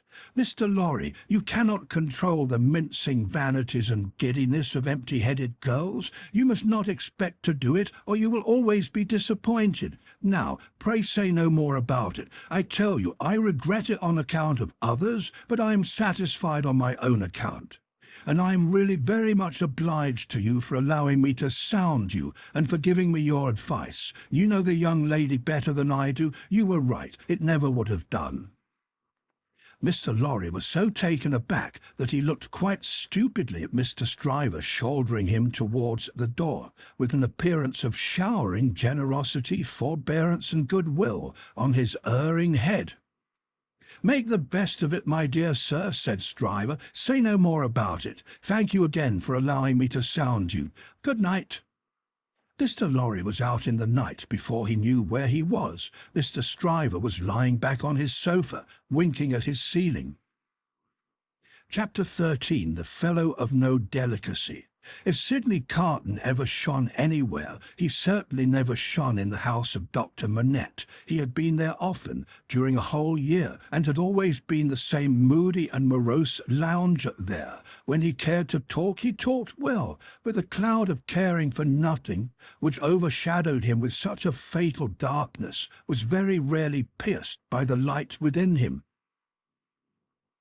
And yet he did care something for the streets that environed that house, and for the senseless stones that made their pavements. Many a night he vaguely and unhappily wandered there, when wine had brought no transitory gladness to him. Many a dreary daybreak revealed his solitary figure lingering there, and still lingering there, when the first beams of the sun brought into strong relief removed beauties of architecture in spires of churches and lofty buildings, as perhaps the quiet time brought some sense of better things, else forgotten and unattainable, into his mind. Of late, the neglected bed in the Temple Court had known him more scantily than ever, and often, when he had thrown himself upon it, no longer than a few minutes, he had got up again and haunted that neighbourhood. On a day in August, when Mr. Stryver, after notifying to his jackal that he had thought better of that marrying matter, had carried his delicacy into Devonshire, and when the sight and scent of flowers in the city streets had some waifs of goodness in them for the worst, of health for the sickliest, and of youth for the oldest, Sidney's feet still trod those stones. From being irresolute and purposeless, his feet became animated by an intention, and in the working out of that intention they took him to the doctor's door. He was shown upstairs and found Lucie at her work, alone. She had never been quite at her ease with him, and received him with some little embarrassment as he seated himself near her table. But, looking up at his face in the interchange of the first few commonplaces, she observed a change in it. "I fear you're not well, Mr. Carton." "No, but the life I lead, Miss Manette, is not conducive to health. What is to be expected of, or by, such profligates? Is it not, forgive me, I have begun the question on my lips, a pity to live no better life? God knows it is a shame. Then why not change it?" Looking gently at him again, she was surprised and saddened to see that there were tears in his eyes. There were tears in his voice, too, as he answered, "It is too late for that. I shall never be better than I am. I shall sink lower and be worse." He leaned an elbow on her table and covered his eyes with his hand. The table trembled in the silence that followed. She had never seen him softened, and was much distressed. He knew her to be so, without looking at her, and said, "Pray forgive me, Miss Manette. I break down before the knowledge of what I want to say to you. Will you hear me?" "If it will do you any good, Mr. Carton, if it would make you happier, it would make me very glad." "God bless you for your sweet compassion." He unshaded his face after a little while, and spoke steadily. "Don't be afraid to hear me. Don't shrink from anything I say. I'm like one who died young. All my life might have been. No, Mr. Carton, I'm sure that the best part of it might still be. I'm sure that you might be much, much worthier of yourself. Say of you, Miss Manette, and although I know better, although in the mystery of my own wretched heart I know better, I shall never forget it." She was pale and trembling. He came to her relief with a fixed despair of himself, which made the interview unlike any other that could have been holden. "If it had been possible, Miss Manette, that you could have returned the love of the man you see before you, flung away, wasted, drunken, poor creature of misuse, as you know him to be, he would have been conscious this day and hour, in spite of his happiness, that he would bring you to misery, bring you to sorrow and repentance, blight you, disgrace you, pull you down with him. I know very well that you can have no tenderness for me. I ask for none. I am even thankful that it cannot be. Without it, can I not save you, Mr. Carton? Can I not recall you, forgive me again, to a better course? Can I in no way repay your confidence? I know this is a confidence, she modestly said, after a little hesitation, and in earnest tears. I know you would say this to no one else. Can I turn it to no good account for yourself, Mr. Carton? He shook his head. To none. No, Miss Manette, to none. If you will hear me through a very little more, all you can ever do for me is done. I wish you to know that you have been the last dream of my soul. In my degradation, I have not been so degraded but that the sight of you with your father, and of this home made such a home by you, has stirred old shadows that I thought had died out of me. Since I knew you, I have been troubled by a remorse that I thought would never reproach me again, and have heard whispers from old voices impelling me upward that I thought were silent forever. I have had unformed ideas of striving afresh, beginning anew, shaking off sloth and sensuality, and fighting out the abandoned fight, a dream, all a dream that ends in nothing, and leaves the sleeper where he lays down. But I wish you to know that you inspired it. Will nothing of it remain? Oh, Mr. Carton, think again, try again. No, Miss Manette, all through it I have known myself to be quite undeserving, and yet I have had the weakness, and have still the weakness, to wish you to know with what a sudden mastery you kindled me, heap of ashes that I am, into fire. A fire, however inseparable in its nature from myself, quickening nothing, lighting nothing, doing no service, idly burning away. Since it is my misfortune, Mr. Carton, to have made you more unhappy than you were before you knew me, don't say that, Miss Manette, for you would have reclaimed me, if anything could. You will not be the cause of my becoming worse. Since the state of your mind that you describe is, at all events, attributable to some influence of mine, this is what I mean, if I can make it plain. Can I use no influence to serve you? Have I no power for good with you at all? The utmost good that I am capable of now, Miss Manette, I have come here to realize. Let me carry through the rest of my misdirected life the remembrance that I opened my heart to you, last of all the world, and that there was something left in me at this time which you could deplore and pity, which I entreated you to believe again and again most fervently with all my heart was capable of better things, Mr. Carton. Entreat me to believe it no more, Miss Manette. I have proved myself, and I know better. I distress you. I draw fast to an end.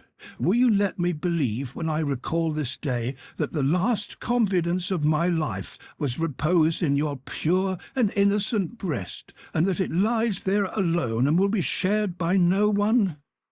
If that would be a consolation to you, yes. Not even by the dearest one ever to be known to you?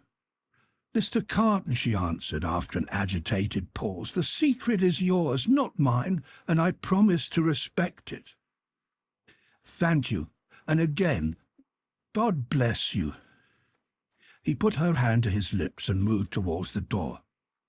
Be under no apprehension, Miss Manette, of my ever resuming this conversation by so much as a passing word. I will never refer to it again. If I were dead, that could not be surer than it is henceforth. In the hour of my death I shall hold sacred the one good remembrance, and shall thank and bless you for it, that my last avowal of myself was made to you, and that my name and faults and miseries were gently carried in your heart. May it otherwise be light and happy. He was so unlike what he had ever shown himself to be, and it was so sad to think how much he had thrown away, and how much he every day kept down and perverted, that Lucie Manette wept mournfully for him as he stood looking back at her. "Be comforted," he said. "I am not worth such feeling, Miss Manette. An hour or two hence, and the low companions and low habits that I scorn but yield to will render me less worth such tears as those than any wretch who creaks along the streets. Be comforted. But within myself I shall always be towards you what I am now, though outwardly I shall be what you have heretofore seen me. The last supplication but one I make to you is that you will believe this of me." "I will, Mr. Carton." "My last supplication of all is this, and with it I will relieve you of a visitor with whom I well know you have nothing in unison, and between whom and you there is an impassable space. It is useless to say it, I know, but it rises out of my soul. For you and any dear to you, I would do anything. If my career were of that better kind that there was any opportunity or capacity of sacrifice in it, I would embrace any sacrifice for you and for those dear to you. Try to hold me in your mind some quiet times as ardent and sincere in this one thing. The time will come, the time will not be long in coming, when new ties will be formed about you, ties that will bind you yet more tenderly and strongly to the home you so adorn, the dearest ties that will ever grace and gladden you. Oh, Miss Manette, when the little picture of a happy father's face looks up in yours, when you see your own bright beauty springing up anew at your feet, think now and then that there is a man who would give his life to keep a life you love beside you." He said farewell, said a last "God bless you," and left her. Chapter 14. The Honest Tradesman. To the eyes of Mr. Jeremiah Cruncher, sitting on his stall in Fleet Street with his grisly urchin beside him, a vast number and variety of objects in movement were every day presented. Who could sit upon anything in Fleet Street during the busy hours of the day and not be dazed and deafened by two immense processions, one ever tending westward with the sun, the other ever tending eastward from the sun, both ever tending to the plains beyond the range of red and purple where the sun goes down? With his straw in his mouth, Mr. Cruncher sat watching the two streams, like the heathen rustic who has for several centuries been on duty watching one stream, saving that Jerry had no expectation of their ever running dry. Nor would it have been an expectation of a hopeful kind, since a small part of his income was derived from the pilotage of timid women, mostly of a full habit and past the middle term of life, from Tellson's side of the tides to the opposite shore. Brief as such companionship was in every separate instance, Mr. Cruncher never failed to become so interested in the lady as to express a strong desire to have the honour of drinking her very good health. And it was from the gifts bestowed upon him towards the execution of this benevolent purpose that he recruited his finances, as just now observed. Time was when a poet sat upon a stall in a public place and mused in the sight of men. Mr. Cruncher, sitting on a stall in a public place, but not being a poet, mused as little as possible and looked about him. It fell out that he was thus engaged in a season when crowds were few and belated women few, and when his affairs in general were so unprosperous as to awaken a strong suspicion in his breast that Mrs. Cruncher must have been flopping in some pointed manner, when an unusual concourse pouring down Fleet Street westward attracted his attention.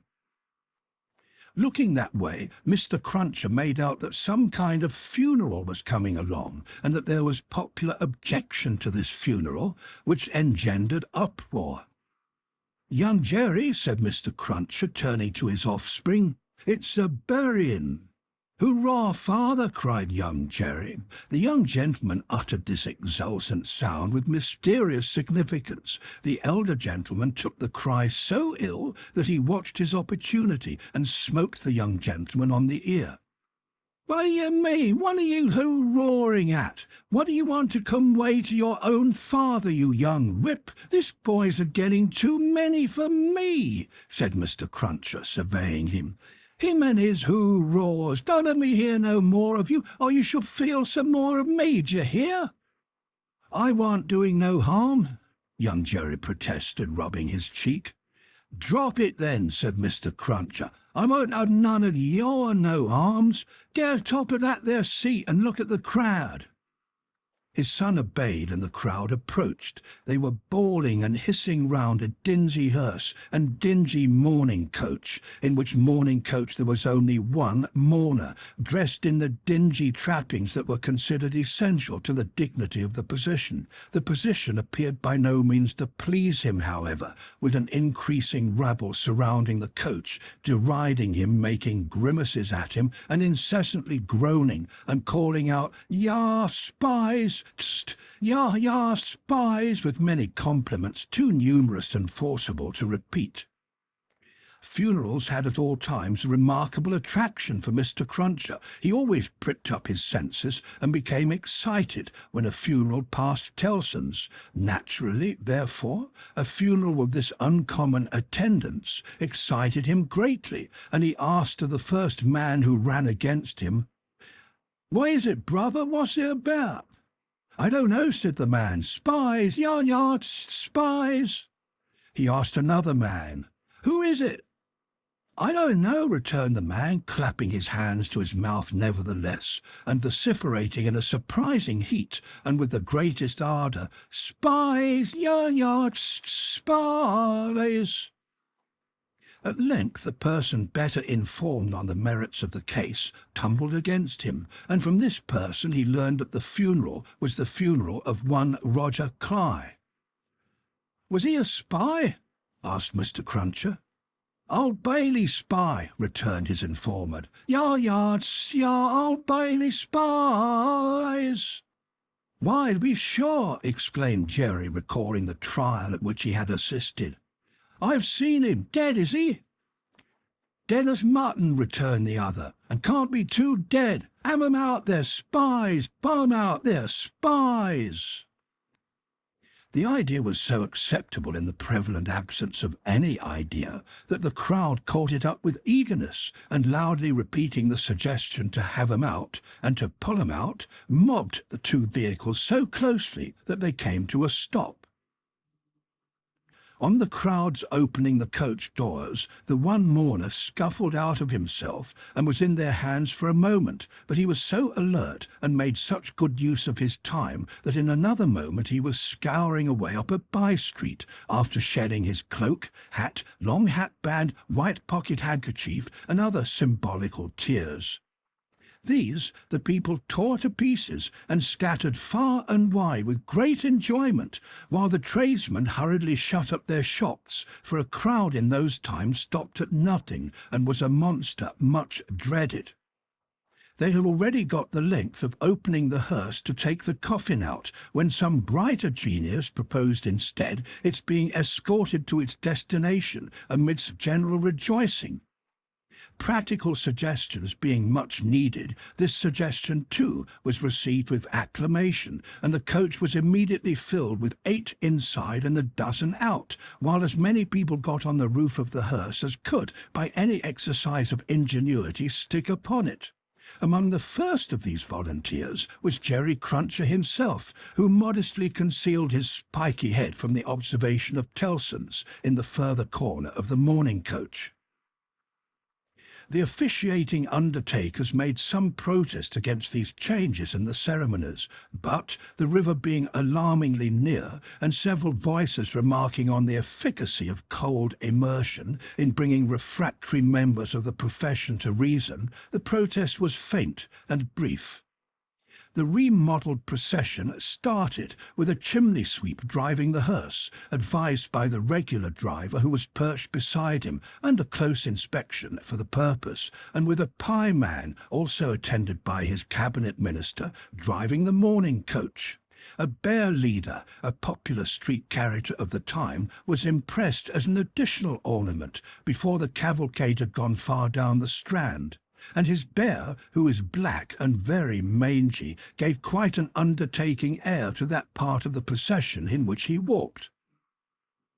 Thus, with beer drinking, pipe smoking, song roaring, and infinite caricaturing of woe, the disorderly procession went its way, recruiting at every step, and all the shops shutting up before it. Its destination was the old church of St. Pancras, far off in the fields. It got there in course of time, insisted on pouring into the burial ground. Finally, accomplished the interment of the deceased Roger Cly in its own way and highly to its own satisfaction. The dead man disposed of, and the crowd being under the necessity of providing some other entertainment for itself, another brighter genius, or perhaps the same, conceived the humour of impeaching casual passers-by as Old Bailey spies and wreaking vengeance on them. Chase was given to some scores of inoffensive persons who had never been near the Old Bailey in their lives, in the realization of this fancy, and they were roughly hustled and maltreated. The transition to the sport of window-breaking, and thence to the plundering of public houses, was easy and natural. At last, after several hours, when sundry summer houses had been pulled down and some area railings had been torn up to arm the more belligerent spirits, a rumour got about that the guards were coming.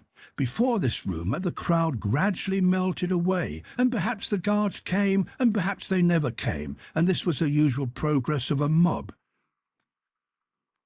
Mr. Cruncher did not assist at the closing sports, but had remained behind in the churchyard to confer and condole with the undertakers. The place had a soothing influence on him. He procured a pipe from a neighbouring public house and smoked it, looking in at the railings and maturely considering the spot. "Jerry," said Mr. Cruncher, apostrophizing himself in his usual way, "you see that there Cly that day, and you see with your own eyes that he was a young un and a straight maiden." Having smoked his pipe out and ruminated a little longer, he turned himself about that he might appear, before the hour of closing, on his station at Tellson's. Whether his meditations on mortality had touched his liver, or whether his general health had been previously at all amiss, or whether he desired to show a little attention to an eminent man, is not so much to the purpose as that he made a short call upon his medical adviser, a distinguished surgeon, on his way back.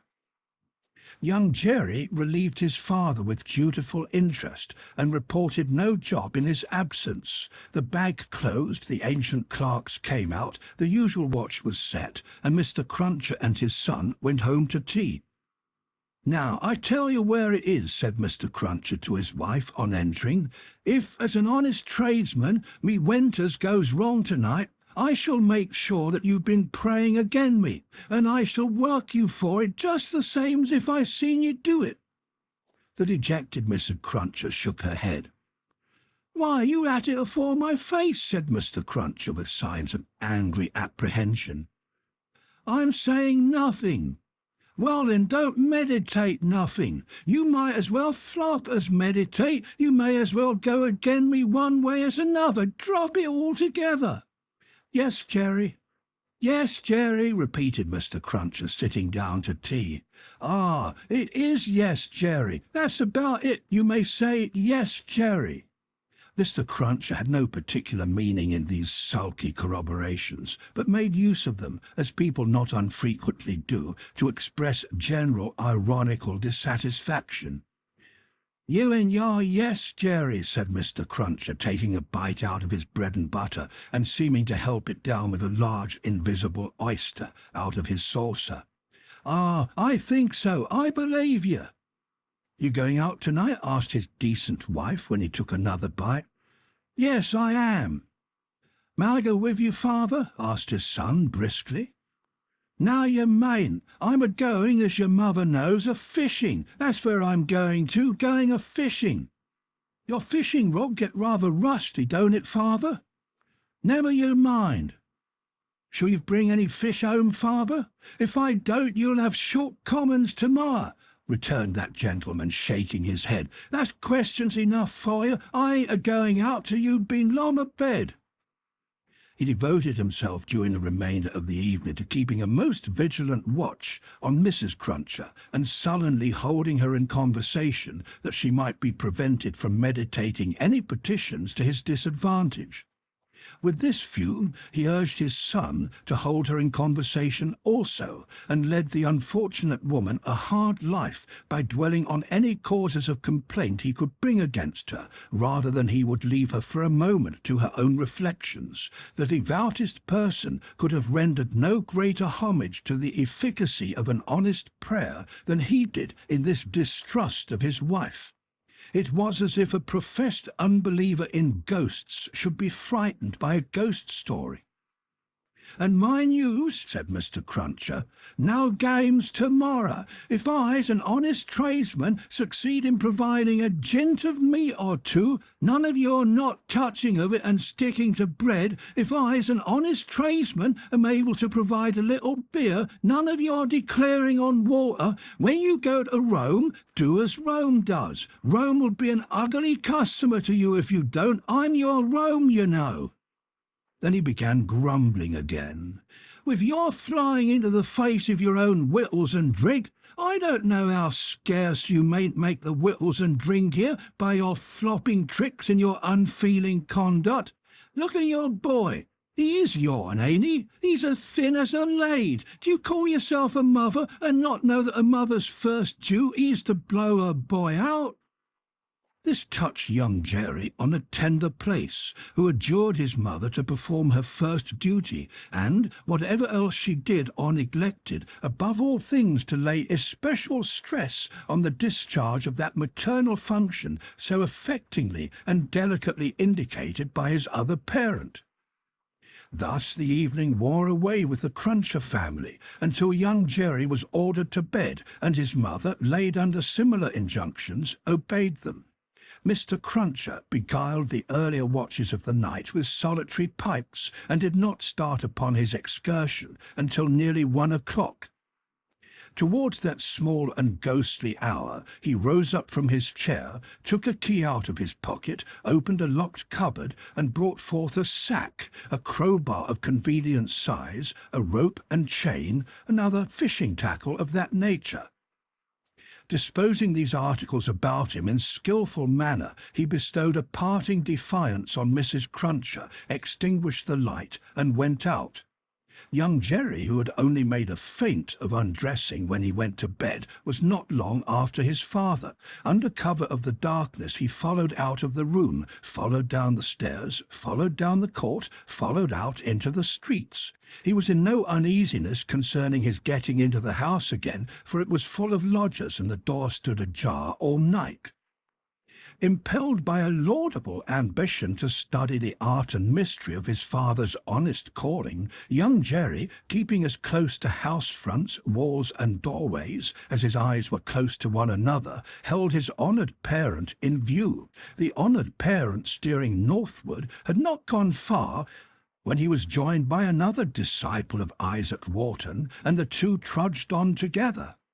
Within half an hour from the first starting, they were beyond the winking lamps and the more than winking watchman, and were out upon a lonely road. Another fisherman was picked up here, and that so silently that if young Jerry had been superstitious, he might have supposed the second follower of the gentle craft to have, all of a sudden, split himself into two.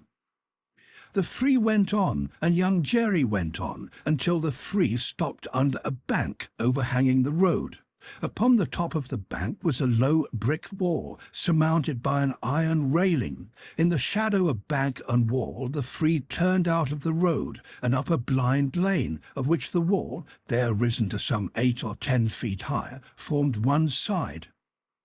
Crouching down in a corner, peeping up the lane, the next object that young Jerry saw was the form of his honoured parent, pretty well defined against the watery and clouded moon, nimbly scaling an iron gate. He was soon over, and then the second fisherman got over, and then the third. They all dropped softly on the ground within the gate, and lay there a little, listening perhaps. Then they moved away on their hands and knees. It was now young Jerry's turn to approach the gate, which he did, holding his breath. Crouching down again in a corner there and looking in, he made out the three fishermen creeping through some rank grass and all the gravestones in the churchyard. It was a large churchyard that they were in, looking on like ghosts in white, while the church tower itself looked on like the ghost of a monstrous giant. They did not creep far before they stopped and stood upright, and then they began to fish. They fished with a spade at first. Presently the honoured parent appeared to be adjusting some instrument like a great corkscrew. Whatever tools they worked hard, until the awful striking of the church clock so terrified young Jerry that he made off with his hair as stiff as his father's. But his long-cherished desire to know more about these matters not only stopped him in his running away, but lured him back again. They were still fishing perseveringly when he peeped in at the gate for a second time, but now they seemed to have got a bite. There was a screwing and complaining sound down below, and their bent figures were strained as if by a weight. By slow degrees the weight broke away the earth upon it, and came to the surface. Young Jerry very well knew what it would be, but when he saw it, and saw his honoured parent about to wrench it open, he was so frightened, being new to the sight, that he made off again, and never stopped until he had run a mile or more. He would not have stopped then for anything less necessary than breath, it being a spectral sort of race that he ran, and one highly desirable to get to the end of. He had a strong idea that the coffin he had seen was running after him, and, pictured as hopping on behind him bolt upright upon its narrow end, always at the point of overtaking him and hopping on at his side, perhaps taking his arm, it was a pursuer to shun.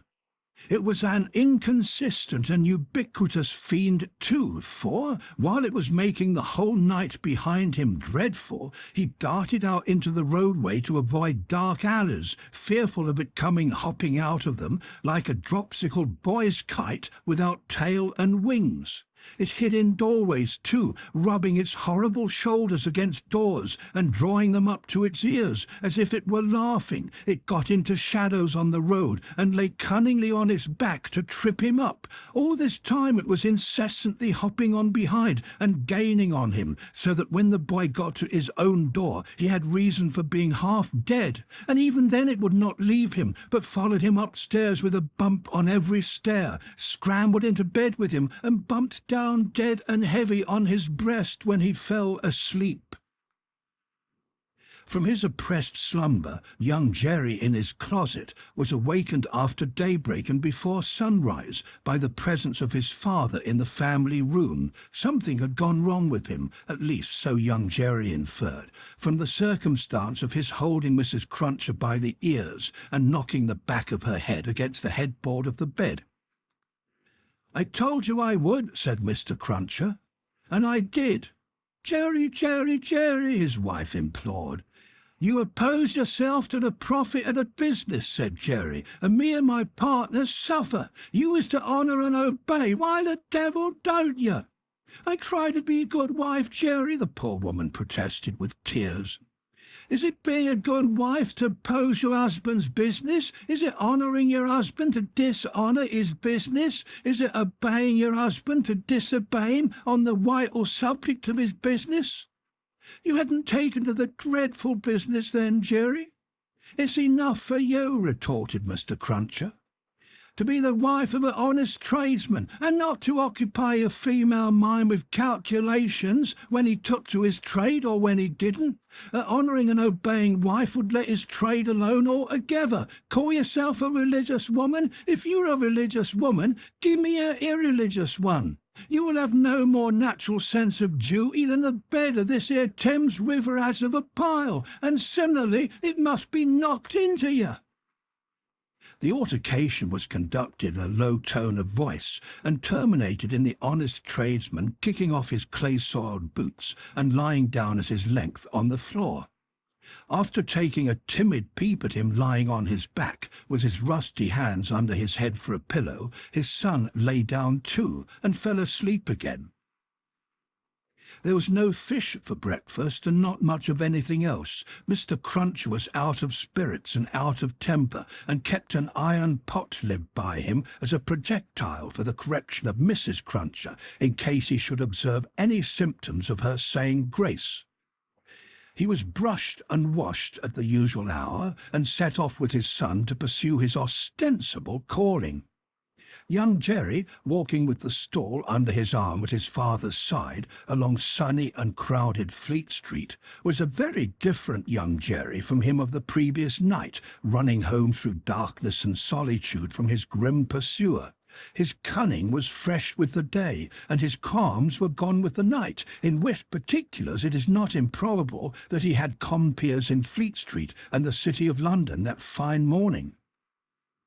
"Father," said young Jerry as they walked along, taking care to keep at arm's length and to have the stall well between them, "what's a resurrection, man?"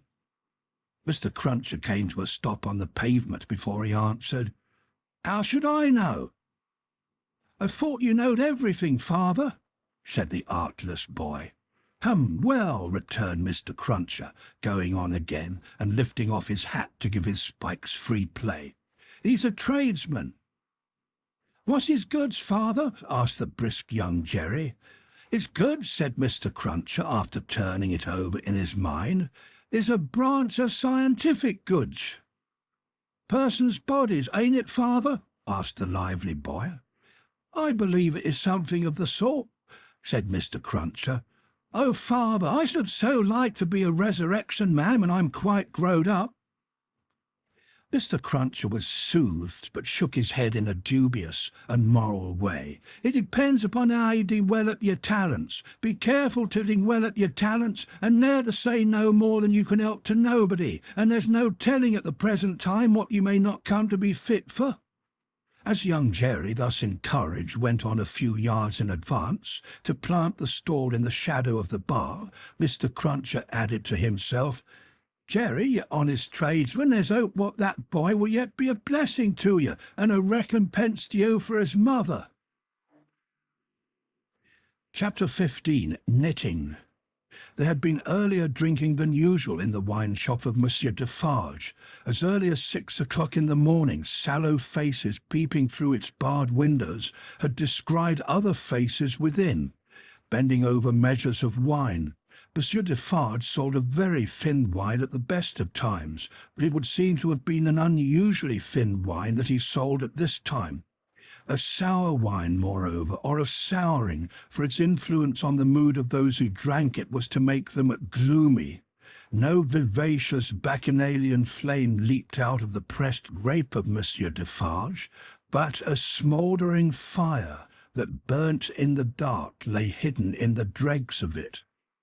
This had been the third morning in succession on which there had been early drinking at the wine-shop of Monsieur Defarge. It had begun on Monday, and here was Wednesday come. There had been more of early brooding than drinking, for many men had listened and whispered and slunk about there from the time of the opening of the door, who could not have laid a piece of money on the counter to save their souls. These were to the full as interested in the place, however, as if they could have commanded whole barrels of wine, and they glided from seat to seat and from corner to corner, swallowing talk in lieu of drink with greedy looks. Notwithstanding an unusual flow of company, the master of the wine-shop was not visible. He was not missed, for nobody who crossed the threshold looked for him, nobody asked for him, nobody wondered to see only Madame Defarge in her seat, presiding over the distribution of wine, with a bowl of battered small coins before her, as much defaced and beaten out of their original impress as the small coinage of humanity from whose ragged pockets they had come. A suspended interest and a prevalent absence of mind were perhaps observed by the spies who looked in at the wine-shop, as they looked in at every place, high and low, from the king's palace to the criminal's jail.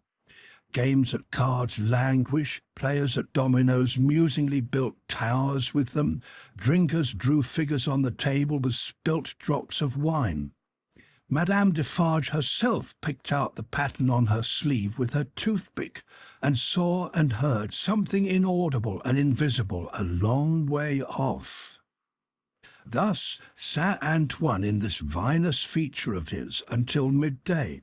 It was high noontide when two dusty men passed through his streets and under his swinging lamps, of whom one was Monsieur Defarge, the other a mender of roads in a blue cap. All adust and athirst, the two entered the wine-shop. Their arrival had lighted a kind of fire in the breast of Saint Antoine, fast spreading as they came along, which stirred and flickered in flames of faces at most doors and windows. Yet no one had followed them, and no man spoke when they entered the wine-shop, though the eyes of every man there were turned upon them. "Good day, gentlemen," said Monsieur Defarge. It may have been a signal for loosening the general tongue. It elicited an answering chorus of "Good day." "It is bad weather, gentlemen," said Defarge, shaking his head, upon which every man looked at his neighbour, and then all cast down their eyes and sat silent, except one man, who got up and went out.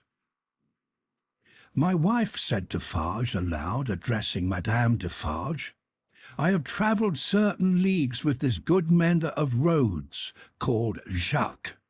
I met him by accident a day and a half's journey out of Paris. He is a good child, this mender of roads, called Jacques. Give him to drink, my wife." A second man got up and went out. Madame Defarge set wine before the mender of roads called Jacques, who doffed his blue cap to the company, and drank. In the breast of his blouse he carried some coarse, dark bread. He ate of this between whiles and sat munching and drinking near Madame Defarge's counter. A third man got up and went out. Defarge refreshed himself with a draught of wine, but he took less than was given to the stranger, as being himself a man to whom it was no rarity, and stood waiting until the countryman had made his breakfast. He looked at no one present, and no one now looked at him, not even Madame Defarge, who had taken up her knitting and was at work. "Have you finished your repast, friend?" he asked in due season. "Yes, thank you." "Come then, you shall see the apartment that I told you could occupy. It will suit you to a marvel." Out of the wine-shop into the street, out of the street into a courtyard, out of the courtyard up a steep staircase, out of the staircase into a garret, formerly the garret where a white-haired man sat on a low bench, stooping forward and very busy, making shoes. No white-haired man was there now, but the three men were there who had gone out of the wine-shop singly, and between them and the white-haired man afar off was the one small link that they had once looked in at him through the chinks in the wall. Defarge closed the door carefully and spoke in a subdued voice. "Jacques 1, Jacques 2, Jacques 3, this is the witness encountered by appointment by me, Jacques 4. He will tell you all. Speak, Jacques 5. The mender of roads, blue cap in hand, wiped his swarthy forehead with it, and said, "Where shall I commence, monsieur?" "Commence," was Monsieur Defarge's not unreasonable reply, "at the commencement." "I saw him then, messieurs," began the mender of roads, "a year ago this running summer, underneath the carriage of the Marquis, hanging by the chain. Behold the manner of it. I leaving my work on the road, the sun going to bed, the carriage of the Marquis slowly ascending the hill, he hanging by the chain, like this." Again the mender of roads went through the whole performance, in which he ought to have been perfect by that time, seeing that it had been the infallible resource and indispensable entertainment of his village during a whole year. Jacques 1 struck in and asked if he had ever seen the man before. "Never," answered the mender of roads, recovering his perpendicular.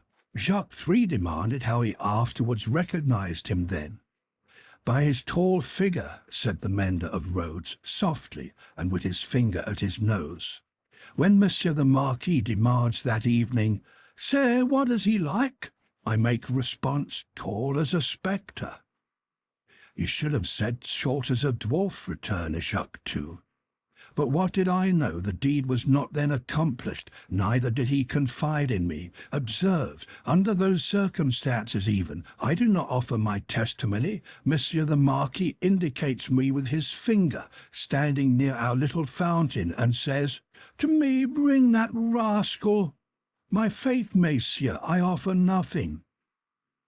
"He is right there, Jacques," murmured Defarge to him who had interrupted. "Go on." "Good," said the mender of roads with an air of mystery. "The tall man is lost, and he is sought. How many months? 9, 10, 11? "No matter the number," said Defarge. "He is well hidden, but at last he is unluckily found. Go on." "I am again at work upon the hillside, and the sun is again about to go to bed. I am collecting my tools to descend to my cottage down in the village below, where it is already dark, when I raise my eyes and see coming over the hill 6 soldiers. In the midst of them is a tall man with his arms bound, tied to his sides, like this." With the aid of his indispensable cap, he represented a man with his elbows bound fast at his hips, with cords that were knotted behind him. "I stand aside, messieurs, by my heap of stones, to see the soldiers and their prisoner pass, for it is a solitary road that, where any spectacle is well worth looking at. And at first, as they approach, I see no more than that they are 6 soldiers with a tall man bound, and that they are almost black to my sight, except on the side of the sun going to bed, where they have a red edge, messieurs. Also, I see that their long shadows are on the hollow ridge on the opposite side of the road, and are on the hill above it, and are like the shadows of giants. Also, I see that they are covered with dust, and that the dust moves with them as they come, tramp, tramp. But when they advance quite near to me, I recognize the tall man, and he recognizes me. But he will be well content to precipitate himself over the hillside once again, as on the evening when he and I first encountered, close to the same spot. He described it as if he were there, and it was evident that he saw it vividly. Perhaps he had not seen much in his life. I do not show the soldiers that I recognize the tall man. He does not show the soldiers that he recognizes me. We do it, and we know it, with our eyes. "Come on," says the chief of that company, pointing to the village. "Bring him fast to his tomb," and they bring him faster. I follow. His arms are swelled because of being bound so tight. His wooden shoes are large and clumsy, and he is lame. Because he is lame and consequently slow, they drive him with their guns like this. He imitated the action of a man's being impelled forward by the butt ends of muskets. As they descend the hill like madmen running a race, he falls. They laugh and pick him up again. His face is bleeding and covered with dust, but he cannot touch it. Thereupon they laugh again. They bring him into the village. All the village runs to look. They take him past the mill and up to the prison. All the village sees the prison gate open in the darkness of the night and swallow him like this. He opened his mouth as wide as he could and shut it with the sounding snap of his teeth. Observant of his unwillingness to mar the effect by opening it again, Defarge said, "Go on, Jacques." "All the village," pursued the mender of roads, on tiptoe and in a low voice, withdraws. All the village whispers by the fountain. All the village sleeps. All the village dreams of that unhappy one within the locks and bars of the prison on the crag, and never to come out of it except to perish. In the morning, with my tools upon my shoulder, eating my morsel of black bread as I go, I make a circuit by the prison on my way to my work. There I see him, high up behind the bars of the lofty iron cage, bloody and dusty as last night, looking through. He has no hand free to wave to me. I dare not call to him. He regards me like a dead man. Defarge and the three glanced darkly at one another. The looks of all of them were dark, repressed, and revengeful as they listened to the countryman's story. The manner of all of them, while it was secret, was authoritative too. They had the air of a rough tribunal, Jacques 1 and 2 sitting on the old pallet bed, each with his chin resting on his hand and his eyes intent on the road mender. Jacques 3 equally intent, on one knee behind them, with his agitated hand always gliding over the network of fine nerves about his mouth and nose, Defarge standing between them and the narrator, whom he had stationed in the light of the window, by turns looking from him to them and from them to him. "Go on, Jacques," said Defarge.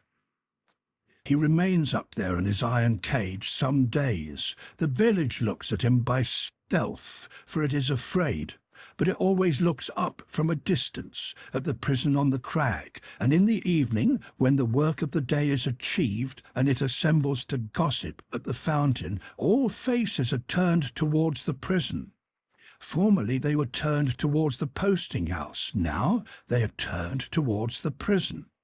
They whisper at the fountain that although condemned to death, he will not be executed. They say that petitions have been presented in Paris, showing that he was enraged and made mad by the death of his child. They say that a petition has been presented to the king himself. What do I know? It is possible. Perhaps yes, perhaps no." "Listen then, Jacques," number 1 of that name sternly interposed. "Know that a petition was presented to the king and queen. All here, yourself excepted, saw the king take it in his carriage in the street, sitting beside the queen. It is Defarge who you see here, who, at the hazard of his life, darted out before the horses with the petition in his hand." "And once again listen, Jacques," said the kneeling number 3, his fingers ever wandering over and over those fine nerves, with a strikingly greedy air, as if he hungered for something that was neither food nor drink. The guard, horse and foot, surrounded the petitioner and struck him blows. "You hear?" "I hear, messieurs." "Go on then," said Defarge. "Again, on the other hand, they whisper at the fountain," resumed the countryman, "that he is brought down into our country to be executed on the spot, and that he will very certainly be executed. They even whisper that because he has slain Monseigneur, and because Monseigneur is the father of his tenants, serfs, what you will, he will be executed as a parricide. One old man says at the fountain that his right hand, armed with the knife, will be burnt off before his face, that into wounds which will be made in his arms, his breast, and his legs, there will be poured boiling oil, melted lead, hot resin, wax, and sulphur. Finally, that he will be torn limb from limb by 4 strong horses. That old man says all this was actually done to a prisoner who made an attempt on the life of the late king, Louis XV. But how do I know if he lies? I'm not a scholar." "Listen once again then, Jacques," said the man with the restless hand and the craving air. "The name of that prisoner was Damiens, and it was all done in open day in the open streets of this city of Paris, and nothing was more noticed in the vast concourse that saw it done than the crowd of ladies of quality and fashion, who were full of eager attention to the last, Jacques, prolonged until nightfall, when he had lost 2 legs and an arm and still breathed. And it was done. Why, how old are you?" 35, said the mender of roads, who looked 60. "It was done when you were more than 10 years old. You might have seen it." "Enough," said Defarge, with grim impatience. "Long live the devil. Go on."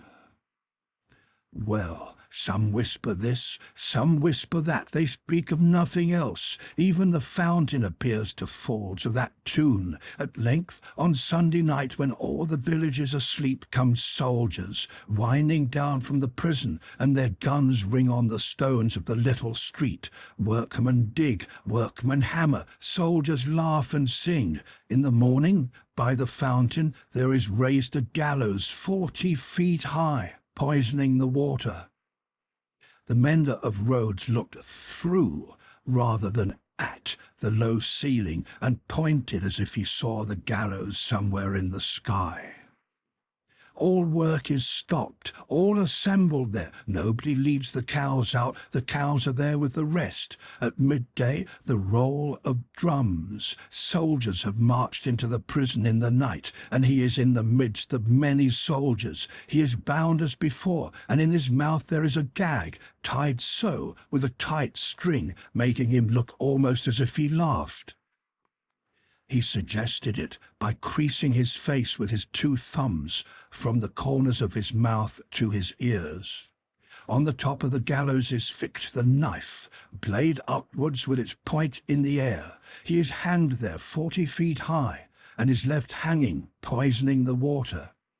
They looked at one another as he used his blue cap to wipe his face, on which the perspiration had started afresh, while he recalled the spectacle. It is frightful, messieurs. How can the women and the children draw water? Who can gossip of an evening under that shadow? Under it, have I said. When I left the village Monday evening as the sun was going to bed and looked back from the hill, the shadow struck across the church, across the mill, across the prison, seemed to strike across the earth, messieurs, to where the sky rests upon it. The hungry man gnawed one of his fingers as he looked at the other 3, and his finger quivered with the craving that was on him. That's all, messieurs. I left at sunset as I had been warned to do, and I walked on, that night and half next day, until I met, as I was warned I should, this comrade. With him I came on, now riding and now walking, through the rest of yesterday and through last night, and here you see me. After a gloomy silence, the first Jacques said, "Good, you have acted and recounted faithfully. Will you wait for us a little, outside the door?" "Very willingly," said the mender of roads, whom Defarge escorted to the top of the stairs, and, leaving seated there, returned. The 3 had risen, and their heads were together when he came back to the garret. "How say you, Jacques?" demanded number 1, "to be registered?" "To be registered as doomed to destruction," returned Defarge. "Magnificent," croaked the man with the craving. "The chateau and all the race?" inquired the first. "The chateau and all the race," returned Defarge. "Extermination." The hungry man repeated in a rapturous croak, "Magnificent," and began gnawing another finger. "Are you sure," asked Jacques too of Defarge, "that no embarrassment can arise from our manner of keeping the register? Without doubt it is safe, for no one beyond ourselves can decipher it. But shall we always be able to decipher it? Or, I ought to say, will she?" "Jacques," returned Defarge, drawing himself up, "if Madame my wife undertook to keep the register in her memory alone, she would not lose a word of it, nor a syllable of it. Knitted in her own stitches and her own symbols, it will always be as plain to her as the sun. Confide in Madame Defarge. It would be easier for the weakest poltroon that lives to erase himself from existence than to erase one letter of his name or crimes from the knitted register of Madame Defarge." There was a murmur of confidence and approval, and then the man who hungered asked, "Is this rustic to be sent back soon?" "I hope so. He is very simple. Is he not a little dangerous?" "He knows nothing," said Defarge, "at least nothing more than would easily elevate himself to a gallows of the same height. I charge myself with him. Let him remain with me. I will take care of him and set him on the road. He wishes to see the fine world, the king, the queen, and court. Let him see them on Sunday." "What?" exclaimed the hungry man, staring. "Is it a good sign that he wishes to see royalty and nobility?" "Jacques," said Defarge, "judiciously show a cat milk if you wish her to thirst for it. Judiciously show a dog his natural prey if you wish him to bring it down one day." Nothing more was said, and the mender of roads, being found already dozing on the topmost stair, was advised to lay himself down on the pallet bed and take some rest. He needed no persuasion, and was soon asleep. Worse quarters than Defarge's wine shop could easily have been found in Paris for a provincial slave of that degree. Saving for a mysterious dread of Madame, by which he was constantly haunted, his life was very new and agreeable. But Madame sat all day at her counter, so expressly unconscious of him, and so particularly determined not to perceive that his being there had any connection with anything below the surface, that he shook in his wooden shoes whenever his eye lighted on her. For he contended with himself that it was impossible to foresee what that lady might pretend next, and he felt assured that if she should take it into her brightly ornamented head to pretend that she had seen him do a murder, and afterwards flay the victim, she would infallibly go through with it until the play was played out. Therefore, when Sunday came, the mender of roads was not enchanted, though he said he was, to find that Madame was to accompany Monsieur and himself to Versailles. It was additionally disconcerting to have Madame knitting all the way there in a public conveyance. It was additionally disconcerting yet to have Madame in the crowd in the afternoon, still with her knitting in her hands, as the crowd waited to see the carriage of the King and Queen. "You work hard, Madame," said a man near her. "Yes," answered Madame Defarge, "I have a good deal to do." "What do you make, Madame?" "Many things. For instance—" "For instance," returned Madame Defarge composedly, "shrouds." The man moved a little further away as soon as he could, and the mender of roads fanned himself with his blue cap, feeling it mightily close and oppressive. If he needed a king and queen to restore him, he was fortunate in having his remedy at hand, for soon the large-faced king and the fair-faced queen came in their golden coach, attended by the shining bull's-eye of their court, a glittering multitude of laughing ladies and fine lords, and in jewels and silks and powder and splendour, and elegantly spurning figures and handsomely disdainful faces of both sexes. The mender of roads bathed himself so much to his temporary intoxication that he cried, "Long live the king! Long live the queen! Long live everybody and everything!" as if he had never heard of ubiquitous Jacques in his time. Then there were gardens, courtyards, terraces, fountains, green banks, more king and queen, more bull's-eye, more lords and ladies, more long live they all, until he absolutely wept with sentiment. During the whole of this scene, which lasted some 3 hours, he had plenty of shouting and weeping and sentimental company, and throughout Defarge held him by the collar as if to restrain him from flying at the objects of his brief devotion and tearing them to pieces. "Bravo," said Defarge, clapping him on the back when it was over like a patron. "You're a good boy." The mender of roads was now coming to himself, and was mistrustful of having made a mistake in his late demonstrations. But no. "You are the fellow we want," said Defarge in his ear. "You make these fools believe that it will last forever. Then they are the more insolent, and it is the nearer ended." "Hey!" cried the mender of roads reflectively. "That's true.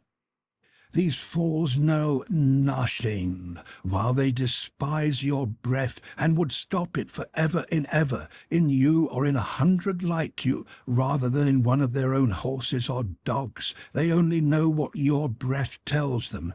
Let it deceive them, then, a little longer. It cannot deceive them too much." Madame Defarge looked superciliously at the client, and nodded in confirmation. "As to you," said she, "you would shout and shed tears for anything if it made a show and a noise. Say, would you not?" "Truly, madame, I think so, for the moment." "If you were shown a great heap of dolls, and were set upon them to pluck them to pieces, and despoil them for your own advantage, you would pick out the richest and gayest. Say, would you not?" "Truly, yes, madame." Yes, and if you were shown a flock of birds unable to fly, and were set upon them to strip them of their feathers for your own advantage, you would set upon the birds of the finest feathers, would you not? It is true, madame. You have seen both dolls and birds today, said Madame Defarge, with a wave of her hand towards the place where they had last been apparent. Now, go home. Chapter 16. Still Knitting. Madame Defarge and Monsieur her husband returned amicably to the bosom of Saint Antoine, while a speck in a blue cap toiled through the darkness and through the dust and down the weary miles of avenue by the wayside, slowly tending towards that point of the compass where the chateau of Monsieur the Marquis, now in his grave, listened to the whispering trees. Such ample leisure had the stone faces now for listening to the trees and to the fountain, that the few village scarecrows who, in their quest for herbs to eat and fragments of dead stick to burn, strayed within sight of the great stone courtyard and terrace stairway, had it borne in upon their starved fancy that the expression of the faces was altered. A rumour just lived in the village, had a faint and bare existence there, as its people had, that when the knife struck home, the faces changed from faces of pride to faces of anger and pain. Also, that when that dangling figure was hauled up 40 feet above the fountain, they changed again and bore a cruel look of being avenged, which they would henceforth bear for ever. In the stone face above the great window of the bedchamber where the murder was done, 2 fine dints were pointed out in the sculptured nose, which everybody recognized, and which nobody had seen of old. And on the scarce occasions when 2 or 3 ragged peasants emerged from the crowd to take a hurried peep at Monsieur the Marquis petrified, a skinny finger would not have pointed at them for a minute before they all started away among the moss and leaves like the more fortunate hares who could find a living there. Chateau and hut, stone face and dangling figure, the red stain on the stone floor, and the pure water in the village well, thousands of acres of land, a whole province of France, all France itself, lay under the night sky, concentrated into a faint hair-breadth line. So does a whole world, with all its greatnesses and littlenesses, lie in a twinkling star. And as mere human knowledge can split a ray of light and analyze the manner of its composition, so sublimer intelligences may read in the feeble shining of this earth of ours every thought and act, every vice and virtue of every responsible creature on it. The Defarges, husband and wife, came lumbering under the starlight in their public vehicle to that gate of Paris whereunto their journey naturally tended. There was the usual stoppage at the barrier guardhouse, and the usual lanterns came glancing forth for the usual examination and inquiry. Monsieur Defarge alighted, knowing 1 or 2 of the soldiery there, and 1 of the police. The latter he was intimate with, and affectionately embraced.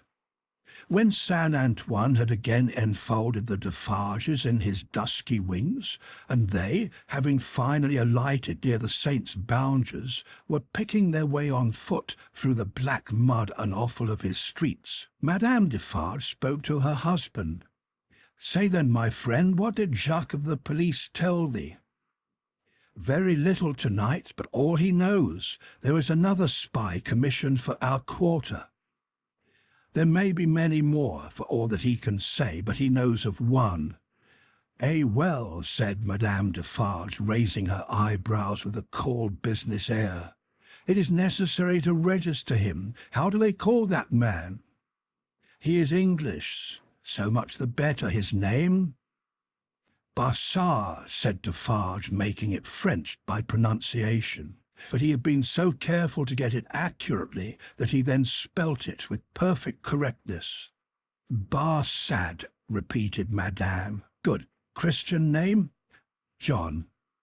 "John Bassard," repeated Madame, after murmuring it once to herself. "Good. His appearance, is it known?" Age about 40 years, height about 5'9", black hair, complexion dark, generally rather handsome visage, eyes dark, face thin, long and sallow, nose aquiline but not straight, having a peculiar inclination towards the left cheek, expression therefore sinister. "Eh, my face, it is a portrait," said Madame, laughing. "He shall be registered tomorrow." They turned into the wine shop, which was closed, for it was midnight, and where Madame Defarge immediately took her post at her desk, counted the small moneys that had been taken during her absence, examined the stock, went through the entries in the book, made other entries of her own, checked the serving man in every possible way, and finally dismissed him to bed. Then she turned out the contents of the bowl of money for the second time and began knotting them up in her handkerchief in a chain of separate knots for safe-keeping through the night. All this while Defarge, with his pipe in his mouth, walked up and down, complacently admiring but never interfering, in which condition, indeed, as to the business and his domestic affairs, he walked up and down through life. The night was hot, and the shop, close shut and surrounded by so foul a neighbourhood, was ill-smelling. Monsieur Defarge's olfactory sense was by no means delicate, but the stock of wine smelt much stronger than it ever tasted, and so did the stock of rum and brandy and aniseed. He whiffed the compound of scents anyway as he put down his smoked-out pipe. "You are fatigued," said Madame, raising her glance as she knotted the money. "There are only the usual odours." "I am a little tired," her husband acknowledged. "You are a little depressed, too," said Madame, whose quick eyes had never been so intent on the accounts, but they had had a ray or two for him. "Oh, the men, the men!" "But, my dear," began Defarge. "But, my dear," repeated Madame, nodding firmly. "But, my dear, you are faint of heart tonight, my dear." "Well, then," said Defarge, as if a thought were wrung out of his breast, "it is a long time." "It is a long time," repeated his wife. "And when is it not a long time? Vengeance and retribution require a long time. It is the rule." "It does not take a long time to strike a man with lightning," said Defarge. "How long," demanded Madame composedly, "does it take to make and store the lightning? Tell me." Defarge raised his head thoughtfully, as if there was something in that too. "It does not take a long time," said Madame, "for an earthquake to swallow a town. Eh, well, tell me how long it takes to repair the earthquake." "A long time, I suppose," said Defarge, "but when it is ready it takes place and grinds to pieces everything before it. In the meantime it is always repairing, though it is not seen or heard. That is your consolation. Keep it." She tied a knot with flashing eyes, as if it throttled a foe. "I tell thee," said Madame, extending her right hand for emphasis, "that although it is a long time on the road, it is on the road and coming. I tell thee it never retreats and never stops. I tell thee it is always advancing. Look around and consider the lives of all the world that we know. Consider the faces of all the world that we know. Consider the rage and discontent to which the Jacquerie addresses itself with more and more of certainty every hour. Can such things last? Bah! I mock you." "My brave wife," returned Lafarge, standing before her with his head a little bent and his hands clasped at his back, like a docile and attentive pupil before his catechist, "I do not question all this. But it has lasted a long time, and it is possible, you know well, my wife, it is possible that it may not come during our lives." "Eh, well, how then?" demanded Madame, tying another knot, as if there were another enemy strangled. "Well," said Defarge, with a half-complaining and half-apologetic shrug, "we shall not see the triumph." "We shall have helped it," returned Madame with her extended hand in strong action. "Nothing that we do is done in vain. I believe with all my soul that we shall see the triumph. But even if not, even if I knew certainly not, show me the neck of an aristocrat and tyrant, and still I would—" Then Madame, with her teeth set, tied a very terrible knot indeed. "Hold!" cried Defarge, reddening a little, as if he felt charged with cowardice. "I too, my dear, will stop at nothing. Yes, but it is your weakness that you sometimes need to see your victim in your opportunity to sustain you. Sustain yourself without that. When the time comes, let loose the tiger and the devil, but wait for the time with the tiger and the devil chained, not shown, yet always ready." Madame enforced the conclusion of this piece of advice by striking her little counter with her chain of money as if she knocked its brains out, and then gathering the heavy handkerchief under her arm in a serene manner and observing that it was time to go to bed. Next noontide saw the admirable woman in her usual place in the wine-shop, knitting away assiduously. A rose lay beside her, and if she now and then glanced at the flower, it was with no infraction of her usual preoccupied air. There were a few customers, drinking or not drinking, standing or seated, sprinkled about. The day was very hot, and heaps of flies, who were extending their inquisitive and adventurous perquisitions into all the glutinous little glasses near Madame, fell dead at the bottom. Their deceased made no impression on the other flies out promenading, who looked at them in the coolest manner, as if they themselves were elephants or something as far removed, until they met the same fate. Curious to consider how heedless flies are, perhaps they thought as much at court that sunny summer day. A figure entering at the door threw a shadow on Madame Defarge, which she felt to be a new one. She laid down her knitting and began to pin her rose in her headdress before she looked at the figure. It was curious. The moment Madame Defarge took up the rose, the customers ceased talking and began gradually to drop out of the wine-shop. "Good day, Madame," said the newcomer. "Good day, Monsieur." She said it aloud, but added to herself as she resumed her knitting, "Ha! Good day, age about 40, height about 5'9", black hair, generally rather handsome visage, complexion dark, eyes dark, thin, long and sallow face, aquiline nose but not straight, having a peculiar inclination towards the left cheek, which imparts a sinister expression. Good day, one and all. Have the goodness to give me a little glass of old cognac and a mouthful of cold fresh water, Madame."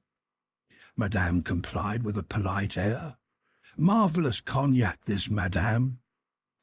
It was the first time it had ever been so complimented, and Madame Defarge knew enough of its antecedents to know better. She said, however, that the cognac was flattered, and she took up her knitting. The visitor watched her fingers for a few moments, and took the opportunity of observing the place in general. "You knit with great skill, Madame. I'm accustomed to it. A pretty pattern, too." "You think so?" said Madame, looking at him with a smile.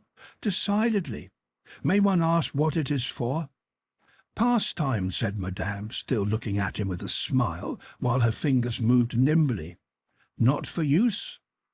"That depends. I may find a use for it one day. If I do, well," said Madame, drawing a breath and nodding her head with a stern kind of coquetry, "I'll use it."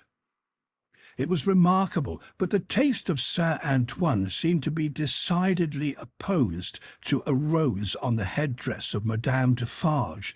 Two men had entered separately, and had been about to order drink, when, catching sight of that novelty, they faltered, made a pretence of looking about as if for some friend who was not there, and went away. Nor, of those who had been there when this visitor entered, was there one left. They had all dropped off. The spy had kept his eyes open, but had been able to detect no sign. They had lounged away in a poverty-stricken, purposeless, accidental manner, quite natural and unimpeachable. "John," thought Madame, checking off her work as her fingers knitted and her eyes looked at the stranger, "stay long enough and I shall knit bar sad before you go." "You have a husband, Madame?" "I have." "Children?" "No children." "Business seems bad?" "Business is very bad. The people are so poor." "Ah, the unfortunate, miserable people, so oppressed too, as you say." "As you say," Madame retorted, correcting him and deftly knitting an extra something into his name that boded him no good. "Pardon me, certainly it was I who said so, but you naturally think so, of course." "I think?" returned Madame in a higher voice. "I and my husband have enough to do to keep this wine shop open without thinking. All we think here is how to live. That is the subject we think of, and it gives us from morning to night enough to think about without embarrassing our heads concerning others. I think for others? No, no." The spy, who was there to pick up any crumbs he could find or make, did not allow his baffled state to express itself in his sinister face, but stood with an air of gossiping gallantry, leaning his elbow on Madame Defarge's little counter and occasionally sipping his cognac. "A bad business, this Madame of Gaspard's execution. Ah, the poor Gaspard," with a sigh of great compassion. "My faith," returned Madame, coolly and lightly, "if people use knives for such purposes, they have to pay for it. He knew beforehand what the price of his luxury was. He has paid the price." "I believe," said the spy, dropping his soft voice to a tone that invited confidence and expressing an injured revolutionary susceptibility in every muscle of his wicked face, "I believe there is much compassion and anger in this neighbourhood touching the poor fellow, and between ourselves." "Is there?" asked Madame vacantly. "Is there not?" "Here is my husband," said Madame Defarge. As the keeper of the wine-shop entered at the door, the spy saluted him by touching his hat and saying with an engaging smile, "Good day, Jacques." Defarge stopped short and stared at him. "Good day, Jacques," the spy repeated, with not quite so much confidence, or quite so easy a smile under the stare.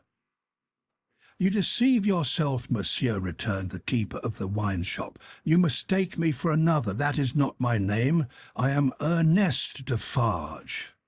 "It is all the same," said the spy airily, but discomfited too. "Good day." "Good day," answered Defarge dryly. "I must say to Madame, with whom I had the pleasure of chatting when you entered, that they tell me there is, and no wonder, much sympathy and anger in Saint Antoine touching the unhappy fate of poor Gaspard." "No one has told me so," said Defarge, shaking his head. "I know nothing of it."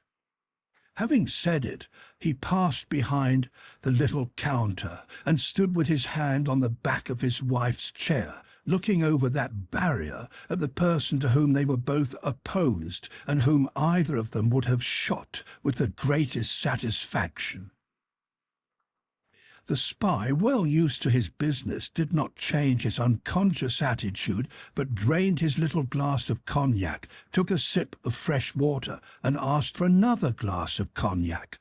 Madame Defarge poured it out for him, took to her knitting again, and hummed a little song over it.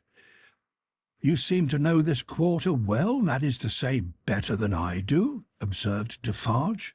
"Not at all, but I hope to know it better. I am so profoundly interested in its miserable inhabitants." "Ha!" muttered Defarge. "The pleasure of conversing with you, Monsieur Defarge, recalls to me," pursued the spy, "that I have the honour of cherishing some interesting associations with your name."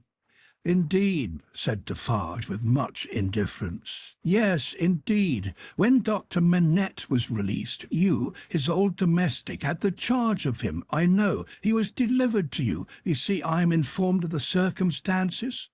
"Such is the fact, certainly," said Defarge. He had had it conveyed to him in an accidental touch of his wife's elbow as she knitted and warbled that he would do best to answer, but always with brevity. "It was to you," said the spy, "that his daughter came, and it was from your care that his daughter took him, accompanied by a neat brown monsieur. How is he called in a little wooing lorry, of the Bank of Tellson and Company, over to England?" "Such is the fact," repeated Defarge. "Very interesting remembrances," said the spy. "I have known Dr. Manette and his daughter in England." "Yes," said Defarge. "You don't hear much about them now?" said the spy. "No," said Defarge. "In effect," Madame struck in, looking up from her work and her little song, "we never hear about them. We received the news of their safe arrival and perhaps another letter, or perhaps two, but since then they have gradually taken their road in life, we ours, and we have held no correspondence." "Perfectly so, Madame," replied the spy. "She is going to be married."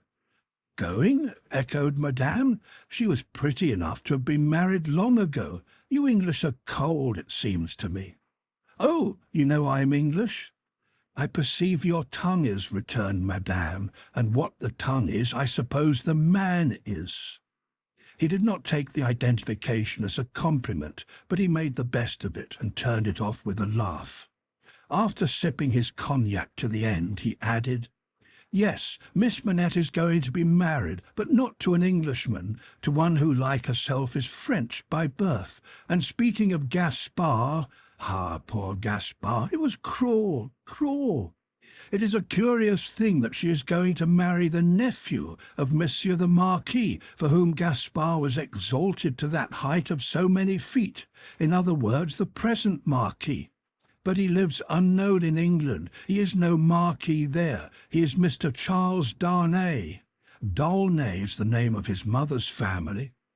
Madame Defarge knitted steadily, but the intelligence had a palpable effect upon her husband. Do what he would behind the little counter as to the striking of a light and the lighting of his pipe, he was troubled, and his hand was not trustworthy.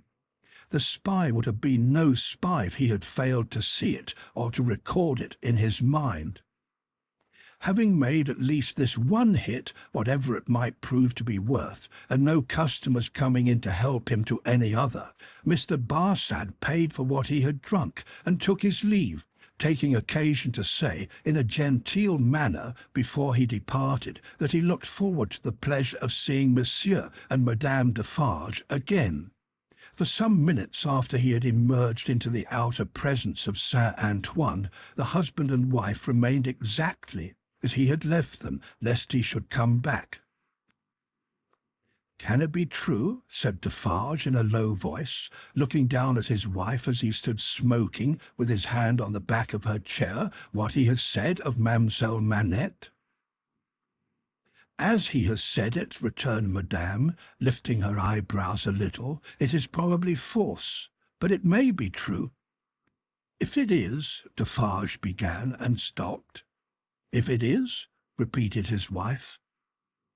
"And if it does come while we live to see it triumph, I hope for her sake destiny will keep her husband out of France." "Her husband's destiny," said Madame Defarge, with her usual composure, "will take him where he is to go, and will lead him to the end that is to end him. That is all I know." "But it is very strange, now at least, is it not very strange?" said Defarge, rather pleading with his wife to induce her to admit it, "that, after all our sympathy for Monsieur her father and herself, her husband's name should be prescribed under your hand at this moment by the side of that infernal dox who has just left us?" "Stranger things than that will happen when it does come," answered Madame. "I have them both here of a certainty, and they are both here for their merits. That is enough." She rolled up her knitting when she had said those words, and presently took the rose out of the handkerchief that was round about her head. Either Saint Antoine had an instinctive sense that the objectionable decoration was gone, or Saint Antoine was on the watch for its disappearance. Howbeit the saint took courage to lounge in very shortly afterwards, and the wine-shop recovered its habitual aspect. In the evening, at which season of all others Saint Antoine turned himself inside out, and sat on doorsteps and window ledges, and came to the corners of vile streets and courts for a breath of air, Madame Defarge, with her work in her hand, was accustomed to pass from place to place, and from group to group.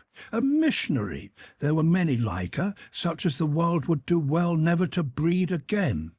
All the women knitted. They knitted worthless things, but the mechanical work was a mechanical substitute for eating and drinking. The hands moved for the jaws and the digestive apparatus.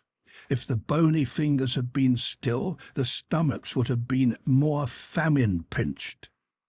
But as the fingers went, the eyes went, and the thoughts, and as Madame Defarge moved on from group to group, all three went quicker and fiercer among every little knot of women that she had spoken with and left behind. Her husband smoked at his door, looking after her with admiration. "A great woman," said he, "a strong woman, a grand woman, a frightfully grand woman." Darkness closed around, and then came the ringing of church bell, and the distant beating of the military drums in the palace courtyard as the women sat knitting. Darkness encompassed them. Another darkness was closing in as surely, when the church bells, then ringing pleasantly in many an airy steeple over France, should be melted into thundering cannon, when the military drums should be beating to drown a wretched voice, that night all potent as the voice of power and plenty, freedom and life. So much was closing in about the women who sat knitting, that they, their very selves, were closing in around a structure yet unbuilt, where they were to sit knitting, counting dropping heads. Chapter 17. One night. Never did the sun go down with a brighter glory on the quiet corner in Soho than one memorable evening, when the doctor and his daughter sat under the plane tree together. Never did the moon rise with a milder radiance over great London than on that night when it found them still seated under the tree and shone upon their faces through its leaves. Lucie was to be married tomorrow. She had reserved this last evening for her father, and they sat alone under the plane tree. "You are happy, dear father?" "Quite, my child." They had said little, though they had been there a long time. When it was yet light enough to work and read, she had neither engaged herself in her usual work, nor had she read to him. She had employed herself in both ways, at his side under the tree, many and many a time, but this time was not quite like any other, and nothing could make it so. "And I am very happy tonight, dear father. I am deeply happy in the love that heaven has so blessed, my love for Charles and Charles' love for me. But if my life were not to be still consecrated to you, or if my marriage was so arranged as that it would part us even by the length of a few of these streets, I should be more unhappy and self-reproachful now than I can tell you. Even as it is." Even as it were, she could not command her voice. In the sad moonlight she clasped him by the neck and laid her face upon his breast. In the moonlight, which is always sad, as the light of the sun itself is, as the light called human life is, at its coming and going. "Dearest dear, can you tell me this last time that you feel quite sure no new affections of mine and no new duties of mine will ever interpose between us? I know it well, but do you know it? In your own heart do you feel quite certain?" Her father answered with a cheerful firmness of conviction he could scarcely have assumed. "Quite sure, my darling. More than that, he added as he tenderly kissed her, my future is far brighter, Lucie, seen through your marriage, than it could have been, nay, than it ever was without it. If I could hope that, my father— Believe it, love, indeed it is so. Consider how natural and how plain it is, my dear, that it should be so. You, devoted and young, cannot fully appreciate the anxiety I have felt that your life should not be wasted. She moved her hand towards his lips, but he took it in his and repeated the word. Wasted, my child, should not be wasted, struck aside from the natural order of things, for my sake. Your unselfishness cannot entirely comprehend how much my mind has gone on this, but only ask yourself, how could my happiness be perfect while yours was incomplete? If I had never seen Charles, my father, I should have been quite happy with you. He smiled at her unconscious admission that she would have been unhappy without Charles, having seen him, and replied, My child, you did see him, and it is Charles. If it had not been Charles, it would have been another, or if it had been no other, I should have been the cause, and then the dark part of my life would have cast its shadow beyond myself, and would have fallen on you. It was the first time, except at the trial, of her ever hearing him refer to the period of his suffering. It gave her a strange and new sensation while his words were in her ears, and she remembered it long afterwards. See, said the doctor of Beauvais, raising his hand towards the moon, I have looked at her from my prison window when I could not bear her light. I have looked at her when it has been such torture to me to think of her shining upon what I had lost, that I have beaten my head against my prison walls. I have looked at her in a state so dun and lethargic that I have thought of nothing but the number of horizontal lines I could draw across her at the full, and the number of perpendicular lines with which I could intersect them. He added in his inward and pondering manner as he looked at the moon, It was 20 either way, I remember, and the 20th was difficult to squeeze in. The strange thrill with which she heard him go back to that time deepened as he dwelt upon it. But there was nothing to shock her in the manner of his reference. He only seemed to contrast his present cheerfulness and felicity with the dire endurance that was over. I have looked at her, speculating thousands of times upon the unborn child from whom I had been rent, whether it was alive, whether it had been born alive, or the poor mother's shock had killed it, whether it was a son who would some day avenge his father. There was a time in my imprisonment when my desire for vengeance was unbearable. Whether it was a son who would never know his father's story, who might even live to weigh the possibility of his father's having disappeared of his own will and act, whether it was a daughter who would grow to be a woman. She drew closer to him and kissed his cheek and his hand. I have pictured my daughter to myself as perfectly forgetful of me, rather altogether ignorant of me and unconscious of me. I have cast up the years of her age, year after year. I have seen her married to a man who knew nothing of my fate. I have altogether perished from the remembrance of the living, and in the next generation my place was a blank. My father, even to hear that you had such thoughts of a daughter who never existed, strikes to my heart as if I had been that child.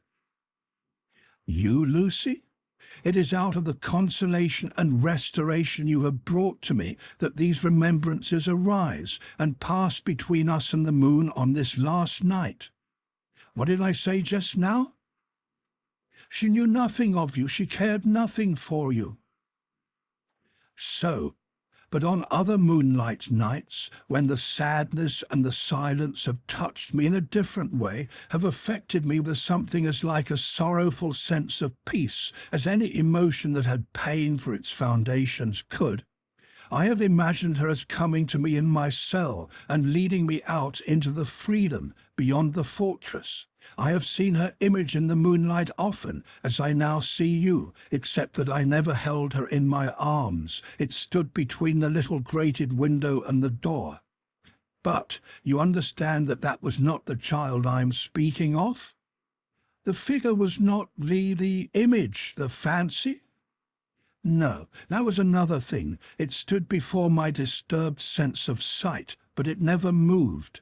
The phantom that my mind pursued was another and more real child. Of her outward appearance I know no more than that she was like her mother.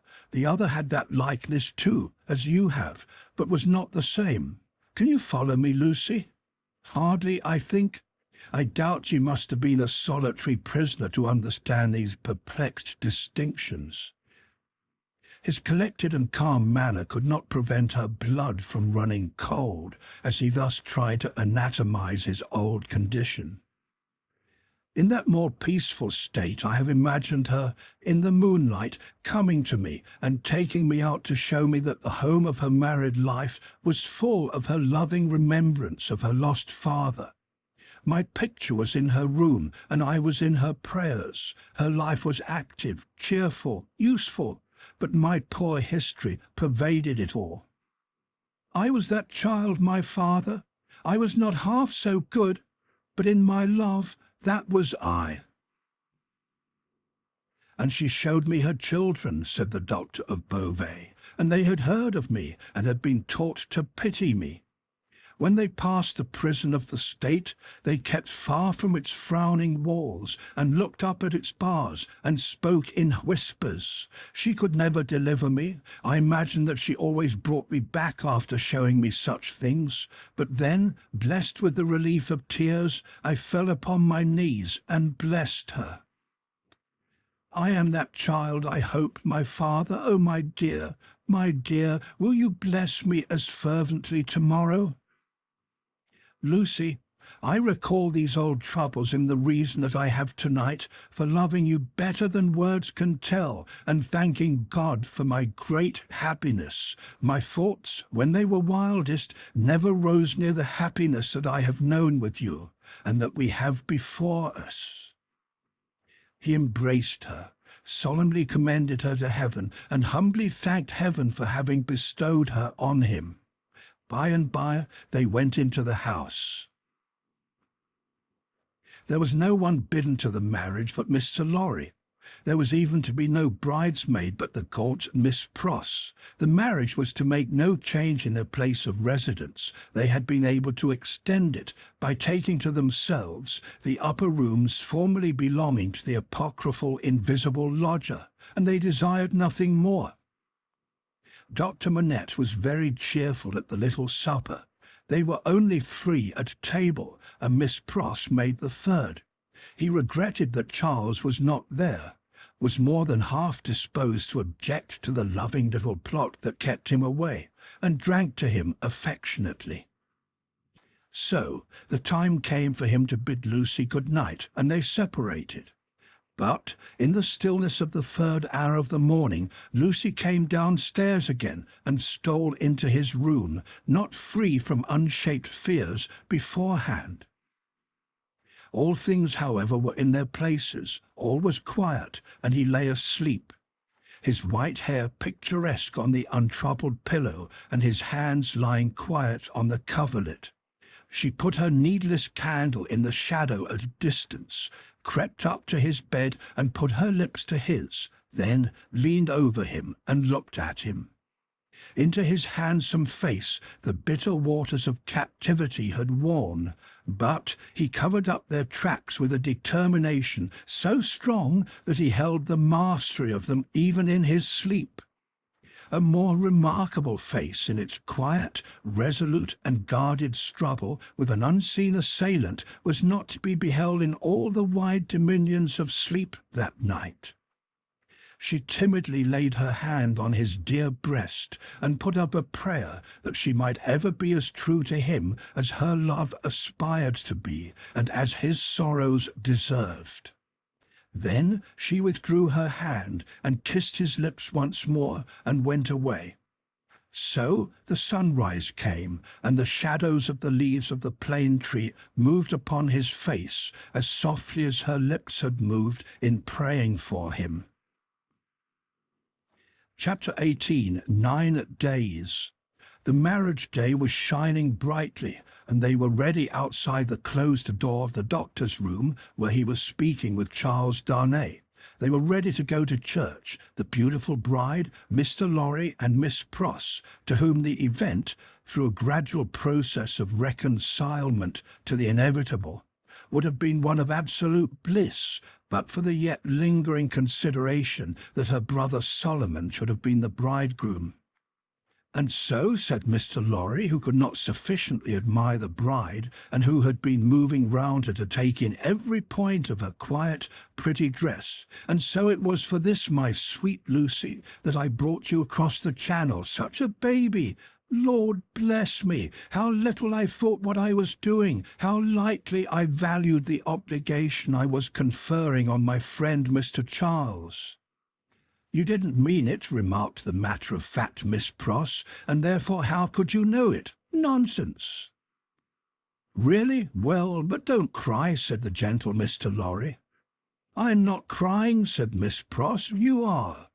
I, my Pross? By this time Mr. Lorry dared to be pleasant with her on occasion. You were just now. I saw you do it, and I don't wonder at it. Such a present of plate as you have made 'em is enough to bring tears into anybody's eyes. There's not a fork or a spoon in the collection, said Miss Pross, that I didn't cry over last night after the box came, till I couldn't see it. I'm highly gratified, said Mr. Lorry, though, upon my honour, I had no intention of rendering those trifling articles of remembrance invisible to anyone. Dear me, this is an occasion that makes a man speculate on all he has lost. Dear, dear, dear, to think that there might have been a Mrs. Lorry any time these 50 years almost. Not at all, from Miss Pross. You think that there never might have been a Mrs. Lorry? Asked a gentleman of that name. Pooh, rejoined Miss Pross, you were a bachelor in your cradle.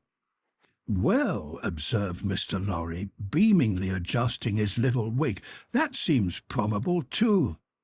And you were cut out for a bachelor, pursued Miss Pross, before you were put in your cradle. Then I think, said Mr. Lorry, that I was very unhandsomely dealt with, and that I ought to have had a voice in the selection of my pattern. Enough. Now, my dear Lucy, drawing his arms soothingly round her waist, I hear them moving in the next room, and Miss Pross and I, as two formal folks of business, are anxious not to lose the final opportunity of saying something to you that you wish to hear. You leave your good father, my dear, in hands as earnest and as loving as your own. He shall be taken every conceivable care of during the next fortnight while you are in Warwickshire and thereabouts. Even Tellson shall go to the wall, comparatively speaking, before him. And when, at the fortnight's end, he comes to join you and your beloved husband on your other fortnight's trip in Wales, you shall say that we have sent him to you in the best health and in the happiest frame. Now, I hear somebody's step coming to the door. Let me kiss my dear girl with an old-fashioned bachelor blessing before somebody comes to claim his own. For a moment he held the fair face from him to look at the well-remembered expression on the forehead, and then laid the bright golden hair against his little brown wig with a genuine tenderness and delicacy which, if such things be old-fashioned, were as old as Adam. The door of the doctor's room opened, and he came out with Charles Darnay. He was so deadly pale, which had not been the case when they went in together, that no vestige of colour was to be seen in his face. But in the composure of his manner he was unaltered, except that to the shrewd glance of Mr. Lorry it disclosed some shadowy indication that the old air of avoidance and dread had lately passed over him like a cold wind. He gave his arm to his daughter and took her downstairs to the chariot which Mr. Lorry had hired in honour of the day. The rest followed in another carriage, and soon, in a neighbouring church where no strange eyes looked on, Charles Darnay and Lucie Manette were happily married. Besides the glancing tears that shone among the smiles of the little group when it was done, some diamonds, very bright and sparkling, glanced on the bride's hand, which were newly released from the dark obscurity of one of Mr. Lorry's pockets. They returned home to breakfast, and all went well, and in due course the golden hair that had mingled with the poor shoemaker's white locks in the Paris garret were mingled with them again in the morning sunlight on the threshold of the door at parting. It was a hard parting, though it was not for long. But her father cheered her and said at last, gently disengaging himself from her enfolding arms, "Take her, Charles, she is yours." And her agitated hand waved to them from a chaise window, and she was gone. The corner being out of the way of the idle and curious, and the preparations having been very simple and few, the doctor, Mr. Lorry, and Miss Pross were left quite alone. It was when they turned into the welcome shade of the cool old hall that Mr. Lorry observed a great change to have come over the doctor, as if the golden arm uplifted there had struck him a poisoned blow. He had naturally repressed much, and some revulsion might have been expected in him when the occasion for repression was gone. But it was the old, scared, lost look that troubled Mr. Lorry, and through his absent manner of clasping his head and drearily wandering away into his own room when they got upstairs, Mr. Lorry was reminded of Defarge, the wine-shop keeper, and the starlight ride. "I think," he whispered to Miss Pross, after anxious consideration, "I think we had best not speak to him just now, or at all disturb him. I must look in at Tellson's, so I will go there at once and come back presently. Then we will take him a ride into the country and dine there, and all will be well." It was easier for Mr. Lorry to look in at Tellson's than to look out of Tellson's. He was detained 2 hours. When he came back, he ascended the old staircase alone, having asked no question at the servant. Going thus into the doctor's rooms, he was stopped by a low sound of knocking. "Good God," he said with a start, "what's that?" Miss Pross, with a terrified face, was at his ear. "Oh me, all is lost," cried she, wringing her hands. "What is to be told to Ladybird? He doesn't know me, and is making shoes." Mr. Lorry said what he could to calm her, and went himself into the doctor's room. The bench was turned towards the light, as it had been when he had seen the shoemaker at his work before, and his head was bent down, and he was very busy. "Dr. Manette, my dear friend, Dr. Manette." The doctor looked at him for a moment, half inquiringly, half as if he were angry at being spoken to, and bent over his work again. He had laid aside his coat and waistcoat. His shirt was open at the throat, as it used to be when he did that work, and even the old haggard, faded surface of face had come back to him. He worked hard, impatiently, as if in some sense of having been interrupted. Mr. Lorry glanced at the work in his hand, and observed that it was a shoe of the old size and shape. He took up another that was lying by him, and asked what it was. "A young lady's walking shoe," he muttered, without looking up. "It ought to have been finished long ago. Let it be." "But, Dr. Manette, look at me." He obeyed in the old mechanically submissive manner, without pausing in his work. "You know me, my dear friend? Think again. This is not your proper occupation. Think, dear friend." Nothing would induce him to speak more. He looked up for an instant at a time when he was requested to do so, but no persuasion would extract a word from him.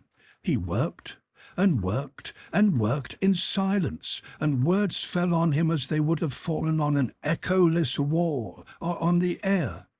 The only ray of hope that Mr. Lorry could discover was that he sometimes furtively looked up without being asked. In that there seemed a faint expression of curiosity or perplexity, as though he were trying to reconcile some doubts in his mind. Two things at once impressed themselves on Mr. Lorry as important above all others. The first, that this must be kept secret from Lucie. The second, that it must be kept secret from all who knew him. In conjunction with Miss Pross, he took immediate steps towards the latter precaution by giving out that the doctor was not well and required a few days of complete rest. In aid of the kind deception to be practised on his daughter, Miss Pross was to write, describing his having been called away professionally, and referring to an imaginary letter of 2 or 3 hurried lines in his own hand, represented to have been addressed to her by the same post. These measures, advisable to be taken in any case, Mr. Lorry took in the hope of his coming to himself. If that should happen soon, he kept another course in reserve, which was to have a certain opinion that he thought the best on the doctor's case. In the hope of his recovery, and a resort to this third course being thereby rendered practicable, Mr. Lorry resolved to watch him attentively, with as little appearance as possible of doing so. He therefore made arrangements to absent himself from Tellson's for the first time in his life, and took his post by the window in the same room. He was not long in discovering that it was worse than useless to speak to him, since, on being pressed, he became worried. He abandoned that attempt on the first day, and resolved merely to keep himself always before him as a silent protest against the delusion into which he had fallen, or was falling. He remained therefore in his seat near the window, reading and writing, and expressing in as many pleasant and natural ways as he could think of that it was a free place. Dr. Manette took what was given him to eat and drink, and worked on that first day until it was too dark to see. Worked on half an hour after Mr. Lorry could not have seen for his life to read or write. When he put his tools aside as useless until morning, Mr. Lorry rose and said to him, "Will you go out?" He looked down at the floor on either side of him in the old manner, looked up in the old manner, and repeated in the old low voice, "Out?" "Yes, for a walk with me. Why not?" He made no effort to say why not, and said not a word more. But Mr. Lorry thought he saw, as he leaned forward on his bench in the dust, with his elbows on his knees and his head in his hands, that he was in some misty way asking himself, "Why not?" The sagacity of the man of business perceived an advantage here, and determined to hold it. Miss Pross and he divided the night into 2 watches, and observed him at intervals from the adjoining room. He paced up and down for a long time before he lay down, but when he did finally lay himself down, he fell asleep. In the morning he was up betimes, and went straight to his bench and to work. On this second day, Mr. Lorry saluted him cheerfully by his name, and spoke to him on topics that had been of late familiar to them. He returned no reply, but it was evident that he heard what was said, and that he thought about it, however confusedly. This encouraged Mr. Lorry to have Miss Pross in with her work several times during the day. At those times they quietly spoke of Lucie, and of her father then present, precisely in the usual manner, and as if there was nothing amiss. This was done without any demonstrative accompaniment, not long enough or often enough to harass him, and it lightened Mr. Lorry's friendly heart to believe that he looked up oftener, and that he appeared to be stirred by some perception of inconsistencies surrounding him. When it fell dark again, Mr. Lorry asked him as before, "Dear doctor, will you go out?" As before, he repeated, "Out?" Yes, for a walk with me, why not? This time Mr. Lorry feigned to go out when he could extract no answer from him, and after remaining absent for an hour, returned. In the meanwhile, the doctor had removed to the seat in the window, and had sat there looking down at the plane tree, but on Mr. Lorry's return he slipped away to his bench. The time went very slowly on, and Mr. Lorry's hope darkened, and his heart grew heavier again, and grew yet heavier and heavier every day. The third day came and went, the fourth, the fifth, 5 days, 6 days, 7 days, 8 days, 9 days. With a hope ever darkening, and with a heart always growing heavier and heavier, Mr. Lorry passed through this anxious time. The secret was well kept, and Lucie was unconscious and happy. But he could not fail to observe that the shoemaker, whose hand had been a little out at first, was growing dreadfully skilful, and that he had never been so intent on his work, and that his hands had never been so nimble and expert as in the dusk of the 9th evening. Chapter 19. An Opinion. Worn out by anxious watching, Mr. Lorry fell asleep at his post. On the 10th morning of his suspense, he was startled by the shining of the sun into the room where a heavy slumber had overtaken him when it was dark night. He rubbed his eyes and roused himself, but he doubted, when he had done so, whether he was not still asleep. For, going to the door of the doctor's room and looking in, he perceived that the shoemaker's bench and tools were put aside again, and that the doctor himself sat reading at the window. He was in his usual morning dress, and his face, which Mr. Lorry could distinctly see, though still very pale, was calmly studious and attentive. Even when he had satisfied himself that he was awake, Mr. Lorry felt giddily uncertain for some few moments whether the late shoemaking might not be a disturbed dream of his own. For did not his eyes show him his friend before him, in his accustomed clothing and aspect, and employed as usual? And was there any sign within their range that the change of which he had so strong an impression had actually happened? It was but the inquiry of his first confusion and astonishment, the answer being obvious. If the impression were not produced by a real, corresponding and sufficient cause, how came he, Jarvis Lorry, there? How came he to have fallen asleep, in his clothes, on the sofa in Dr. Manette's consulting room, and to be debating these points outside the doctor's bedroom door in the early morning? Within a few minutes Miss Pross stood whispering at his side. If he had had any particle of doubt left, her talk would of necessity have resolved it, but he was by that time clear-headed and had none. He advised that they should let the time go by until the regular breakfast hour, and then they should meet the doctor, as if nothing unusual had occurred. If he appeared to be in his customary state of mind, Mr. Lorry would then cautiously proceed to seek direction and guidance from the opinion he had been, in his anxiety, so anxious to obtain. Miss Pross submitting herself to his judgment, the scheme was worked out with care. Having abundance of time for his usual methodical toilette, Mr. Lorry presented himself at the breakfast hour in his usual white linen and with his usual neat leg. The doctor was summoned in the usual way and came to breakfast.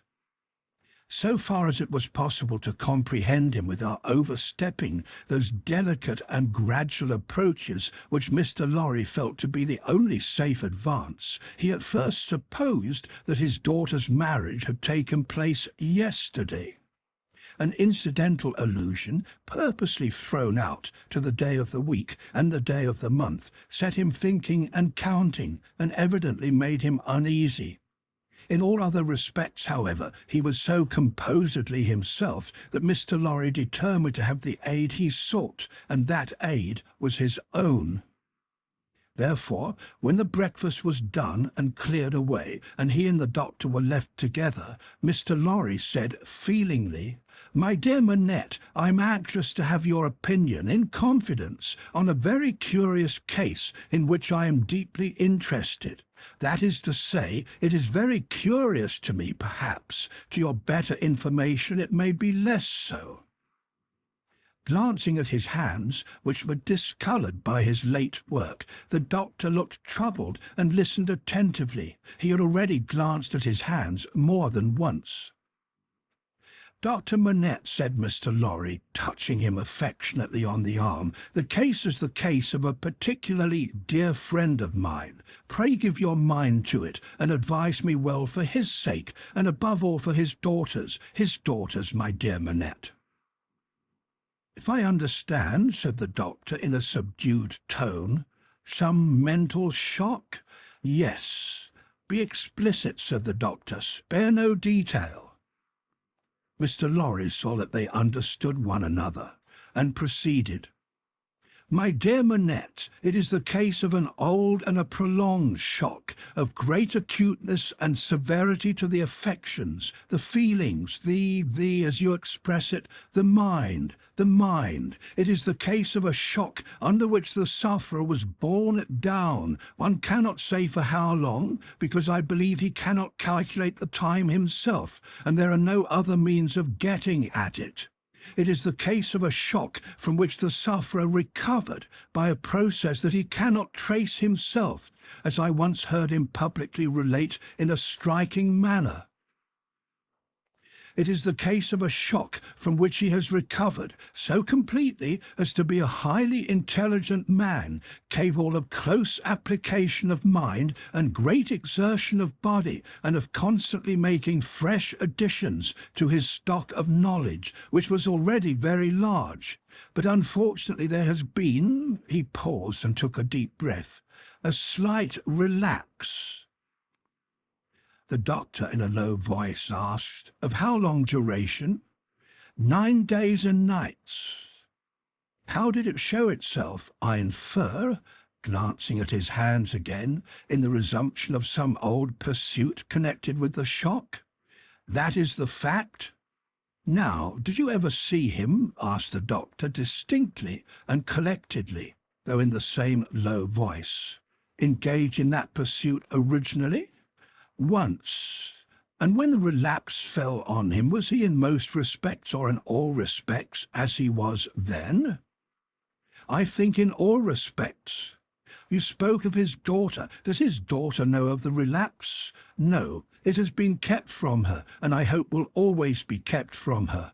It is known only to myself and to one other who may be trusted."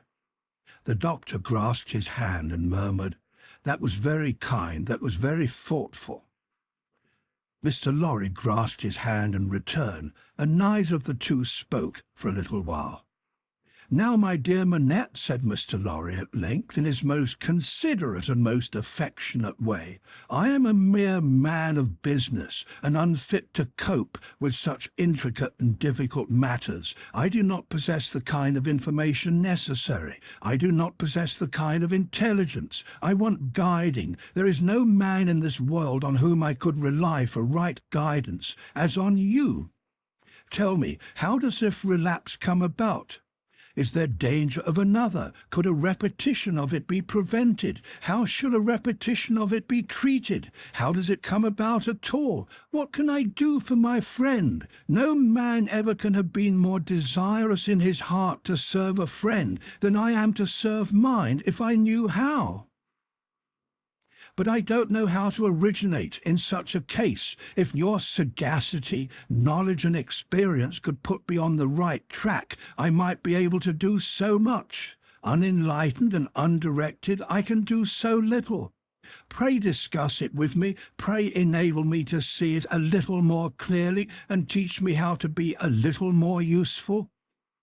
Dr. Manette sat meditating after these earnest words were spoken, and Mr. Lorry did not press him. "I think it probable," said the doctor, breaking silence with an effort, "that the relapse you have described, my dear friend, was not quite unforeseen by its subject." "Was it dreaded by him?" Mr. Lorry ventured to ask.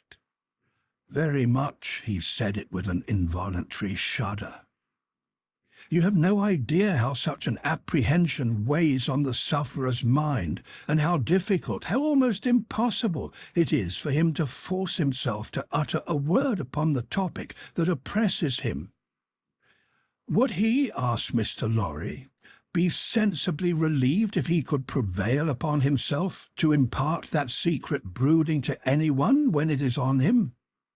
I think so, but it is, as I have told you, next to impossible. I even believe it, in some cases, to be quite impossible.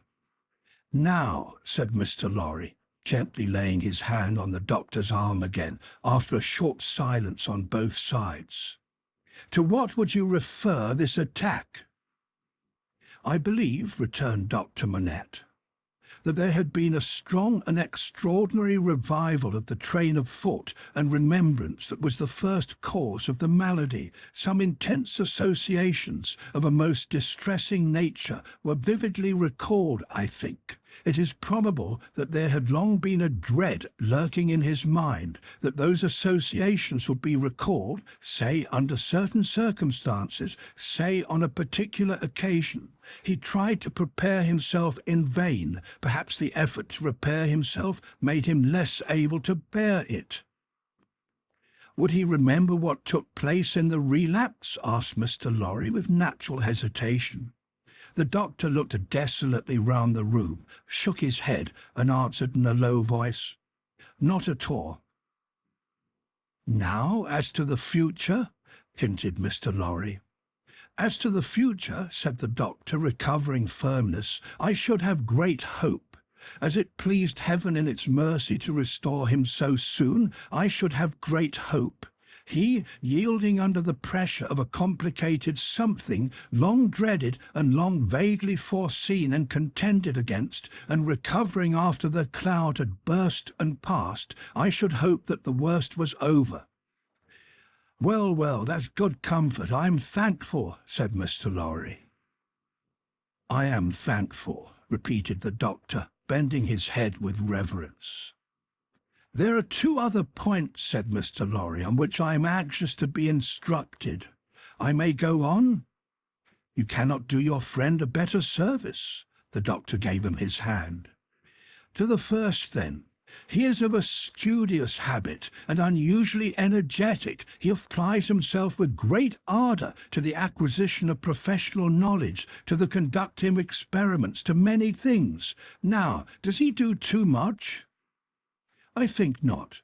It may be the character of his mind to be always in singular need of occupation. That may be in part natural to it, in part the result of affliction. The less it was occupied with healthy things, the more it would be in danger of turning in the unhealthy direction. He may have observed himself and made the discovery. You are sure that he is not under too great a strain? I think I am quite sure of it. My dear Manette, if he were overworked now? My dear Lorry, I doubt if that could easily be. There has been a violent stress in one direction, and it needs a counterweight. Excuse me, as a persistent man of business, assuming for a moment that he was overworked, it would show itself in some renewal of this disorder? I do not think so. I do not think, said Dr. Manette with the firmness of self-conviction, that anything but the one train of association would renew it. I think that henceforth nothing but some extraordinary jarring of that cord could renew it. After what has happened, and after his recovery, I find it difficult to imagine any such violent sounding of that string again. I trust, and I almost believe, that the circumstances likely to renew it are exhausted. He spoke with the diffidence of a man who knew how slight a thing would overset the delicate organization of the mind, and yet with the confidence of a man who had slowly won his assurance out of personal endurance and distress. It was not for his friend to abate that confidence. He professed himself more relieved and encouraged than he really was, and approached his second and last point. He felt it to be the most difficult of all, but, remembering his old Sunday morning conversation with Miss Pross, and remembering what he had seen in the last 9 days, he knew that he must face it. The occupation resumed under the influence of this passing affliction, so happily recovered from, said Mr. Lorry, clearing his throat. We will call blacksmith's work. We will say, to put a case and for the sake of illustration, that he had been used in his bad time to work at a little forge. We will say that he was unexpectedly found at his forge again. Is it not a pity that he should keep it by him? The doctor shaded his forehead with his hand and beat his foot nervously on the ground. He has always kept it by him, said Mr. Lorry, with an anxious look at his friend. Now, would it not be better that he should let it go? Still the doctor, with shaded forehead, beat his foot nervously on the ground. You do not find it easy to advise me, said Mr. Lorry. I quite understand it to be a nice question, and yet I think—" and there he shook his head and stopped.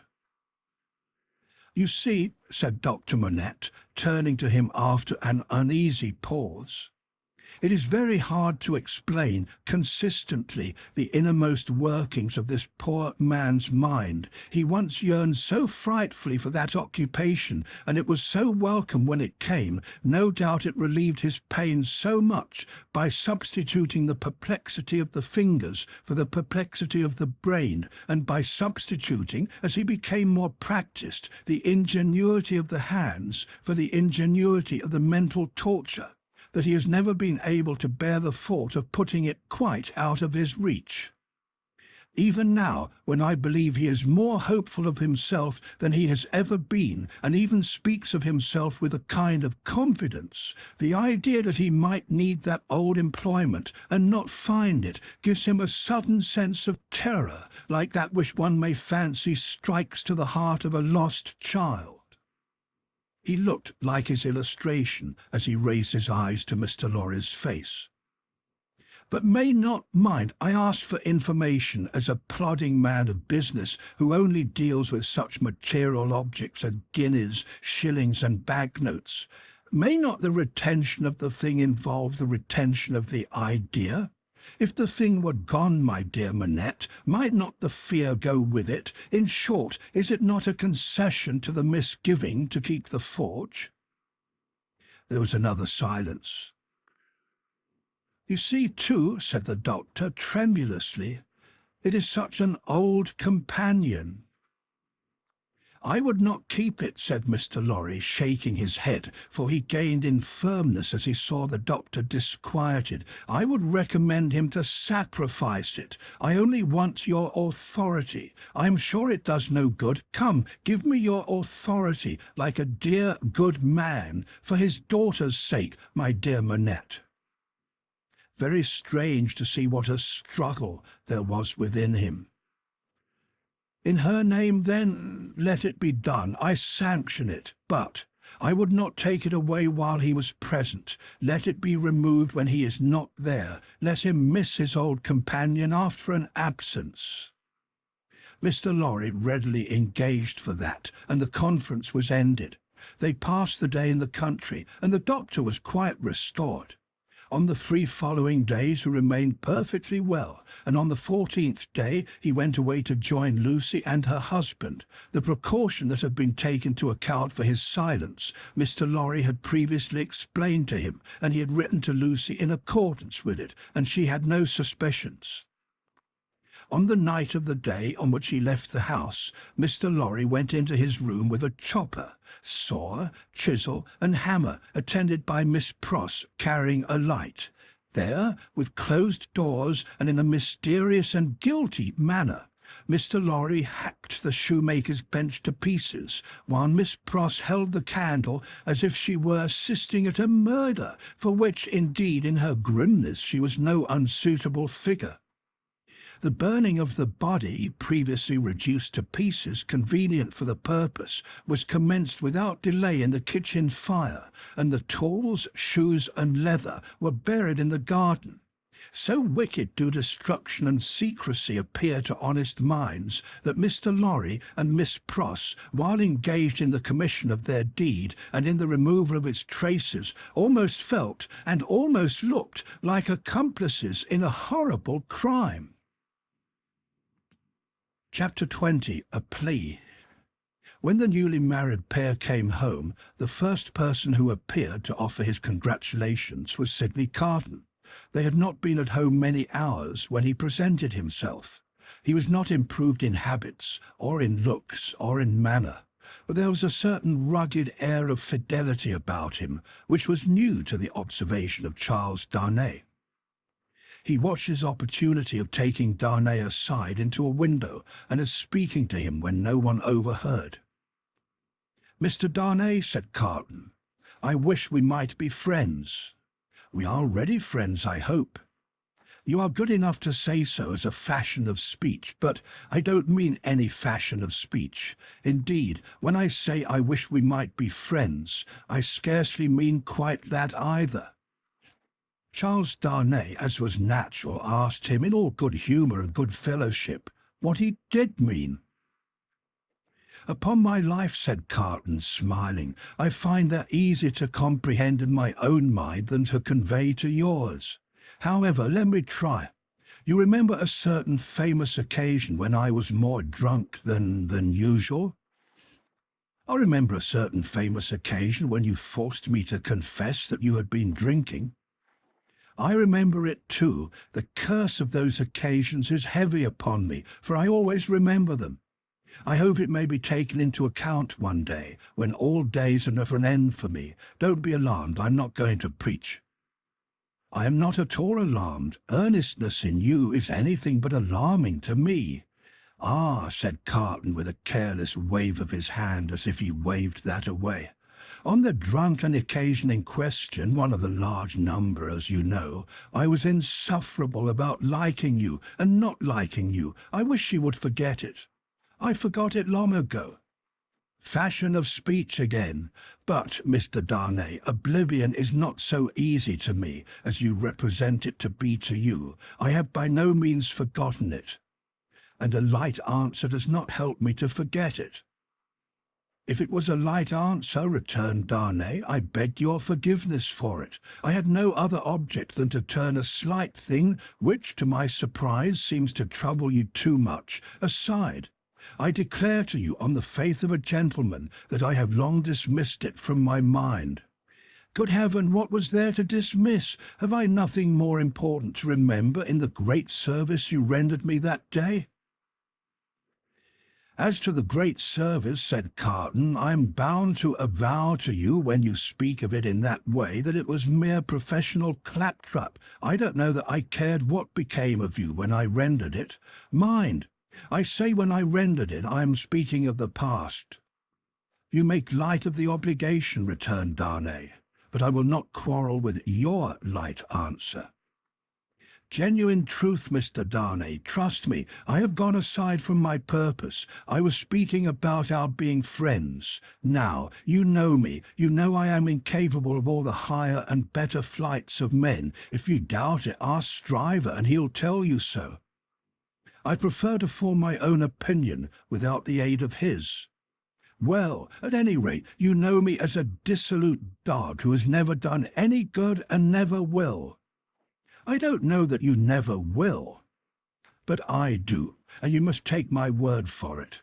Well, if you could endure to have such a worthless fellow, and a fellow of such indifferent reputation, coming and going at odd times, I should ask that I might be permitted to come and go as a privileged person here, that I might be regarded as a useless, and I would add, if it were not for the resemblance I detected between you and me, an unornamental piece of furniture, tolerated for its old service, and taken no notice of.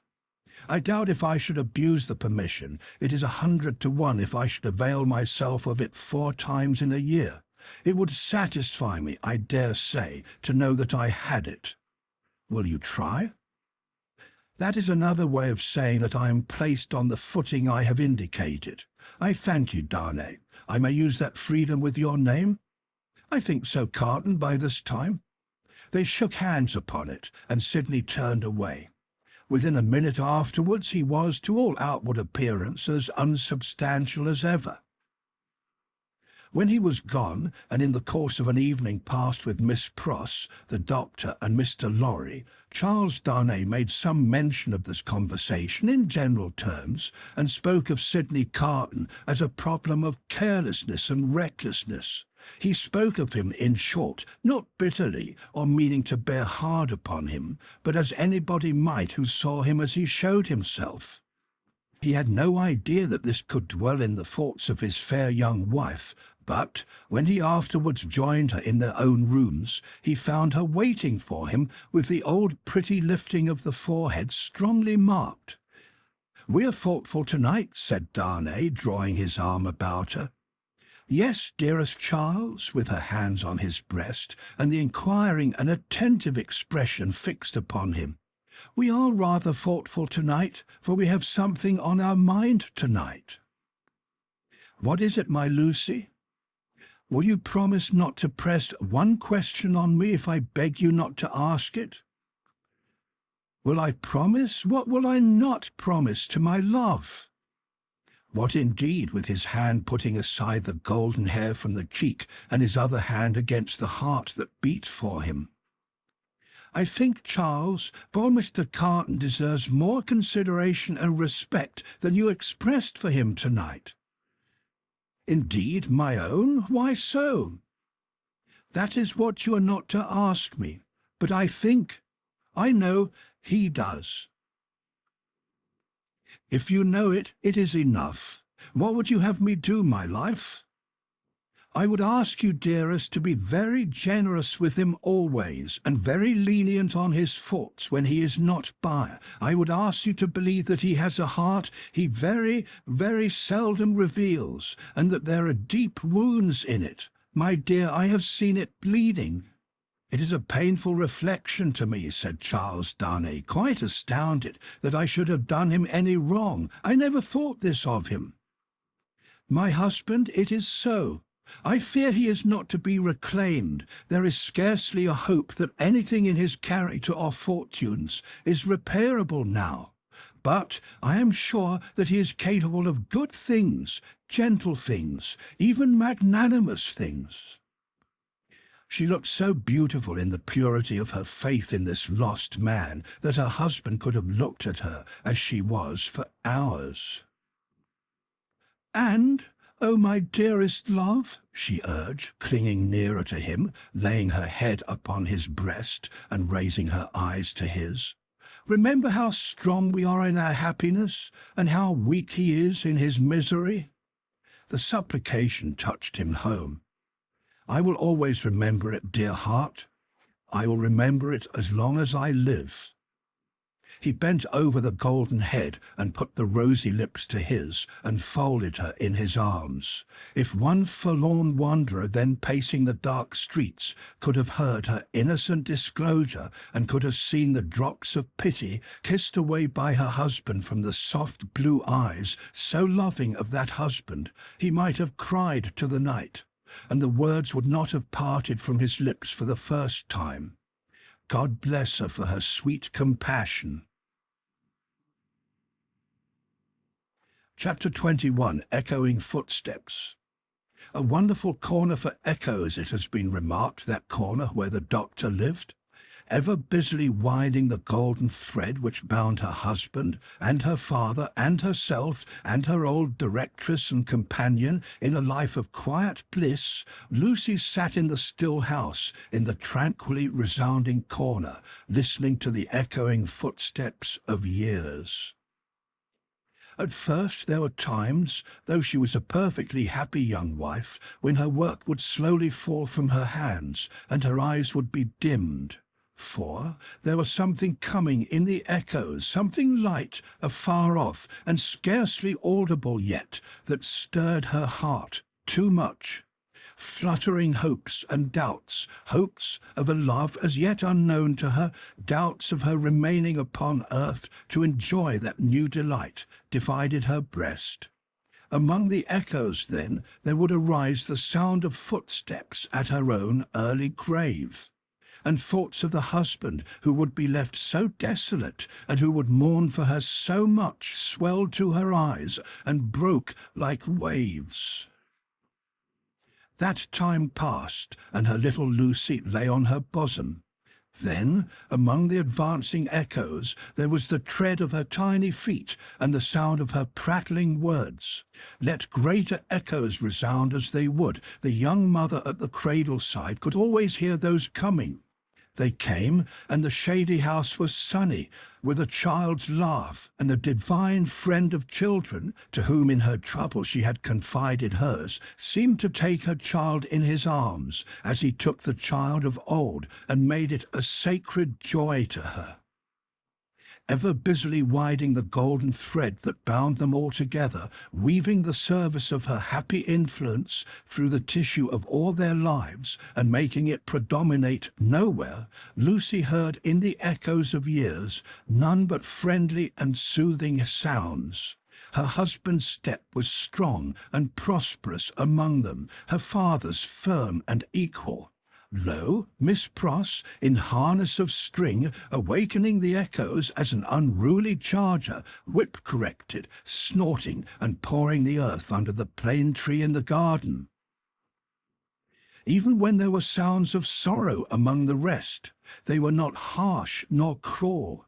Even when golden hair, like her own, lay in a halo on a pillow round the worn face of a little boy, and he said with a radiant smile, "Dear Papa and Mamma, I am very sorry to leave you both and to leave my pretty sister, but I am cold and I must go."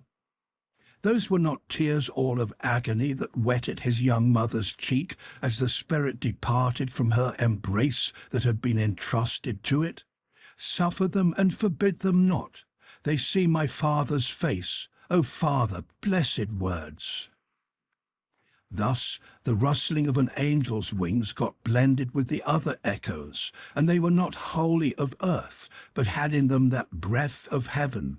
Sighs of the winds that blew over a little garden tune were mingled with them also, and both were audible to Lucie in a hushed murmur, like the breathing of a summer sea asleep upon a sandy shore. As the little Lucie, comically studious at the task of the morning, or dressing a doll at her mother's footstool, chattered in the tongues of the two cities that were blended in her life. The echoes rarely answered to the actual tread of Sidney Carton. Some half-dozen times a year, at most, he claimed his privilege of coming in uninvited, and would sit among them through the evening as he had once done often. He never came there heated with wine.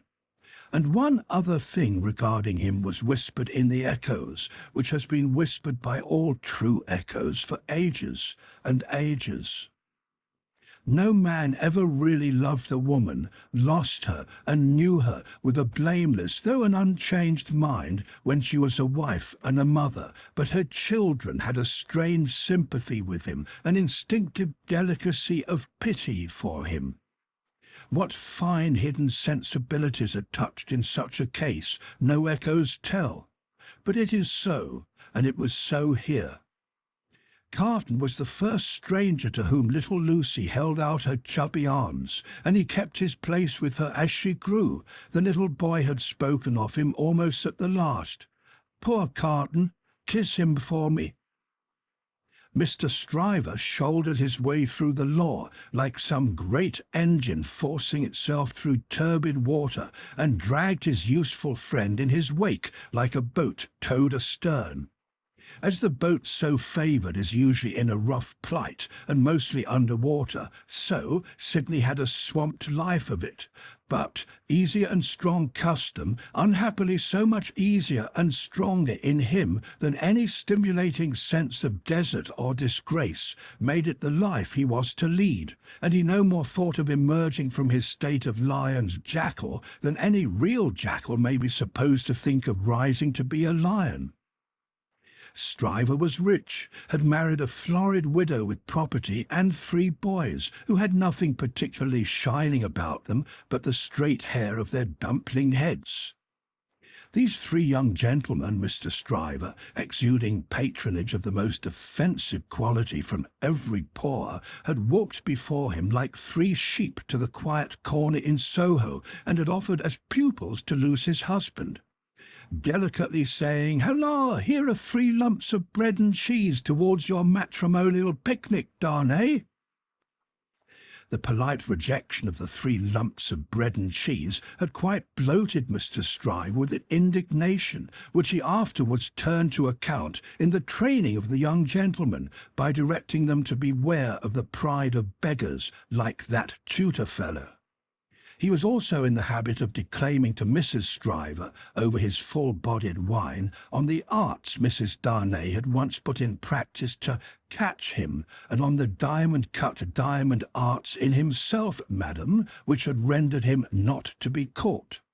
Some of his King's Bench familiars, who were occasionally parties to the full-bodied wine and the lie, excused him for the latter by saying that he had told it so often that he believed it himself, which is surely such an incorrigible aggravation of an originally bad offence as to justify any such offenders being carried off to some suitably retired spot and there hanged out of the way.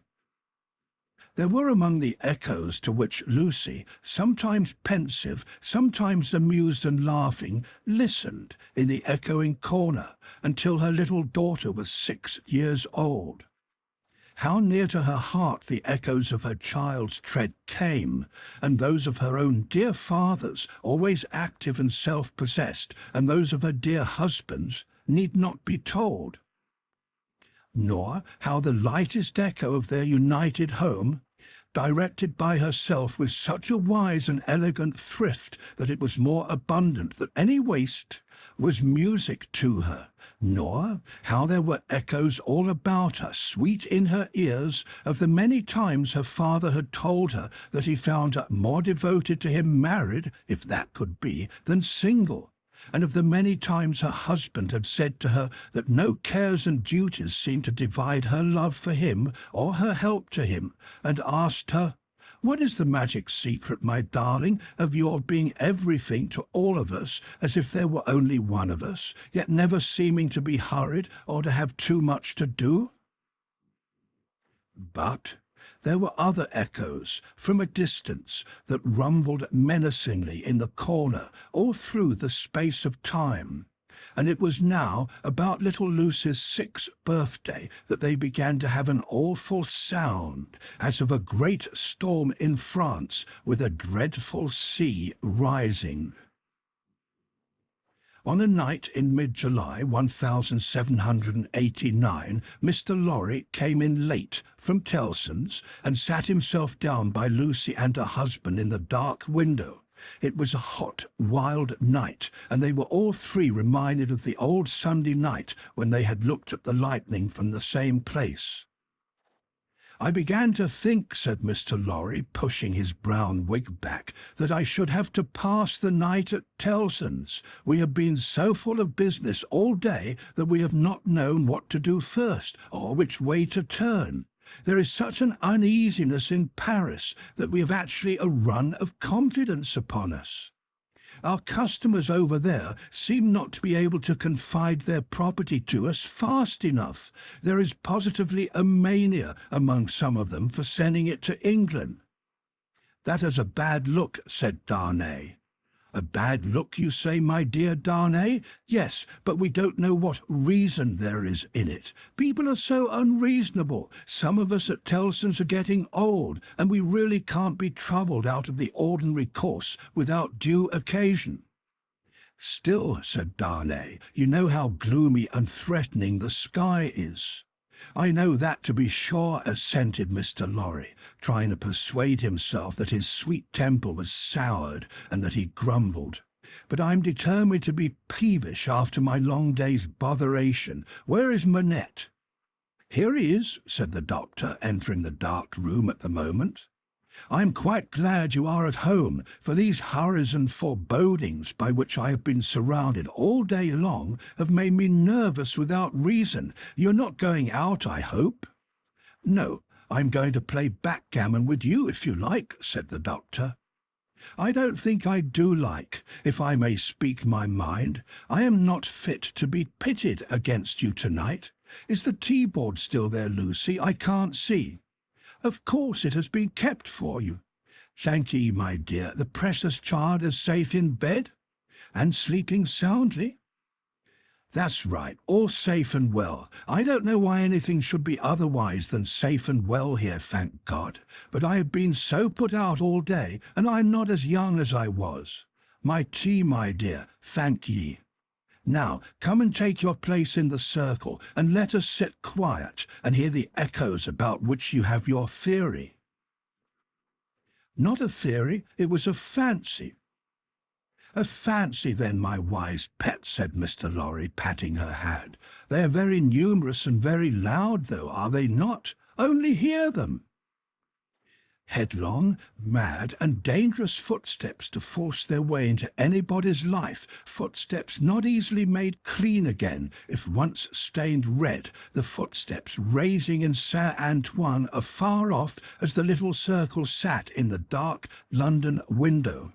Saint Antoine had been that morning a vast dusty mass of scarecrows heaving to and fro, with frequent gleams of light above the billowy heads where steel blades and bayonets shone in the sun. A tremendous roar arose from the throat of Saint Antoine, and a forest of naked arms struggled in the air like shriveled branches of trees in a winter wind, all the fingers convulsively clutching at every weapon or semblance of a weapon that was thrown up from the depths below, no matter how far off. Who gave them out, whence they last came, where they began, through what agency they crookedly quivered and jerked, scores at a time, over the heads of the crowd, like a kind of lightning, no eye in the throng could have told, but muskets were being distributed, so were cartridges, powder and ball, bars of iron and wood, knives, axes, pikes, every weapon that distracted ingenuity could discover or devise. People who could lay hold of nothing else set themselves with bleeding hands to force stones and bricks out of their places in walls. Every pulse and heart in Saint Antoine was on high fever strain and at high fever heat. Every living creature there held life as of no account and was demented with a passionate readiness to sacrifice it. As a whirlpool of boiling waters has a centre point, so all this raging circled round Defarge's wine shop, and every human drop in the cauldron had a tendency to be sucked towards the vortex, where Defarge himself, already begrimed with gunpowder and sweat, issued orders, issued arms, thrust this man back, dragged this man forward, disarmed one to arm another, laboured and strove in the thickest of the uproar.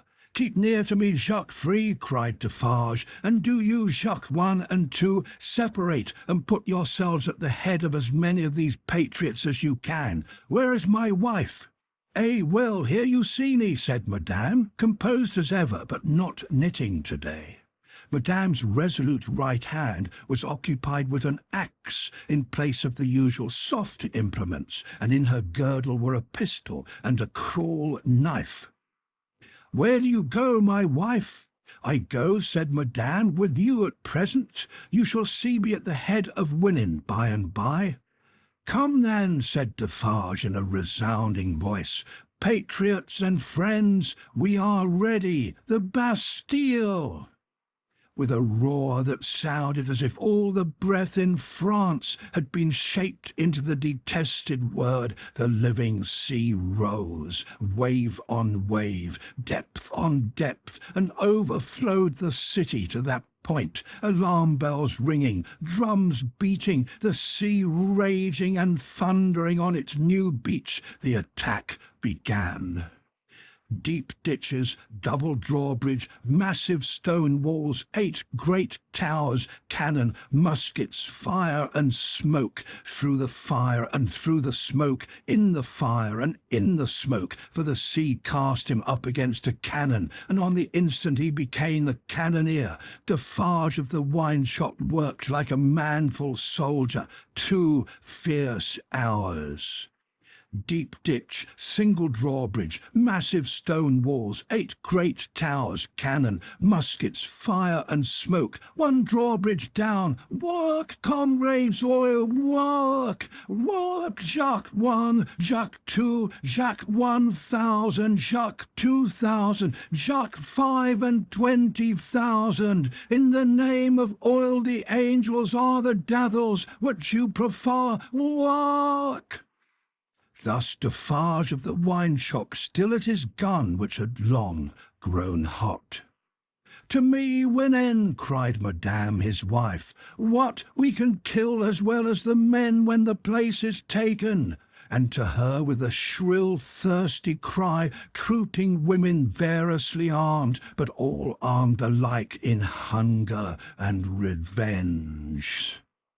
Cannon, muskets, fire and smoke, but still the deep ditch, the single drawbridge, the massive stone walls and the 8 great towers, slight displacements of the raging sea made by the falling wounded, flashing weapons, blazing torches, smoking wagon loads of wet straw, hard work at neighbouring barricades in all directions, shrieks, volleys, execrations, bravery without stint, boom, smash and rattle, and the furious sounding of the living sea, but still the deep ditch, and the single drawbridge, and the massive stone walls, and the 8 great towers, and still Defarge of the wine shop at his gun, grown doubly hot by the service of 4 fierce hours. A white flag from within the fortress, and the parley, this dimly perceptible through the raging storm, nothing audible in it. Suddenly the sea rose immeasurably wider and higher, and swept Defarge of the wine shop over the lower drawbridge, past the massive stone outer walls, in among the 8 great towers, surrendered. So resistless was the force of the ocean bearing him on, that even to draw his breath or turn his head was as impracticable as if he had been struggling in the surf at the South Sea, until he was landed in the outer courtyard of the Bastille. There, against an angle of a wall, he made a struggle to look about him. Jacques III was nearly at his side. Madame Defarge, still heading some of her women, was visible in the inner distance, and her knife was in her hand. Everywhere was tumult, exultation, deafening and maniacal bewilderment, astounding noise, yet furious dumb show. The prisoners! The records, the secret cells, the instruments of torture, the prisoners.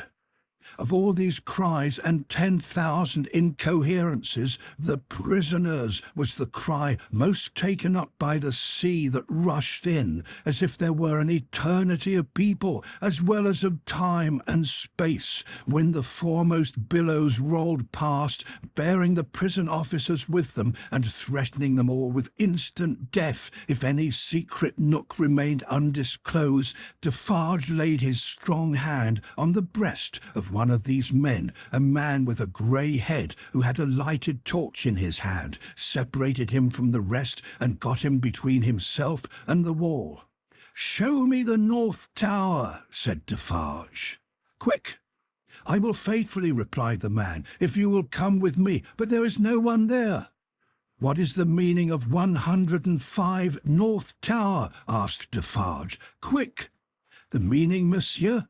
Does it mean a captive or a place of captivity? Or do you mean that I shall strike you dead?" "Kill him," croaked Jacques III, who had come close up. "Monsieur, it is a cell. Show it to me." "Pass this way, then." Jacques III, with his usual craving on him, and evidently disappointed by the dialogue taking a turn that did not seem to promise bloodshed, held by Defarge's arm as he held by the turnkeys. Their three heads had been close together during this brief disclosure, and it had been as much as they could do to hear one another. Even then, so tremendous was the noise of the living ocean in its eruption into the fortress and its inundation of the courts and passages and staircases. All around outside, too, it beat the walls with a deep, hoarse roar, from which occasionally some partial shouts of tumult broke and leaped into the air like spray. Through gloomy vaults, where the light of day had never shone, past hideous doors of dark dens and cages, down cavernous flights of steps, and again up steep, rugged ascents of stone and brick, more like dry waterfalls than staircases, Defarge, the turnkey, and Jacques III, linked hand and arm, went with all the speed they could make. Here and there, especially at first, the inundation started on them and swept by. But when they had done descending and were winding and climbing up a tower, they were alone. Hemmed in here by the massive thickness of walls and arches, the storm within the fortress and without was only audible to them in a dull, subdued way, as if the noise out of which they had come had almost destroyed their sense of hearing. The turnkey stopped at a low door, put a key in a clashing lock, swung the door slowly open, and said, as they all bent their heads and passed in, 105 North Tower. There was a small, heavily grated, unglazed window high in the wall, with a stone screen before it, so that the sky could be only seen by stooping low and looking up. There was a small chimney, heavily barred across, a few feet within. There was a heap of old feathery wood ashes on the hearth. There was a stool and table and a straw bed. There were the 4 blackened walls and a rusty iron ring in one of them. "Pass that torch slowly along these walls, that I may see them," said Defarge to the turnkey. The man obeyed, and Defarge followed the light closely with his eyes. "Stop! Look here, Jacques." "A.M.," croaked Jacques III as he read greedily.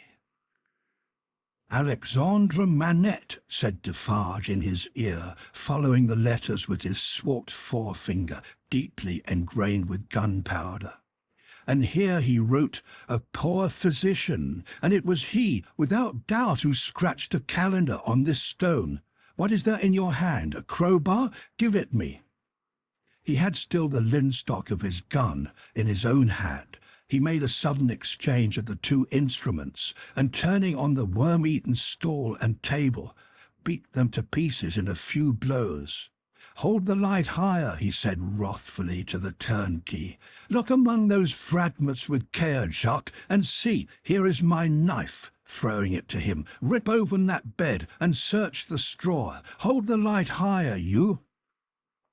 With a menacing look at the turnkey, he crawled upon the hearth, and peering up the chimney, struck and prised at its sides with the crowbar, and worked at the iron grating across it.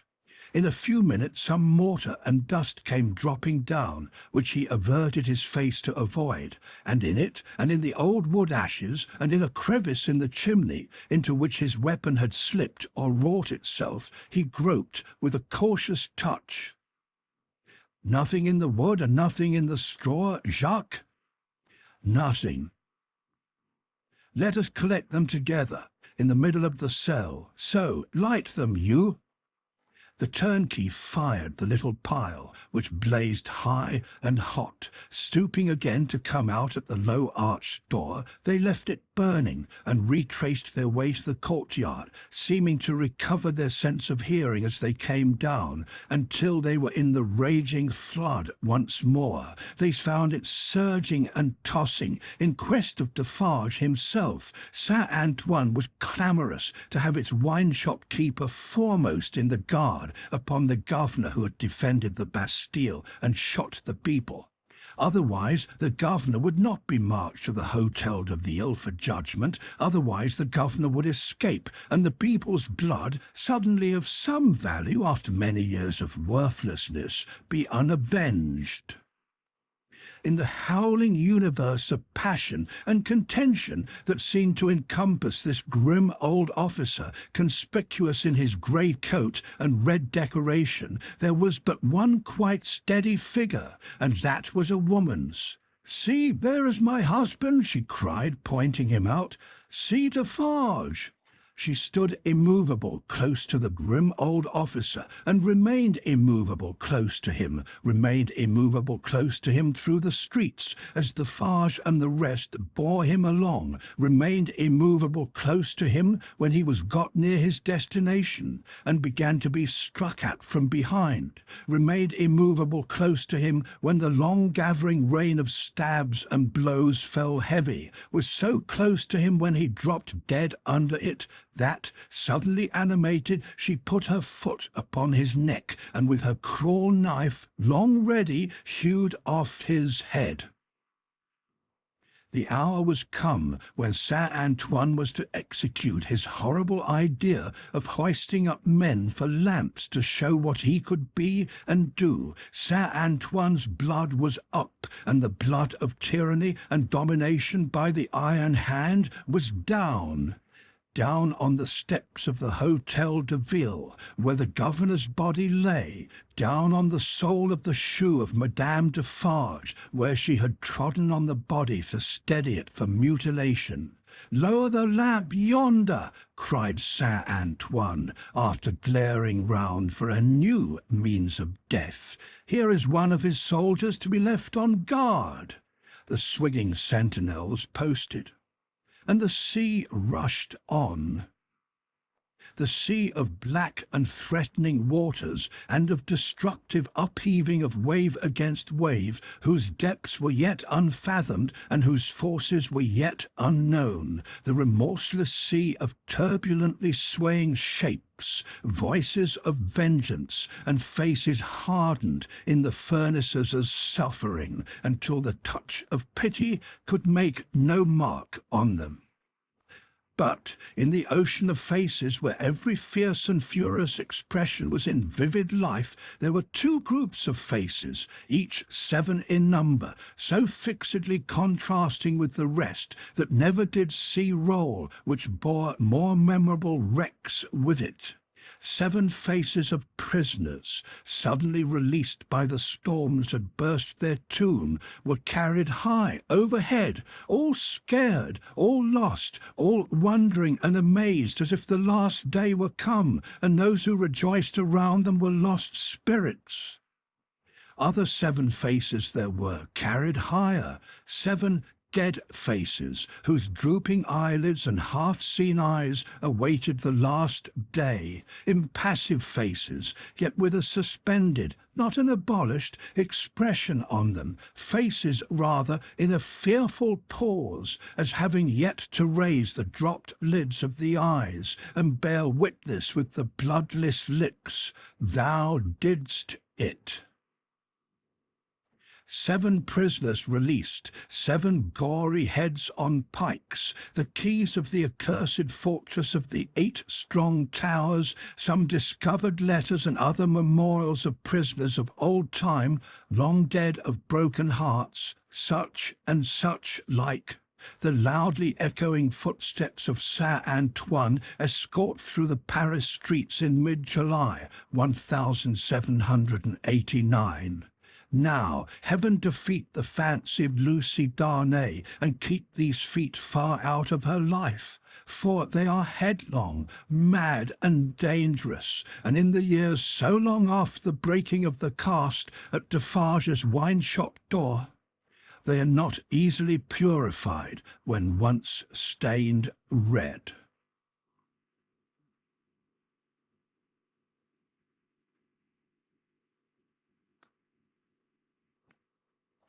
Chapter 22. The Sea Still Rises.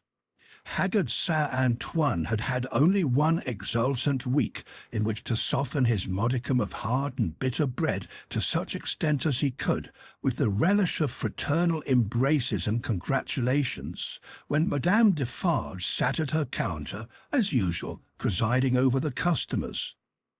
Madame Defarge wore no rose in her head, for the great brotherhood of spies had become, even in one short week, extremely chary of trusting themselves to the saints' mercies. The lamps across his streets had a portentously elastic swing with them. Madame Defarge, with her arms folded, sat in the morning light and heat, contemplating the wine-shop and the street. In both, there were several knots of loungers, squalid and miserable, but now with a manifest sense of power enthroned on their distress. The raggedest nightcap awry on the wretchedest head had this crooked significance in it. I know how hard it has grown for me, the wearer of this, to support life in myself.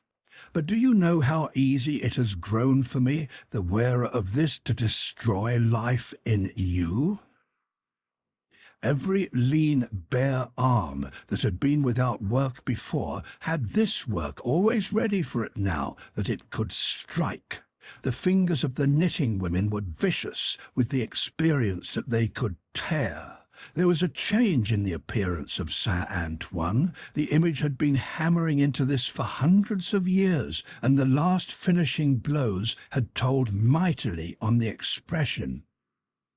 Madame Defarge sat observing it with such suppressed approval as was to be desired in the leader of the Saint Antoine women. One of her sisterhood knitted beside her, the short, rather plump wife of a staff grocer and the mother of 2 children withal. This lieutenant had already earned the complimentary name of the Vengeance. "Hark," said the Vengeance. "Listen, then. Who comes?" As if a train of powder laid from the outermost bound of Saint Antoine Quarter to the wine-shop door had been suddenly fired, a fast-spreading murmur came rushing along. "It is Defarge," said Madame. "Silence, patriots." Defarge came in breathless, pulled off a red cap he wore, and looked around him. "Listen everywhere," said Madame again. "Listen to him." Defarge stood, panting against a background of eager eyes and open mouths formed outside the door. All those within the wine-shop had sprung to their feet. "Say then, my husband, what is it?" "News from the other world." "How then?" cried Madame contemptuously. "The other world? Does everybody here recall old Foulon, who told the famished people that they might eat grass, and who died and went to hell? Everybody from all throats. The news is of him. He is among us." "Among us?" from the universal throat again. "And dead?" "Not dead. He feared us so much, and with reason, that he caused himself to be represented as dead and had a grand mock funeral. But they have found him alive, hiding in the country, and have brought him in. I have seen him but now, on his way to the Hôtel de Ville, a prisoner. I have said that he had reason to fear us. Say all. Had he reason?" Wretched old sinner of more than 80 years and 10, if he had never known it yet, he would have known it in his heart of hearts, if he could have heard the answering cry. A moment of profound silence followed. Defarge and his wife looked steadfastly at one another. The Vengeance stooped, and the jar of a drum was heard as she moved it at her feet behind the counter. "Patriots," said Defarge in a determined voice, "are we ready?" Instantly Madame Defarge's knife was in her girdle. The drum was beating in the streets, as if it and a drummer had flown together by magic, and the Vengeance, uttering terrific shrieks and flinging her arms about her head like all the 40 Furies at once, was tearing from house to house, rousing the women.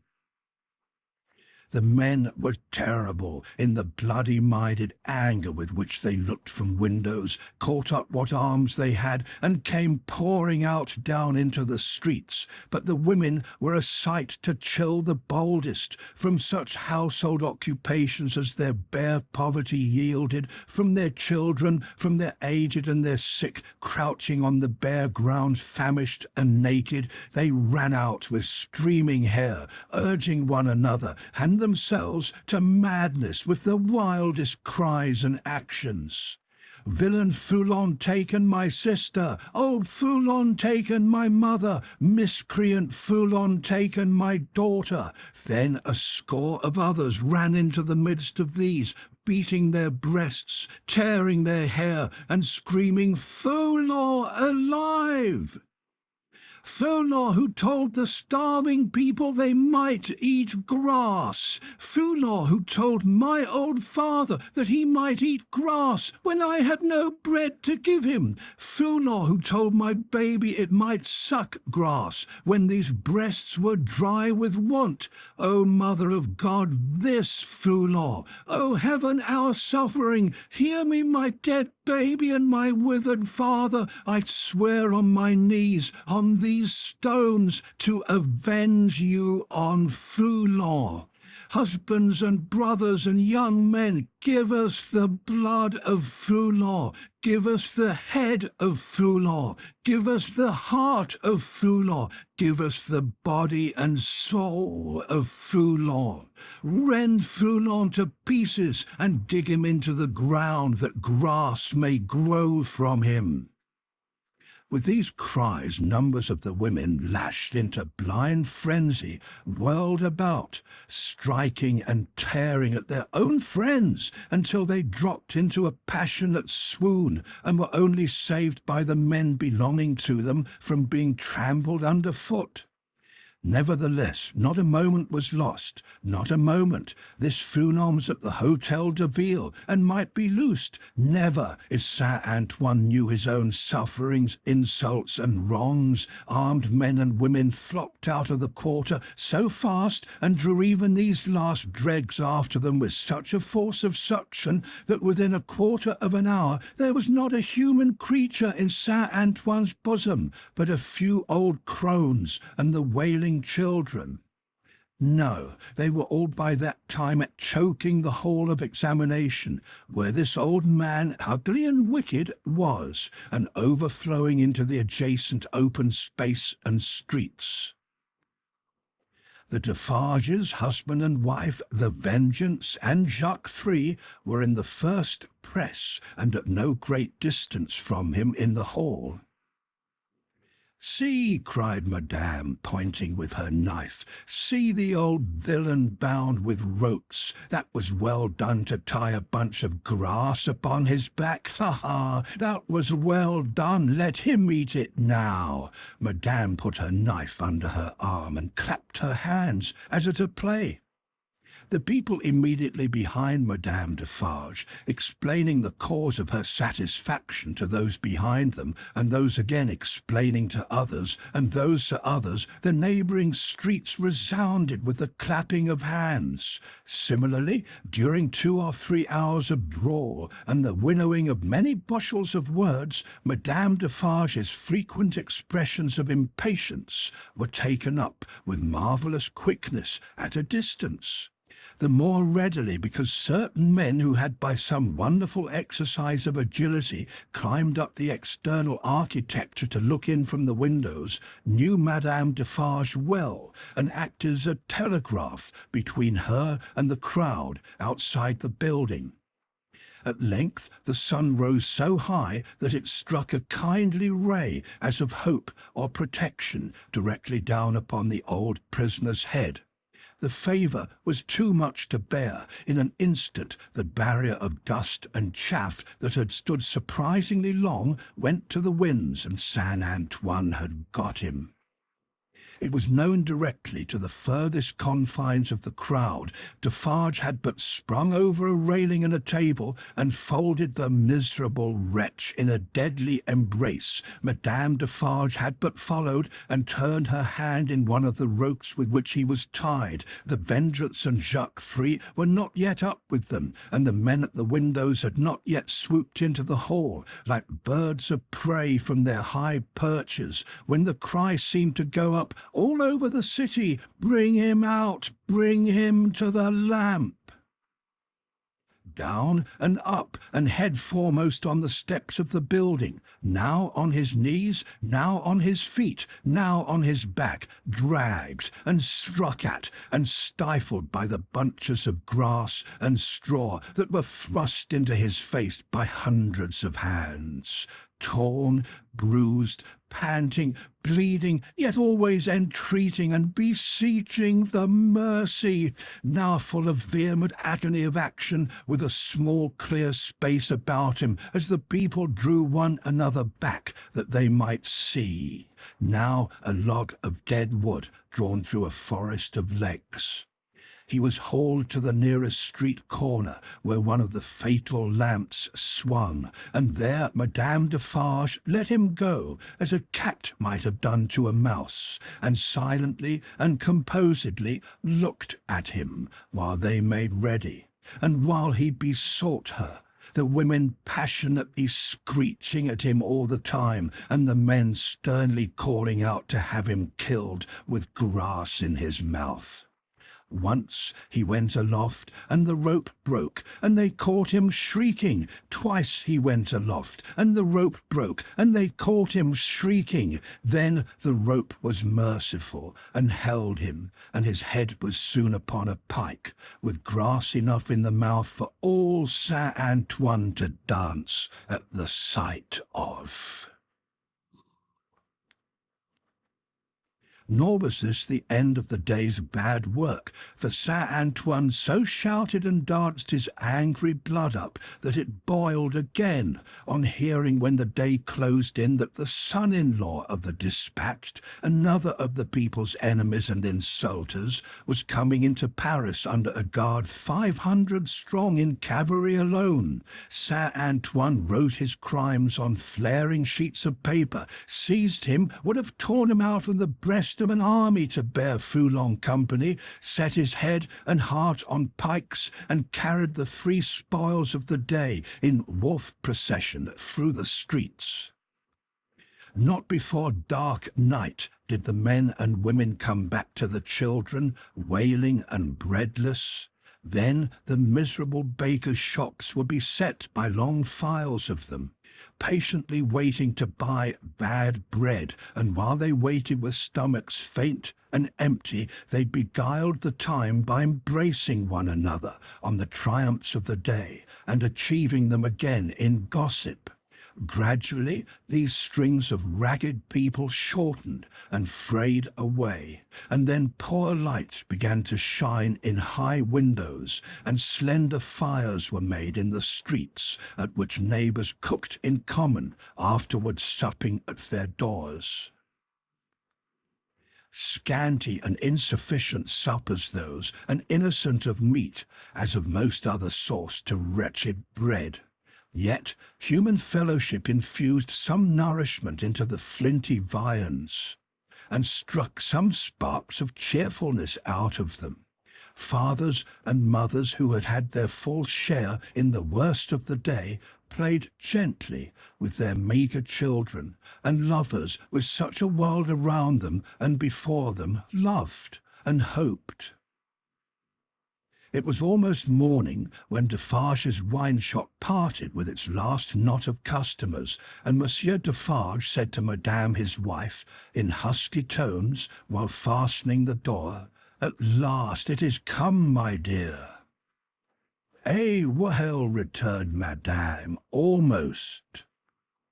Saint Antoine slept, the Defarges slept, even the Vengeance slept with her starved grocer, and the drum was at rest. The drums was the only voice in Saint Antoine that blood and hurry had not changed.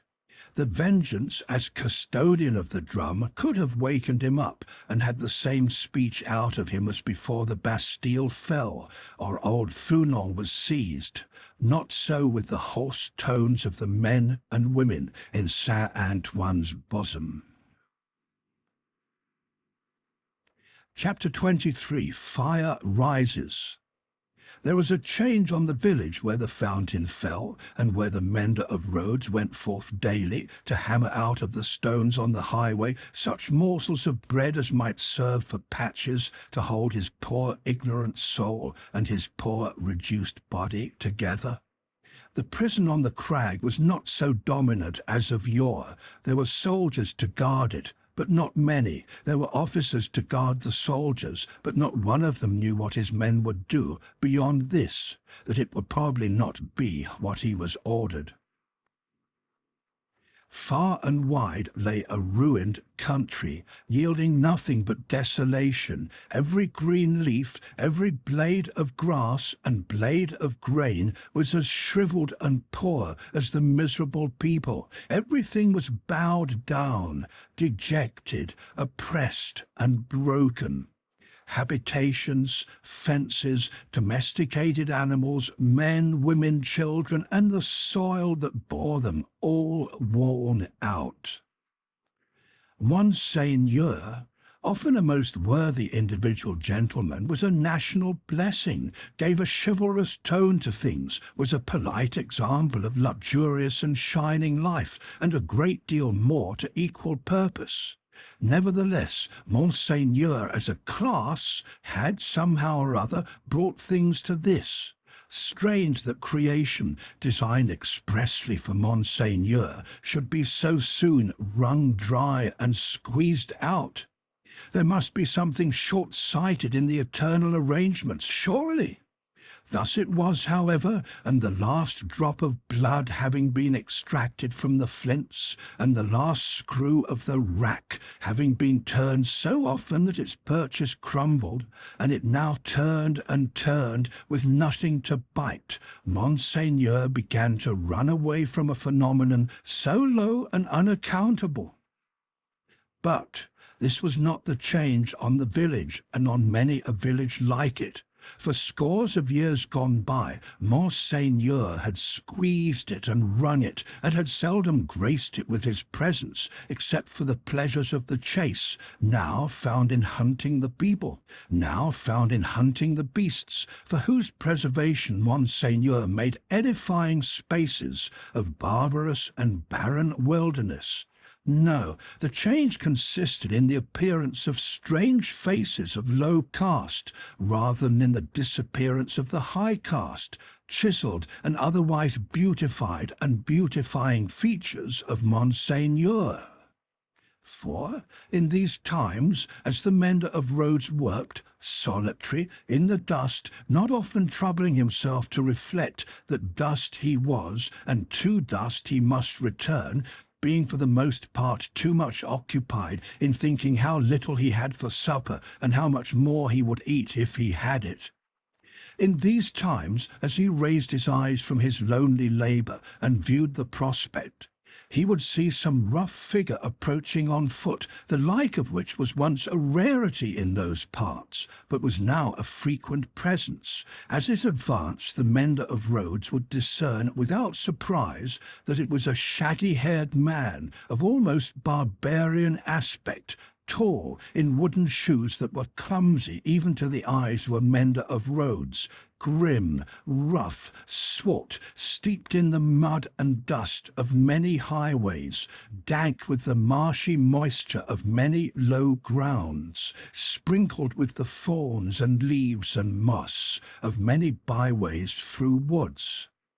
Such a man came upon him, like a ghost, at noon in the July weather, as he sat on his heap of stones under a bank, taking such shelter as he could get from a shower of hail.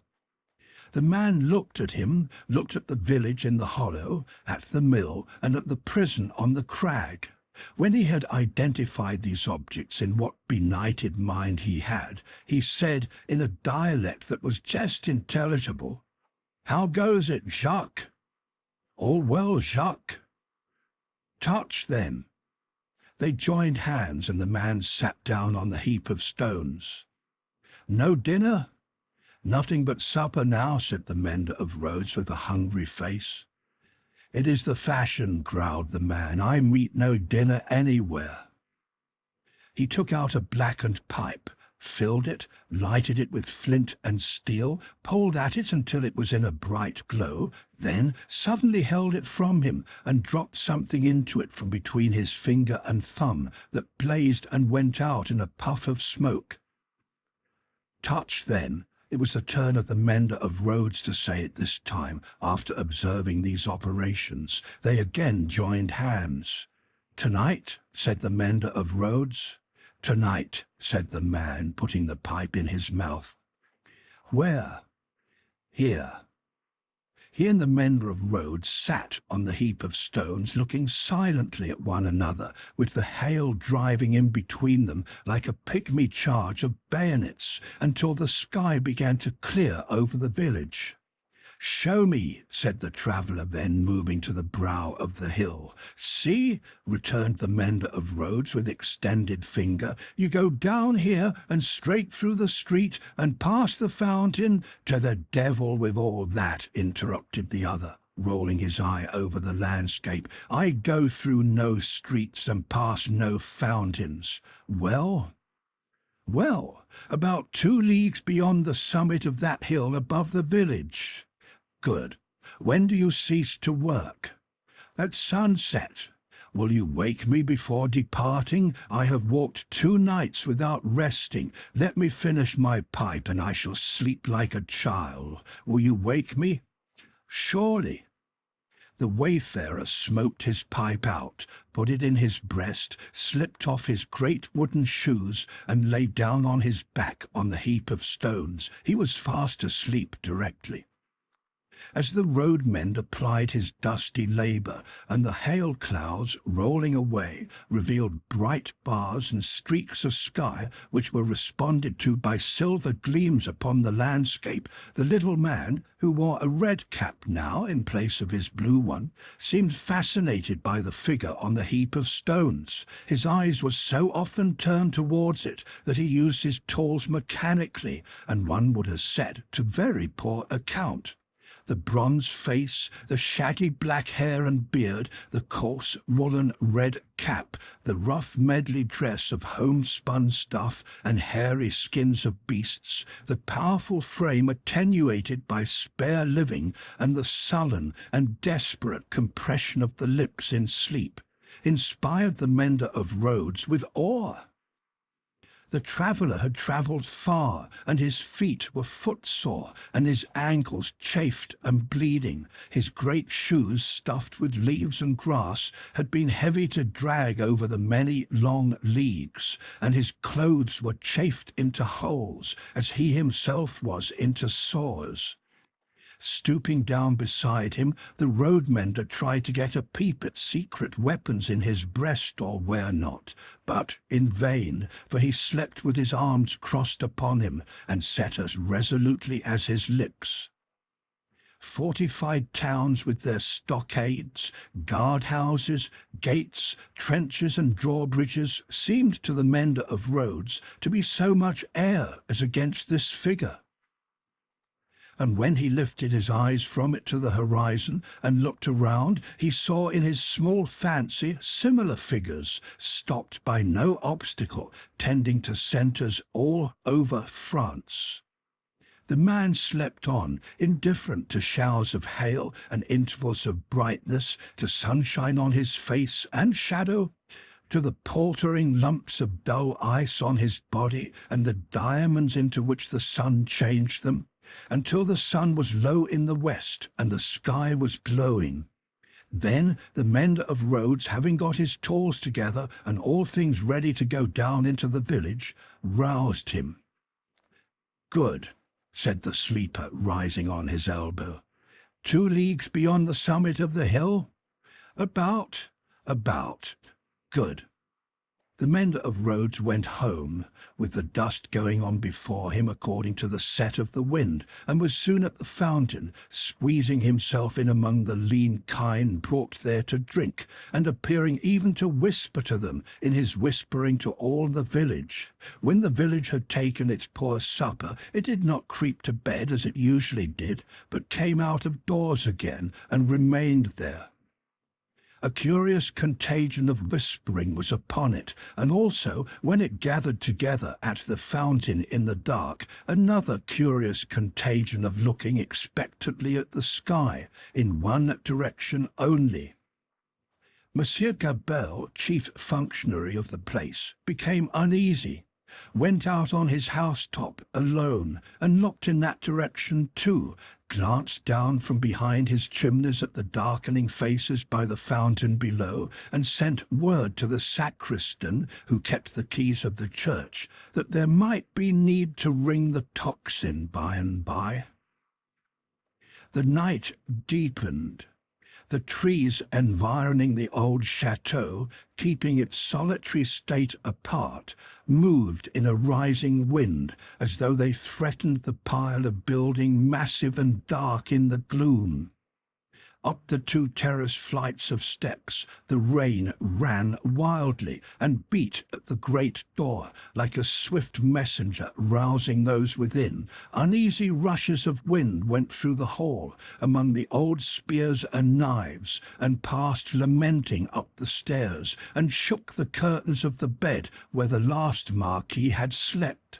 East, west, north, and south, through the woods, 4 heavy-treading, unkempt figures crushed the high grass and cracked the branches, striding on cautiously to come together in the courtyard. 4 lights broke out there and moved away in different directions, and all was black again. But not for long. Presently the chateau began to make itself strangely visible by some light of its own, as though it were growing luminous. Then a flickering streak played behind the architecture of the front, picking out transparent places and showing where balustrades, arches, and windows were. Then it soared higher and grew broader and brighter. Soon from a score of the great windows flames burst forth, and the stone faces awakened, stared out of fire. A faint murmur arose about the house from the few people who were left there, and there was a saddling of a horse and riding away. There was spurring and splashing through the darkness, and bridle was drawn in the space by the village fountain, and the horse in a foam stood at Monsieur Gabelle's door. "Help, Gabelle! Help, everyone!" The tocsin rang impatiently, but other help, if there were any, there was none. The mender of roads and 250 particular friends stood with folded arms at the fountain, looking at the pillar of fire in the sky. "It must be 40 feet high," said they, grimly, and never moved. The rider from the chateau and the horse in a foam clattered away through the village and galloped up the stony steep to the prison on the crag. At the gate a group of officers were looking at the fire. Removed from them a group of soldiers. "Help, gentlemen, officers! The chateau is on fire! Valuable objects may be saved from the flames by timely aid! Help! Help!" The officers looked towards the soldiers, who looked at the fire, gave no orders, and answered with shrugs and biting of lips. It must burn. As the rider rattled down the hill again and through the street, the village was illuminating. The mender of roads and the 250 particular friends, inspired as one man and woman by the idea of lighting up, had darted into their houses and were putting candles in every dull little pane of glass. The general scarcity of everything occasioned candles to be borrowed in a rather peremptory manner of Monsieur Gabelle, fell, and in a moment of reluctance and hesitation on that functionary's part, the mender of roads, once so submissive to authority, had remarked that carriages were good to make bonfires with, and that post-horses would roast.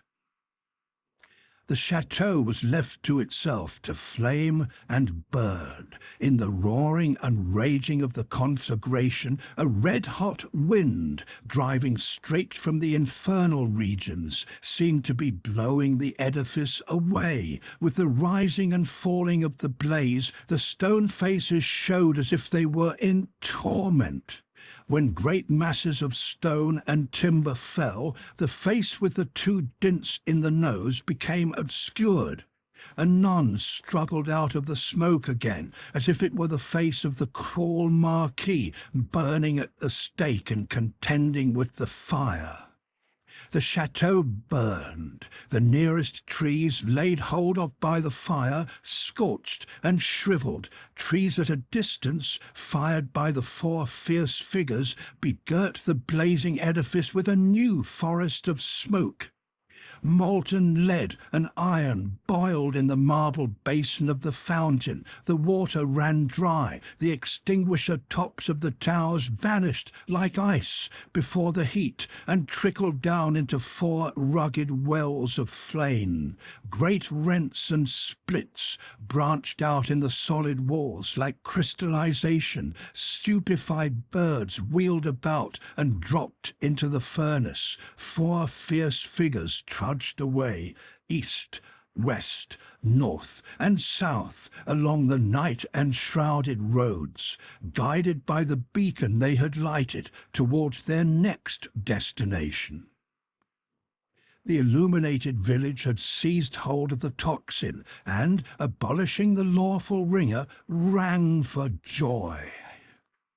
Not only that, but the village, light-headed with famine, fire, and bell-ringing, and bethinking itself that Monsieur Gabelle had to do with the collection of rent and taxes, though it was but a small instalment of taxes and no rent at all, that Gabelle had got in those latter days, became impatient for an interview with him, and surrounding his house, summoned him to come forth for personal conference. Whereupon Monsieur Gabelle did heavily bar his door and retire to hold counsel with himself. The result of that conference was that Gabelle again withdrew himself to his housetop behind his stack of chimneys, this time resolved, if his door was broken in, he was a small southern man of retaliative temperament, to pitch himself head foremost over the parapet and crush a man or two below. Probably Monsieur Gabelle passed a long night up there, with the distant chateau for fire and candle, and the beating at his door, combined with the joy-ringing for music. Not to mention his having an ill-omened lamp slung across the road before his posting-house gate, which the village showed a lively inclination to displace in his favour. A trying suspense to be passing a whole summer night on the brink of the black ocean, ready to take that plunge into it upon which Monsieur Gabelle had resolved. But the friendly dawn appearing at last, and the rush candles of the village guttering out, the people happily dispersed, and Monsieur Gabelle came down, bringing his life with him for that while.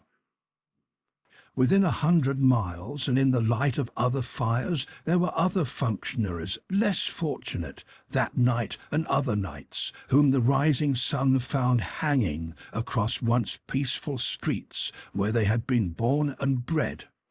Also, there were other villagers and townspeople less fortunate than the mender of roads and his fellows, upon whom the functionaries and soldiery turned with success, and whom they strung up in their turn. But the fierce figures were steadily wending east, west, north, and south, be that as it would, and whosoever hung, fire burned. The altitude of the gallows that would turn to water and quench it, no functionary by any stretch of mathematics was able to calculate successfully. Chapter 24, drawn to the lodestone rock. In such risings of fire and risings of sea, the firm earth shaken by the rushes of an angry ocean which had now no ebb, but was always on the flow higher and higher, to the terror and wonder of the beholders on the shore, 3 years of tempest were consumed. 3 more birthdays of little Lucie had been woven by the golden thread into the peaceful tissue of the life of her home. Many a night and many a day had its inmates listened to the echoes in the corner, with hearts that failed them when they heard the thronging feet. For the footsteps had become to their minds of the footsteps of a people, tumultuous under a red flag, and with their country declared in danger, changed into wild beasts by terrible enchantment long persisted in. Monseigneur, as a class, had dissociated himself from the phenomenon of his not being appreciated, of his being so little wanted in France as to incur considerable danger of receiving his dismissal from it, and this life together. Like the fabled rustic who raised the devil with infinite pains, and was so terrified at the sight of him that he could ask the enemy no question, but immediately fled, so Monseigneur, after boldly reading the Lord's Prayer backwards for a great number of years, and performing many other potent spells for compelling the evil one, no sooner beheld him in his terrors than he took to his noble heels. The shining bull's-eye of the court was gone, or it would have been the mark for a hurricane of national bullets. It had never been a good eye to see with, had long had the mote in it of Lucifer's pride, Sardanapalus' luxury, and a mole's blindness, but it had dropped out and was gone. The court, from that exclusive inner circle to its outermost rotten ring of intrigue, corruption, and dissimulation, was all gone together. Royalty was gone, had been besieged in its palace and suspended when the last tidings came over.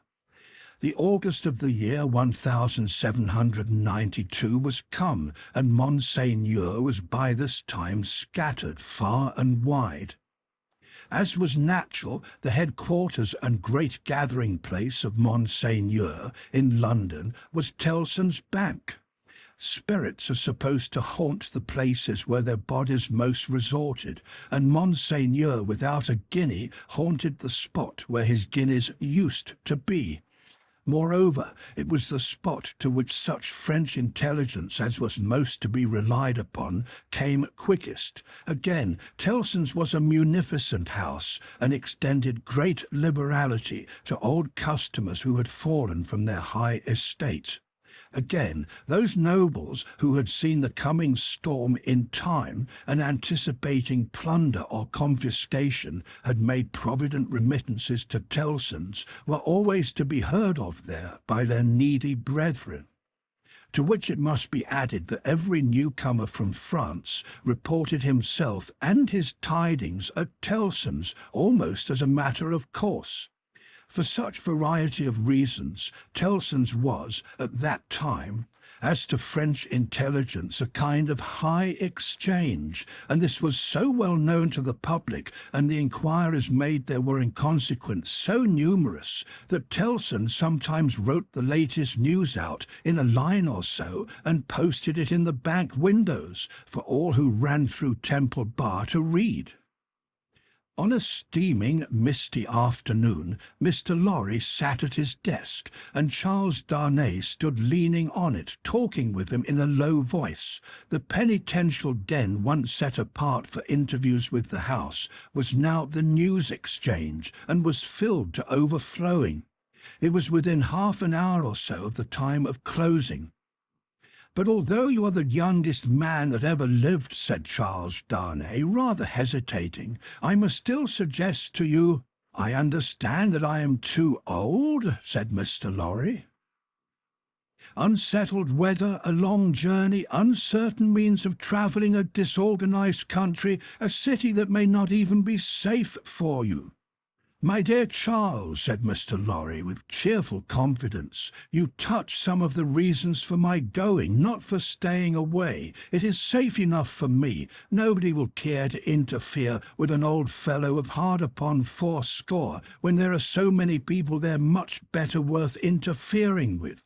As to its being a disorganized city, if it were not a disorganized city, there would be no occasion to send somebody from our house here to our house there, who knows the city and the business of old, and is in Tellson's confidence. As to the uncertain travelling, the long journey and the winter weather, if I were not prepared to submit myself to a few inconveniences for the sake of Tellson's, after all these years, who ought to be?" "I wish I were going myself," said Charles Darnay, somewhat restlessly, and like one thinking aloud.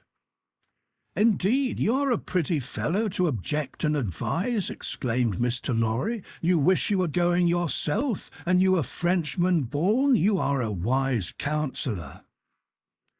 "My dear Mr. Lorry, it is because I am a Frenchman born that the thought, which I did not mean to utter here, however, has passed through my mind often. One cannot help thinking, having had some sympathy for the miserable people, and having abandoned something to them," he spoke here in his former thoughtful manner, "that one might be listened to, and might have the power to persuade to some restraint.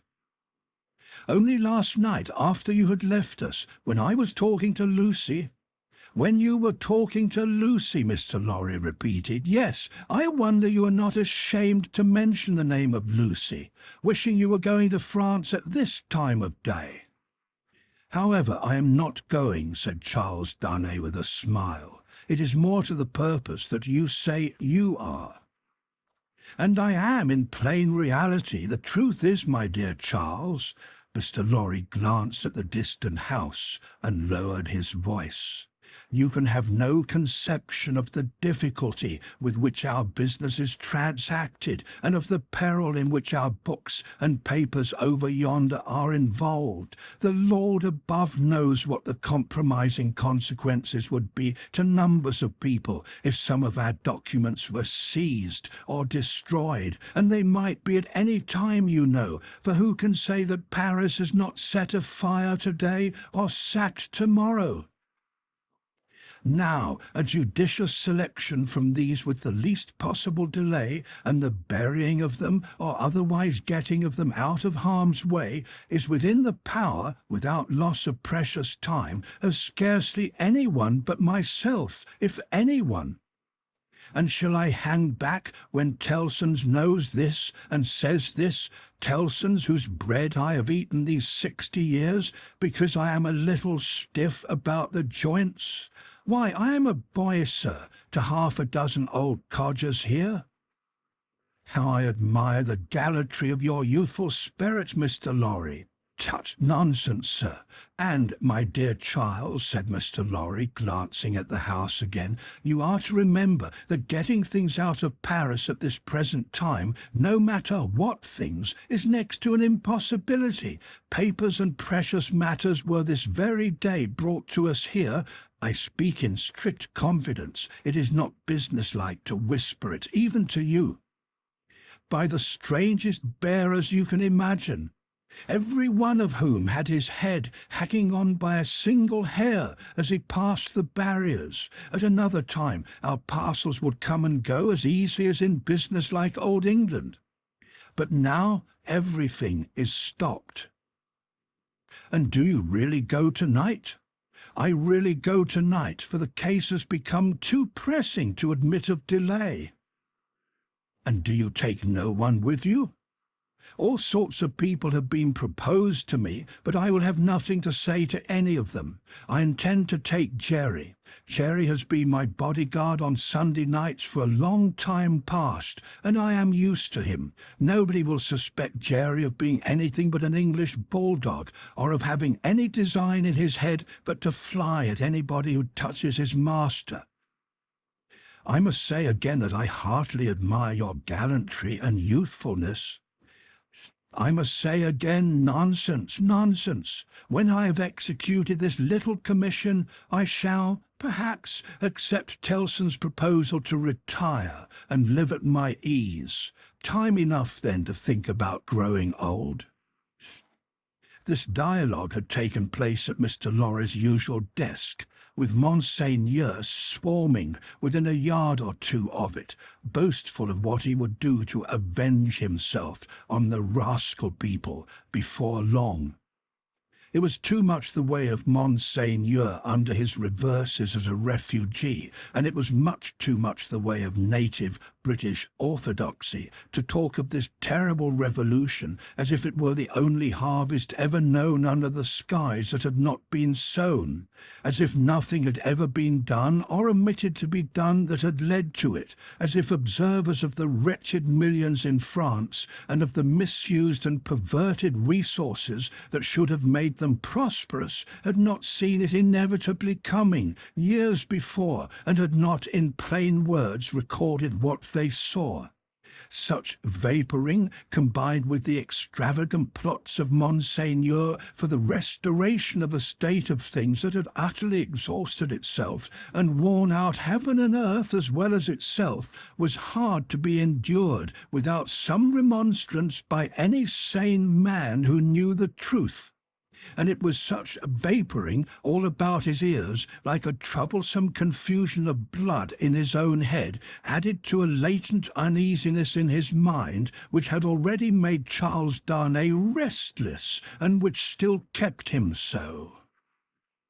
Among the talkers was Stryver, of the King's Bench Bar, far on his way to state promotion, and therefore loud on the theme, broaching to Monseigneur his devices for blowing the people up and exterminating them from the face of the earth, and doing without them, and for accomplishing many similar objects akin in their nature to the abolition of eagles by sprinkling salt on the tails of the race. Him Darnay heard with a particular feeling of objection, and Darnay stood divided between going away that he might hear no more and remaining to interpose his word, when the thing that was to be went on to shape itself out. The House approached Mr. Lorry, and laying a soiled and unopened letter before him, asked if he had yet discovered any traces of the person to whom it was addressed. The House laid the letter down so close to Darnay that he saw the direction, and more quickly because it was his own right name. The address, turned into English, ran, "Very pressing, to Monsieur heretofore the Marquis Saint-Evremond of France, confided to the cares of Messrs. Tellson and Company, bankers, London, England." On the marriage morning, Dr. Manette had made it his one urgent and express request to Charles Darnay that the secret of this name should be, unless he, the doctor, dissolved the obligation, kept inviolate between them. Nobody else knew it to be his name. His own wife had no suspicion of the fact. Mr. Lorry could have none. "No," said Mr. Lorry in reply to the House. "I have referred it, I think, to everybody now here, and no one can tell me where this gentleman is to be found." The hands of the clock verging upon the hour of closing the bank, there was a general set of the current of talkers past Mr. Lorry's desk. He held the letter out inquiringly, and Monseigneur looked at it, in the person of this plotting and indignant refugee, and Monseigneur looked at it in the person of that plotting and indignant refugee, and this, that, and the other all had something disparaging to say, in French or in English, concerning the Marquis, who was not to be found. "Nephew, I believe, but in any case degenerate successor of the polished Marquis who was murdered," said one. "Happy to say I never knew him." "A craven who abandoned his post," said another. "This Monseigneur had been got out of Paris, legs uppermost and half suffocated in a load of hay, some years ago." Infected with the new doctrine, said a third, eyeing the direction through his glass in passing. Set himself in opposition to the last Marquis, abandoned the estates when he inherited them, and left them to the ruffian herd. They will recompense him now, I hope, as he deserves. Hey, cried the blatant Stryver. Did he, though? Is that the sort of fellow? Let us look at his infamous name. Damn the fellow! Darnay, unable to restrain himself any longer, touched Mr. Stryver on the shoulder and said, I know the fellow. Do you, by Jupiter, said Stryver, I am sorry for it. Why? Why, Mr. Darnay? Do you hear what he said? Don't ask why in these times. But I do ask why. Then I tell you again, Mr. Darnay, I am sorry for it. I am sorry to hear you putting any such extraordinary questions. Here is a fellow who, infected by the most pestilent and blasphemous code of devilry that ever was known, abandoned his property to the vilest scum of the earth that ever did murder by wholesale, and you ask me why I am sorry that a man who instructs youth knows him? Well, but I'll answer you. I am sorry because I believe there is contamination in such a scoundrel. That's why. Mindful of the secret, Darnay with great difficulty checked himself and said, You may not understand the gentleman. I understand how to put you in a corner, Mr. Darnay, said bully Stryver, and I'll do it. If this fellow is a gentleman, I don't understand him. You may tell him so with my compliments. You may also tell him from me that after abandoning his worldly goods and position to this butcherly mob, I wonder he is not at the head of them. But no, gentlemen, said Stryver, looking all round and snapping his fingers. I know something of human nature, and I tell you that you'll never find a fellow like this fellow trusting himself to the mercies of such precious protégés. No, gentlemen, he'll always show 'em a clean pair of heels very early in the scuffle and sneak away. With those words and a final snap of his fingers, Mr. Stryver shouldered himself into Fleet Street amidst the general approbation of his hearers. Mr. Lorry and Charles Darnay were left alone at the desk in the general departure from the bank. "Will you take charge of the letter?" said Mr. Lorry. "You know where to deliver it?" "I do." "Will you undertake to explain that we suppose it to have been addressed here on the chance of our knowing where to forward it, and that it has been here some time?"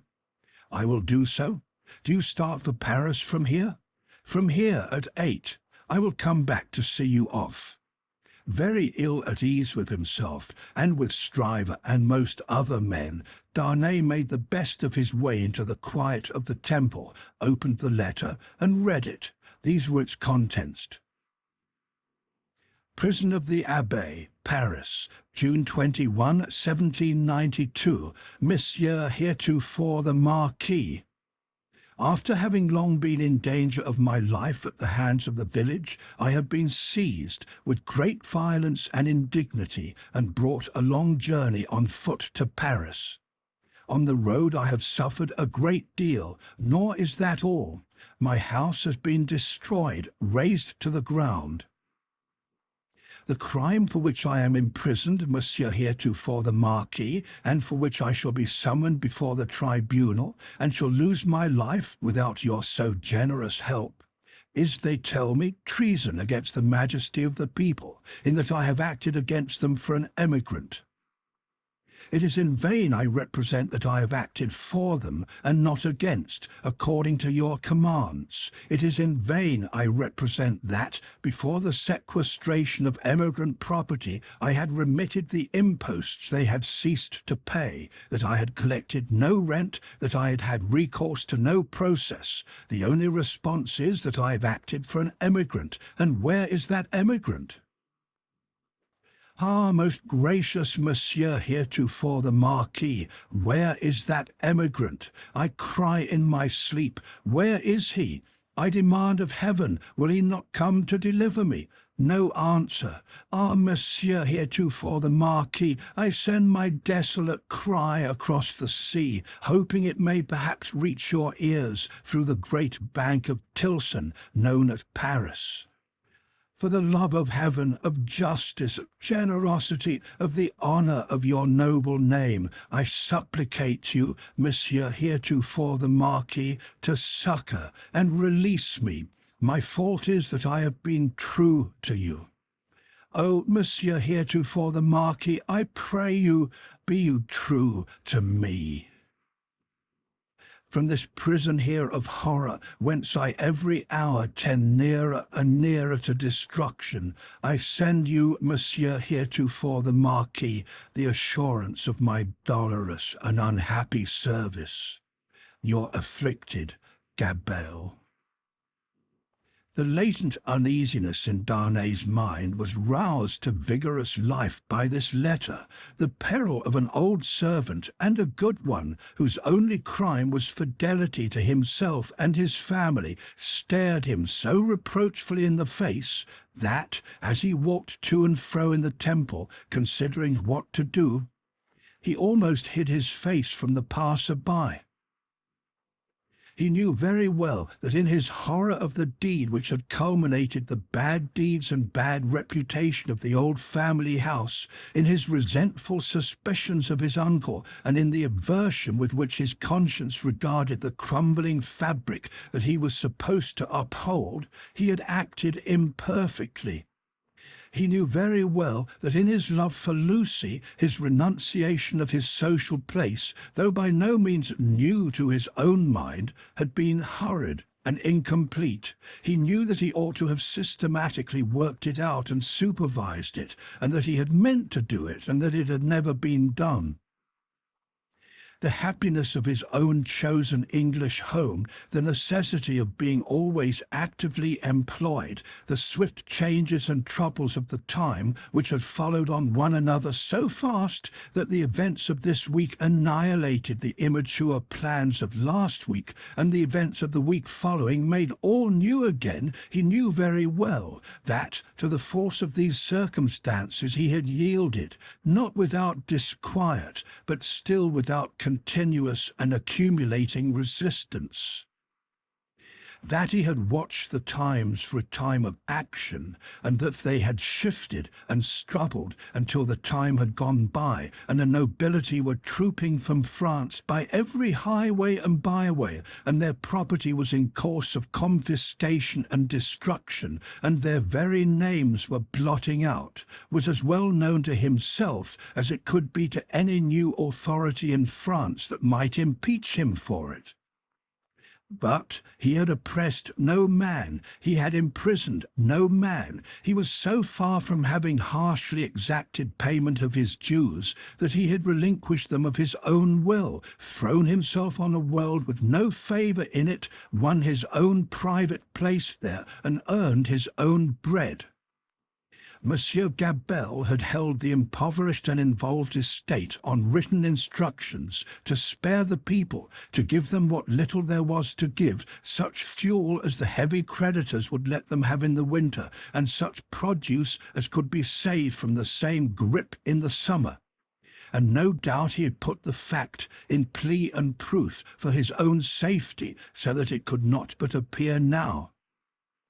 This favoured the desperate resolution Charles Darnay had begun to make, that he would go to Paris. Yes, like the mariner in the old story, the winds and streams had driven him within the influence of the lodestone rock, and it was drawing him to itself, and he must go. Everything that arose before his mind drifted him on, faster and faster, more and more steadily, to the terrible attraction. His latent uneasiness had been that bad aims were being worked out in his own unhappy land by bad instruments, and that he, who could not fail to know that he was better than they, was not there, trying to do something to stay bloodshed and assert the claims of mercy and humanity. With this uneasiness half stifled and half reproaching him, he had been brought to the pointed comparison of himself with the brave old gentleman in whom duty was so strong. Upon that comparison, injurious to himself, had instantly followed the sneers of Monseigneur, which had stung him bitterly, and those of Stryver, which above all were coarse and galling for old reasons. Upon those had followed Gabelle's letter, the appeal of an innocent prisoner in danger of death to his justice, honour, and good name. His resolution was made. He must go to Paris. Yes, the lodestone rock was drawing him, and he must sail on until he struck. He knew of no rock, he saw hardly any danger. The intention with which he had done what he had done, even though he had left it incomplete, presented it before him in an aspect that would be gratefully acknowledged in France on his presenting himself to assert it. Then that glorious vision of doing good, which is so often the sanguine mirage of so many good minds, arose before him, and he even saw himself in the illusion with some influence to guide this raging revolution that was running so fearfully wild. As he walked to and fro, with his resolution made, he considered that neither Lucie nor her father must know of it until he was gone. Lucie should be spared the pain of separation, and her father, always reluctant to turn his thoughts towards the dangerous ground of old, should come to the knowledge of the step as a step taken, and not in the balance of suspense and doubt. How much of the incompleteness of his situation was referable to her father, through the painful anxiety to avoid reviving old associations of France in his mind, he did not discuss with himself. But that circumstance, too, had had its influence in his course. He walked to and fro with thoughts very busy, until it was time to return to Tellson's and take leave of Mr. Lorry. As soon as he arrived in Paris, he would present himself to this old friend, but he must say nothing of his intention now. A carriage with post-horses was ready at the back door, and Jerry was booted and equipped. "I have delivered that letter," said Charles Darnay to Mr. Lorry.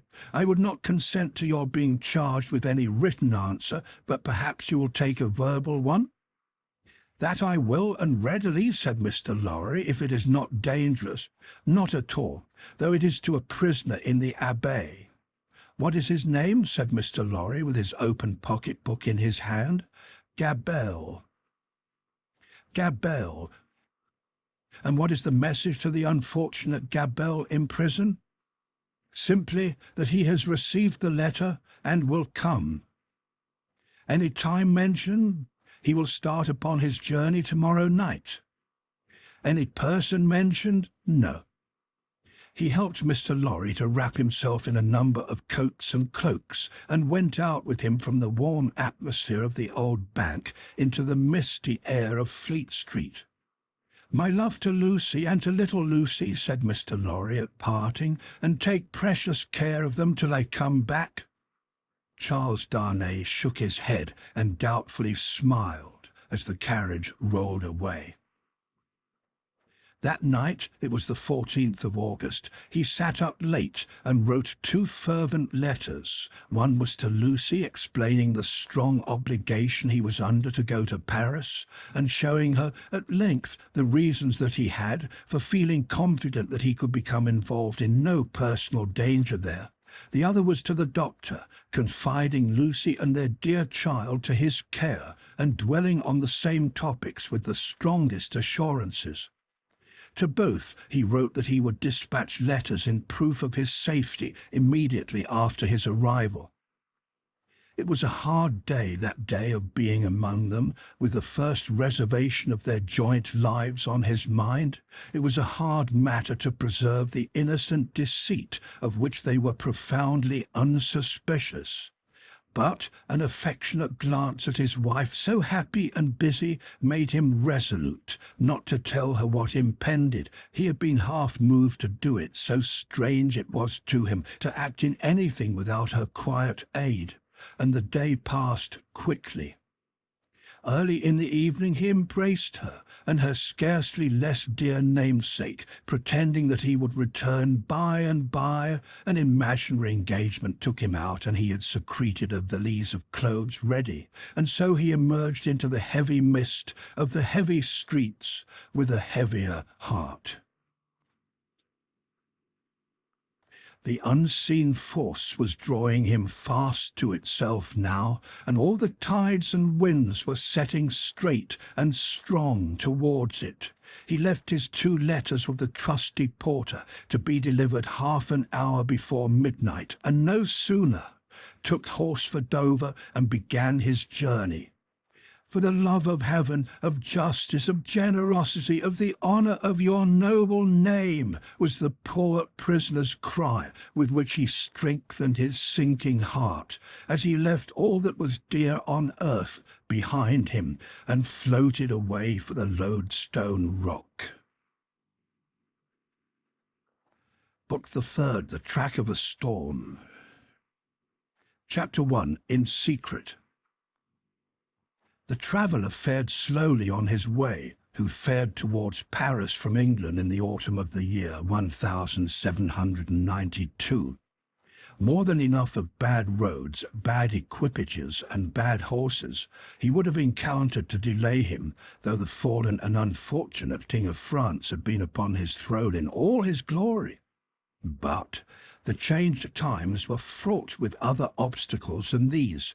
Every town gate and village taxing house had its band of citizen patriots, with their national muskets in a most explosive state of readiness, who stopped all comers and goers, cross-questioned them, inspected their papers, looked for their names in lists of their own, turned them back, or sent them on, or stopped them and laid them in hold, as their capricious judgment or fancy deemed best for the dawning republic, one and indivisible, of liberty, equality, fraternity, or death. A very few French leagues of his journey were accomplished when Charles Darnay began to perceive that for him, along these country roads, there was no hope of return until he should have been declared a good citizen at Paris. Whatever might befall now, he must on to his journey's end. Not a mean village closed upon him, not a common barrier dropped across the road behind him, but he knew it to be another iron door in the series that was barred between him and England. The universal watchfulness so encompassed him that if he had been taken in a net, or were being forwarded to his destination in a cage, he could not have felt his freedom more completely gone. This universal watchfulness not only stopped him on the highway 20 times in a stage, but retarded his progress 20 times in a day, by riding after him and taking him back, riding before him and stopping him by anticipation, riding with him and keeping him in charge. He had been days upon his journey in France alone, when he went to bed tired out in a little town on the high road, still a long way from Paris. Nothing but the production of the afflicted Cabell's letter from his prison of the Abbaye would have got him on so far. His difficulty at the guardhouse in this small place had been such that he felt his journey to have come to a crisis, and he was therefore as little surprised as a man could be to find himself awakened at the small end to which he had been remitted until morning in the middle of the night. Awakened by a timid local functionary and 3 armed patriots in rough red caps and with pipes in their mouths, who sat down on the bed. "Emigrant," said the functionary. "I am going to send you on to Paris under an escort." "Citizen, I desire nothing more than to get to Paris, though I could dispense with the escort." "Silence," growled a redcap, striking at the coverlet with the butt end of his musket. "Peace, aristocrat." "It is as the good patriot says," observed the timid functionary. "You are an aristocrat, and must have an escort, and must pay for it." "I have no choice," said Charles Darnay. "Choice! Listen to him," cried the same scowling redcap, "as if it was not a favour to be protected from the lamp iron." "It is always as the good patriot says," observed the functionary. "Rise and dress yourself, emigrant." Darnay complied and was taken back to the guardhouse, where other patriots in rough red caps were smoking, drinking, and sleeping by a watch fire. Here he paid a heavy price for his escort, and hence he started with it on the wet, wet roads at 3 o'clock in the morning. The escort were 2 mounted patriots in red caps and tricoloured cockades, armed with national muskets and sabres, who rode one on either side of him. The escorted governed his own horse, but a loose line was attached to his bridle, the end of which one of the patriots kept girded round his wrist. In this state they set forth, with the sharp rain driving in their faces, clattering at a heavy dragoon trot over the uneven town pavement and out upon the mire-deep roads. In this state they traversed without change, except of horses and pace, all the mire-deep leagues that lay between them and the capital. They travelled in the night, halting an hour or 2 after daybreak and lying by until the twilight fell. The escort was so wretchedly clothed that they twisted straw round their bare legs and thatched their ragged shoulders to keep the wet off. Apart from the personal discomfort of being so attended, and apart from such considerations of present danger as arose from one of the patriots being chronically drunk and carrying his musket very recklessly, Charles Darnay did not allow the restraint that was laid upon him to awaken any serious fears in his breast, for he reasoned with himself that it could have no reference to the merits of an individual case that was not yet stated, and of representations, confirmable by the prisoner in the Abbaye, that were not yet made. But when they came to the town of Beauvais, which they did at eventide, when the streets were filled with people, he could not conceal from himself that the aspect of affairs was very alarming. An ominous crowd gathered to see him dismount of the posting-yard, and many voices called out loudly, "Down with the emigrant!" He stopped in the act of swinging himself out of his saddle, and resuming it as his safest place, said, "Emigrant, my friends, do you not see me here in France of my own will?" "You are a cursed emigrant," cried a farrier, making at him in a furious manner through the press, hammer in hand, "and you are a cursed aristocrat." The postmaster interposed himself between this man and the rider's bridle, at which he was evidently making, and soothingly said, let him be, he'll be judged at Paris." "Judged," repeated the farrier, swinging his hammer, "aye, and condemned as a traitor." At this the crowd roared approval. Checking the postmaster, who was for turning his horse's head to the yard, the drunken patriot sat composedly in his saddle looking on, with the line round his wrist. Darnay said, as soon as he could make his voice heard, "Friends, you deceive yourselves, or you are deceived. I am not a traitor." "He lies," cried the smith. "He is a traitor since the decree. His life is forfeit to the people. His cursed life is not his own." At the instant when Darnay saw a rush in the eyes of the crowd, which another instant would have brought upon him, the postmaster turned his horse into the yard, the escort rode in close upon his horse's flanks, and the postmaster shut and barred the crazy double gates. The farrier struck a blow upon them with his hammer, and the crowd groaned, but no more was done. "What is this decree that the smith spoke of?" Darnay asked the postmaster, when he had thanked him and stood beside him in the yard. "Truly, a decree for selling the property of emigrants." "When passed?" "On the 14th, the day I left England. Everybody says it is but one of several, and that there will be others, if there are not already, banishing all emigrants and condemning all to death who return. That is what he meant when he said your life was not your own. But there are no such decrees yet." "What do I know?" said the postmaster, shrugging his shoulders. "There may be, or there will be, it's all the same. What would you have?" They rested on some straw in a loft until the middle of the night, and then rode forward again when all the town was asleep. Among the many wild changes observable on familiar things which made this wild ride unreal, not the least was the seeming rarity of sleep. After long and lonely spurring over dreary roads, they would come to a cluster of poor cottages, not steeped in darkness, but all glittering with lights, and would find the people in a ghostly manner in the dead of the night, circling hand in hand round a shriveled tree of liberty, or all drawn up together singing a liberty song.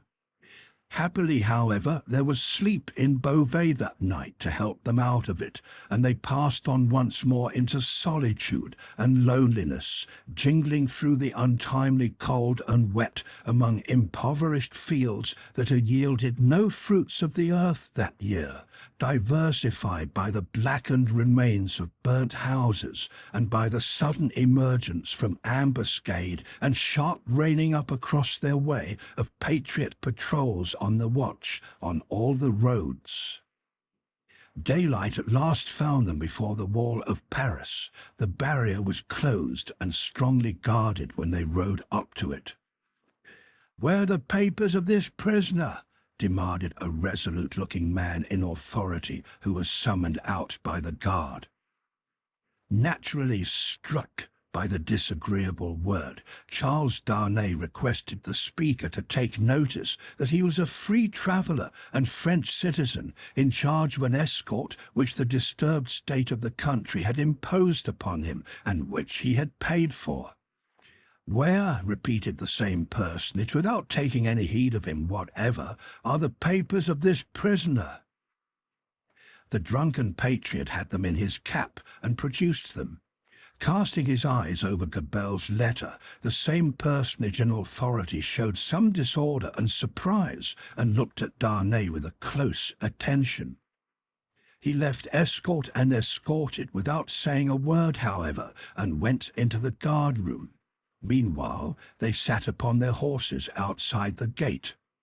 Looking about him while in this state of suspense, Charles Darnay observed that the gate was held by a mixed guard of soldiers and patriots, the latter far outnumbering the former, and that while ingress into the city for peasants' carts bringing in supplies and for similar traffic and traffickers was easy enough, egress, even for the homeliest people, was very difficult. A numerous medley of men and women, not to mention beasts and vehicles of various sorts, was waiting to issue forth. But the previous identification was so strict that they filtered through the barrier very slowly. Some of these people knew their turn for examination to be so far off that they lay down on the ground to sleep or smoke, while others talked together or loitered about. The red cap and tricolour cockade were universal, both among men and women. When he had sat in his saddle some half hour, taking note of these things, Darnay found himself confronted by the same man in authority who directed the guard to open the barrier. Then he delivered to the escort, drunk and sober, a receipt for the escorted and requested him to dismount. He did so, and the two patriots, leading his tired horse, turned and rode away without entering the city. He accompanied his conductor into a guard-room, smelling of common wine and tobacco, where certain soldiers and patriots, asleep and awake, drunk and sober, and in various neutral states between sleeping and waking, drunkenness and sobriety, were standing and lying about. The light in the guardhouse, half derived from the waning oil lamps of the night and half from the overcast day, was in some correspondingly uncertain condition. Some registers were lying open on a desk, and an officer of a coarse, dark aspect presided over these.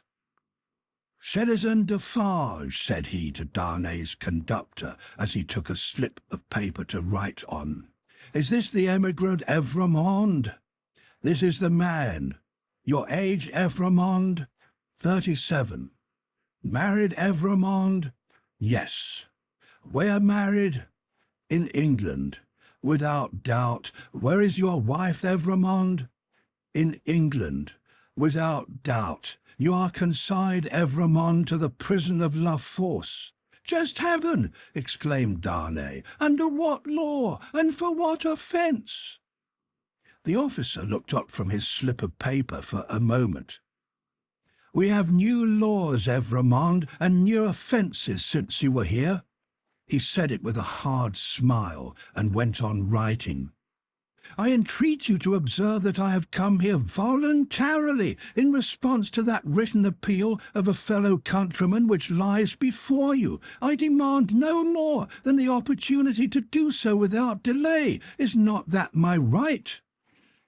"Emigrants have no rights, Evrémonde," was the stolid reply. The officer wrote until he had finished, read over to himself what he had written, sanded it, and handed it to Defarge with the words, "In secret." Defarge motioned with the paper to the prisoner that he must accompany him. The prisoner obeyed, and the guard of 2 armed patriots attended them. "Is it you?" said Defarge in a low voice, as they went down the guardhouse steps and turned into Paris, "who married the daughter of Dr. Manette, once a prisoner in the Bastille that is no more?" "Yes," replied Darnay, looking at him with surprise. "My name is Defarge, and I keep a wine shop in the Quarter Saint-Antoine. Possibly you have heard of me?" "My wife came to your house to reclaim her father?" "Yes." The word wife seemed to serve as a gloomy reminder to Defarge to say with sudden impatience, "In the name of that sharp female newly born and called La Guillotine, why did you come to France?" "You heard me say why a minute ago. Do you not believe it is the truth?" "A bad truth for you," said Defarge, speaking with knitted brows and looking straight before him. "Indeed, I am lost here. All here is so unprecedented, so changed, so sudden and unfair, that I am absolutely lost. Will you render me a little help?" "None," Defarge spoke, always looking straight before him. "Will you answer me a single question?" "Perhaps, according to its nature, you can say what it is." "In this prison that I am going to so unjustly, shall I have some free communication with the world outside?" "You will see." "I am not to be buried there, prejudged and without any means of presenting my case?"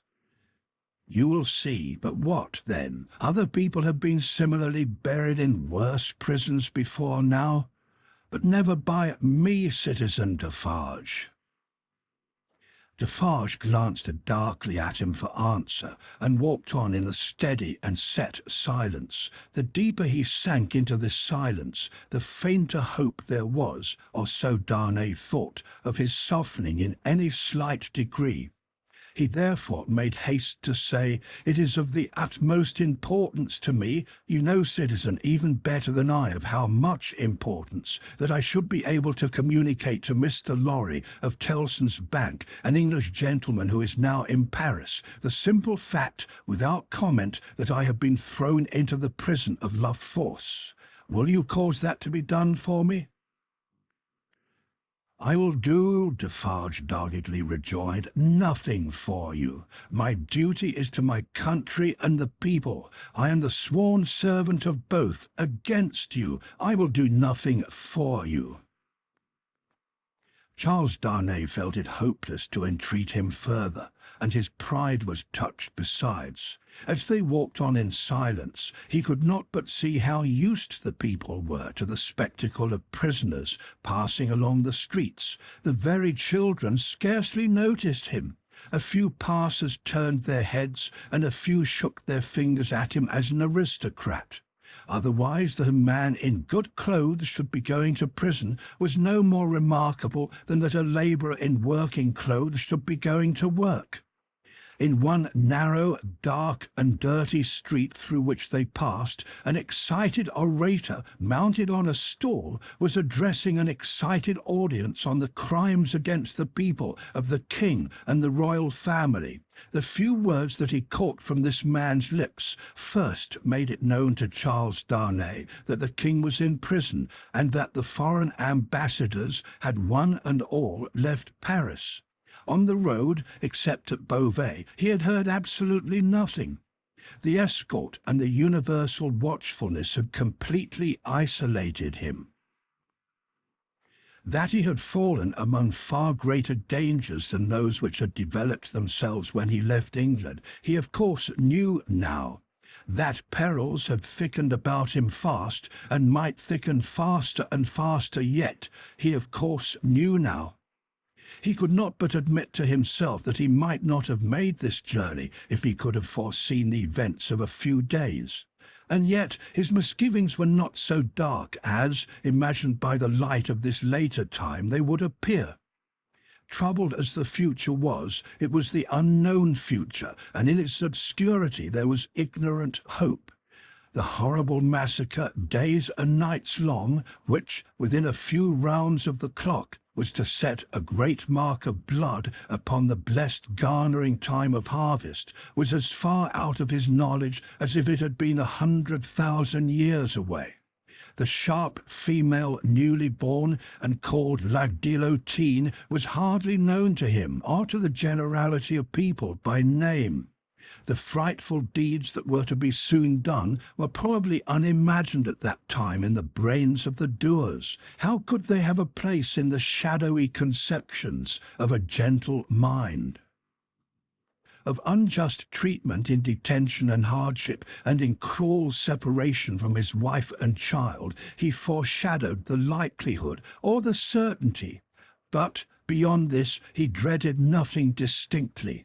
With this on his mind, which was enough to carry into a dreary prison courtyard, he arrived at the prison of La Force. A man with a bloated face opened the strong wicket, to whom Defarge presented the emigrant Evrémonde. "What the devil? How many more of them?" exclaimed the man with the bloated face. Defarge took his receipt without noticing the exclamation, and withdrew with his two fellow patriots. "What the devil, I say again!" exclaimed the jailer, left with his wife. "How many more?" The jailer's wife, being provided with no answer to the question, merely replied, "One must have patience, my dear." 3 turnkeys who entered responsive to a bell she rang echoed the sentiment, and one added, "For love of liberty," which shouted in that place like an inappropriate conclusion. The prison of La Force was a gloomy prison, dark and filthy, and with a horrible smell of foul sleep in it. Extraordinary how soon the noisome flavour of imprisoned sleep becomes manifest in all such places that are ill cared for. In secret too, grumbled the jailer, looking at the written paper, as if I was not already full to bursting. He stuck the paper on a file in an ill humour, and Charles Darnay awaited his further pleasure for half an hour, sometimes pacing to and fro in the strong arched room, sometimes resting on a stone seat, in either case detained to be imprinted on the memory of the chief and his subordinates. "Come," said the chief at length, taking up his keys. "Come with me, emigrant." Through the dismal prison twilight, his new charge accompanied him by corridor and staircase, many doors clanging and locking behind them, until they came into a large, low, vaulted chamber crowded with prisoners of both sexes. The women were seated at a long table, reading and writing, knitting, sewing and embroidering. The men were for the most part standing behind their chairs or lingering up and down the room. In the instinctive association of prisoners with shameful crime and disgrace, the newcomer recoiled from this company, but the crowning unreality of his long unreal ride was, their all at once rising to receive him with every refinement of manner known to the time, and with all the engaging graces and courtesies of life. So strangely clouded were these refinements by the prison manners and gloom, so spectral did they become in the inappropriate squalor and misery through which they were seen, that Charles Darnay seemed to stand in a company of the dead, ghosts all, the ghost of beauty, the ghost of stateliness, the ghost of elegance, the ghost of pride, the ghost of frivolity, the ghost of wit, the ghost of youth, the ghost of age, all waiting their dismissal from the desolate shore, all turning on him eyes that were changed by the death they had died in coming there. It struck him motionless.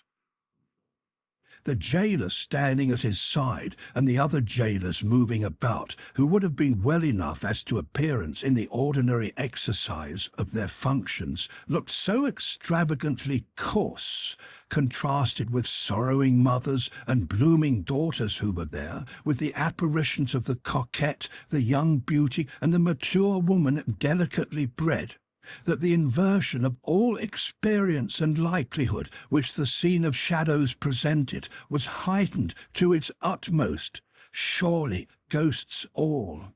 Surely the long unreal ride some progress of disease that had brought him to these gloomy shades. "In the name of the assembled companions in misfortune," said a gentleman of courtly appearance and address coming forward, "I have the honour of giving you welcome to La Force, and of condoling with you on the calamity that has brought you among us. May it soon terminate happily. It would be an impertinence elsewhere, but it is not so here, to ask your name and condition." Charles Darnay roused himself and gave the required information in words as suitable as he could find. "But I hope," said the gentleman, following the chief jailer with his eyes, who moved across the room, "that you are not in secret?" "I do not understand the meaning of the term, but I have heard them say so." "Ah, what a pity! We so much regret it. But take courage. Several members of our society have been in secret at first, and it has lasted but a short time." Then he added, raising his voice, "I grieve to inform the society in secret." There was a murmur of commiseration as Charles Darnay crossed the room to a grated door where the jailer awaited him, and many voices, among which the soft and compassionate voices of women were conspicuous, gave him good wishes and encouragement. He turned the grated door to render the thanks of his heart. It closed under the jailer's hand, and the apparitions vanished from his sight forever. The wicket opened on a stone staircase leading upward. When they had ascended 40 steps, The prisoner of half an hour already counted them. The jailer opened a low black door, and they passed into a solitary cell. It struck cold and damp, but was not dark. "Yours," said the jailer. "Why am I confined alone? How do I know?" "I can buy pen, ink, and paper." "Such are not my orders. You'll be visited and can ask then. At present you may buy your food and nothing more."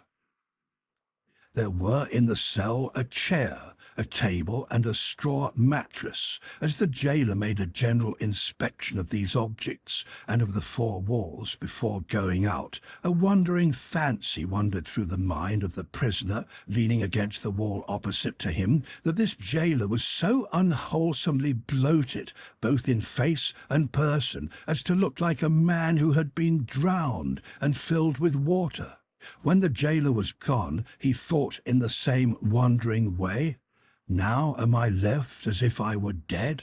Stopping then to look down at the mattress, he turned from it with a sick feeling and thought, "And here in these crawling creatures of the first condition of the body after death. 5 paces by 4.5, 5 paces by 4.5, 5 paces by 4.5. The prisoner walked to and fro in his cell, counting its measurement, and the roar of the city arose like muffled drums, with a wild swell of voices added to them.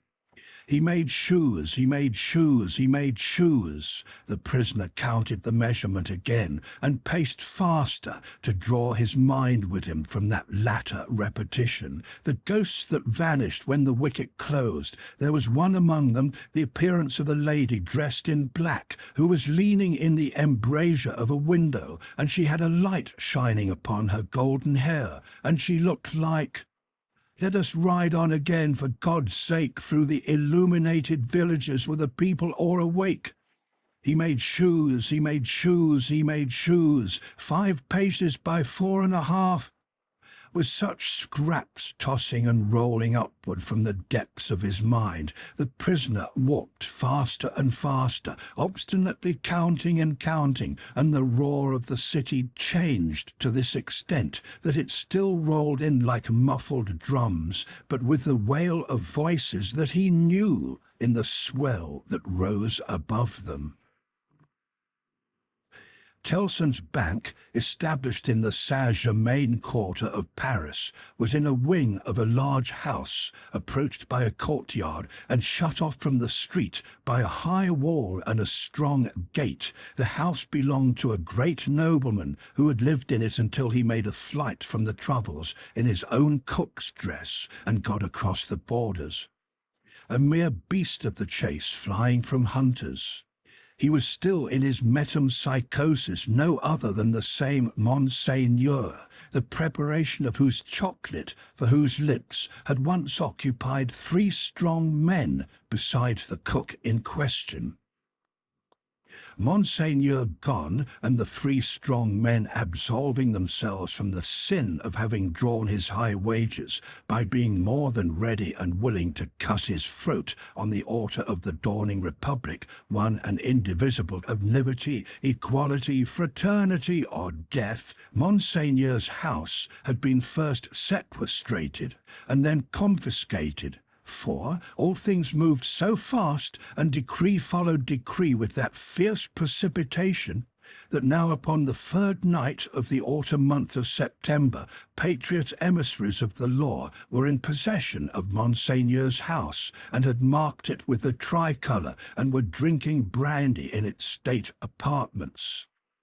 A place of business in London, like Tellson's place of business in Paris, would soon have driven the house out of its mind and into the Gazette, for what would staid British responsibility and respectability have said to orange trees in boxes in a back courtyard, and even to a Cupid over the counter?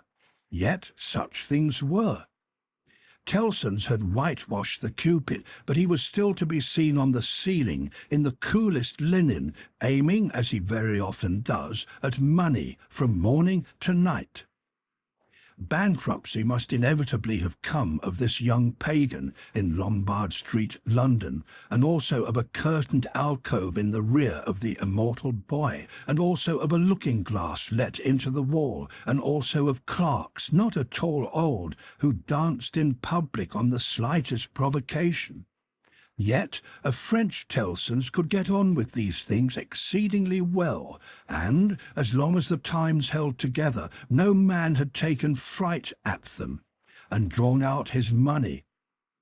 What money would be drawn out of Tellson's henceforth, and what would lie there lost and forgotten, what plate and jewels would tarnish in Tellson's hiding places, while the depositors rusted in prisons, and when they should have violently perished? How many accounts with Tellson's, never to be balanced in this world, must be carried over into the next? No man could have said that night any more than Mr. Jarvis Lorry could, though he thought heavily of these questions.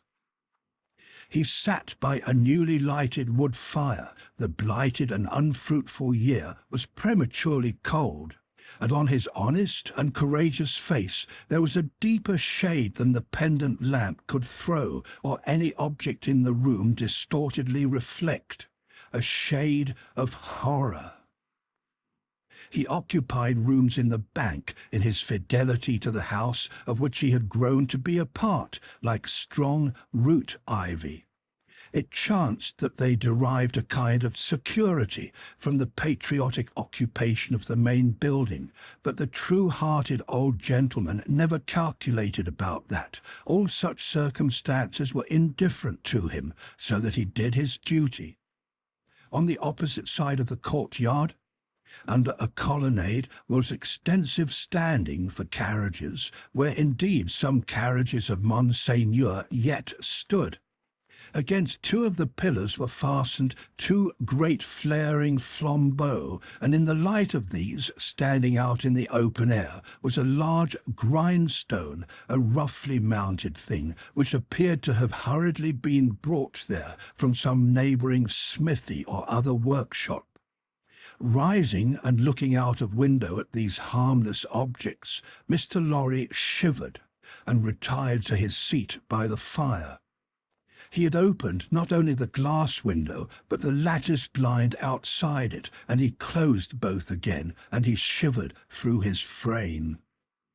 From the streets beyond the high wall and the strong gate there came the usual night hum of the city, with now and then an indescribable ring in it, weird and unearthly, as if some unwanted sounds of a terrible nature were going up to heaven.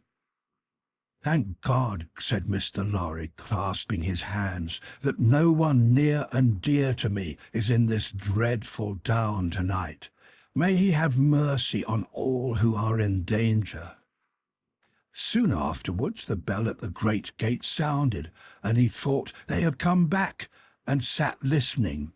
But there was no loud irruption into the courtyard, as he had expected, and he heard the gate clash again, and all was quiet.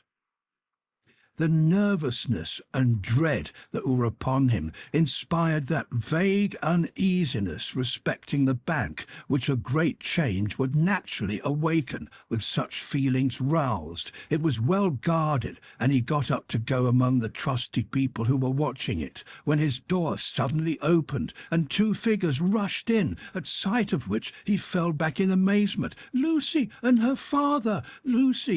Lucie, with her arms stretched out to him, and with that old look of earnestness so concentrated and intensified that it seemed as though it had been stamped upon her face expressly to give force and power to it in this one passage of her life. "What is this?" cried Mr. Lorry, breathless and confused. "What is the matter? Lucie Manette, what has happened? What has brought you here? What is this?" With the look fixed upon him, in her paleness and wildness, she panted out in his arms, imploringly, "Oh, my dear friend, my husband!" "Your husband, Lucie? Charles!" "What of Charles?" "Here." "Here? In Paris?" has been here some days, 3 or 4, I don't know how many, I can't collect my thoughts. An errand of generosity brought him here unknown to us. He was stopped at the barrier and sent to prison." The old man uttered an irrepressible cry. Almost at the same moment, the bell of the great gate rang again, and a loud noise of feet and voices came pouring into the courtyard. "What is that noise?" said the doctor, turning towards the window. "Don't look," cried Mr. Lorry. "Don't look out, Manette, for your life. Don't touch the blind." The doctor turned with his hand upon the fastening of the window and said, with a cool, bold smile, "My dear friend, I have a charmed life in this city. I have been a Bastille prisoner. There is no patriot in Paris, in France, who, knowing me to have been a prisoner in the Bastille, would touch me, except to overwhelm me with embraces or carry me in triumph. My old pain has given me a power that has brought us through the barrier and gained us news of Charles there and brought us here. I knew it would be so. I knew I could help Charles out of all danger. I told Lucie so. What is that noise?" His hand was again upon the window. "Go and look!" cried Mr. Lorry, absolutely desperate. "No, Lucie, my dear, not you." He got his arm round her and held her. "Don't be so terrified, my love. I solemnly swear to you that I know of no harm having happened to Charles, that I had no suspicion even of his being in this fatal place. What prison is he in? La Force. La Force.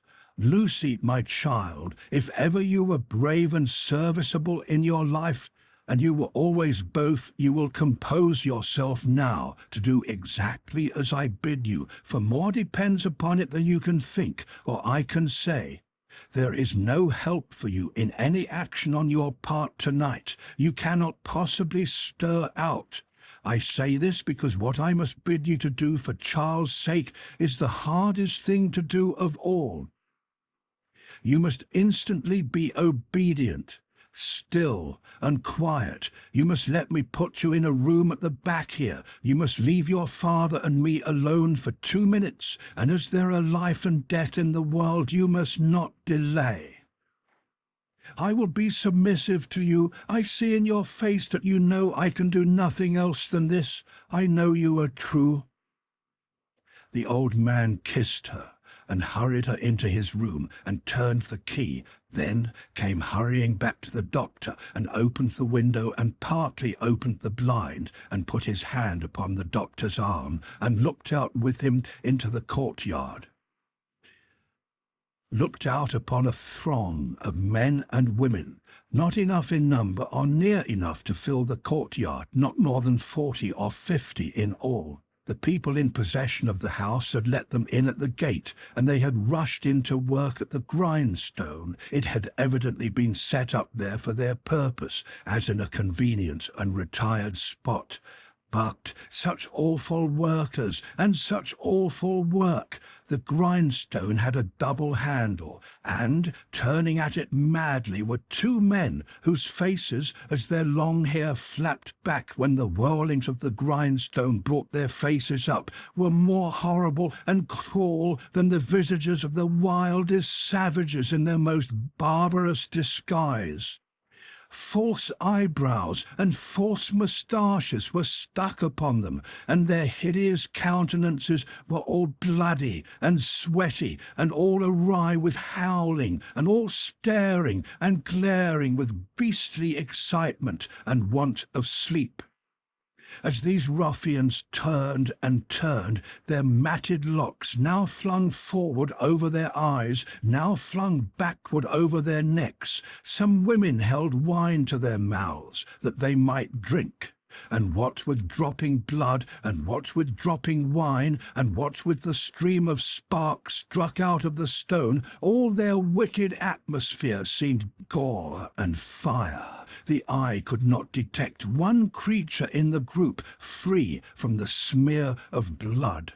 Shouldering one another to get next at the sharpening stone were men stripped to the waist, with the stain all over their limbs and bodies, men in all sorts of rags, with the stain upon those rags. Men devilishly set off with spoils of women's lace and silk and ribbon, with the stain dyeing those trifles through and through. Hatchets, knives, bayonets, swords, all brought to be sharpened, were all red with it. Some of the hacked swords were tied to the wrists of those who carried them with strips of linen and fragments of dress, ligatures various in kind, but all deep of the one colour. And as the frantic wielders of these weapons snatched them from the stream of sparks and tore away into the streets, the same red hue was red in their frenzied eyes, eyes which any unbrutalized beholder would have given 20 years of life to petrify with a well-directed gun. All this was seen in a moment as the vision of a drowning man, or of any human creature to any very great pass could see a world if it were there. They drew back from the window, and the doctor looked for explanation in his friend's ashy face. "They are," Mr. Lorry whispered the words, glancing fearfully round at the locked room, "murdering the prisoners. If you are sure of what you say, if you really have the power you think you have, as I believe you have, make yourself known to these devils and get taken to La Force. It may be too late, I don't know, but let it not be a minute later." Dr. Manette pressed his hand, hastened bareheaded out of the room, and was in the courtyard when Mr. Lorry regained the blind.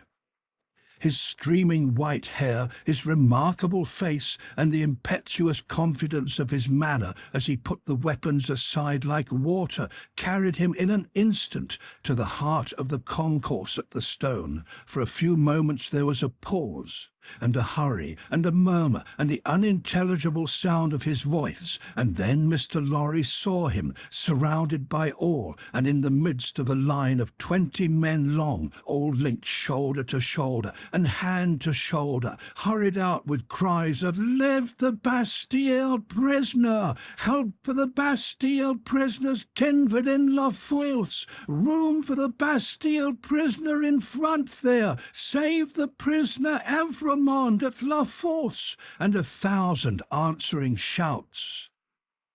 He closed the lattice again with a fluttering heart, closed the window and the curtain, hastened to Lucie and told her that her father was assisted by the people and gone in search of her husband. He found her child and Miss Pross with her, but it never occurred to him to be surprised by their appearance until a long time afterwards, when he sat watching them in such quiet as the night knew. Lucie had by that time fallen into a stupor on the floor at his feet, clinging to his hand. Miss Pross had laid the child down on his own bed, and her head had gradually fallen on the pillow beside her pretty charge. Oh, the long, long night, with the moans of the poor wife, and oh, the long, long night, with no return of her father, and no tidings. Twice more in the darkness the bell at the great gate sounded, and the eruption was repeated, and the grindstone whirled and spluttered. "What is it?" cried Lucie, affrighted. "Hush, the soldiers' swords are sharpened there," said Mr. Lorry. "The place is national property now, and used as a kind of armoury, my love." Twice more in all. But the last spell of work was feeble and fitful. Soon afterwards the day began to dawn, and he softly detached himself from the clasping hand and cautiously looked out again. A man, so besmeared that he might have been a sorely wounded soldier creeping back to consciousness on a field of slain, was rising from the pavement by the side of the grindstone and looking about him with a vacant air. Shortly, this worn-out murderer descried in the imperfect light one of the carriages of Monseigneur, and, staggering to that gorgeous vehicle, climbed in at the door and shut himself up to take his rest on its dainty cushions. The great grindstone, earth, had turned when Mr. Lorry looked out again, and the sun was red on the courtyard. But the lesser grindstone stood alone there, in the calm morning air, with a red upon it that the sun had never given and would never take away. Chapter 3. The Shadow. One of the first considerations which arose in the business mind of Mr. Lorry when business hours came round was this, that he had no right to imperil Tellson's by sheltering the wife of an emigrant prisoner under the bank roof. His own possessions, safety, life he would have hazarded for Lucie and her child without a moment's demur, but the great trust he held was not his own, and as to that business charge he was a strict man of business. At first his mind reverted to Defarge, and he thought of finding out the wine-shop again and taking counsel with its master in reference to the safest dwelling-place in a distracted state of the city. But the same consideration that suggested him repudiated him. He lived in the most violent quarter, and doubtless was influential there and deep in its dangerous workings. Noon coming and the doctor not returning, and every minute's delay tending to compromise Tellson's, Mr. Lorry advised with Lucie. She said that her father had spoken of hiring a lodging for a short term in that quarter near the banking house. As there was no business objection to this, and as he foresaw that even if it were all well with Charles, and he were to be released, he could not hope to leave the city, Mr. Lorry went out in quest of such a lodging, and found a suitable one, high up in a removed by-street, where the closed blinds in all the other windows of a high melancholy square of buildings marked deserted homes. To this lodging he at once removed Lucie and her child and Miss Pross, giving them what comfort he could, and much more than he had himself. He left Jerry with them as a figure to fill a doorway that would bear considerable knocking on the head, and retained to his own occupations. A disturbed and doleful mind he brought to bear upon them, and slowly and heavily the day lagged on with him. It wore itself out, and wore him out with it, until the bank closed. He was again alone in his room of the previous night, considering what to do next, when he heard a foot upon the stair. In a few moments a man stood in his presence, who, with a keenly observant look at him, addressed him by his name. "Your servant," said Mr. Lorry. "Do you know me?" He was a strongly made man with dark curling hair, from 45 to 50 years of age. For answer he repeated, without any change of emphasis, the words, "Do you know me?" "I have seen you somewhere, perhaps at my wine shop." Much interested and agitated, Mr. Lorry said, "You come from Dr. Manette?" "Yes, I come from Dr. Manette." "And what says he? What does he send me?" Defarge gave into his anxious hand an open scrap of paper. It bore the words in the doctor's writing, "Charles is safe, but I cannot safely leave this place yet. I have obtained the favour that the bearer has a short note from Charles to his wife. Let the bearer see his wife." It was dated from La Force within an hour. "Will you accompany me," said Mr. Lorry, joyfully relieved after reading this note aloud, "to where his wife resides?" "Yes," returned Defarge. Scarcely noticing as yet in what a curiously reserved and mechanical way Defarge spoke, Mr. Lorry put on his hat, and they went down into the courtyard. There they found two women, one knitting. "Madame Defarge, surely," said Miss Lorry, who had left her in exactly the same attitude some 17 years ago. "It is she," observed her husband. "Does Madame go with us?" inquired Mr. Lorry, seeing that she moved as they moved. "Yes, that she may be able to recognize the faces and know the persons. It is for their safety." Beginning to be struck by Defarge's manner, Mr. Lorry looked dubiously at him and led the way.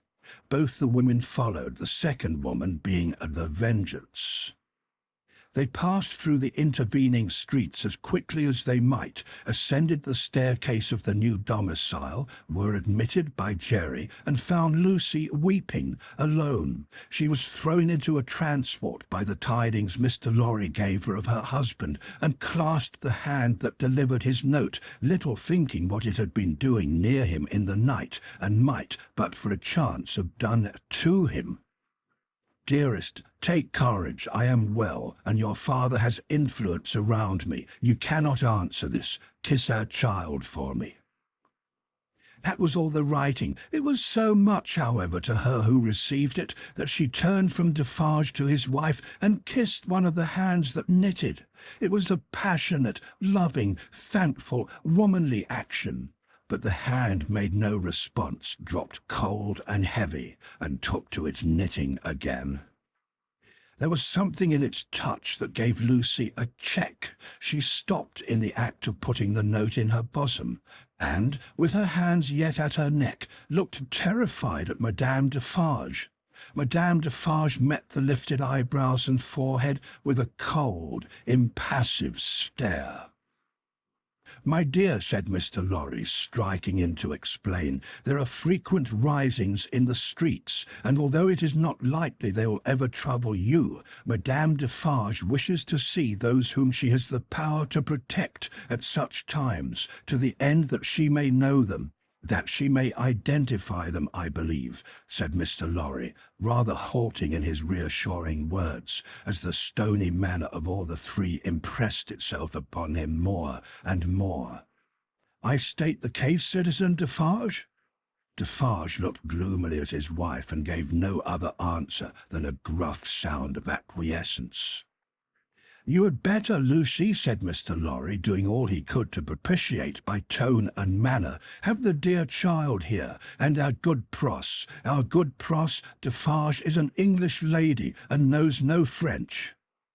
The lady in question, whose rooted conviction that she was more than a match for any foreigner, was not to be shaken by distress and danger, appeared with folded arms, and observed in English to the Vengeance, whom her eyes first encountered, "Well, I am sure, bold-face, I hope you are pretty well."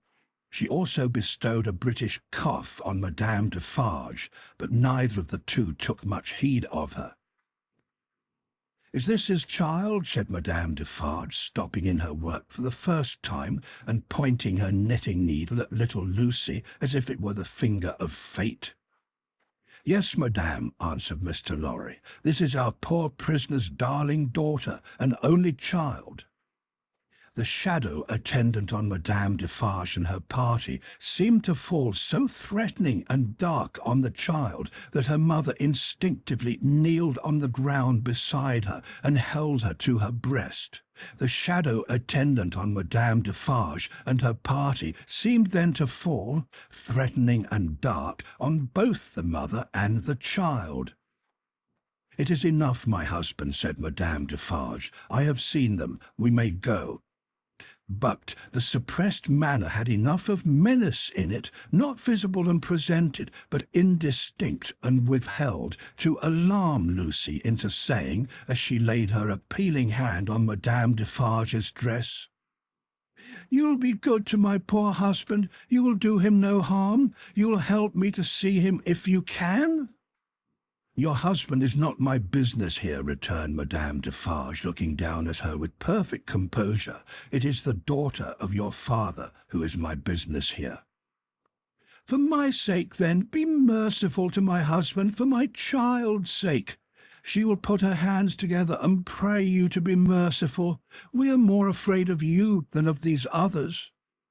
Madame Defarge received it as a compliment, and looked at her husband. Defarge, who had been uneasily biting his thumbnail and looking at her, collected his face into a sterner expression. "What is it that your husband says in that little letter?" asked Madame Defarge, with a luring smile. "Influence, he says something touching influence." "That my father," said Lucie, hurriedly taking the paper from her breast, but with her alarmed eyes on her questioner and not on it, "has much influence around him." "Surely it will release him," said Madame Defarge. "Let it do so."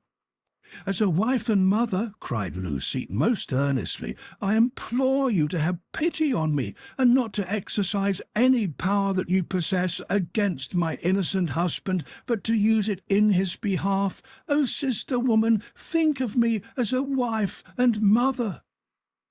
Madame Defarge looked coldly as ever at the suppliant, and said, turning to her friend, the Vengeance, "The wives and mothers we have been used to see since we were as little as this child, and much less, have not been greatly considered. We have known their husbands and fathers laid in prison and kept from them often enough. All our lives we have seen our sister women suffer, in themselves and in their children, poverty, nakedness, hunger, thirst, sickness, misery, oppression, and neglect of all kinds." "We have seen nothing else," returned the Vengeance. "We have borne this a long time," said Madame Defarge, turning her eyes again upon Lucie. "Judge you, is it likely that the trouble of one wife and mother would be much to us now?" She resumed her knitting and went out. The Vengeance followed. Defarge went last and closed the door. "Courage, my dear Lucie," said Mr. Lorry as he raised her. "Courage, courage. So far all goes well with us. Much, much better than it has of late gone with many poor souls. Cheer up and have a thankful heart."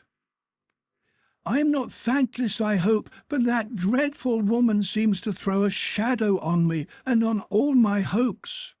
"Tut, tut," said Mr. Lorry. "What is this despondency in the brave little breast? A shadow indeed, no substance in it, Lucie." But the shadow of the manner of these Defarges was dark upon himself, for all that, and in his secret mind it troubled him greatly. Chapter 4. Calm in Storm. Dr. Manette did not return until the morning of the 4th day of his absence. So much of what had happened in that dreadful time as could be kept from the knowledge of Lucie was so well concealed from her that not until long afterwards, when France and she were far apart, did she know that 1,100 defenceless prisoners of both sexes and all ages had been killed by the populace, that 4 days and nights had been darkened by this deed of horror, and that the air around her had been tainted by the slain.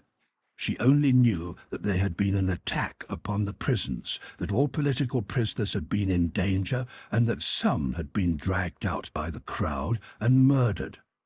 To Mr. Lorry the doctor communicated under an injunction of secrecy, on which he had no need to dwell, that the crowd had taken him through a scene of carnage to the prison of La Force, that, in the prison, he had found a self-appointed tribunal sitting, before which the prisoners were brought singly, and by which they were rapidly ordered to be put forth to be massacred, or to be released, or, in a few cases, to be sent back to their cells. That, presented by his conductors to this tribunal, he had announced himself by name and profession as having been for 18 years a secret and unaccused prisoner in the Bastille, that one of the bodies so sitting in judgment had risen and identified him, and that this man was Defarge. That, hereupon, he had ascertained, through the registers on the table, that his son-in-law was among the living prisoners, and had pleaded hard to the tribunal, of whom some members were asleep, and some awake, some dirty with murder, and some clean, some sober, and some not, for his life and liberty. That, in the first frantic greetings lavished on him as a notable sufferer under the overthrown system, it had been accorded to him to have Charles Darnay brought before the lawless court and examined. That he seemed on the point of being at once released when the tide in his favour met with some unexplained check not intelligible to the doctor, which led to a few words of secret conference. That the man sitting as president had then informed Dr. Manette that the prisoner must remain in custody, but should, for his sake, be held inviolate in safe custody. That, immediately, on a signal, the prisoner was removed to the interior of the prison again, but that he, the doctor, had then so strongly pleaded for permission to remain and assure himself that his son-in-law was, through no malice or mischance, delivered to the concourse whose murderous yells outside the gate had often drowned the proceedings, that he had obtained the permission and had remained in that hall of blood until the danger was over. The sights he had seen there, with brief snatches of food and sleep by intervals, shall remain untold. The mad joy over the prisoners who were saved had astounded him scarcely less than the mad ferocity against those who were cut to pieces. One prisoner there was, he said, who had been discharged into the street free, but at whom a mistaken savage had thrust a pike as he passed out. Being besought to go to him and dress the wound, the doctor had passed out at the same gate and had found him in the arms of a company of Samaritans who were seated on the bodies of their victims, with an inconsistency as monstrous as anything in his awful nightmare.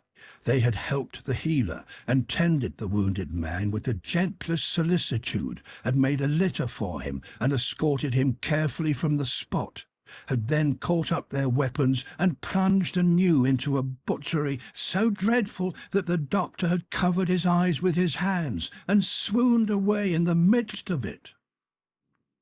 As Mr. Lorry received these confidences, and as he watched the face of his friend, now 62 years of age, a misgiving arose within him that such dread experiences would revive the old danger.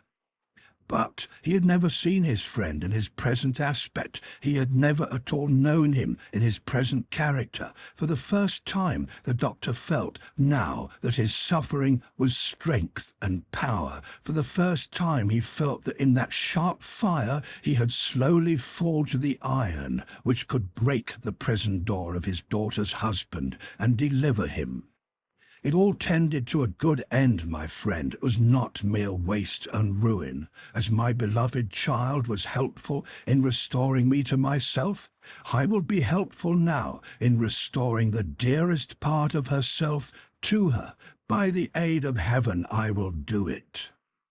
Thus Dr. Manette. And when Jarvis Lorry saw the kindled eyes, the resolute face, the calm, strong look and bearing of the man whose life always seemed to him to have been stopped like a clock for so many years, and then set going again with an energy which had lain dormant during the cessation of its usefulness, he believed. Greater things than the doctor had at that time to contend with would have yielded before his persevering purpose, while he kept himself in his place as a physician whose business was with all degrees of mankind, bond and free, rich and poor, bad and good.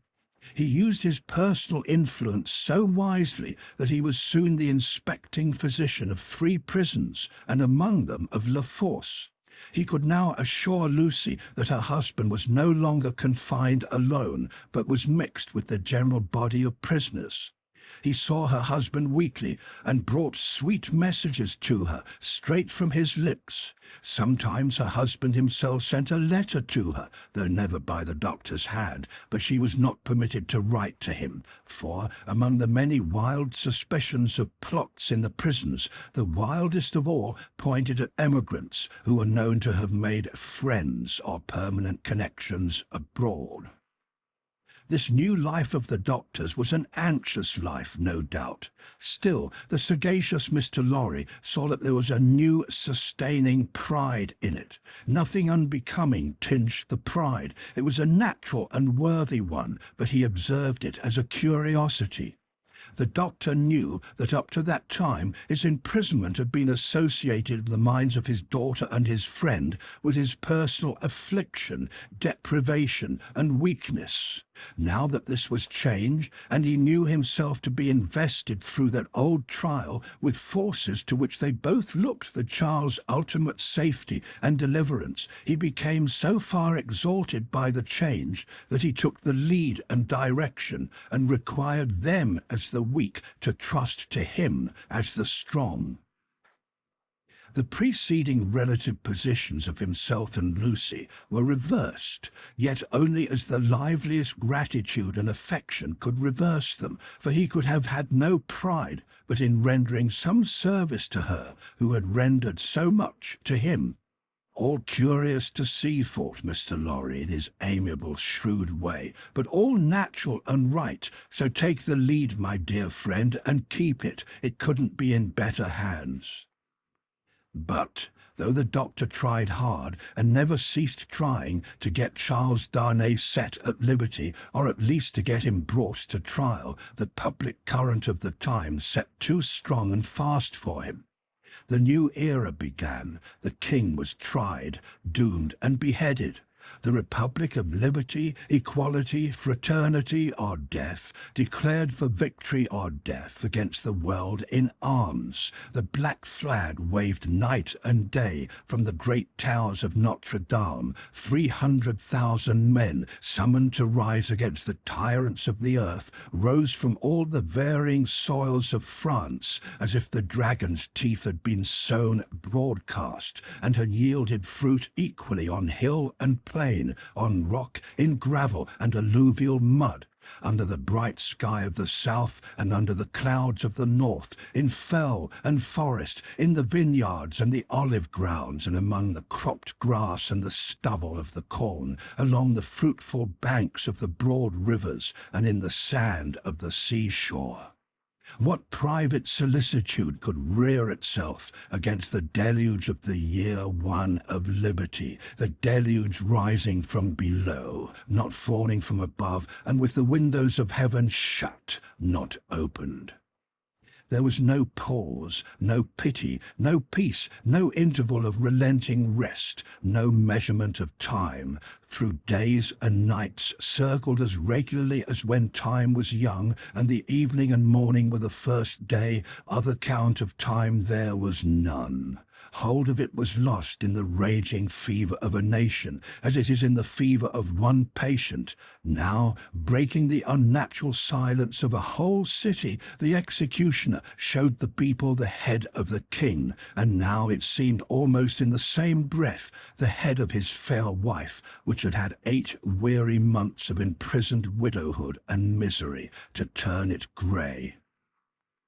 And yet, observing the strange law of contradiction which obtains in all such cases, the time was long while it flamed by so fast. A revolutionary tribunal in the capital and 40 or 50,000 revolutionary committees all over the land, a law of the suspected which struck away all security for liberty or life and delivered over any good and innocent person to any bad and guilty one. Prisons gorged with people who had committed no offence and could obtain no hearing. These things became the established order and nature of appointed things, and seemed to be ancient usage before they were many weeks old. Above all, one hideous figure grew as familiar as if it had been before the general gaze from the foundations of the world, the figure of the sharp female, called La Guillotine. It was the popular theme for jests. It was the best cure for headache. It infallibly prevented the hair from turning grey. It imparted a peculiar delicacy to the complexion. It was the national razor which shaved close, Who kissed la guillotine looked through the little window and sneezed into the sack. It was the side of the regeneration of the human race. It superseded the cross. Models of it were worn on breasts from which the cross was discarded, and it was bowed down to and believed in where the cross was denied. It sheared off heads so many that it and the ground it most polluted were a rotten red. It was taken to pieces like a toy puzzle for a young devil, and was put together again when the occasion wanted it. It hushed the eloquent, struck down the powerful, abolished the beautiful and good. 22 friends of high public mark, 21 living and 1 dead, it had lopped the heads off in one morning in as many minutes. The name of the strong man of old scripture had descended to the chief functionary who worked it, but, so armed, he was stronger than his namesake and blinder, and tore away the gates of God's own temple every day. Among these terrors and the brood belonging to them, the doctor walked with a steady head, confident in his power, cautiously persistent in his end, never doubting that he would save Lucie's husband at last. Yet the current of the time swept by, so strong and deep, and carried the time away so fiercely that Charles had lain in prison 1 year and 3 months when the doctor was thus steady and confident. So much more wicked and distracted had the revolution grown in that December month that the rivers of the south were encumbered with the bodies of the violently drowned by night, and prisoners were shot in lines and squares under the southern wintry sun. Still, the doctor walked among the terrors with a steady head. No man better known than he in Paris at that day, no man in a stranger situation, silent, humane, indispensable in hospital and prison, using his art equally among assassins and victims. He was a man apart. In the exercise of his skill, the appearance and the story of the Bastille captive removed him from all other men. He was not suspected or brought in question, any more than if he had indeed been recalled to life some 18 years before, or a spirit moving among mortals. Chapter 5. The Wood Saw. 1 year and 3 months.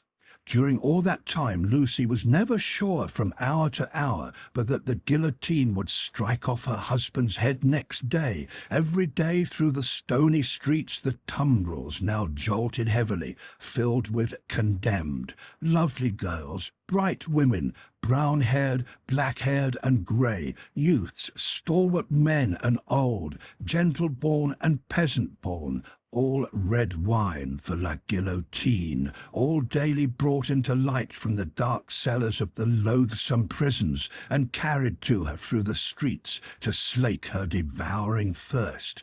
Liberty, equality, fraternity, or death, the last much the easiest to bestow, O guillotine. If the suddenness of her calamity and the whirling wheels of the time had stunned the doctor's daughter into awaiting the result in idle despair, it would but have been with her as it was with many. But from the hour when she had taken the white head to her fresh young bosom in the garret of Saint Antoine, she had been true to her duties. She was truest to them in the season of trial, as all the quietly loyal and good will always be. As soon as they were established in their new residence, and her father had entered on the routine of his avocations, she arranged the little household as exactly as if her husband had been there. Everything had its appointed place and its appointed time. Little Lucie she taught as regularly as if they had all been united in their English home. The slight devices with which she cheated herself into the show of a belief that they would soon be reunited, the little preparations for his speedy return, the setting aside of his chair and his books, these and the solemn prayer at night for one dear prisoner especially among the many unhappy souls in prison and the shadow of death, were almost the only outspoken reliefs of her heavy mind. She did not greatly alter in appearance. The plain dark dresses, akin to mourning dresses, which she and her child wore, were as neat and as well attended to as the brighter clothes of happy days. She lost her colour, and the old and intent expression was a constant, not an occasional thing. Otherwise she remained very pretty and comely. Sometimes at night, on kissing her father, she would burst into the grief she had repressed all day, and would say that her sole reliance under heaven was on him. He always resolutely answered, "Nothing can happen to him without my knowledge, and I know that I can save him, Lucie." They had not made the round of their changed life many weeks when her father said to her on coming home one evening, "My dear, there is an upper window in the prison to which Charles can sometimes gain access at 3 in the afternoon. When he can get to it, which depends on many uncertainties and incidents, he might see you in the street, he thinks, if you stood in a certain place that I can show you. But you will not be able to see him, my poor child, and even if you could, it would be unsafe for you to make a sign of recognition." "Oh, show me the place, my father, and I will go there every day." From that time, in all weathers, she waited there 2 hours. As the clock struck 2, she was there, and at 4 she turned resignedly away. When it was not too wet or inclement for her child to be with her, they went together. At other times she was alone. But she never missed a single day. It was the dark and dirty corner of a small winding street. The hovel of a cutter of wood into lengths for burning was the only house at that end. All else was wall. On the 3rd day of her being there, he noticed her. "Good day, citizeness." "Good day, citizen." This mode of address was now prescribed by decree. It had been established voluntarily some time ago among the more thorough patriots, but was now law for everybody. "Walking here again, citizeness?" "You see me, citizen?" The wood sawyer, who was a little man with a redundancy of gesture, he had once been a mender of roads, cast a glance at the prison, pointed at the prison, and putting his 10 fingers before his face to represent bars, peeped through them jocosely. "But it's not my business," said he, and went on sawing his wood. Next day he was looking out for her, and accosted her the moment she appeared. "What, walking here again, citizeness?" "Yes, citizen." "Ah, a child too. Your mother, is it not, my little citizeness?" "Do I say yes, mamma?" whispered little Lucie, drawing close to her. "Yes, dearest." "Yes, citizen." "Ah, but is not my business. My work is my business. See my saw? I call it my little guillotine. La, la, la, la, la, la, and off his head comes." The billet fell as he spoke, and he threw it into a basket. "I call myself the Samson of the firewood guillotine. See here again, loo-loo-loo, loo-loo-loo, and off her head comes. Now a child, tickle-tickle, pickle-pickle, and off its head comes, all the family." Lucie shuddered as he threw 2 more billets into his basket, but it was impossible to be there while the wood sawyer was at work and not be in his sight. Thenceforth, to secure his goodwill, she always spoke to him first, and often gave him drink money, which he readily received. He was an inquisitive fellow, and sometimes when she had quite forgotten him in gazing at the prison roof and grates, and in lifting her heart up to her husband, she would come to herself to find him looking at her, with his knee on his bench, and his saw stopped in its work. "But it's not my business," he would generally say at those times, and would briskly fall to his sawing again.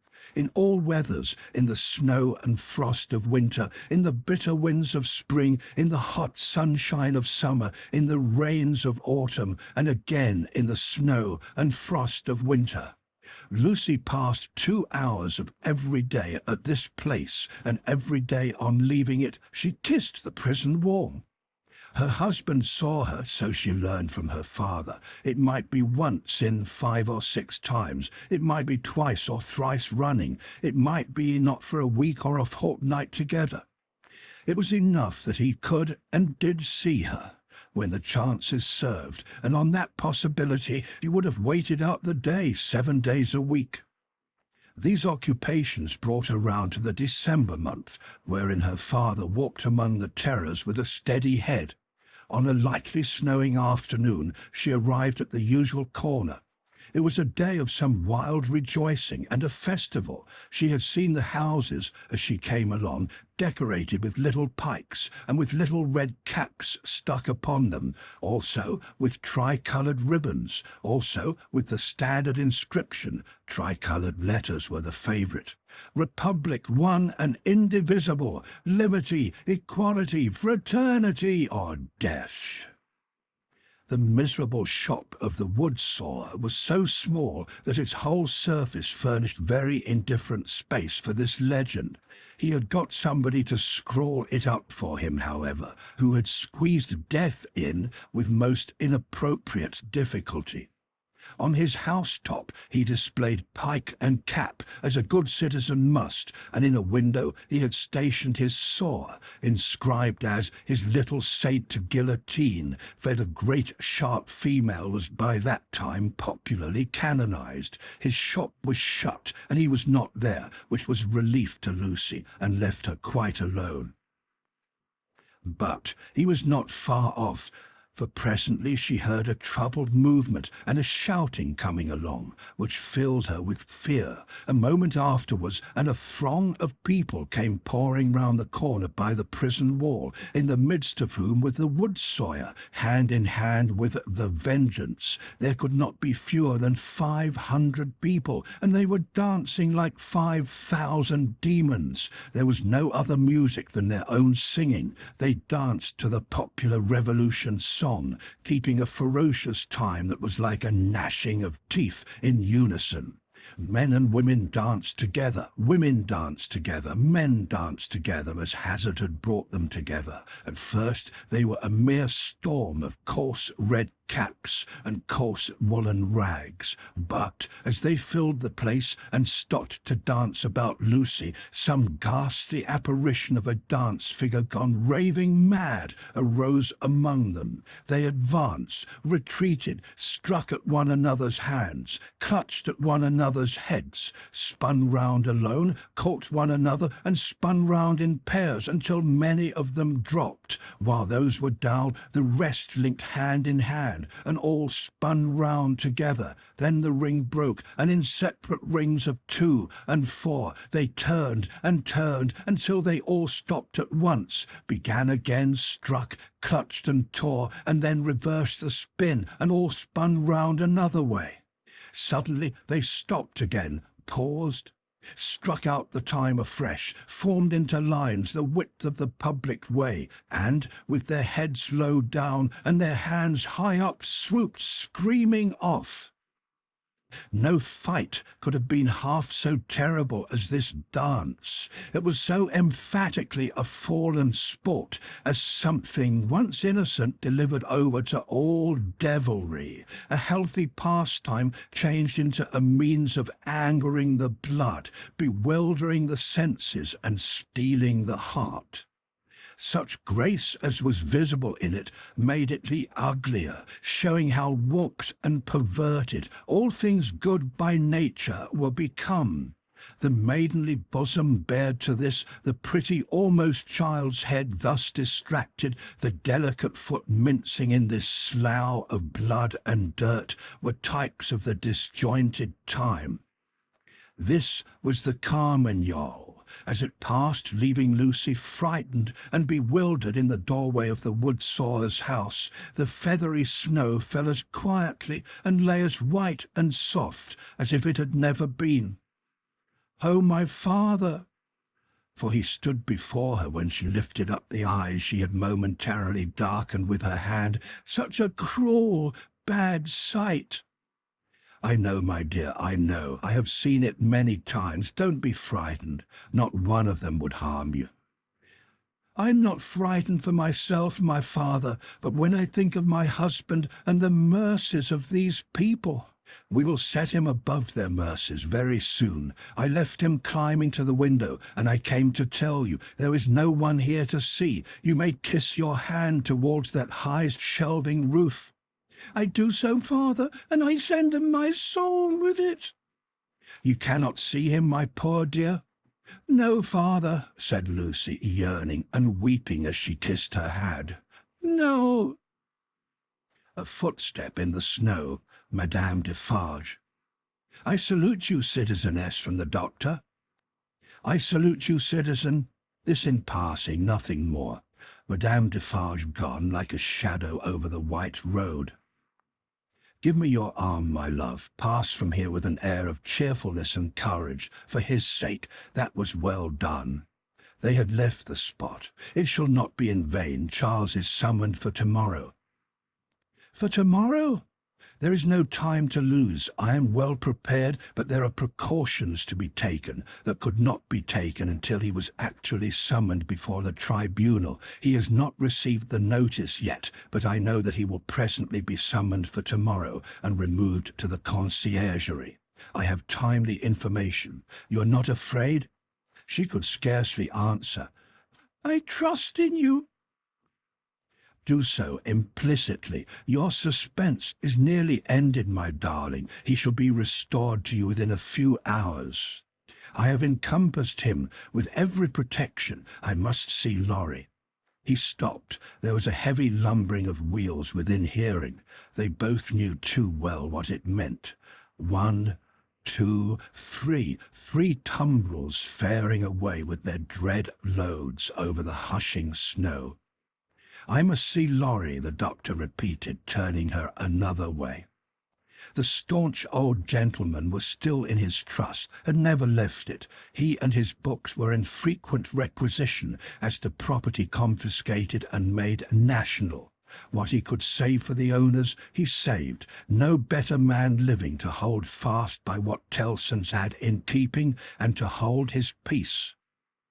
A murky red and yellow sky and a rising mist from the Seine denoted the approach of darkness. It was almost dark when they arrived at the bank. The stately residence of Monseigneur was altogether blighted and deserted.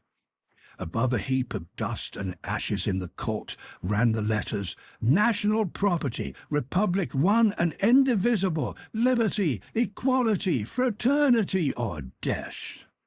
Who could that be with Mr. Lorry, the owner of the riding-coat upon the chair, who must not be seen? From whom, newly arrived, did he come out, agitated and surprised, to take his favourite in his arms? To whom did he appear, to repeat her faltering words, when, raising his voice and turning his head towards the door of the room from which he had issued, he said, "Removed to the conciergerie and summoned for tomorrow"? Chapter 6. Triumph. The dread tribunal of 5 judges, public prosecutor and determined jury sat every day. Their lists went forth every evening and were read out by the jailers of the various prisons to their prisoners. The standard jailer joke was, "Come out and listen to the evening paper, you inside there. Charles Darnay." So at last began the evening paper at La Force. When a name was called, its owner stepped apart into a spot reserved for those who were announced as being thus fatally recorded. Charles Evremond, called Darnay, had reason to know the usage. He had seen hundreds pass away so.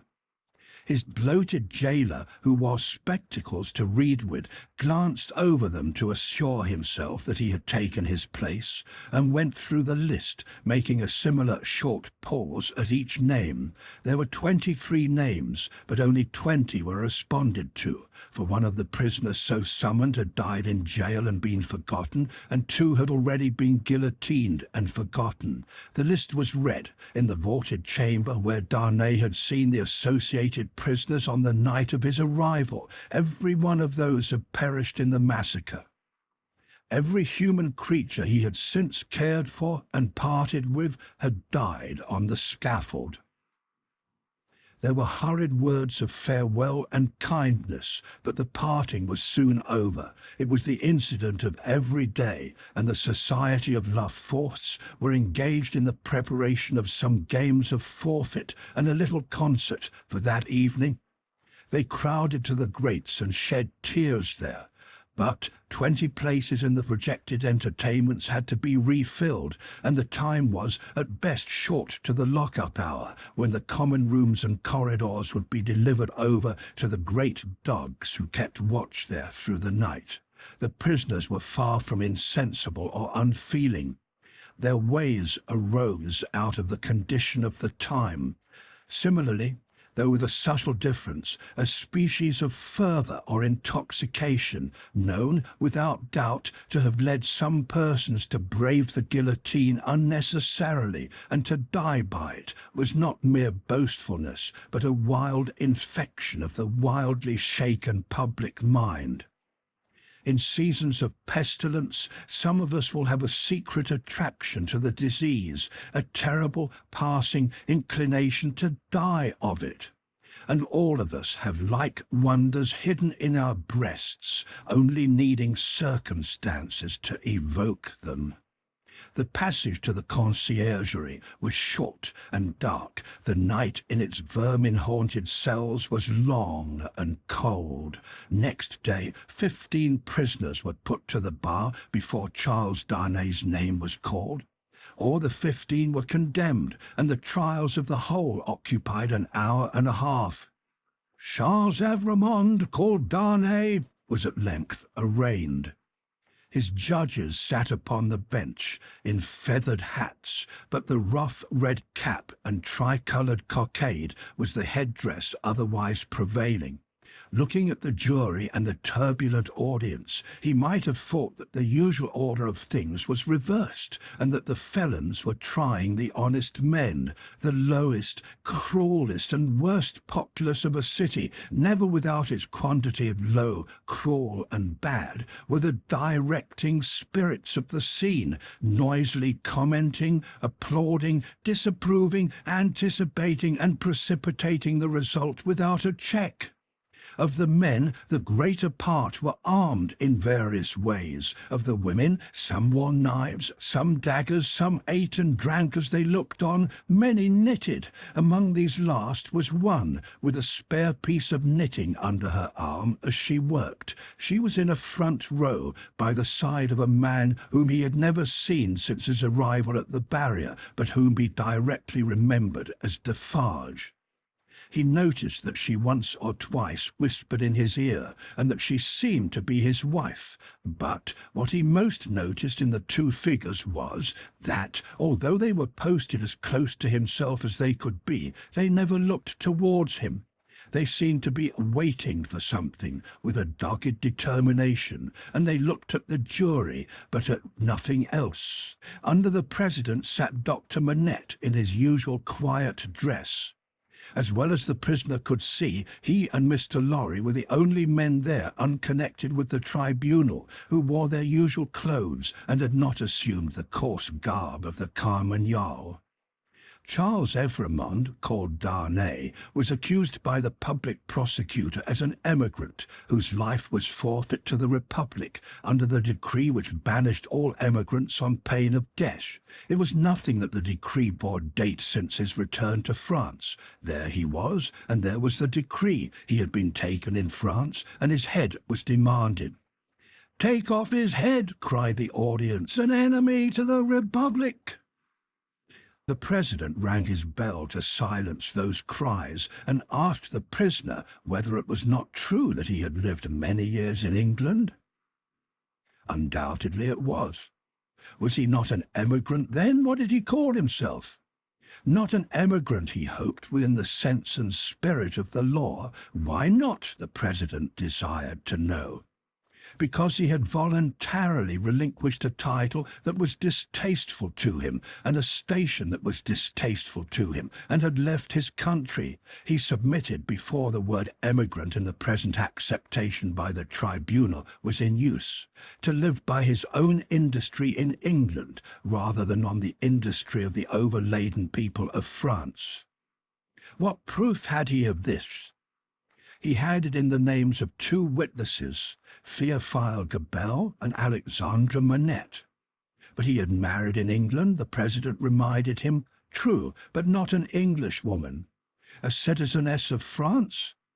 Yes, by birth. Her name and family? Lucie Manette, only daughter of Dr. Manette, the good physician who sits there.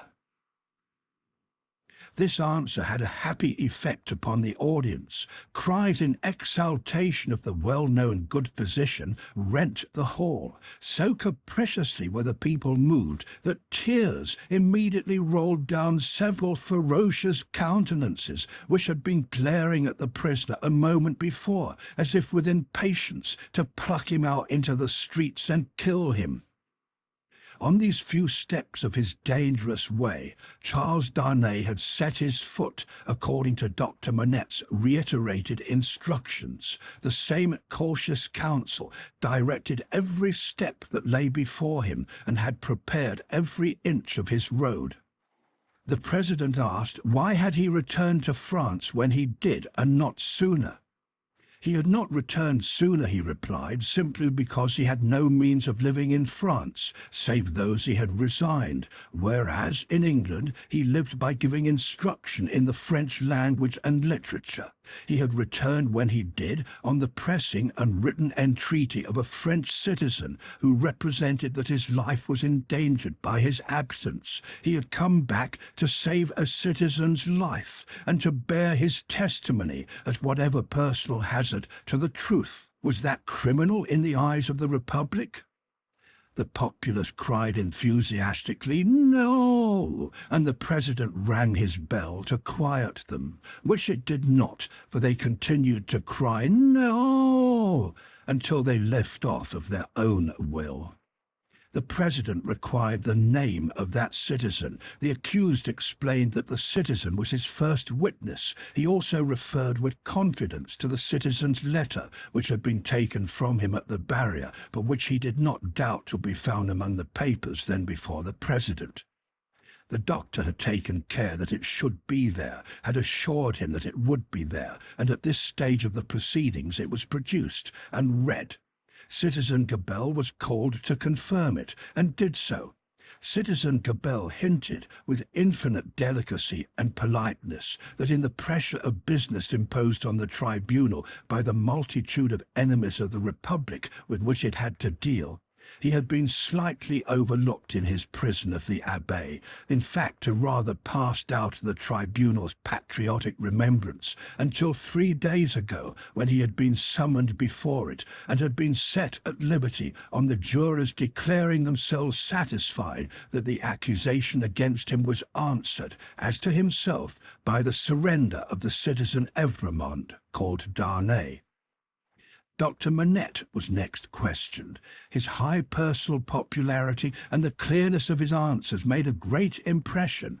But, as he proceeded, as he showed that the accused was his first friend on his release from his long imprisonment, that the accused had remained in England, always faithful and devoted to his daughter and himself in their exile, that, so far from being in favour with the aristocrat government there, he had actually been tried for his life by it as the foe of England and friend of the United States. As he brought these circumstances into view with the greatest discretion and with the straightforward force of truth and earnestness, the jury and the populace became one. At last, when he appealed by name to Monsieur Lorry, an English gentleman then and there present, who, like himself, had been a witness on that English trial and could corroborate his account of it, the jury declared that they had heard enough, and that they were ready with their votes if the president were content to receive them. At every vote, the jurymen voted aloud and individually. The populace set up a shout of applause. All the voices were in the prisoner's favour, and the president declared him free. Then began one of those extraordinary scenes with which the populace sometimes gratified their fickleness, or their better impulses towards generosity and mercy, or which they regarded as some set-off against their swollen account of cruel rage. No man can decide now to which of these motives such extraordinary scenes were referable. It is probable to a blending of all the three, with the second predominating. No sooner was the acquittal pronounced than tears were shed as freely as blood at another time, and such fraternal embraces were bestowed upon the prisoner by as many of both sexes as could rush at him, that after his long and unwholesome confinement he was in danger of fainting from exhaustion. Nonetheless, because he knew very well that the very same people, carried by another current, would have rushed at him with the very same intensity to rend him to pieces and strew him over the streets. His removal to make way for other accused persons who were to be tried rescued him from these caresses for the moment. 5 were to be tried together next as enemies of the Republic, forasmuch as they had not assisted it by word or deed. So quick was the tribunal to compensate itself and the nation for a chance lost, that these 5 came down to him before he left the place, condemned to die within 24 hours. The first of them told him so, with the customary prison sign of death, a raised finger, and they all added in words, "Long live the Republic." The 5 had had, it is true, no audience to lengthen their proceedings, for when he and Dr. Manette emerged from the gate, there was a great crowd about it, in which there seemed to be every face he had seen in court, except 2, for which he looked in vain. On his coming out, the concourse made at him anew, weeping, embracing, and shouting, all by turns and all together, until the very tide of the river on the bank of which the mad scene was acted seemed to run mad like the people on the shore. They put him into a great chair they had among them, and which they had taken either out of the court itself or one of its rooms or passages. Over the chair they had thrown a red flag, and to the back of it they had bound a pike with a red cap on its top. In this car of triumph, not even the doctor's entreaties could prevent his being carried to his home on men's shoulders, with a confused sea of red caps heaving about him, and casting up to sight from the stormy deep such wrecks of faces that he more than once misdoubted his mind being in confusion, and that he was in the tumbril on his way to the guillotine. In wild, dreamlike procession, embracing whom they met and pointing him out, they carried him on, reddening the snowy streets with the prevailing Republican colour, in winding and tramping through them, as they had reddened them below the snow with a deeper dye. They carried him thus into the courtyard of the building where he lived. Her father had gone on before to prepare her, and when her husband stood upon his feet, she dropped insensible in his arms. As he held her to his heart, and turned her beautiful head between his face and the brawling crowd, so that his tears and her lips might come together unseen, a few of the people fell to dancing. Instantly all the rest fell to dancing, and the courtyard overflowed with a carmagnole. Then they elevated into the vacant chair a young woman from the crowd, to be carried as the goddess of liberty, and then, swelling and overflowing out into the adjacent streets, and along the river's bank, and over the bridge, the carmagnole absorbed them every one, and whirled them away. After grasping the doctor's hand as he stood victorious and proud before him, after grasping the hand of Mr. Lorry, who came panting and breathless from his struggle against the water-spout of the carmagnole, after kissing little Lucie, who was lifted up to clasp her arms around his neck, and after embracing the ever-zealous and faithful Pross, who lifted her, he took his wife in his arms and carried her up to their rooms. "Lucie, my own, I am safe. Oh, dearest Charles, let me thank God for this on my knees as I have prayed to him." They all reverently bowed their heads and hearts. When she was again in his arms, he said to her, "And now speak to your father, dearest. No other man in all this France could have done what he has done for me."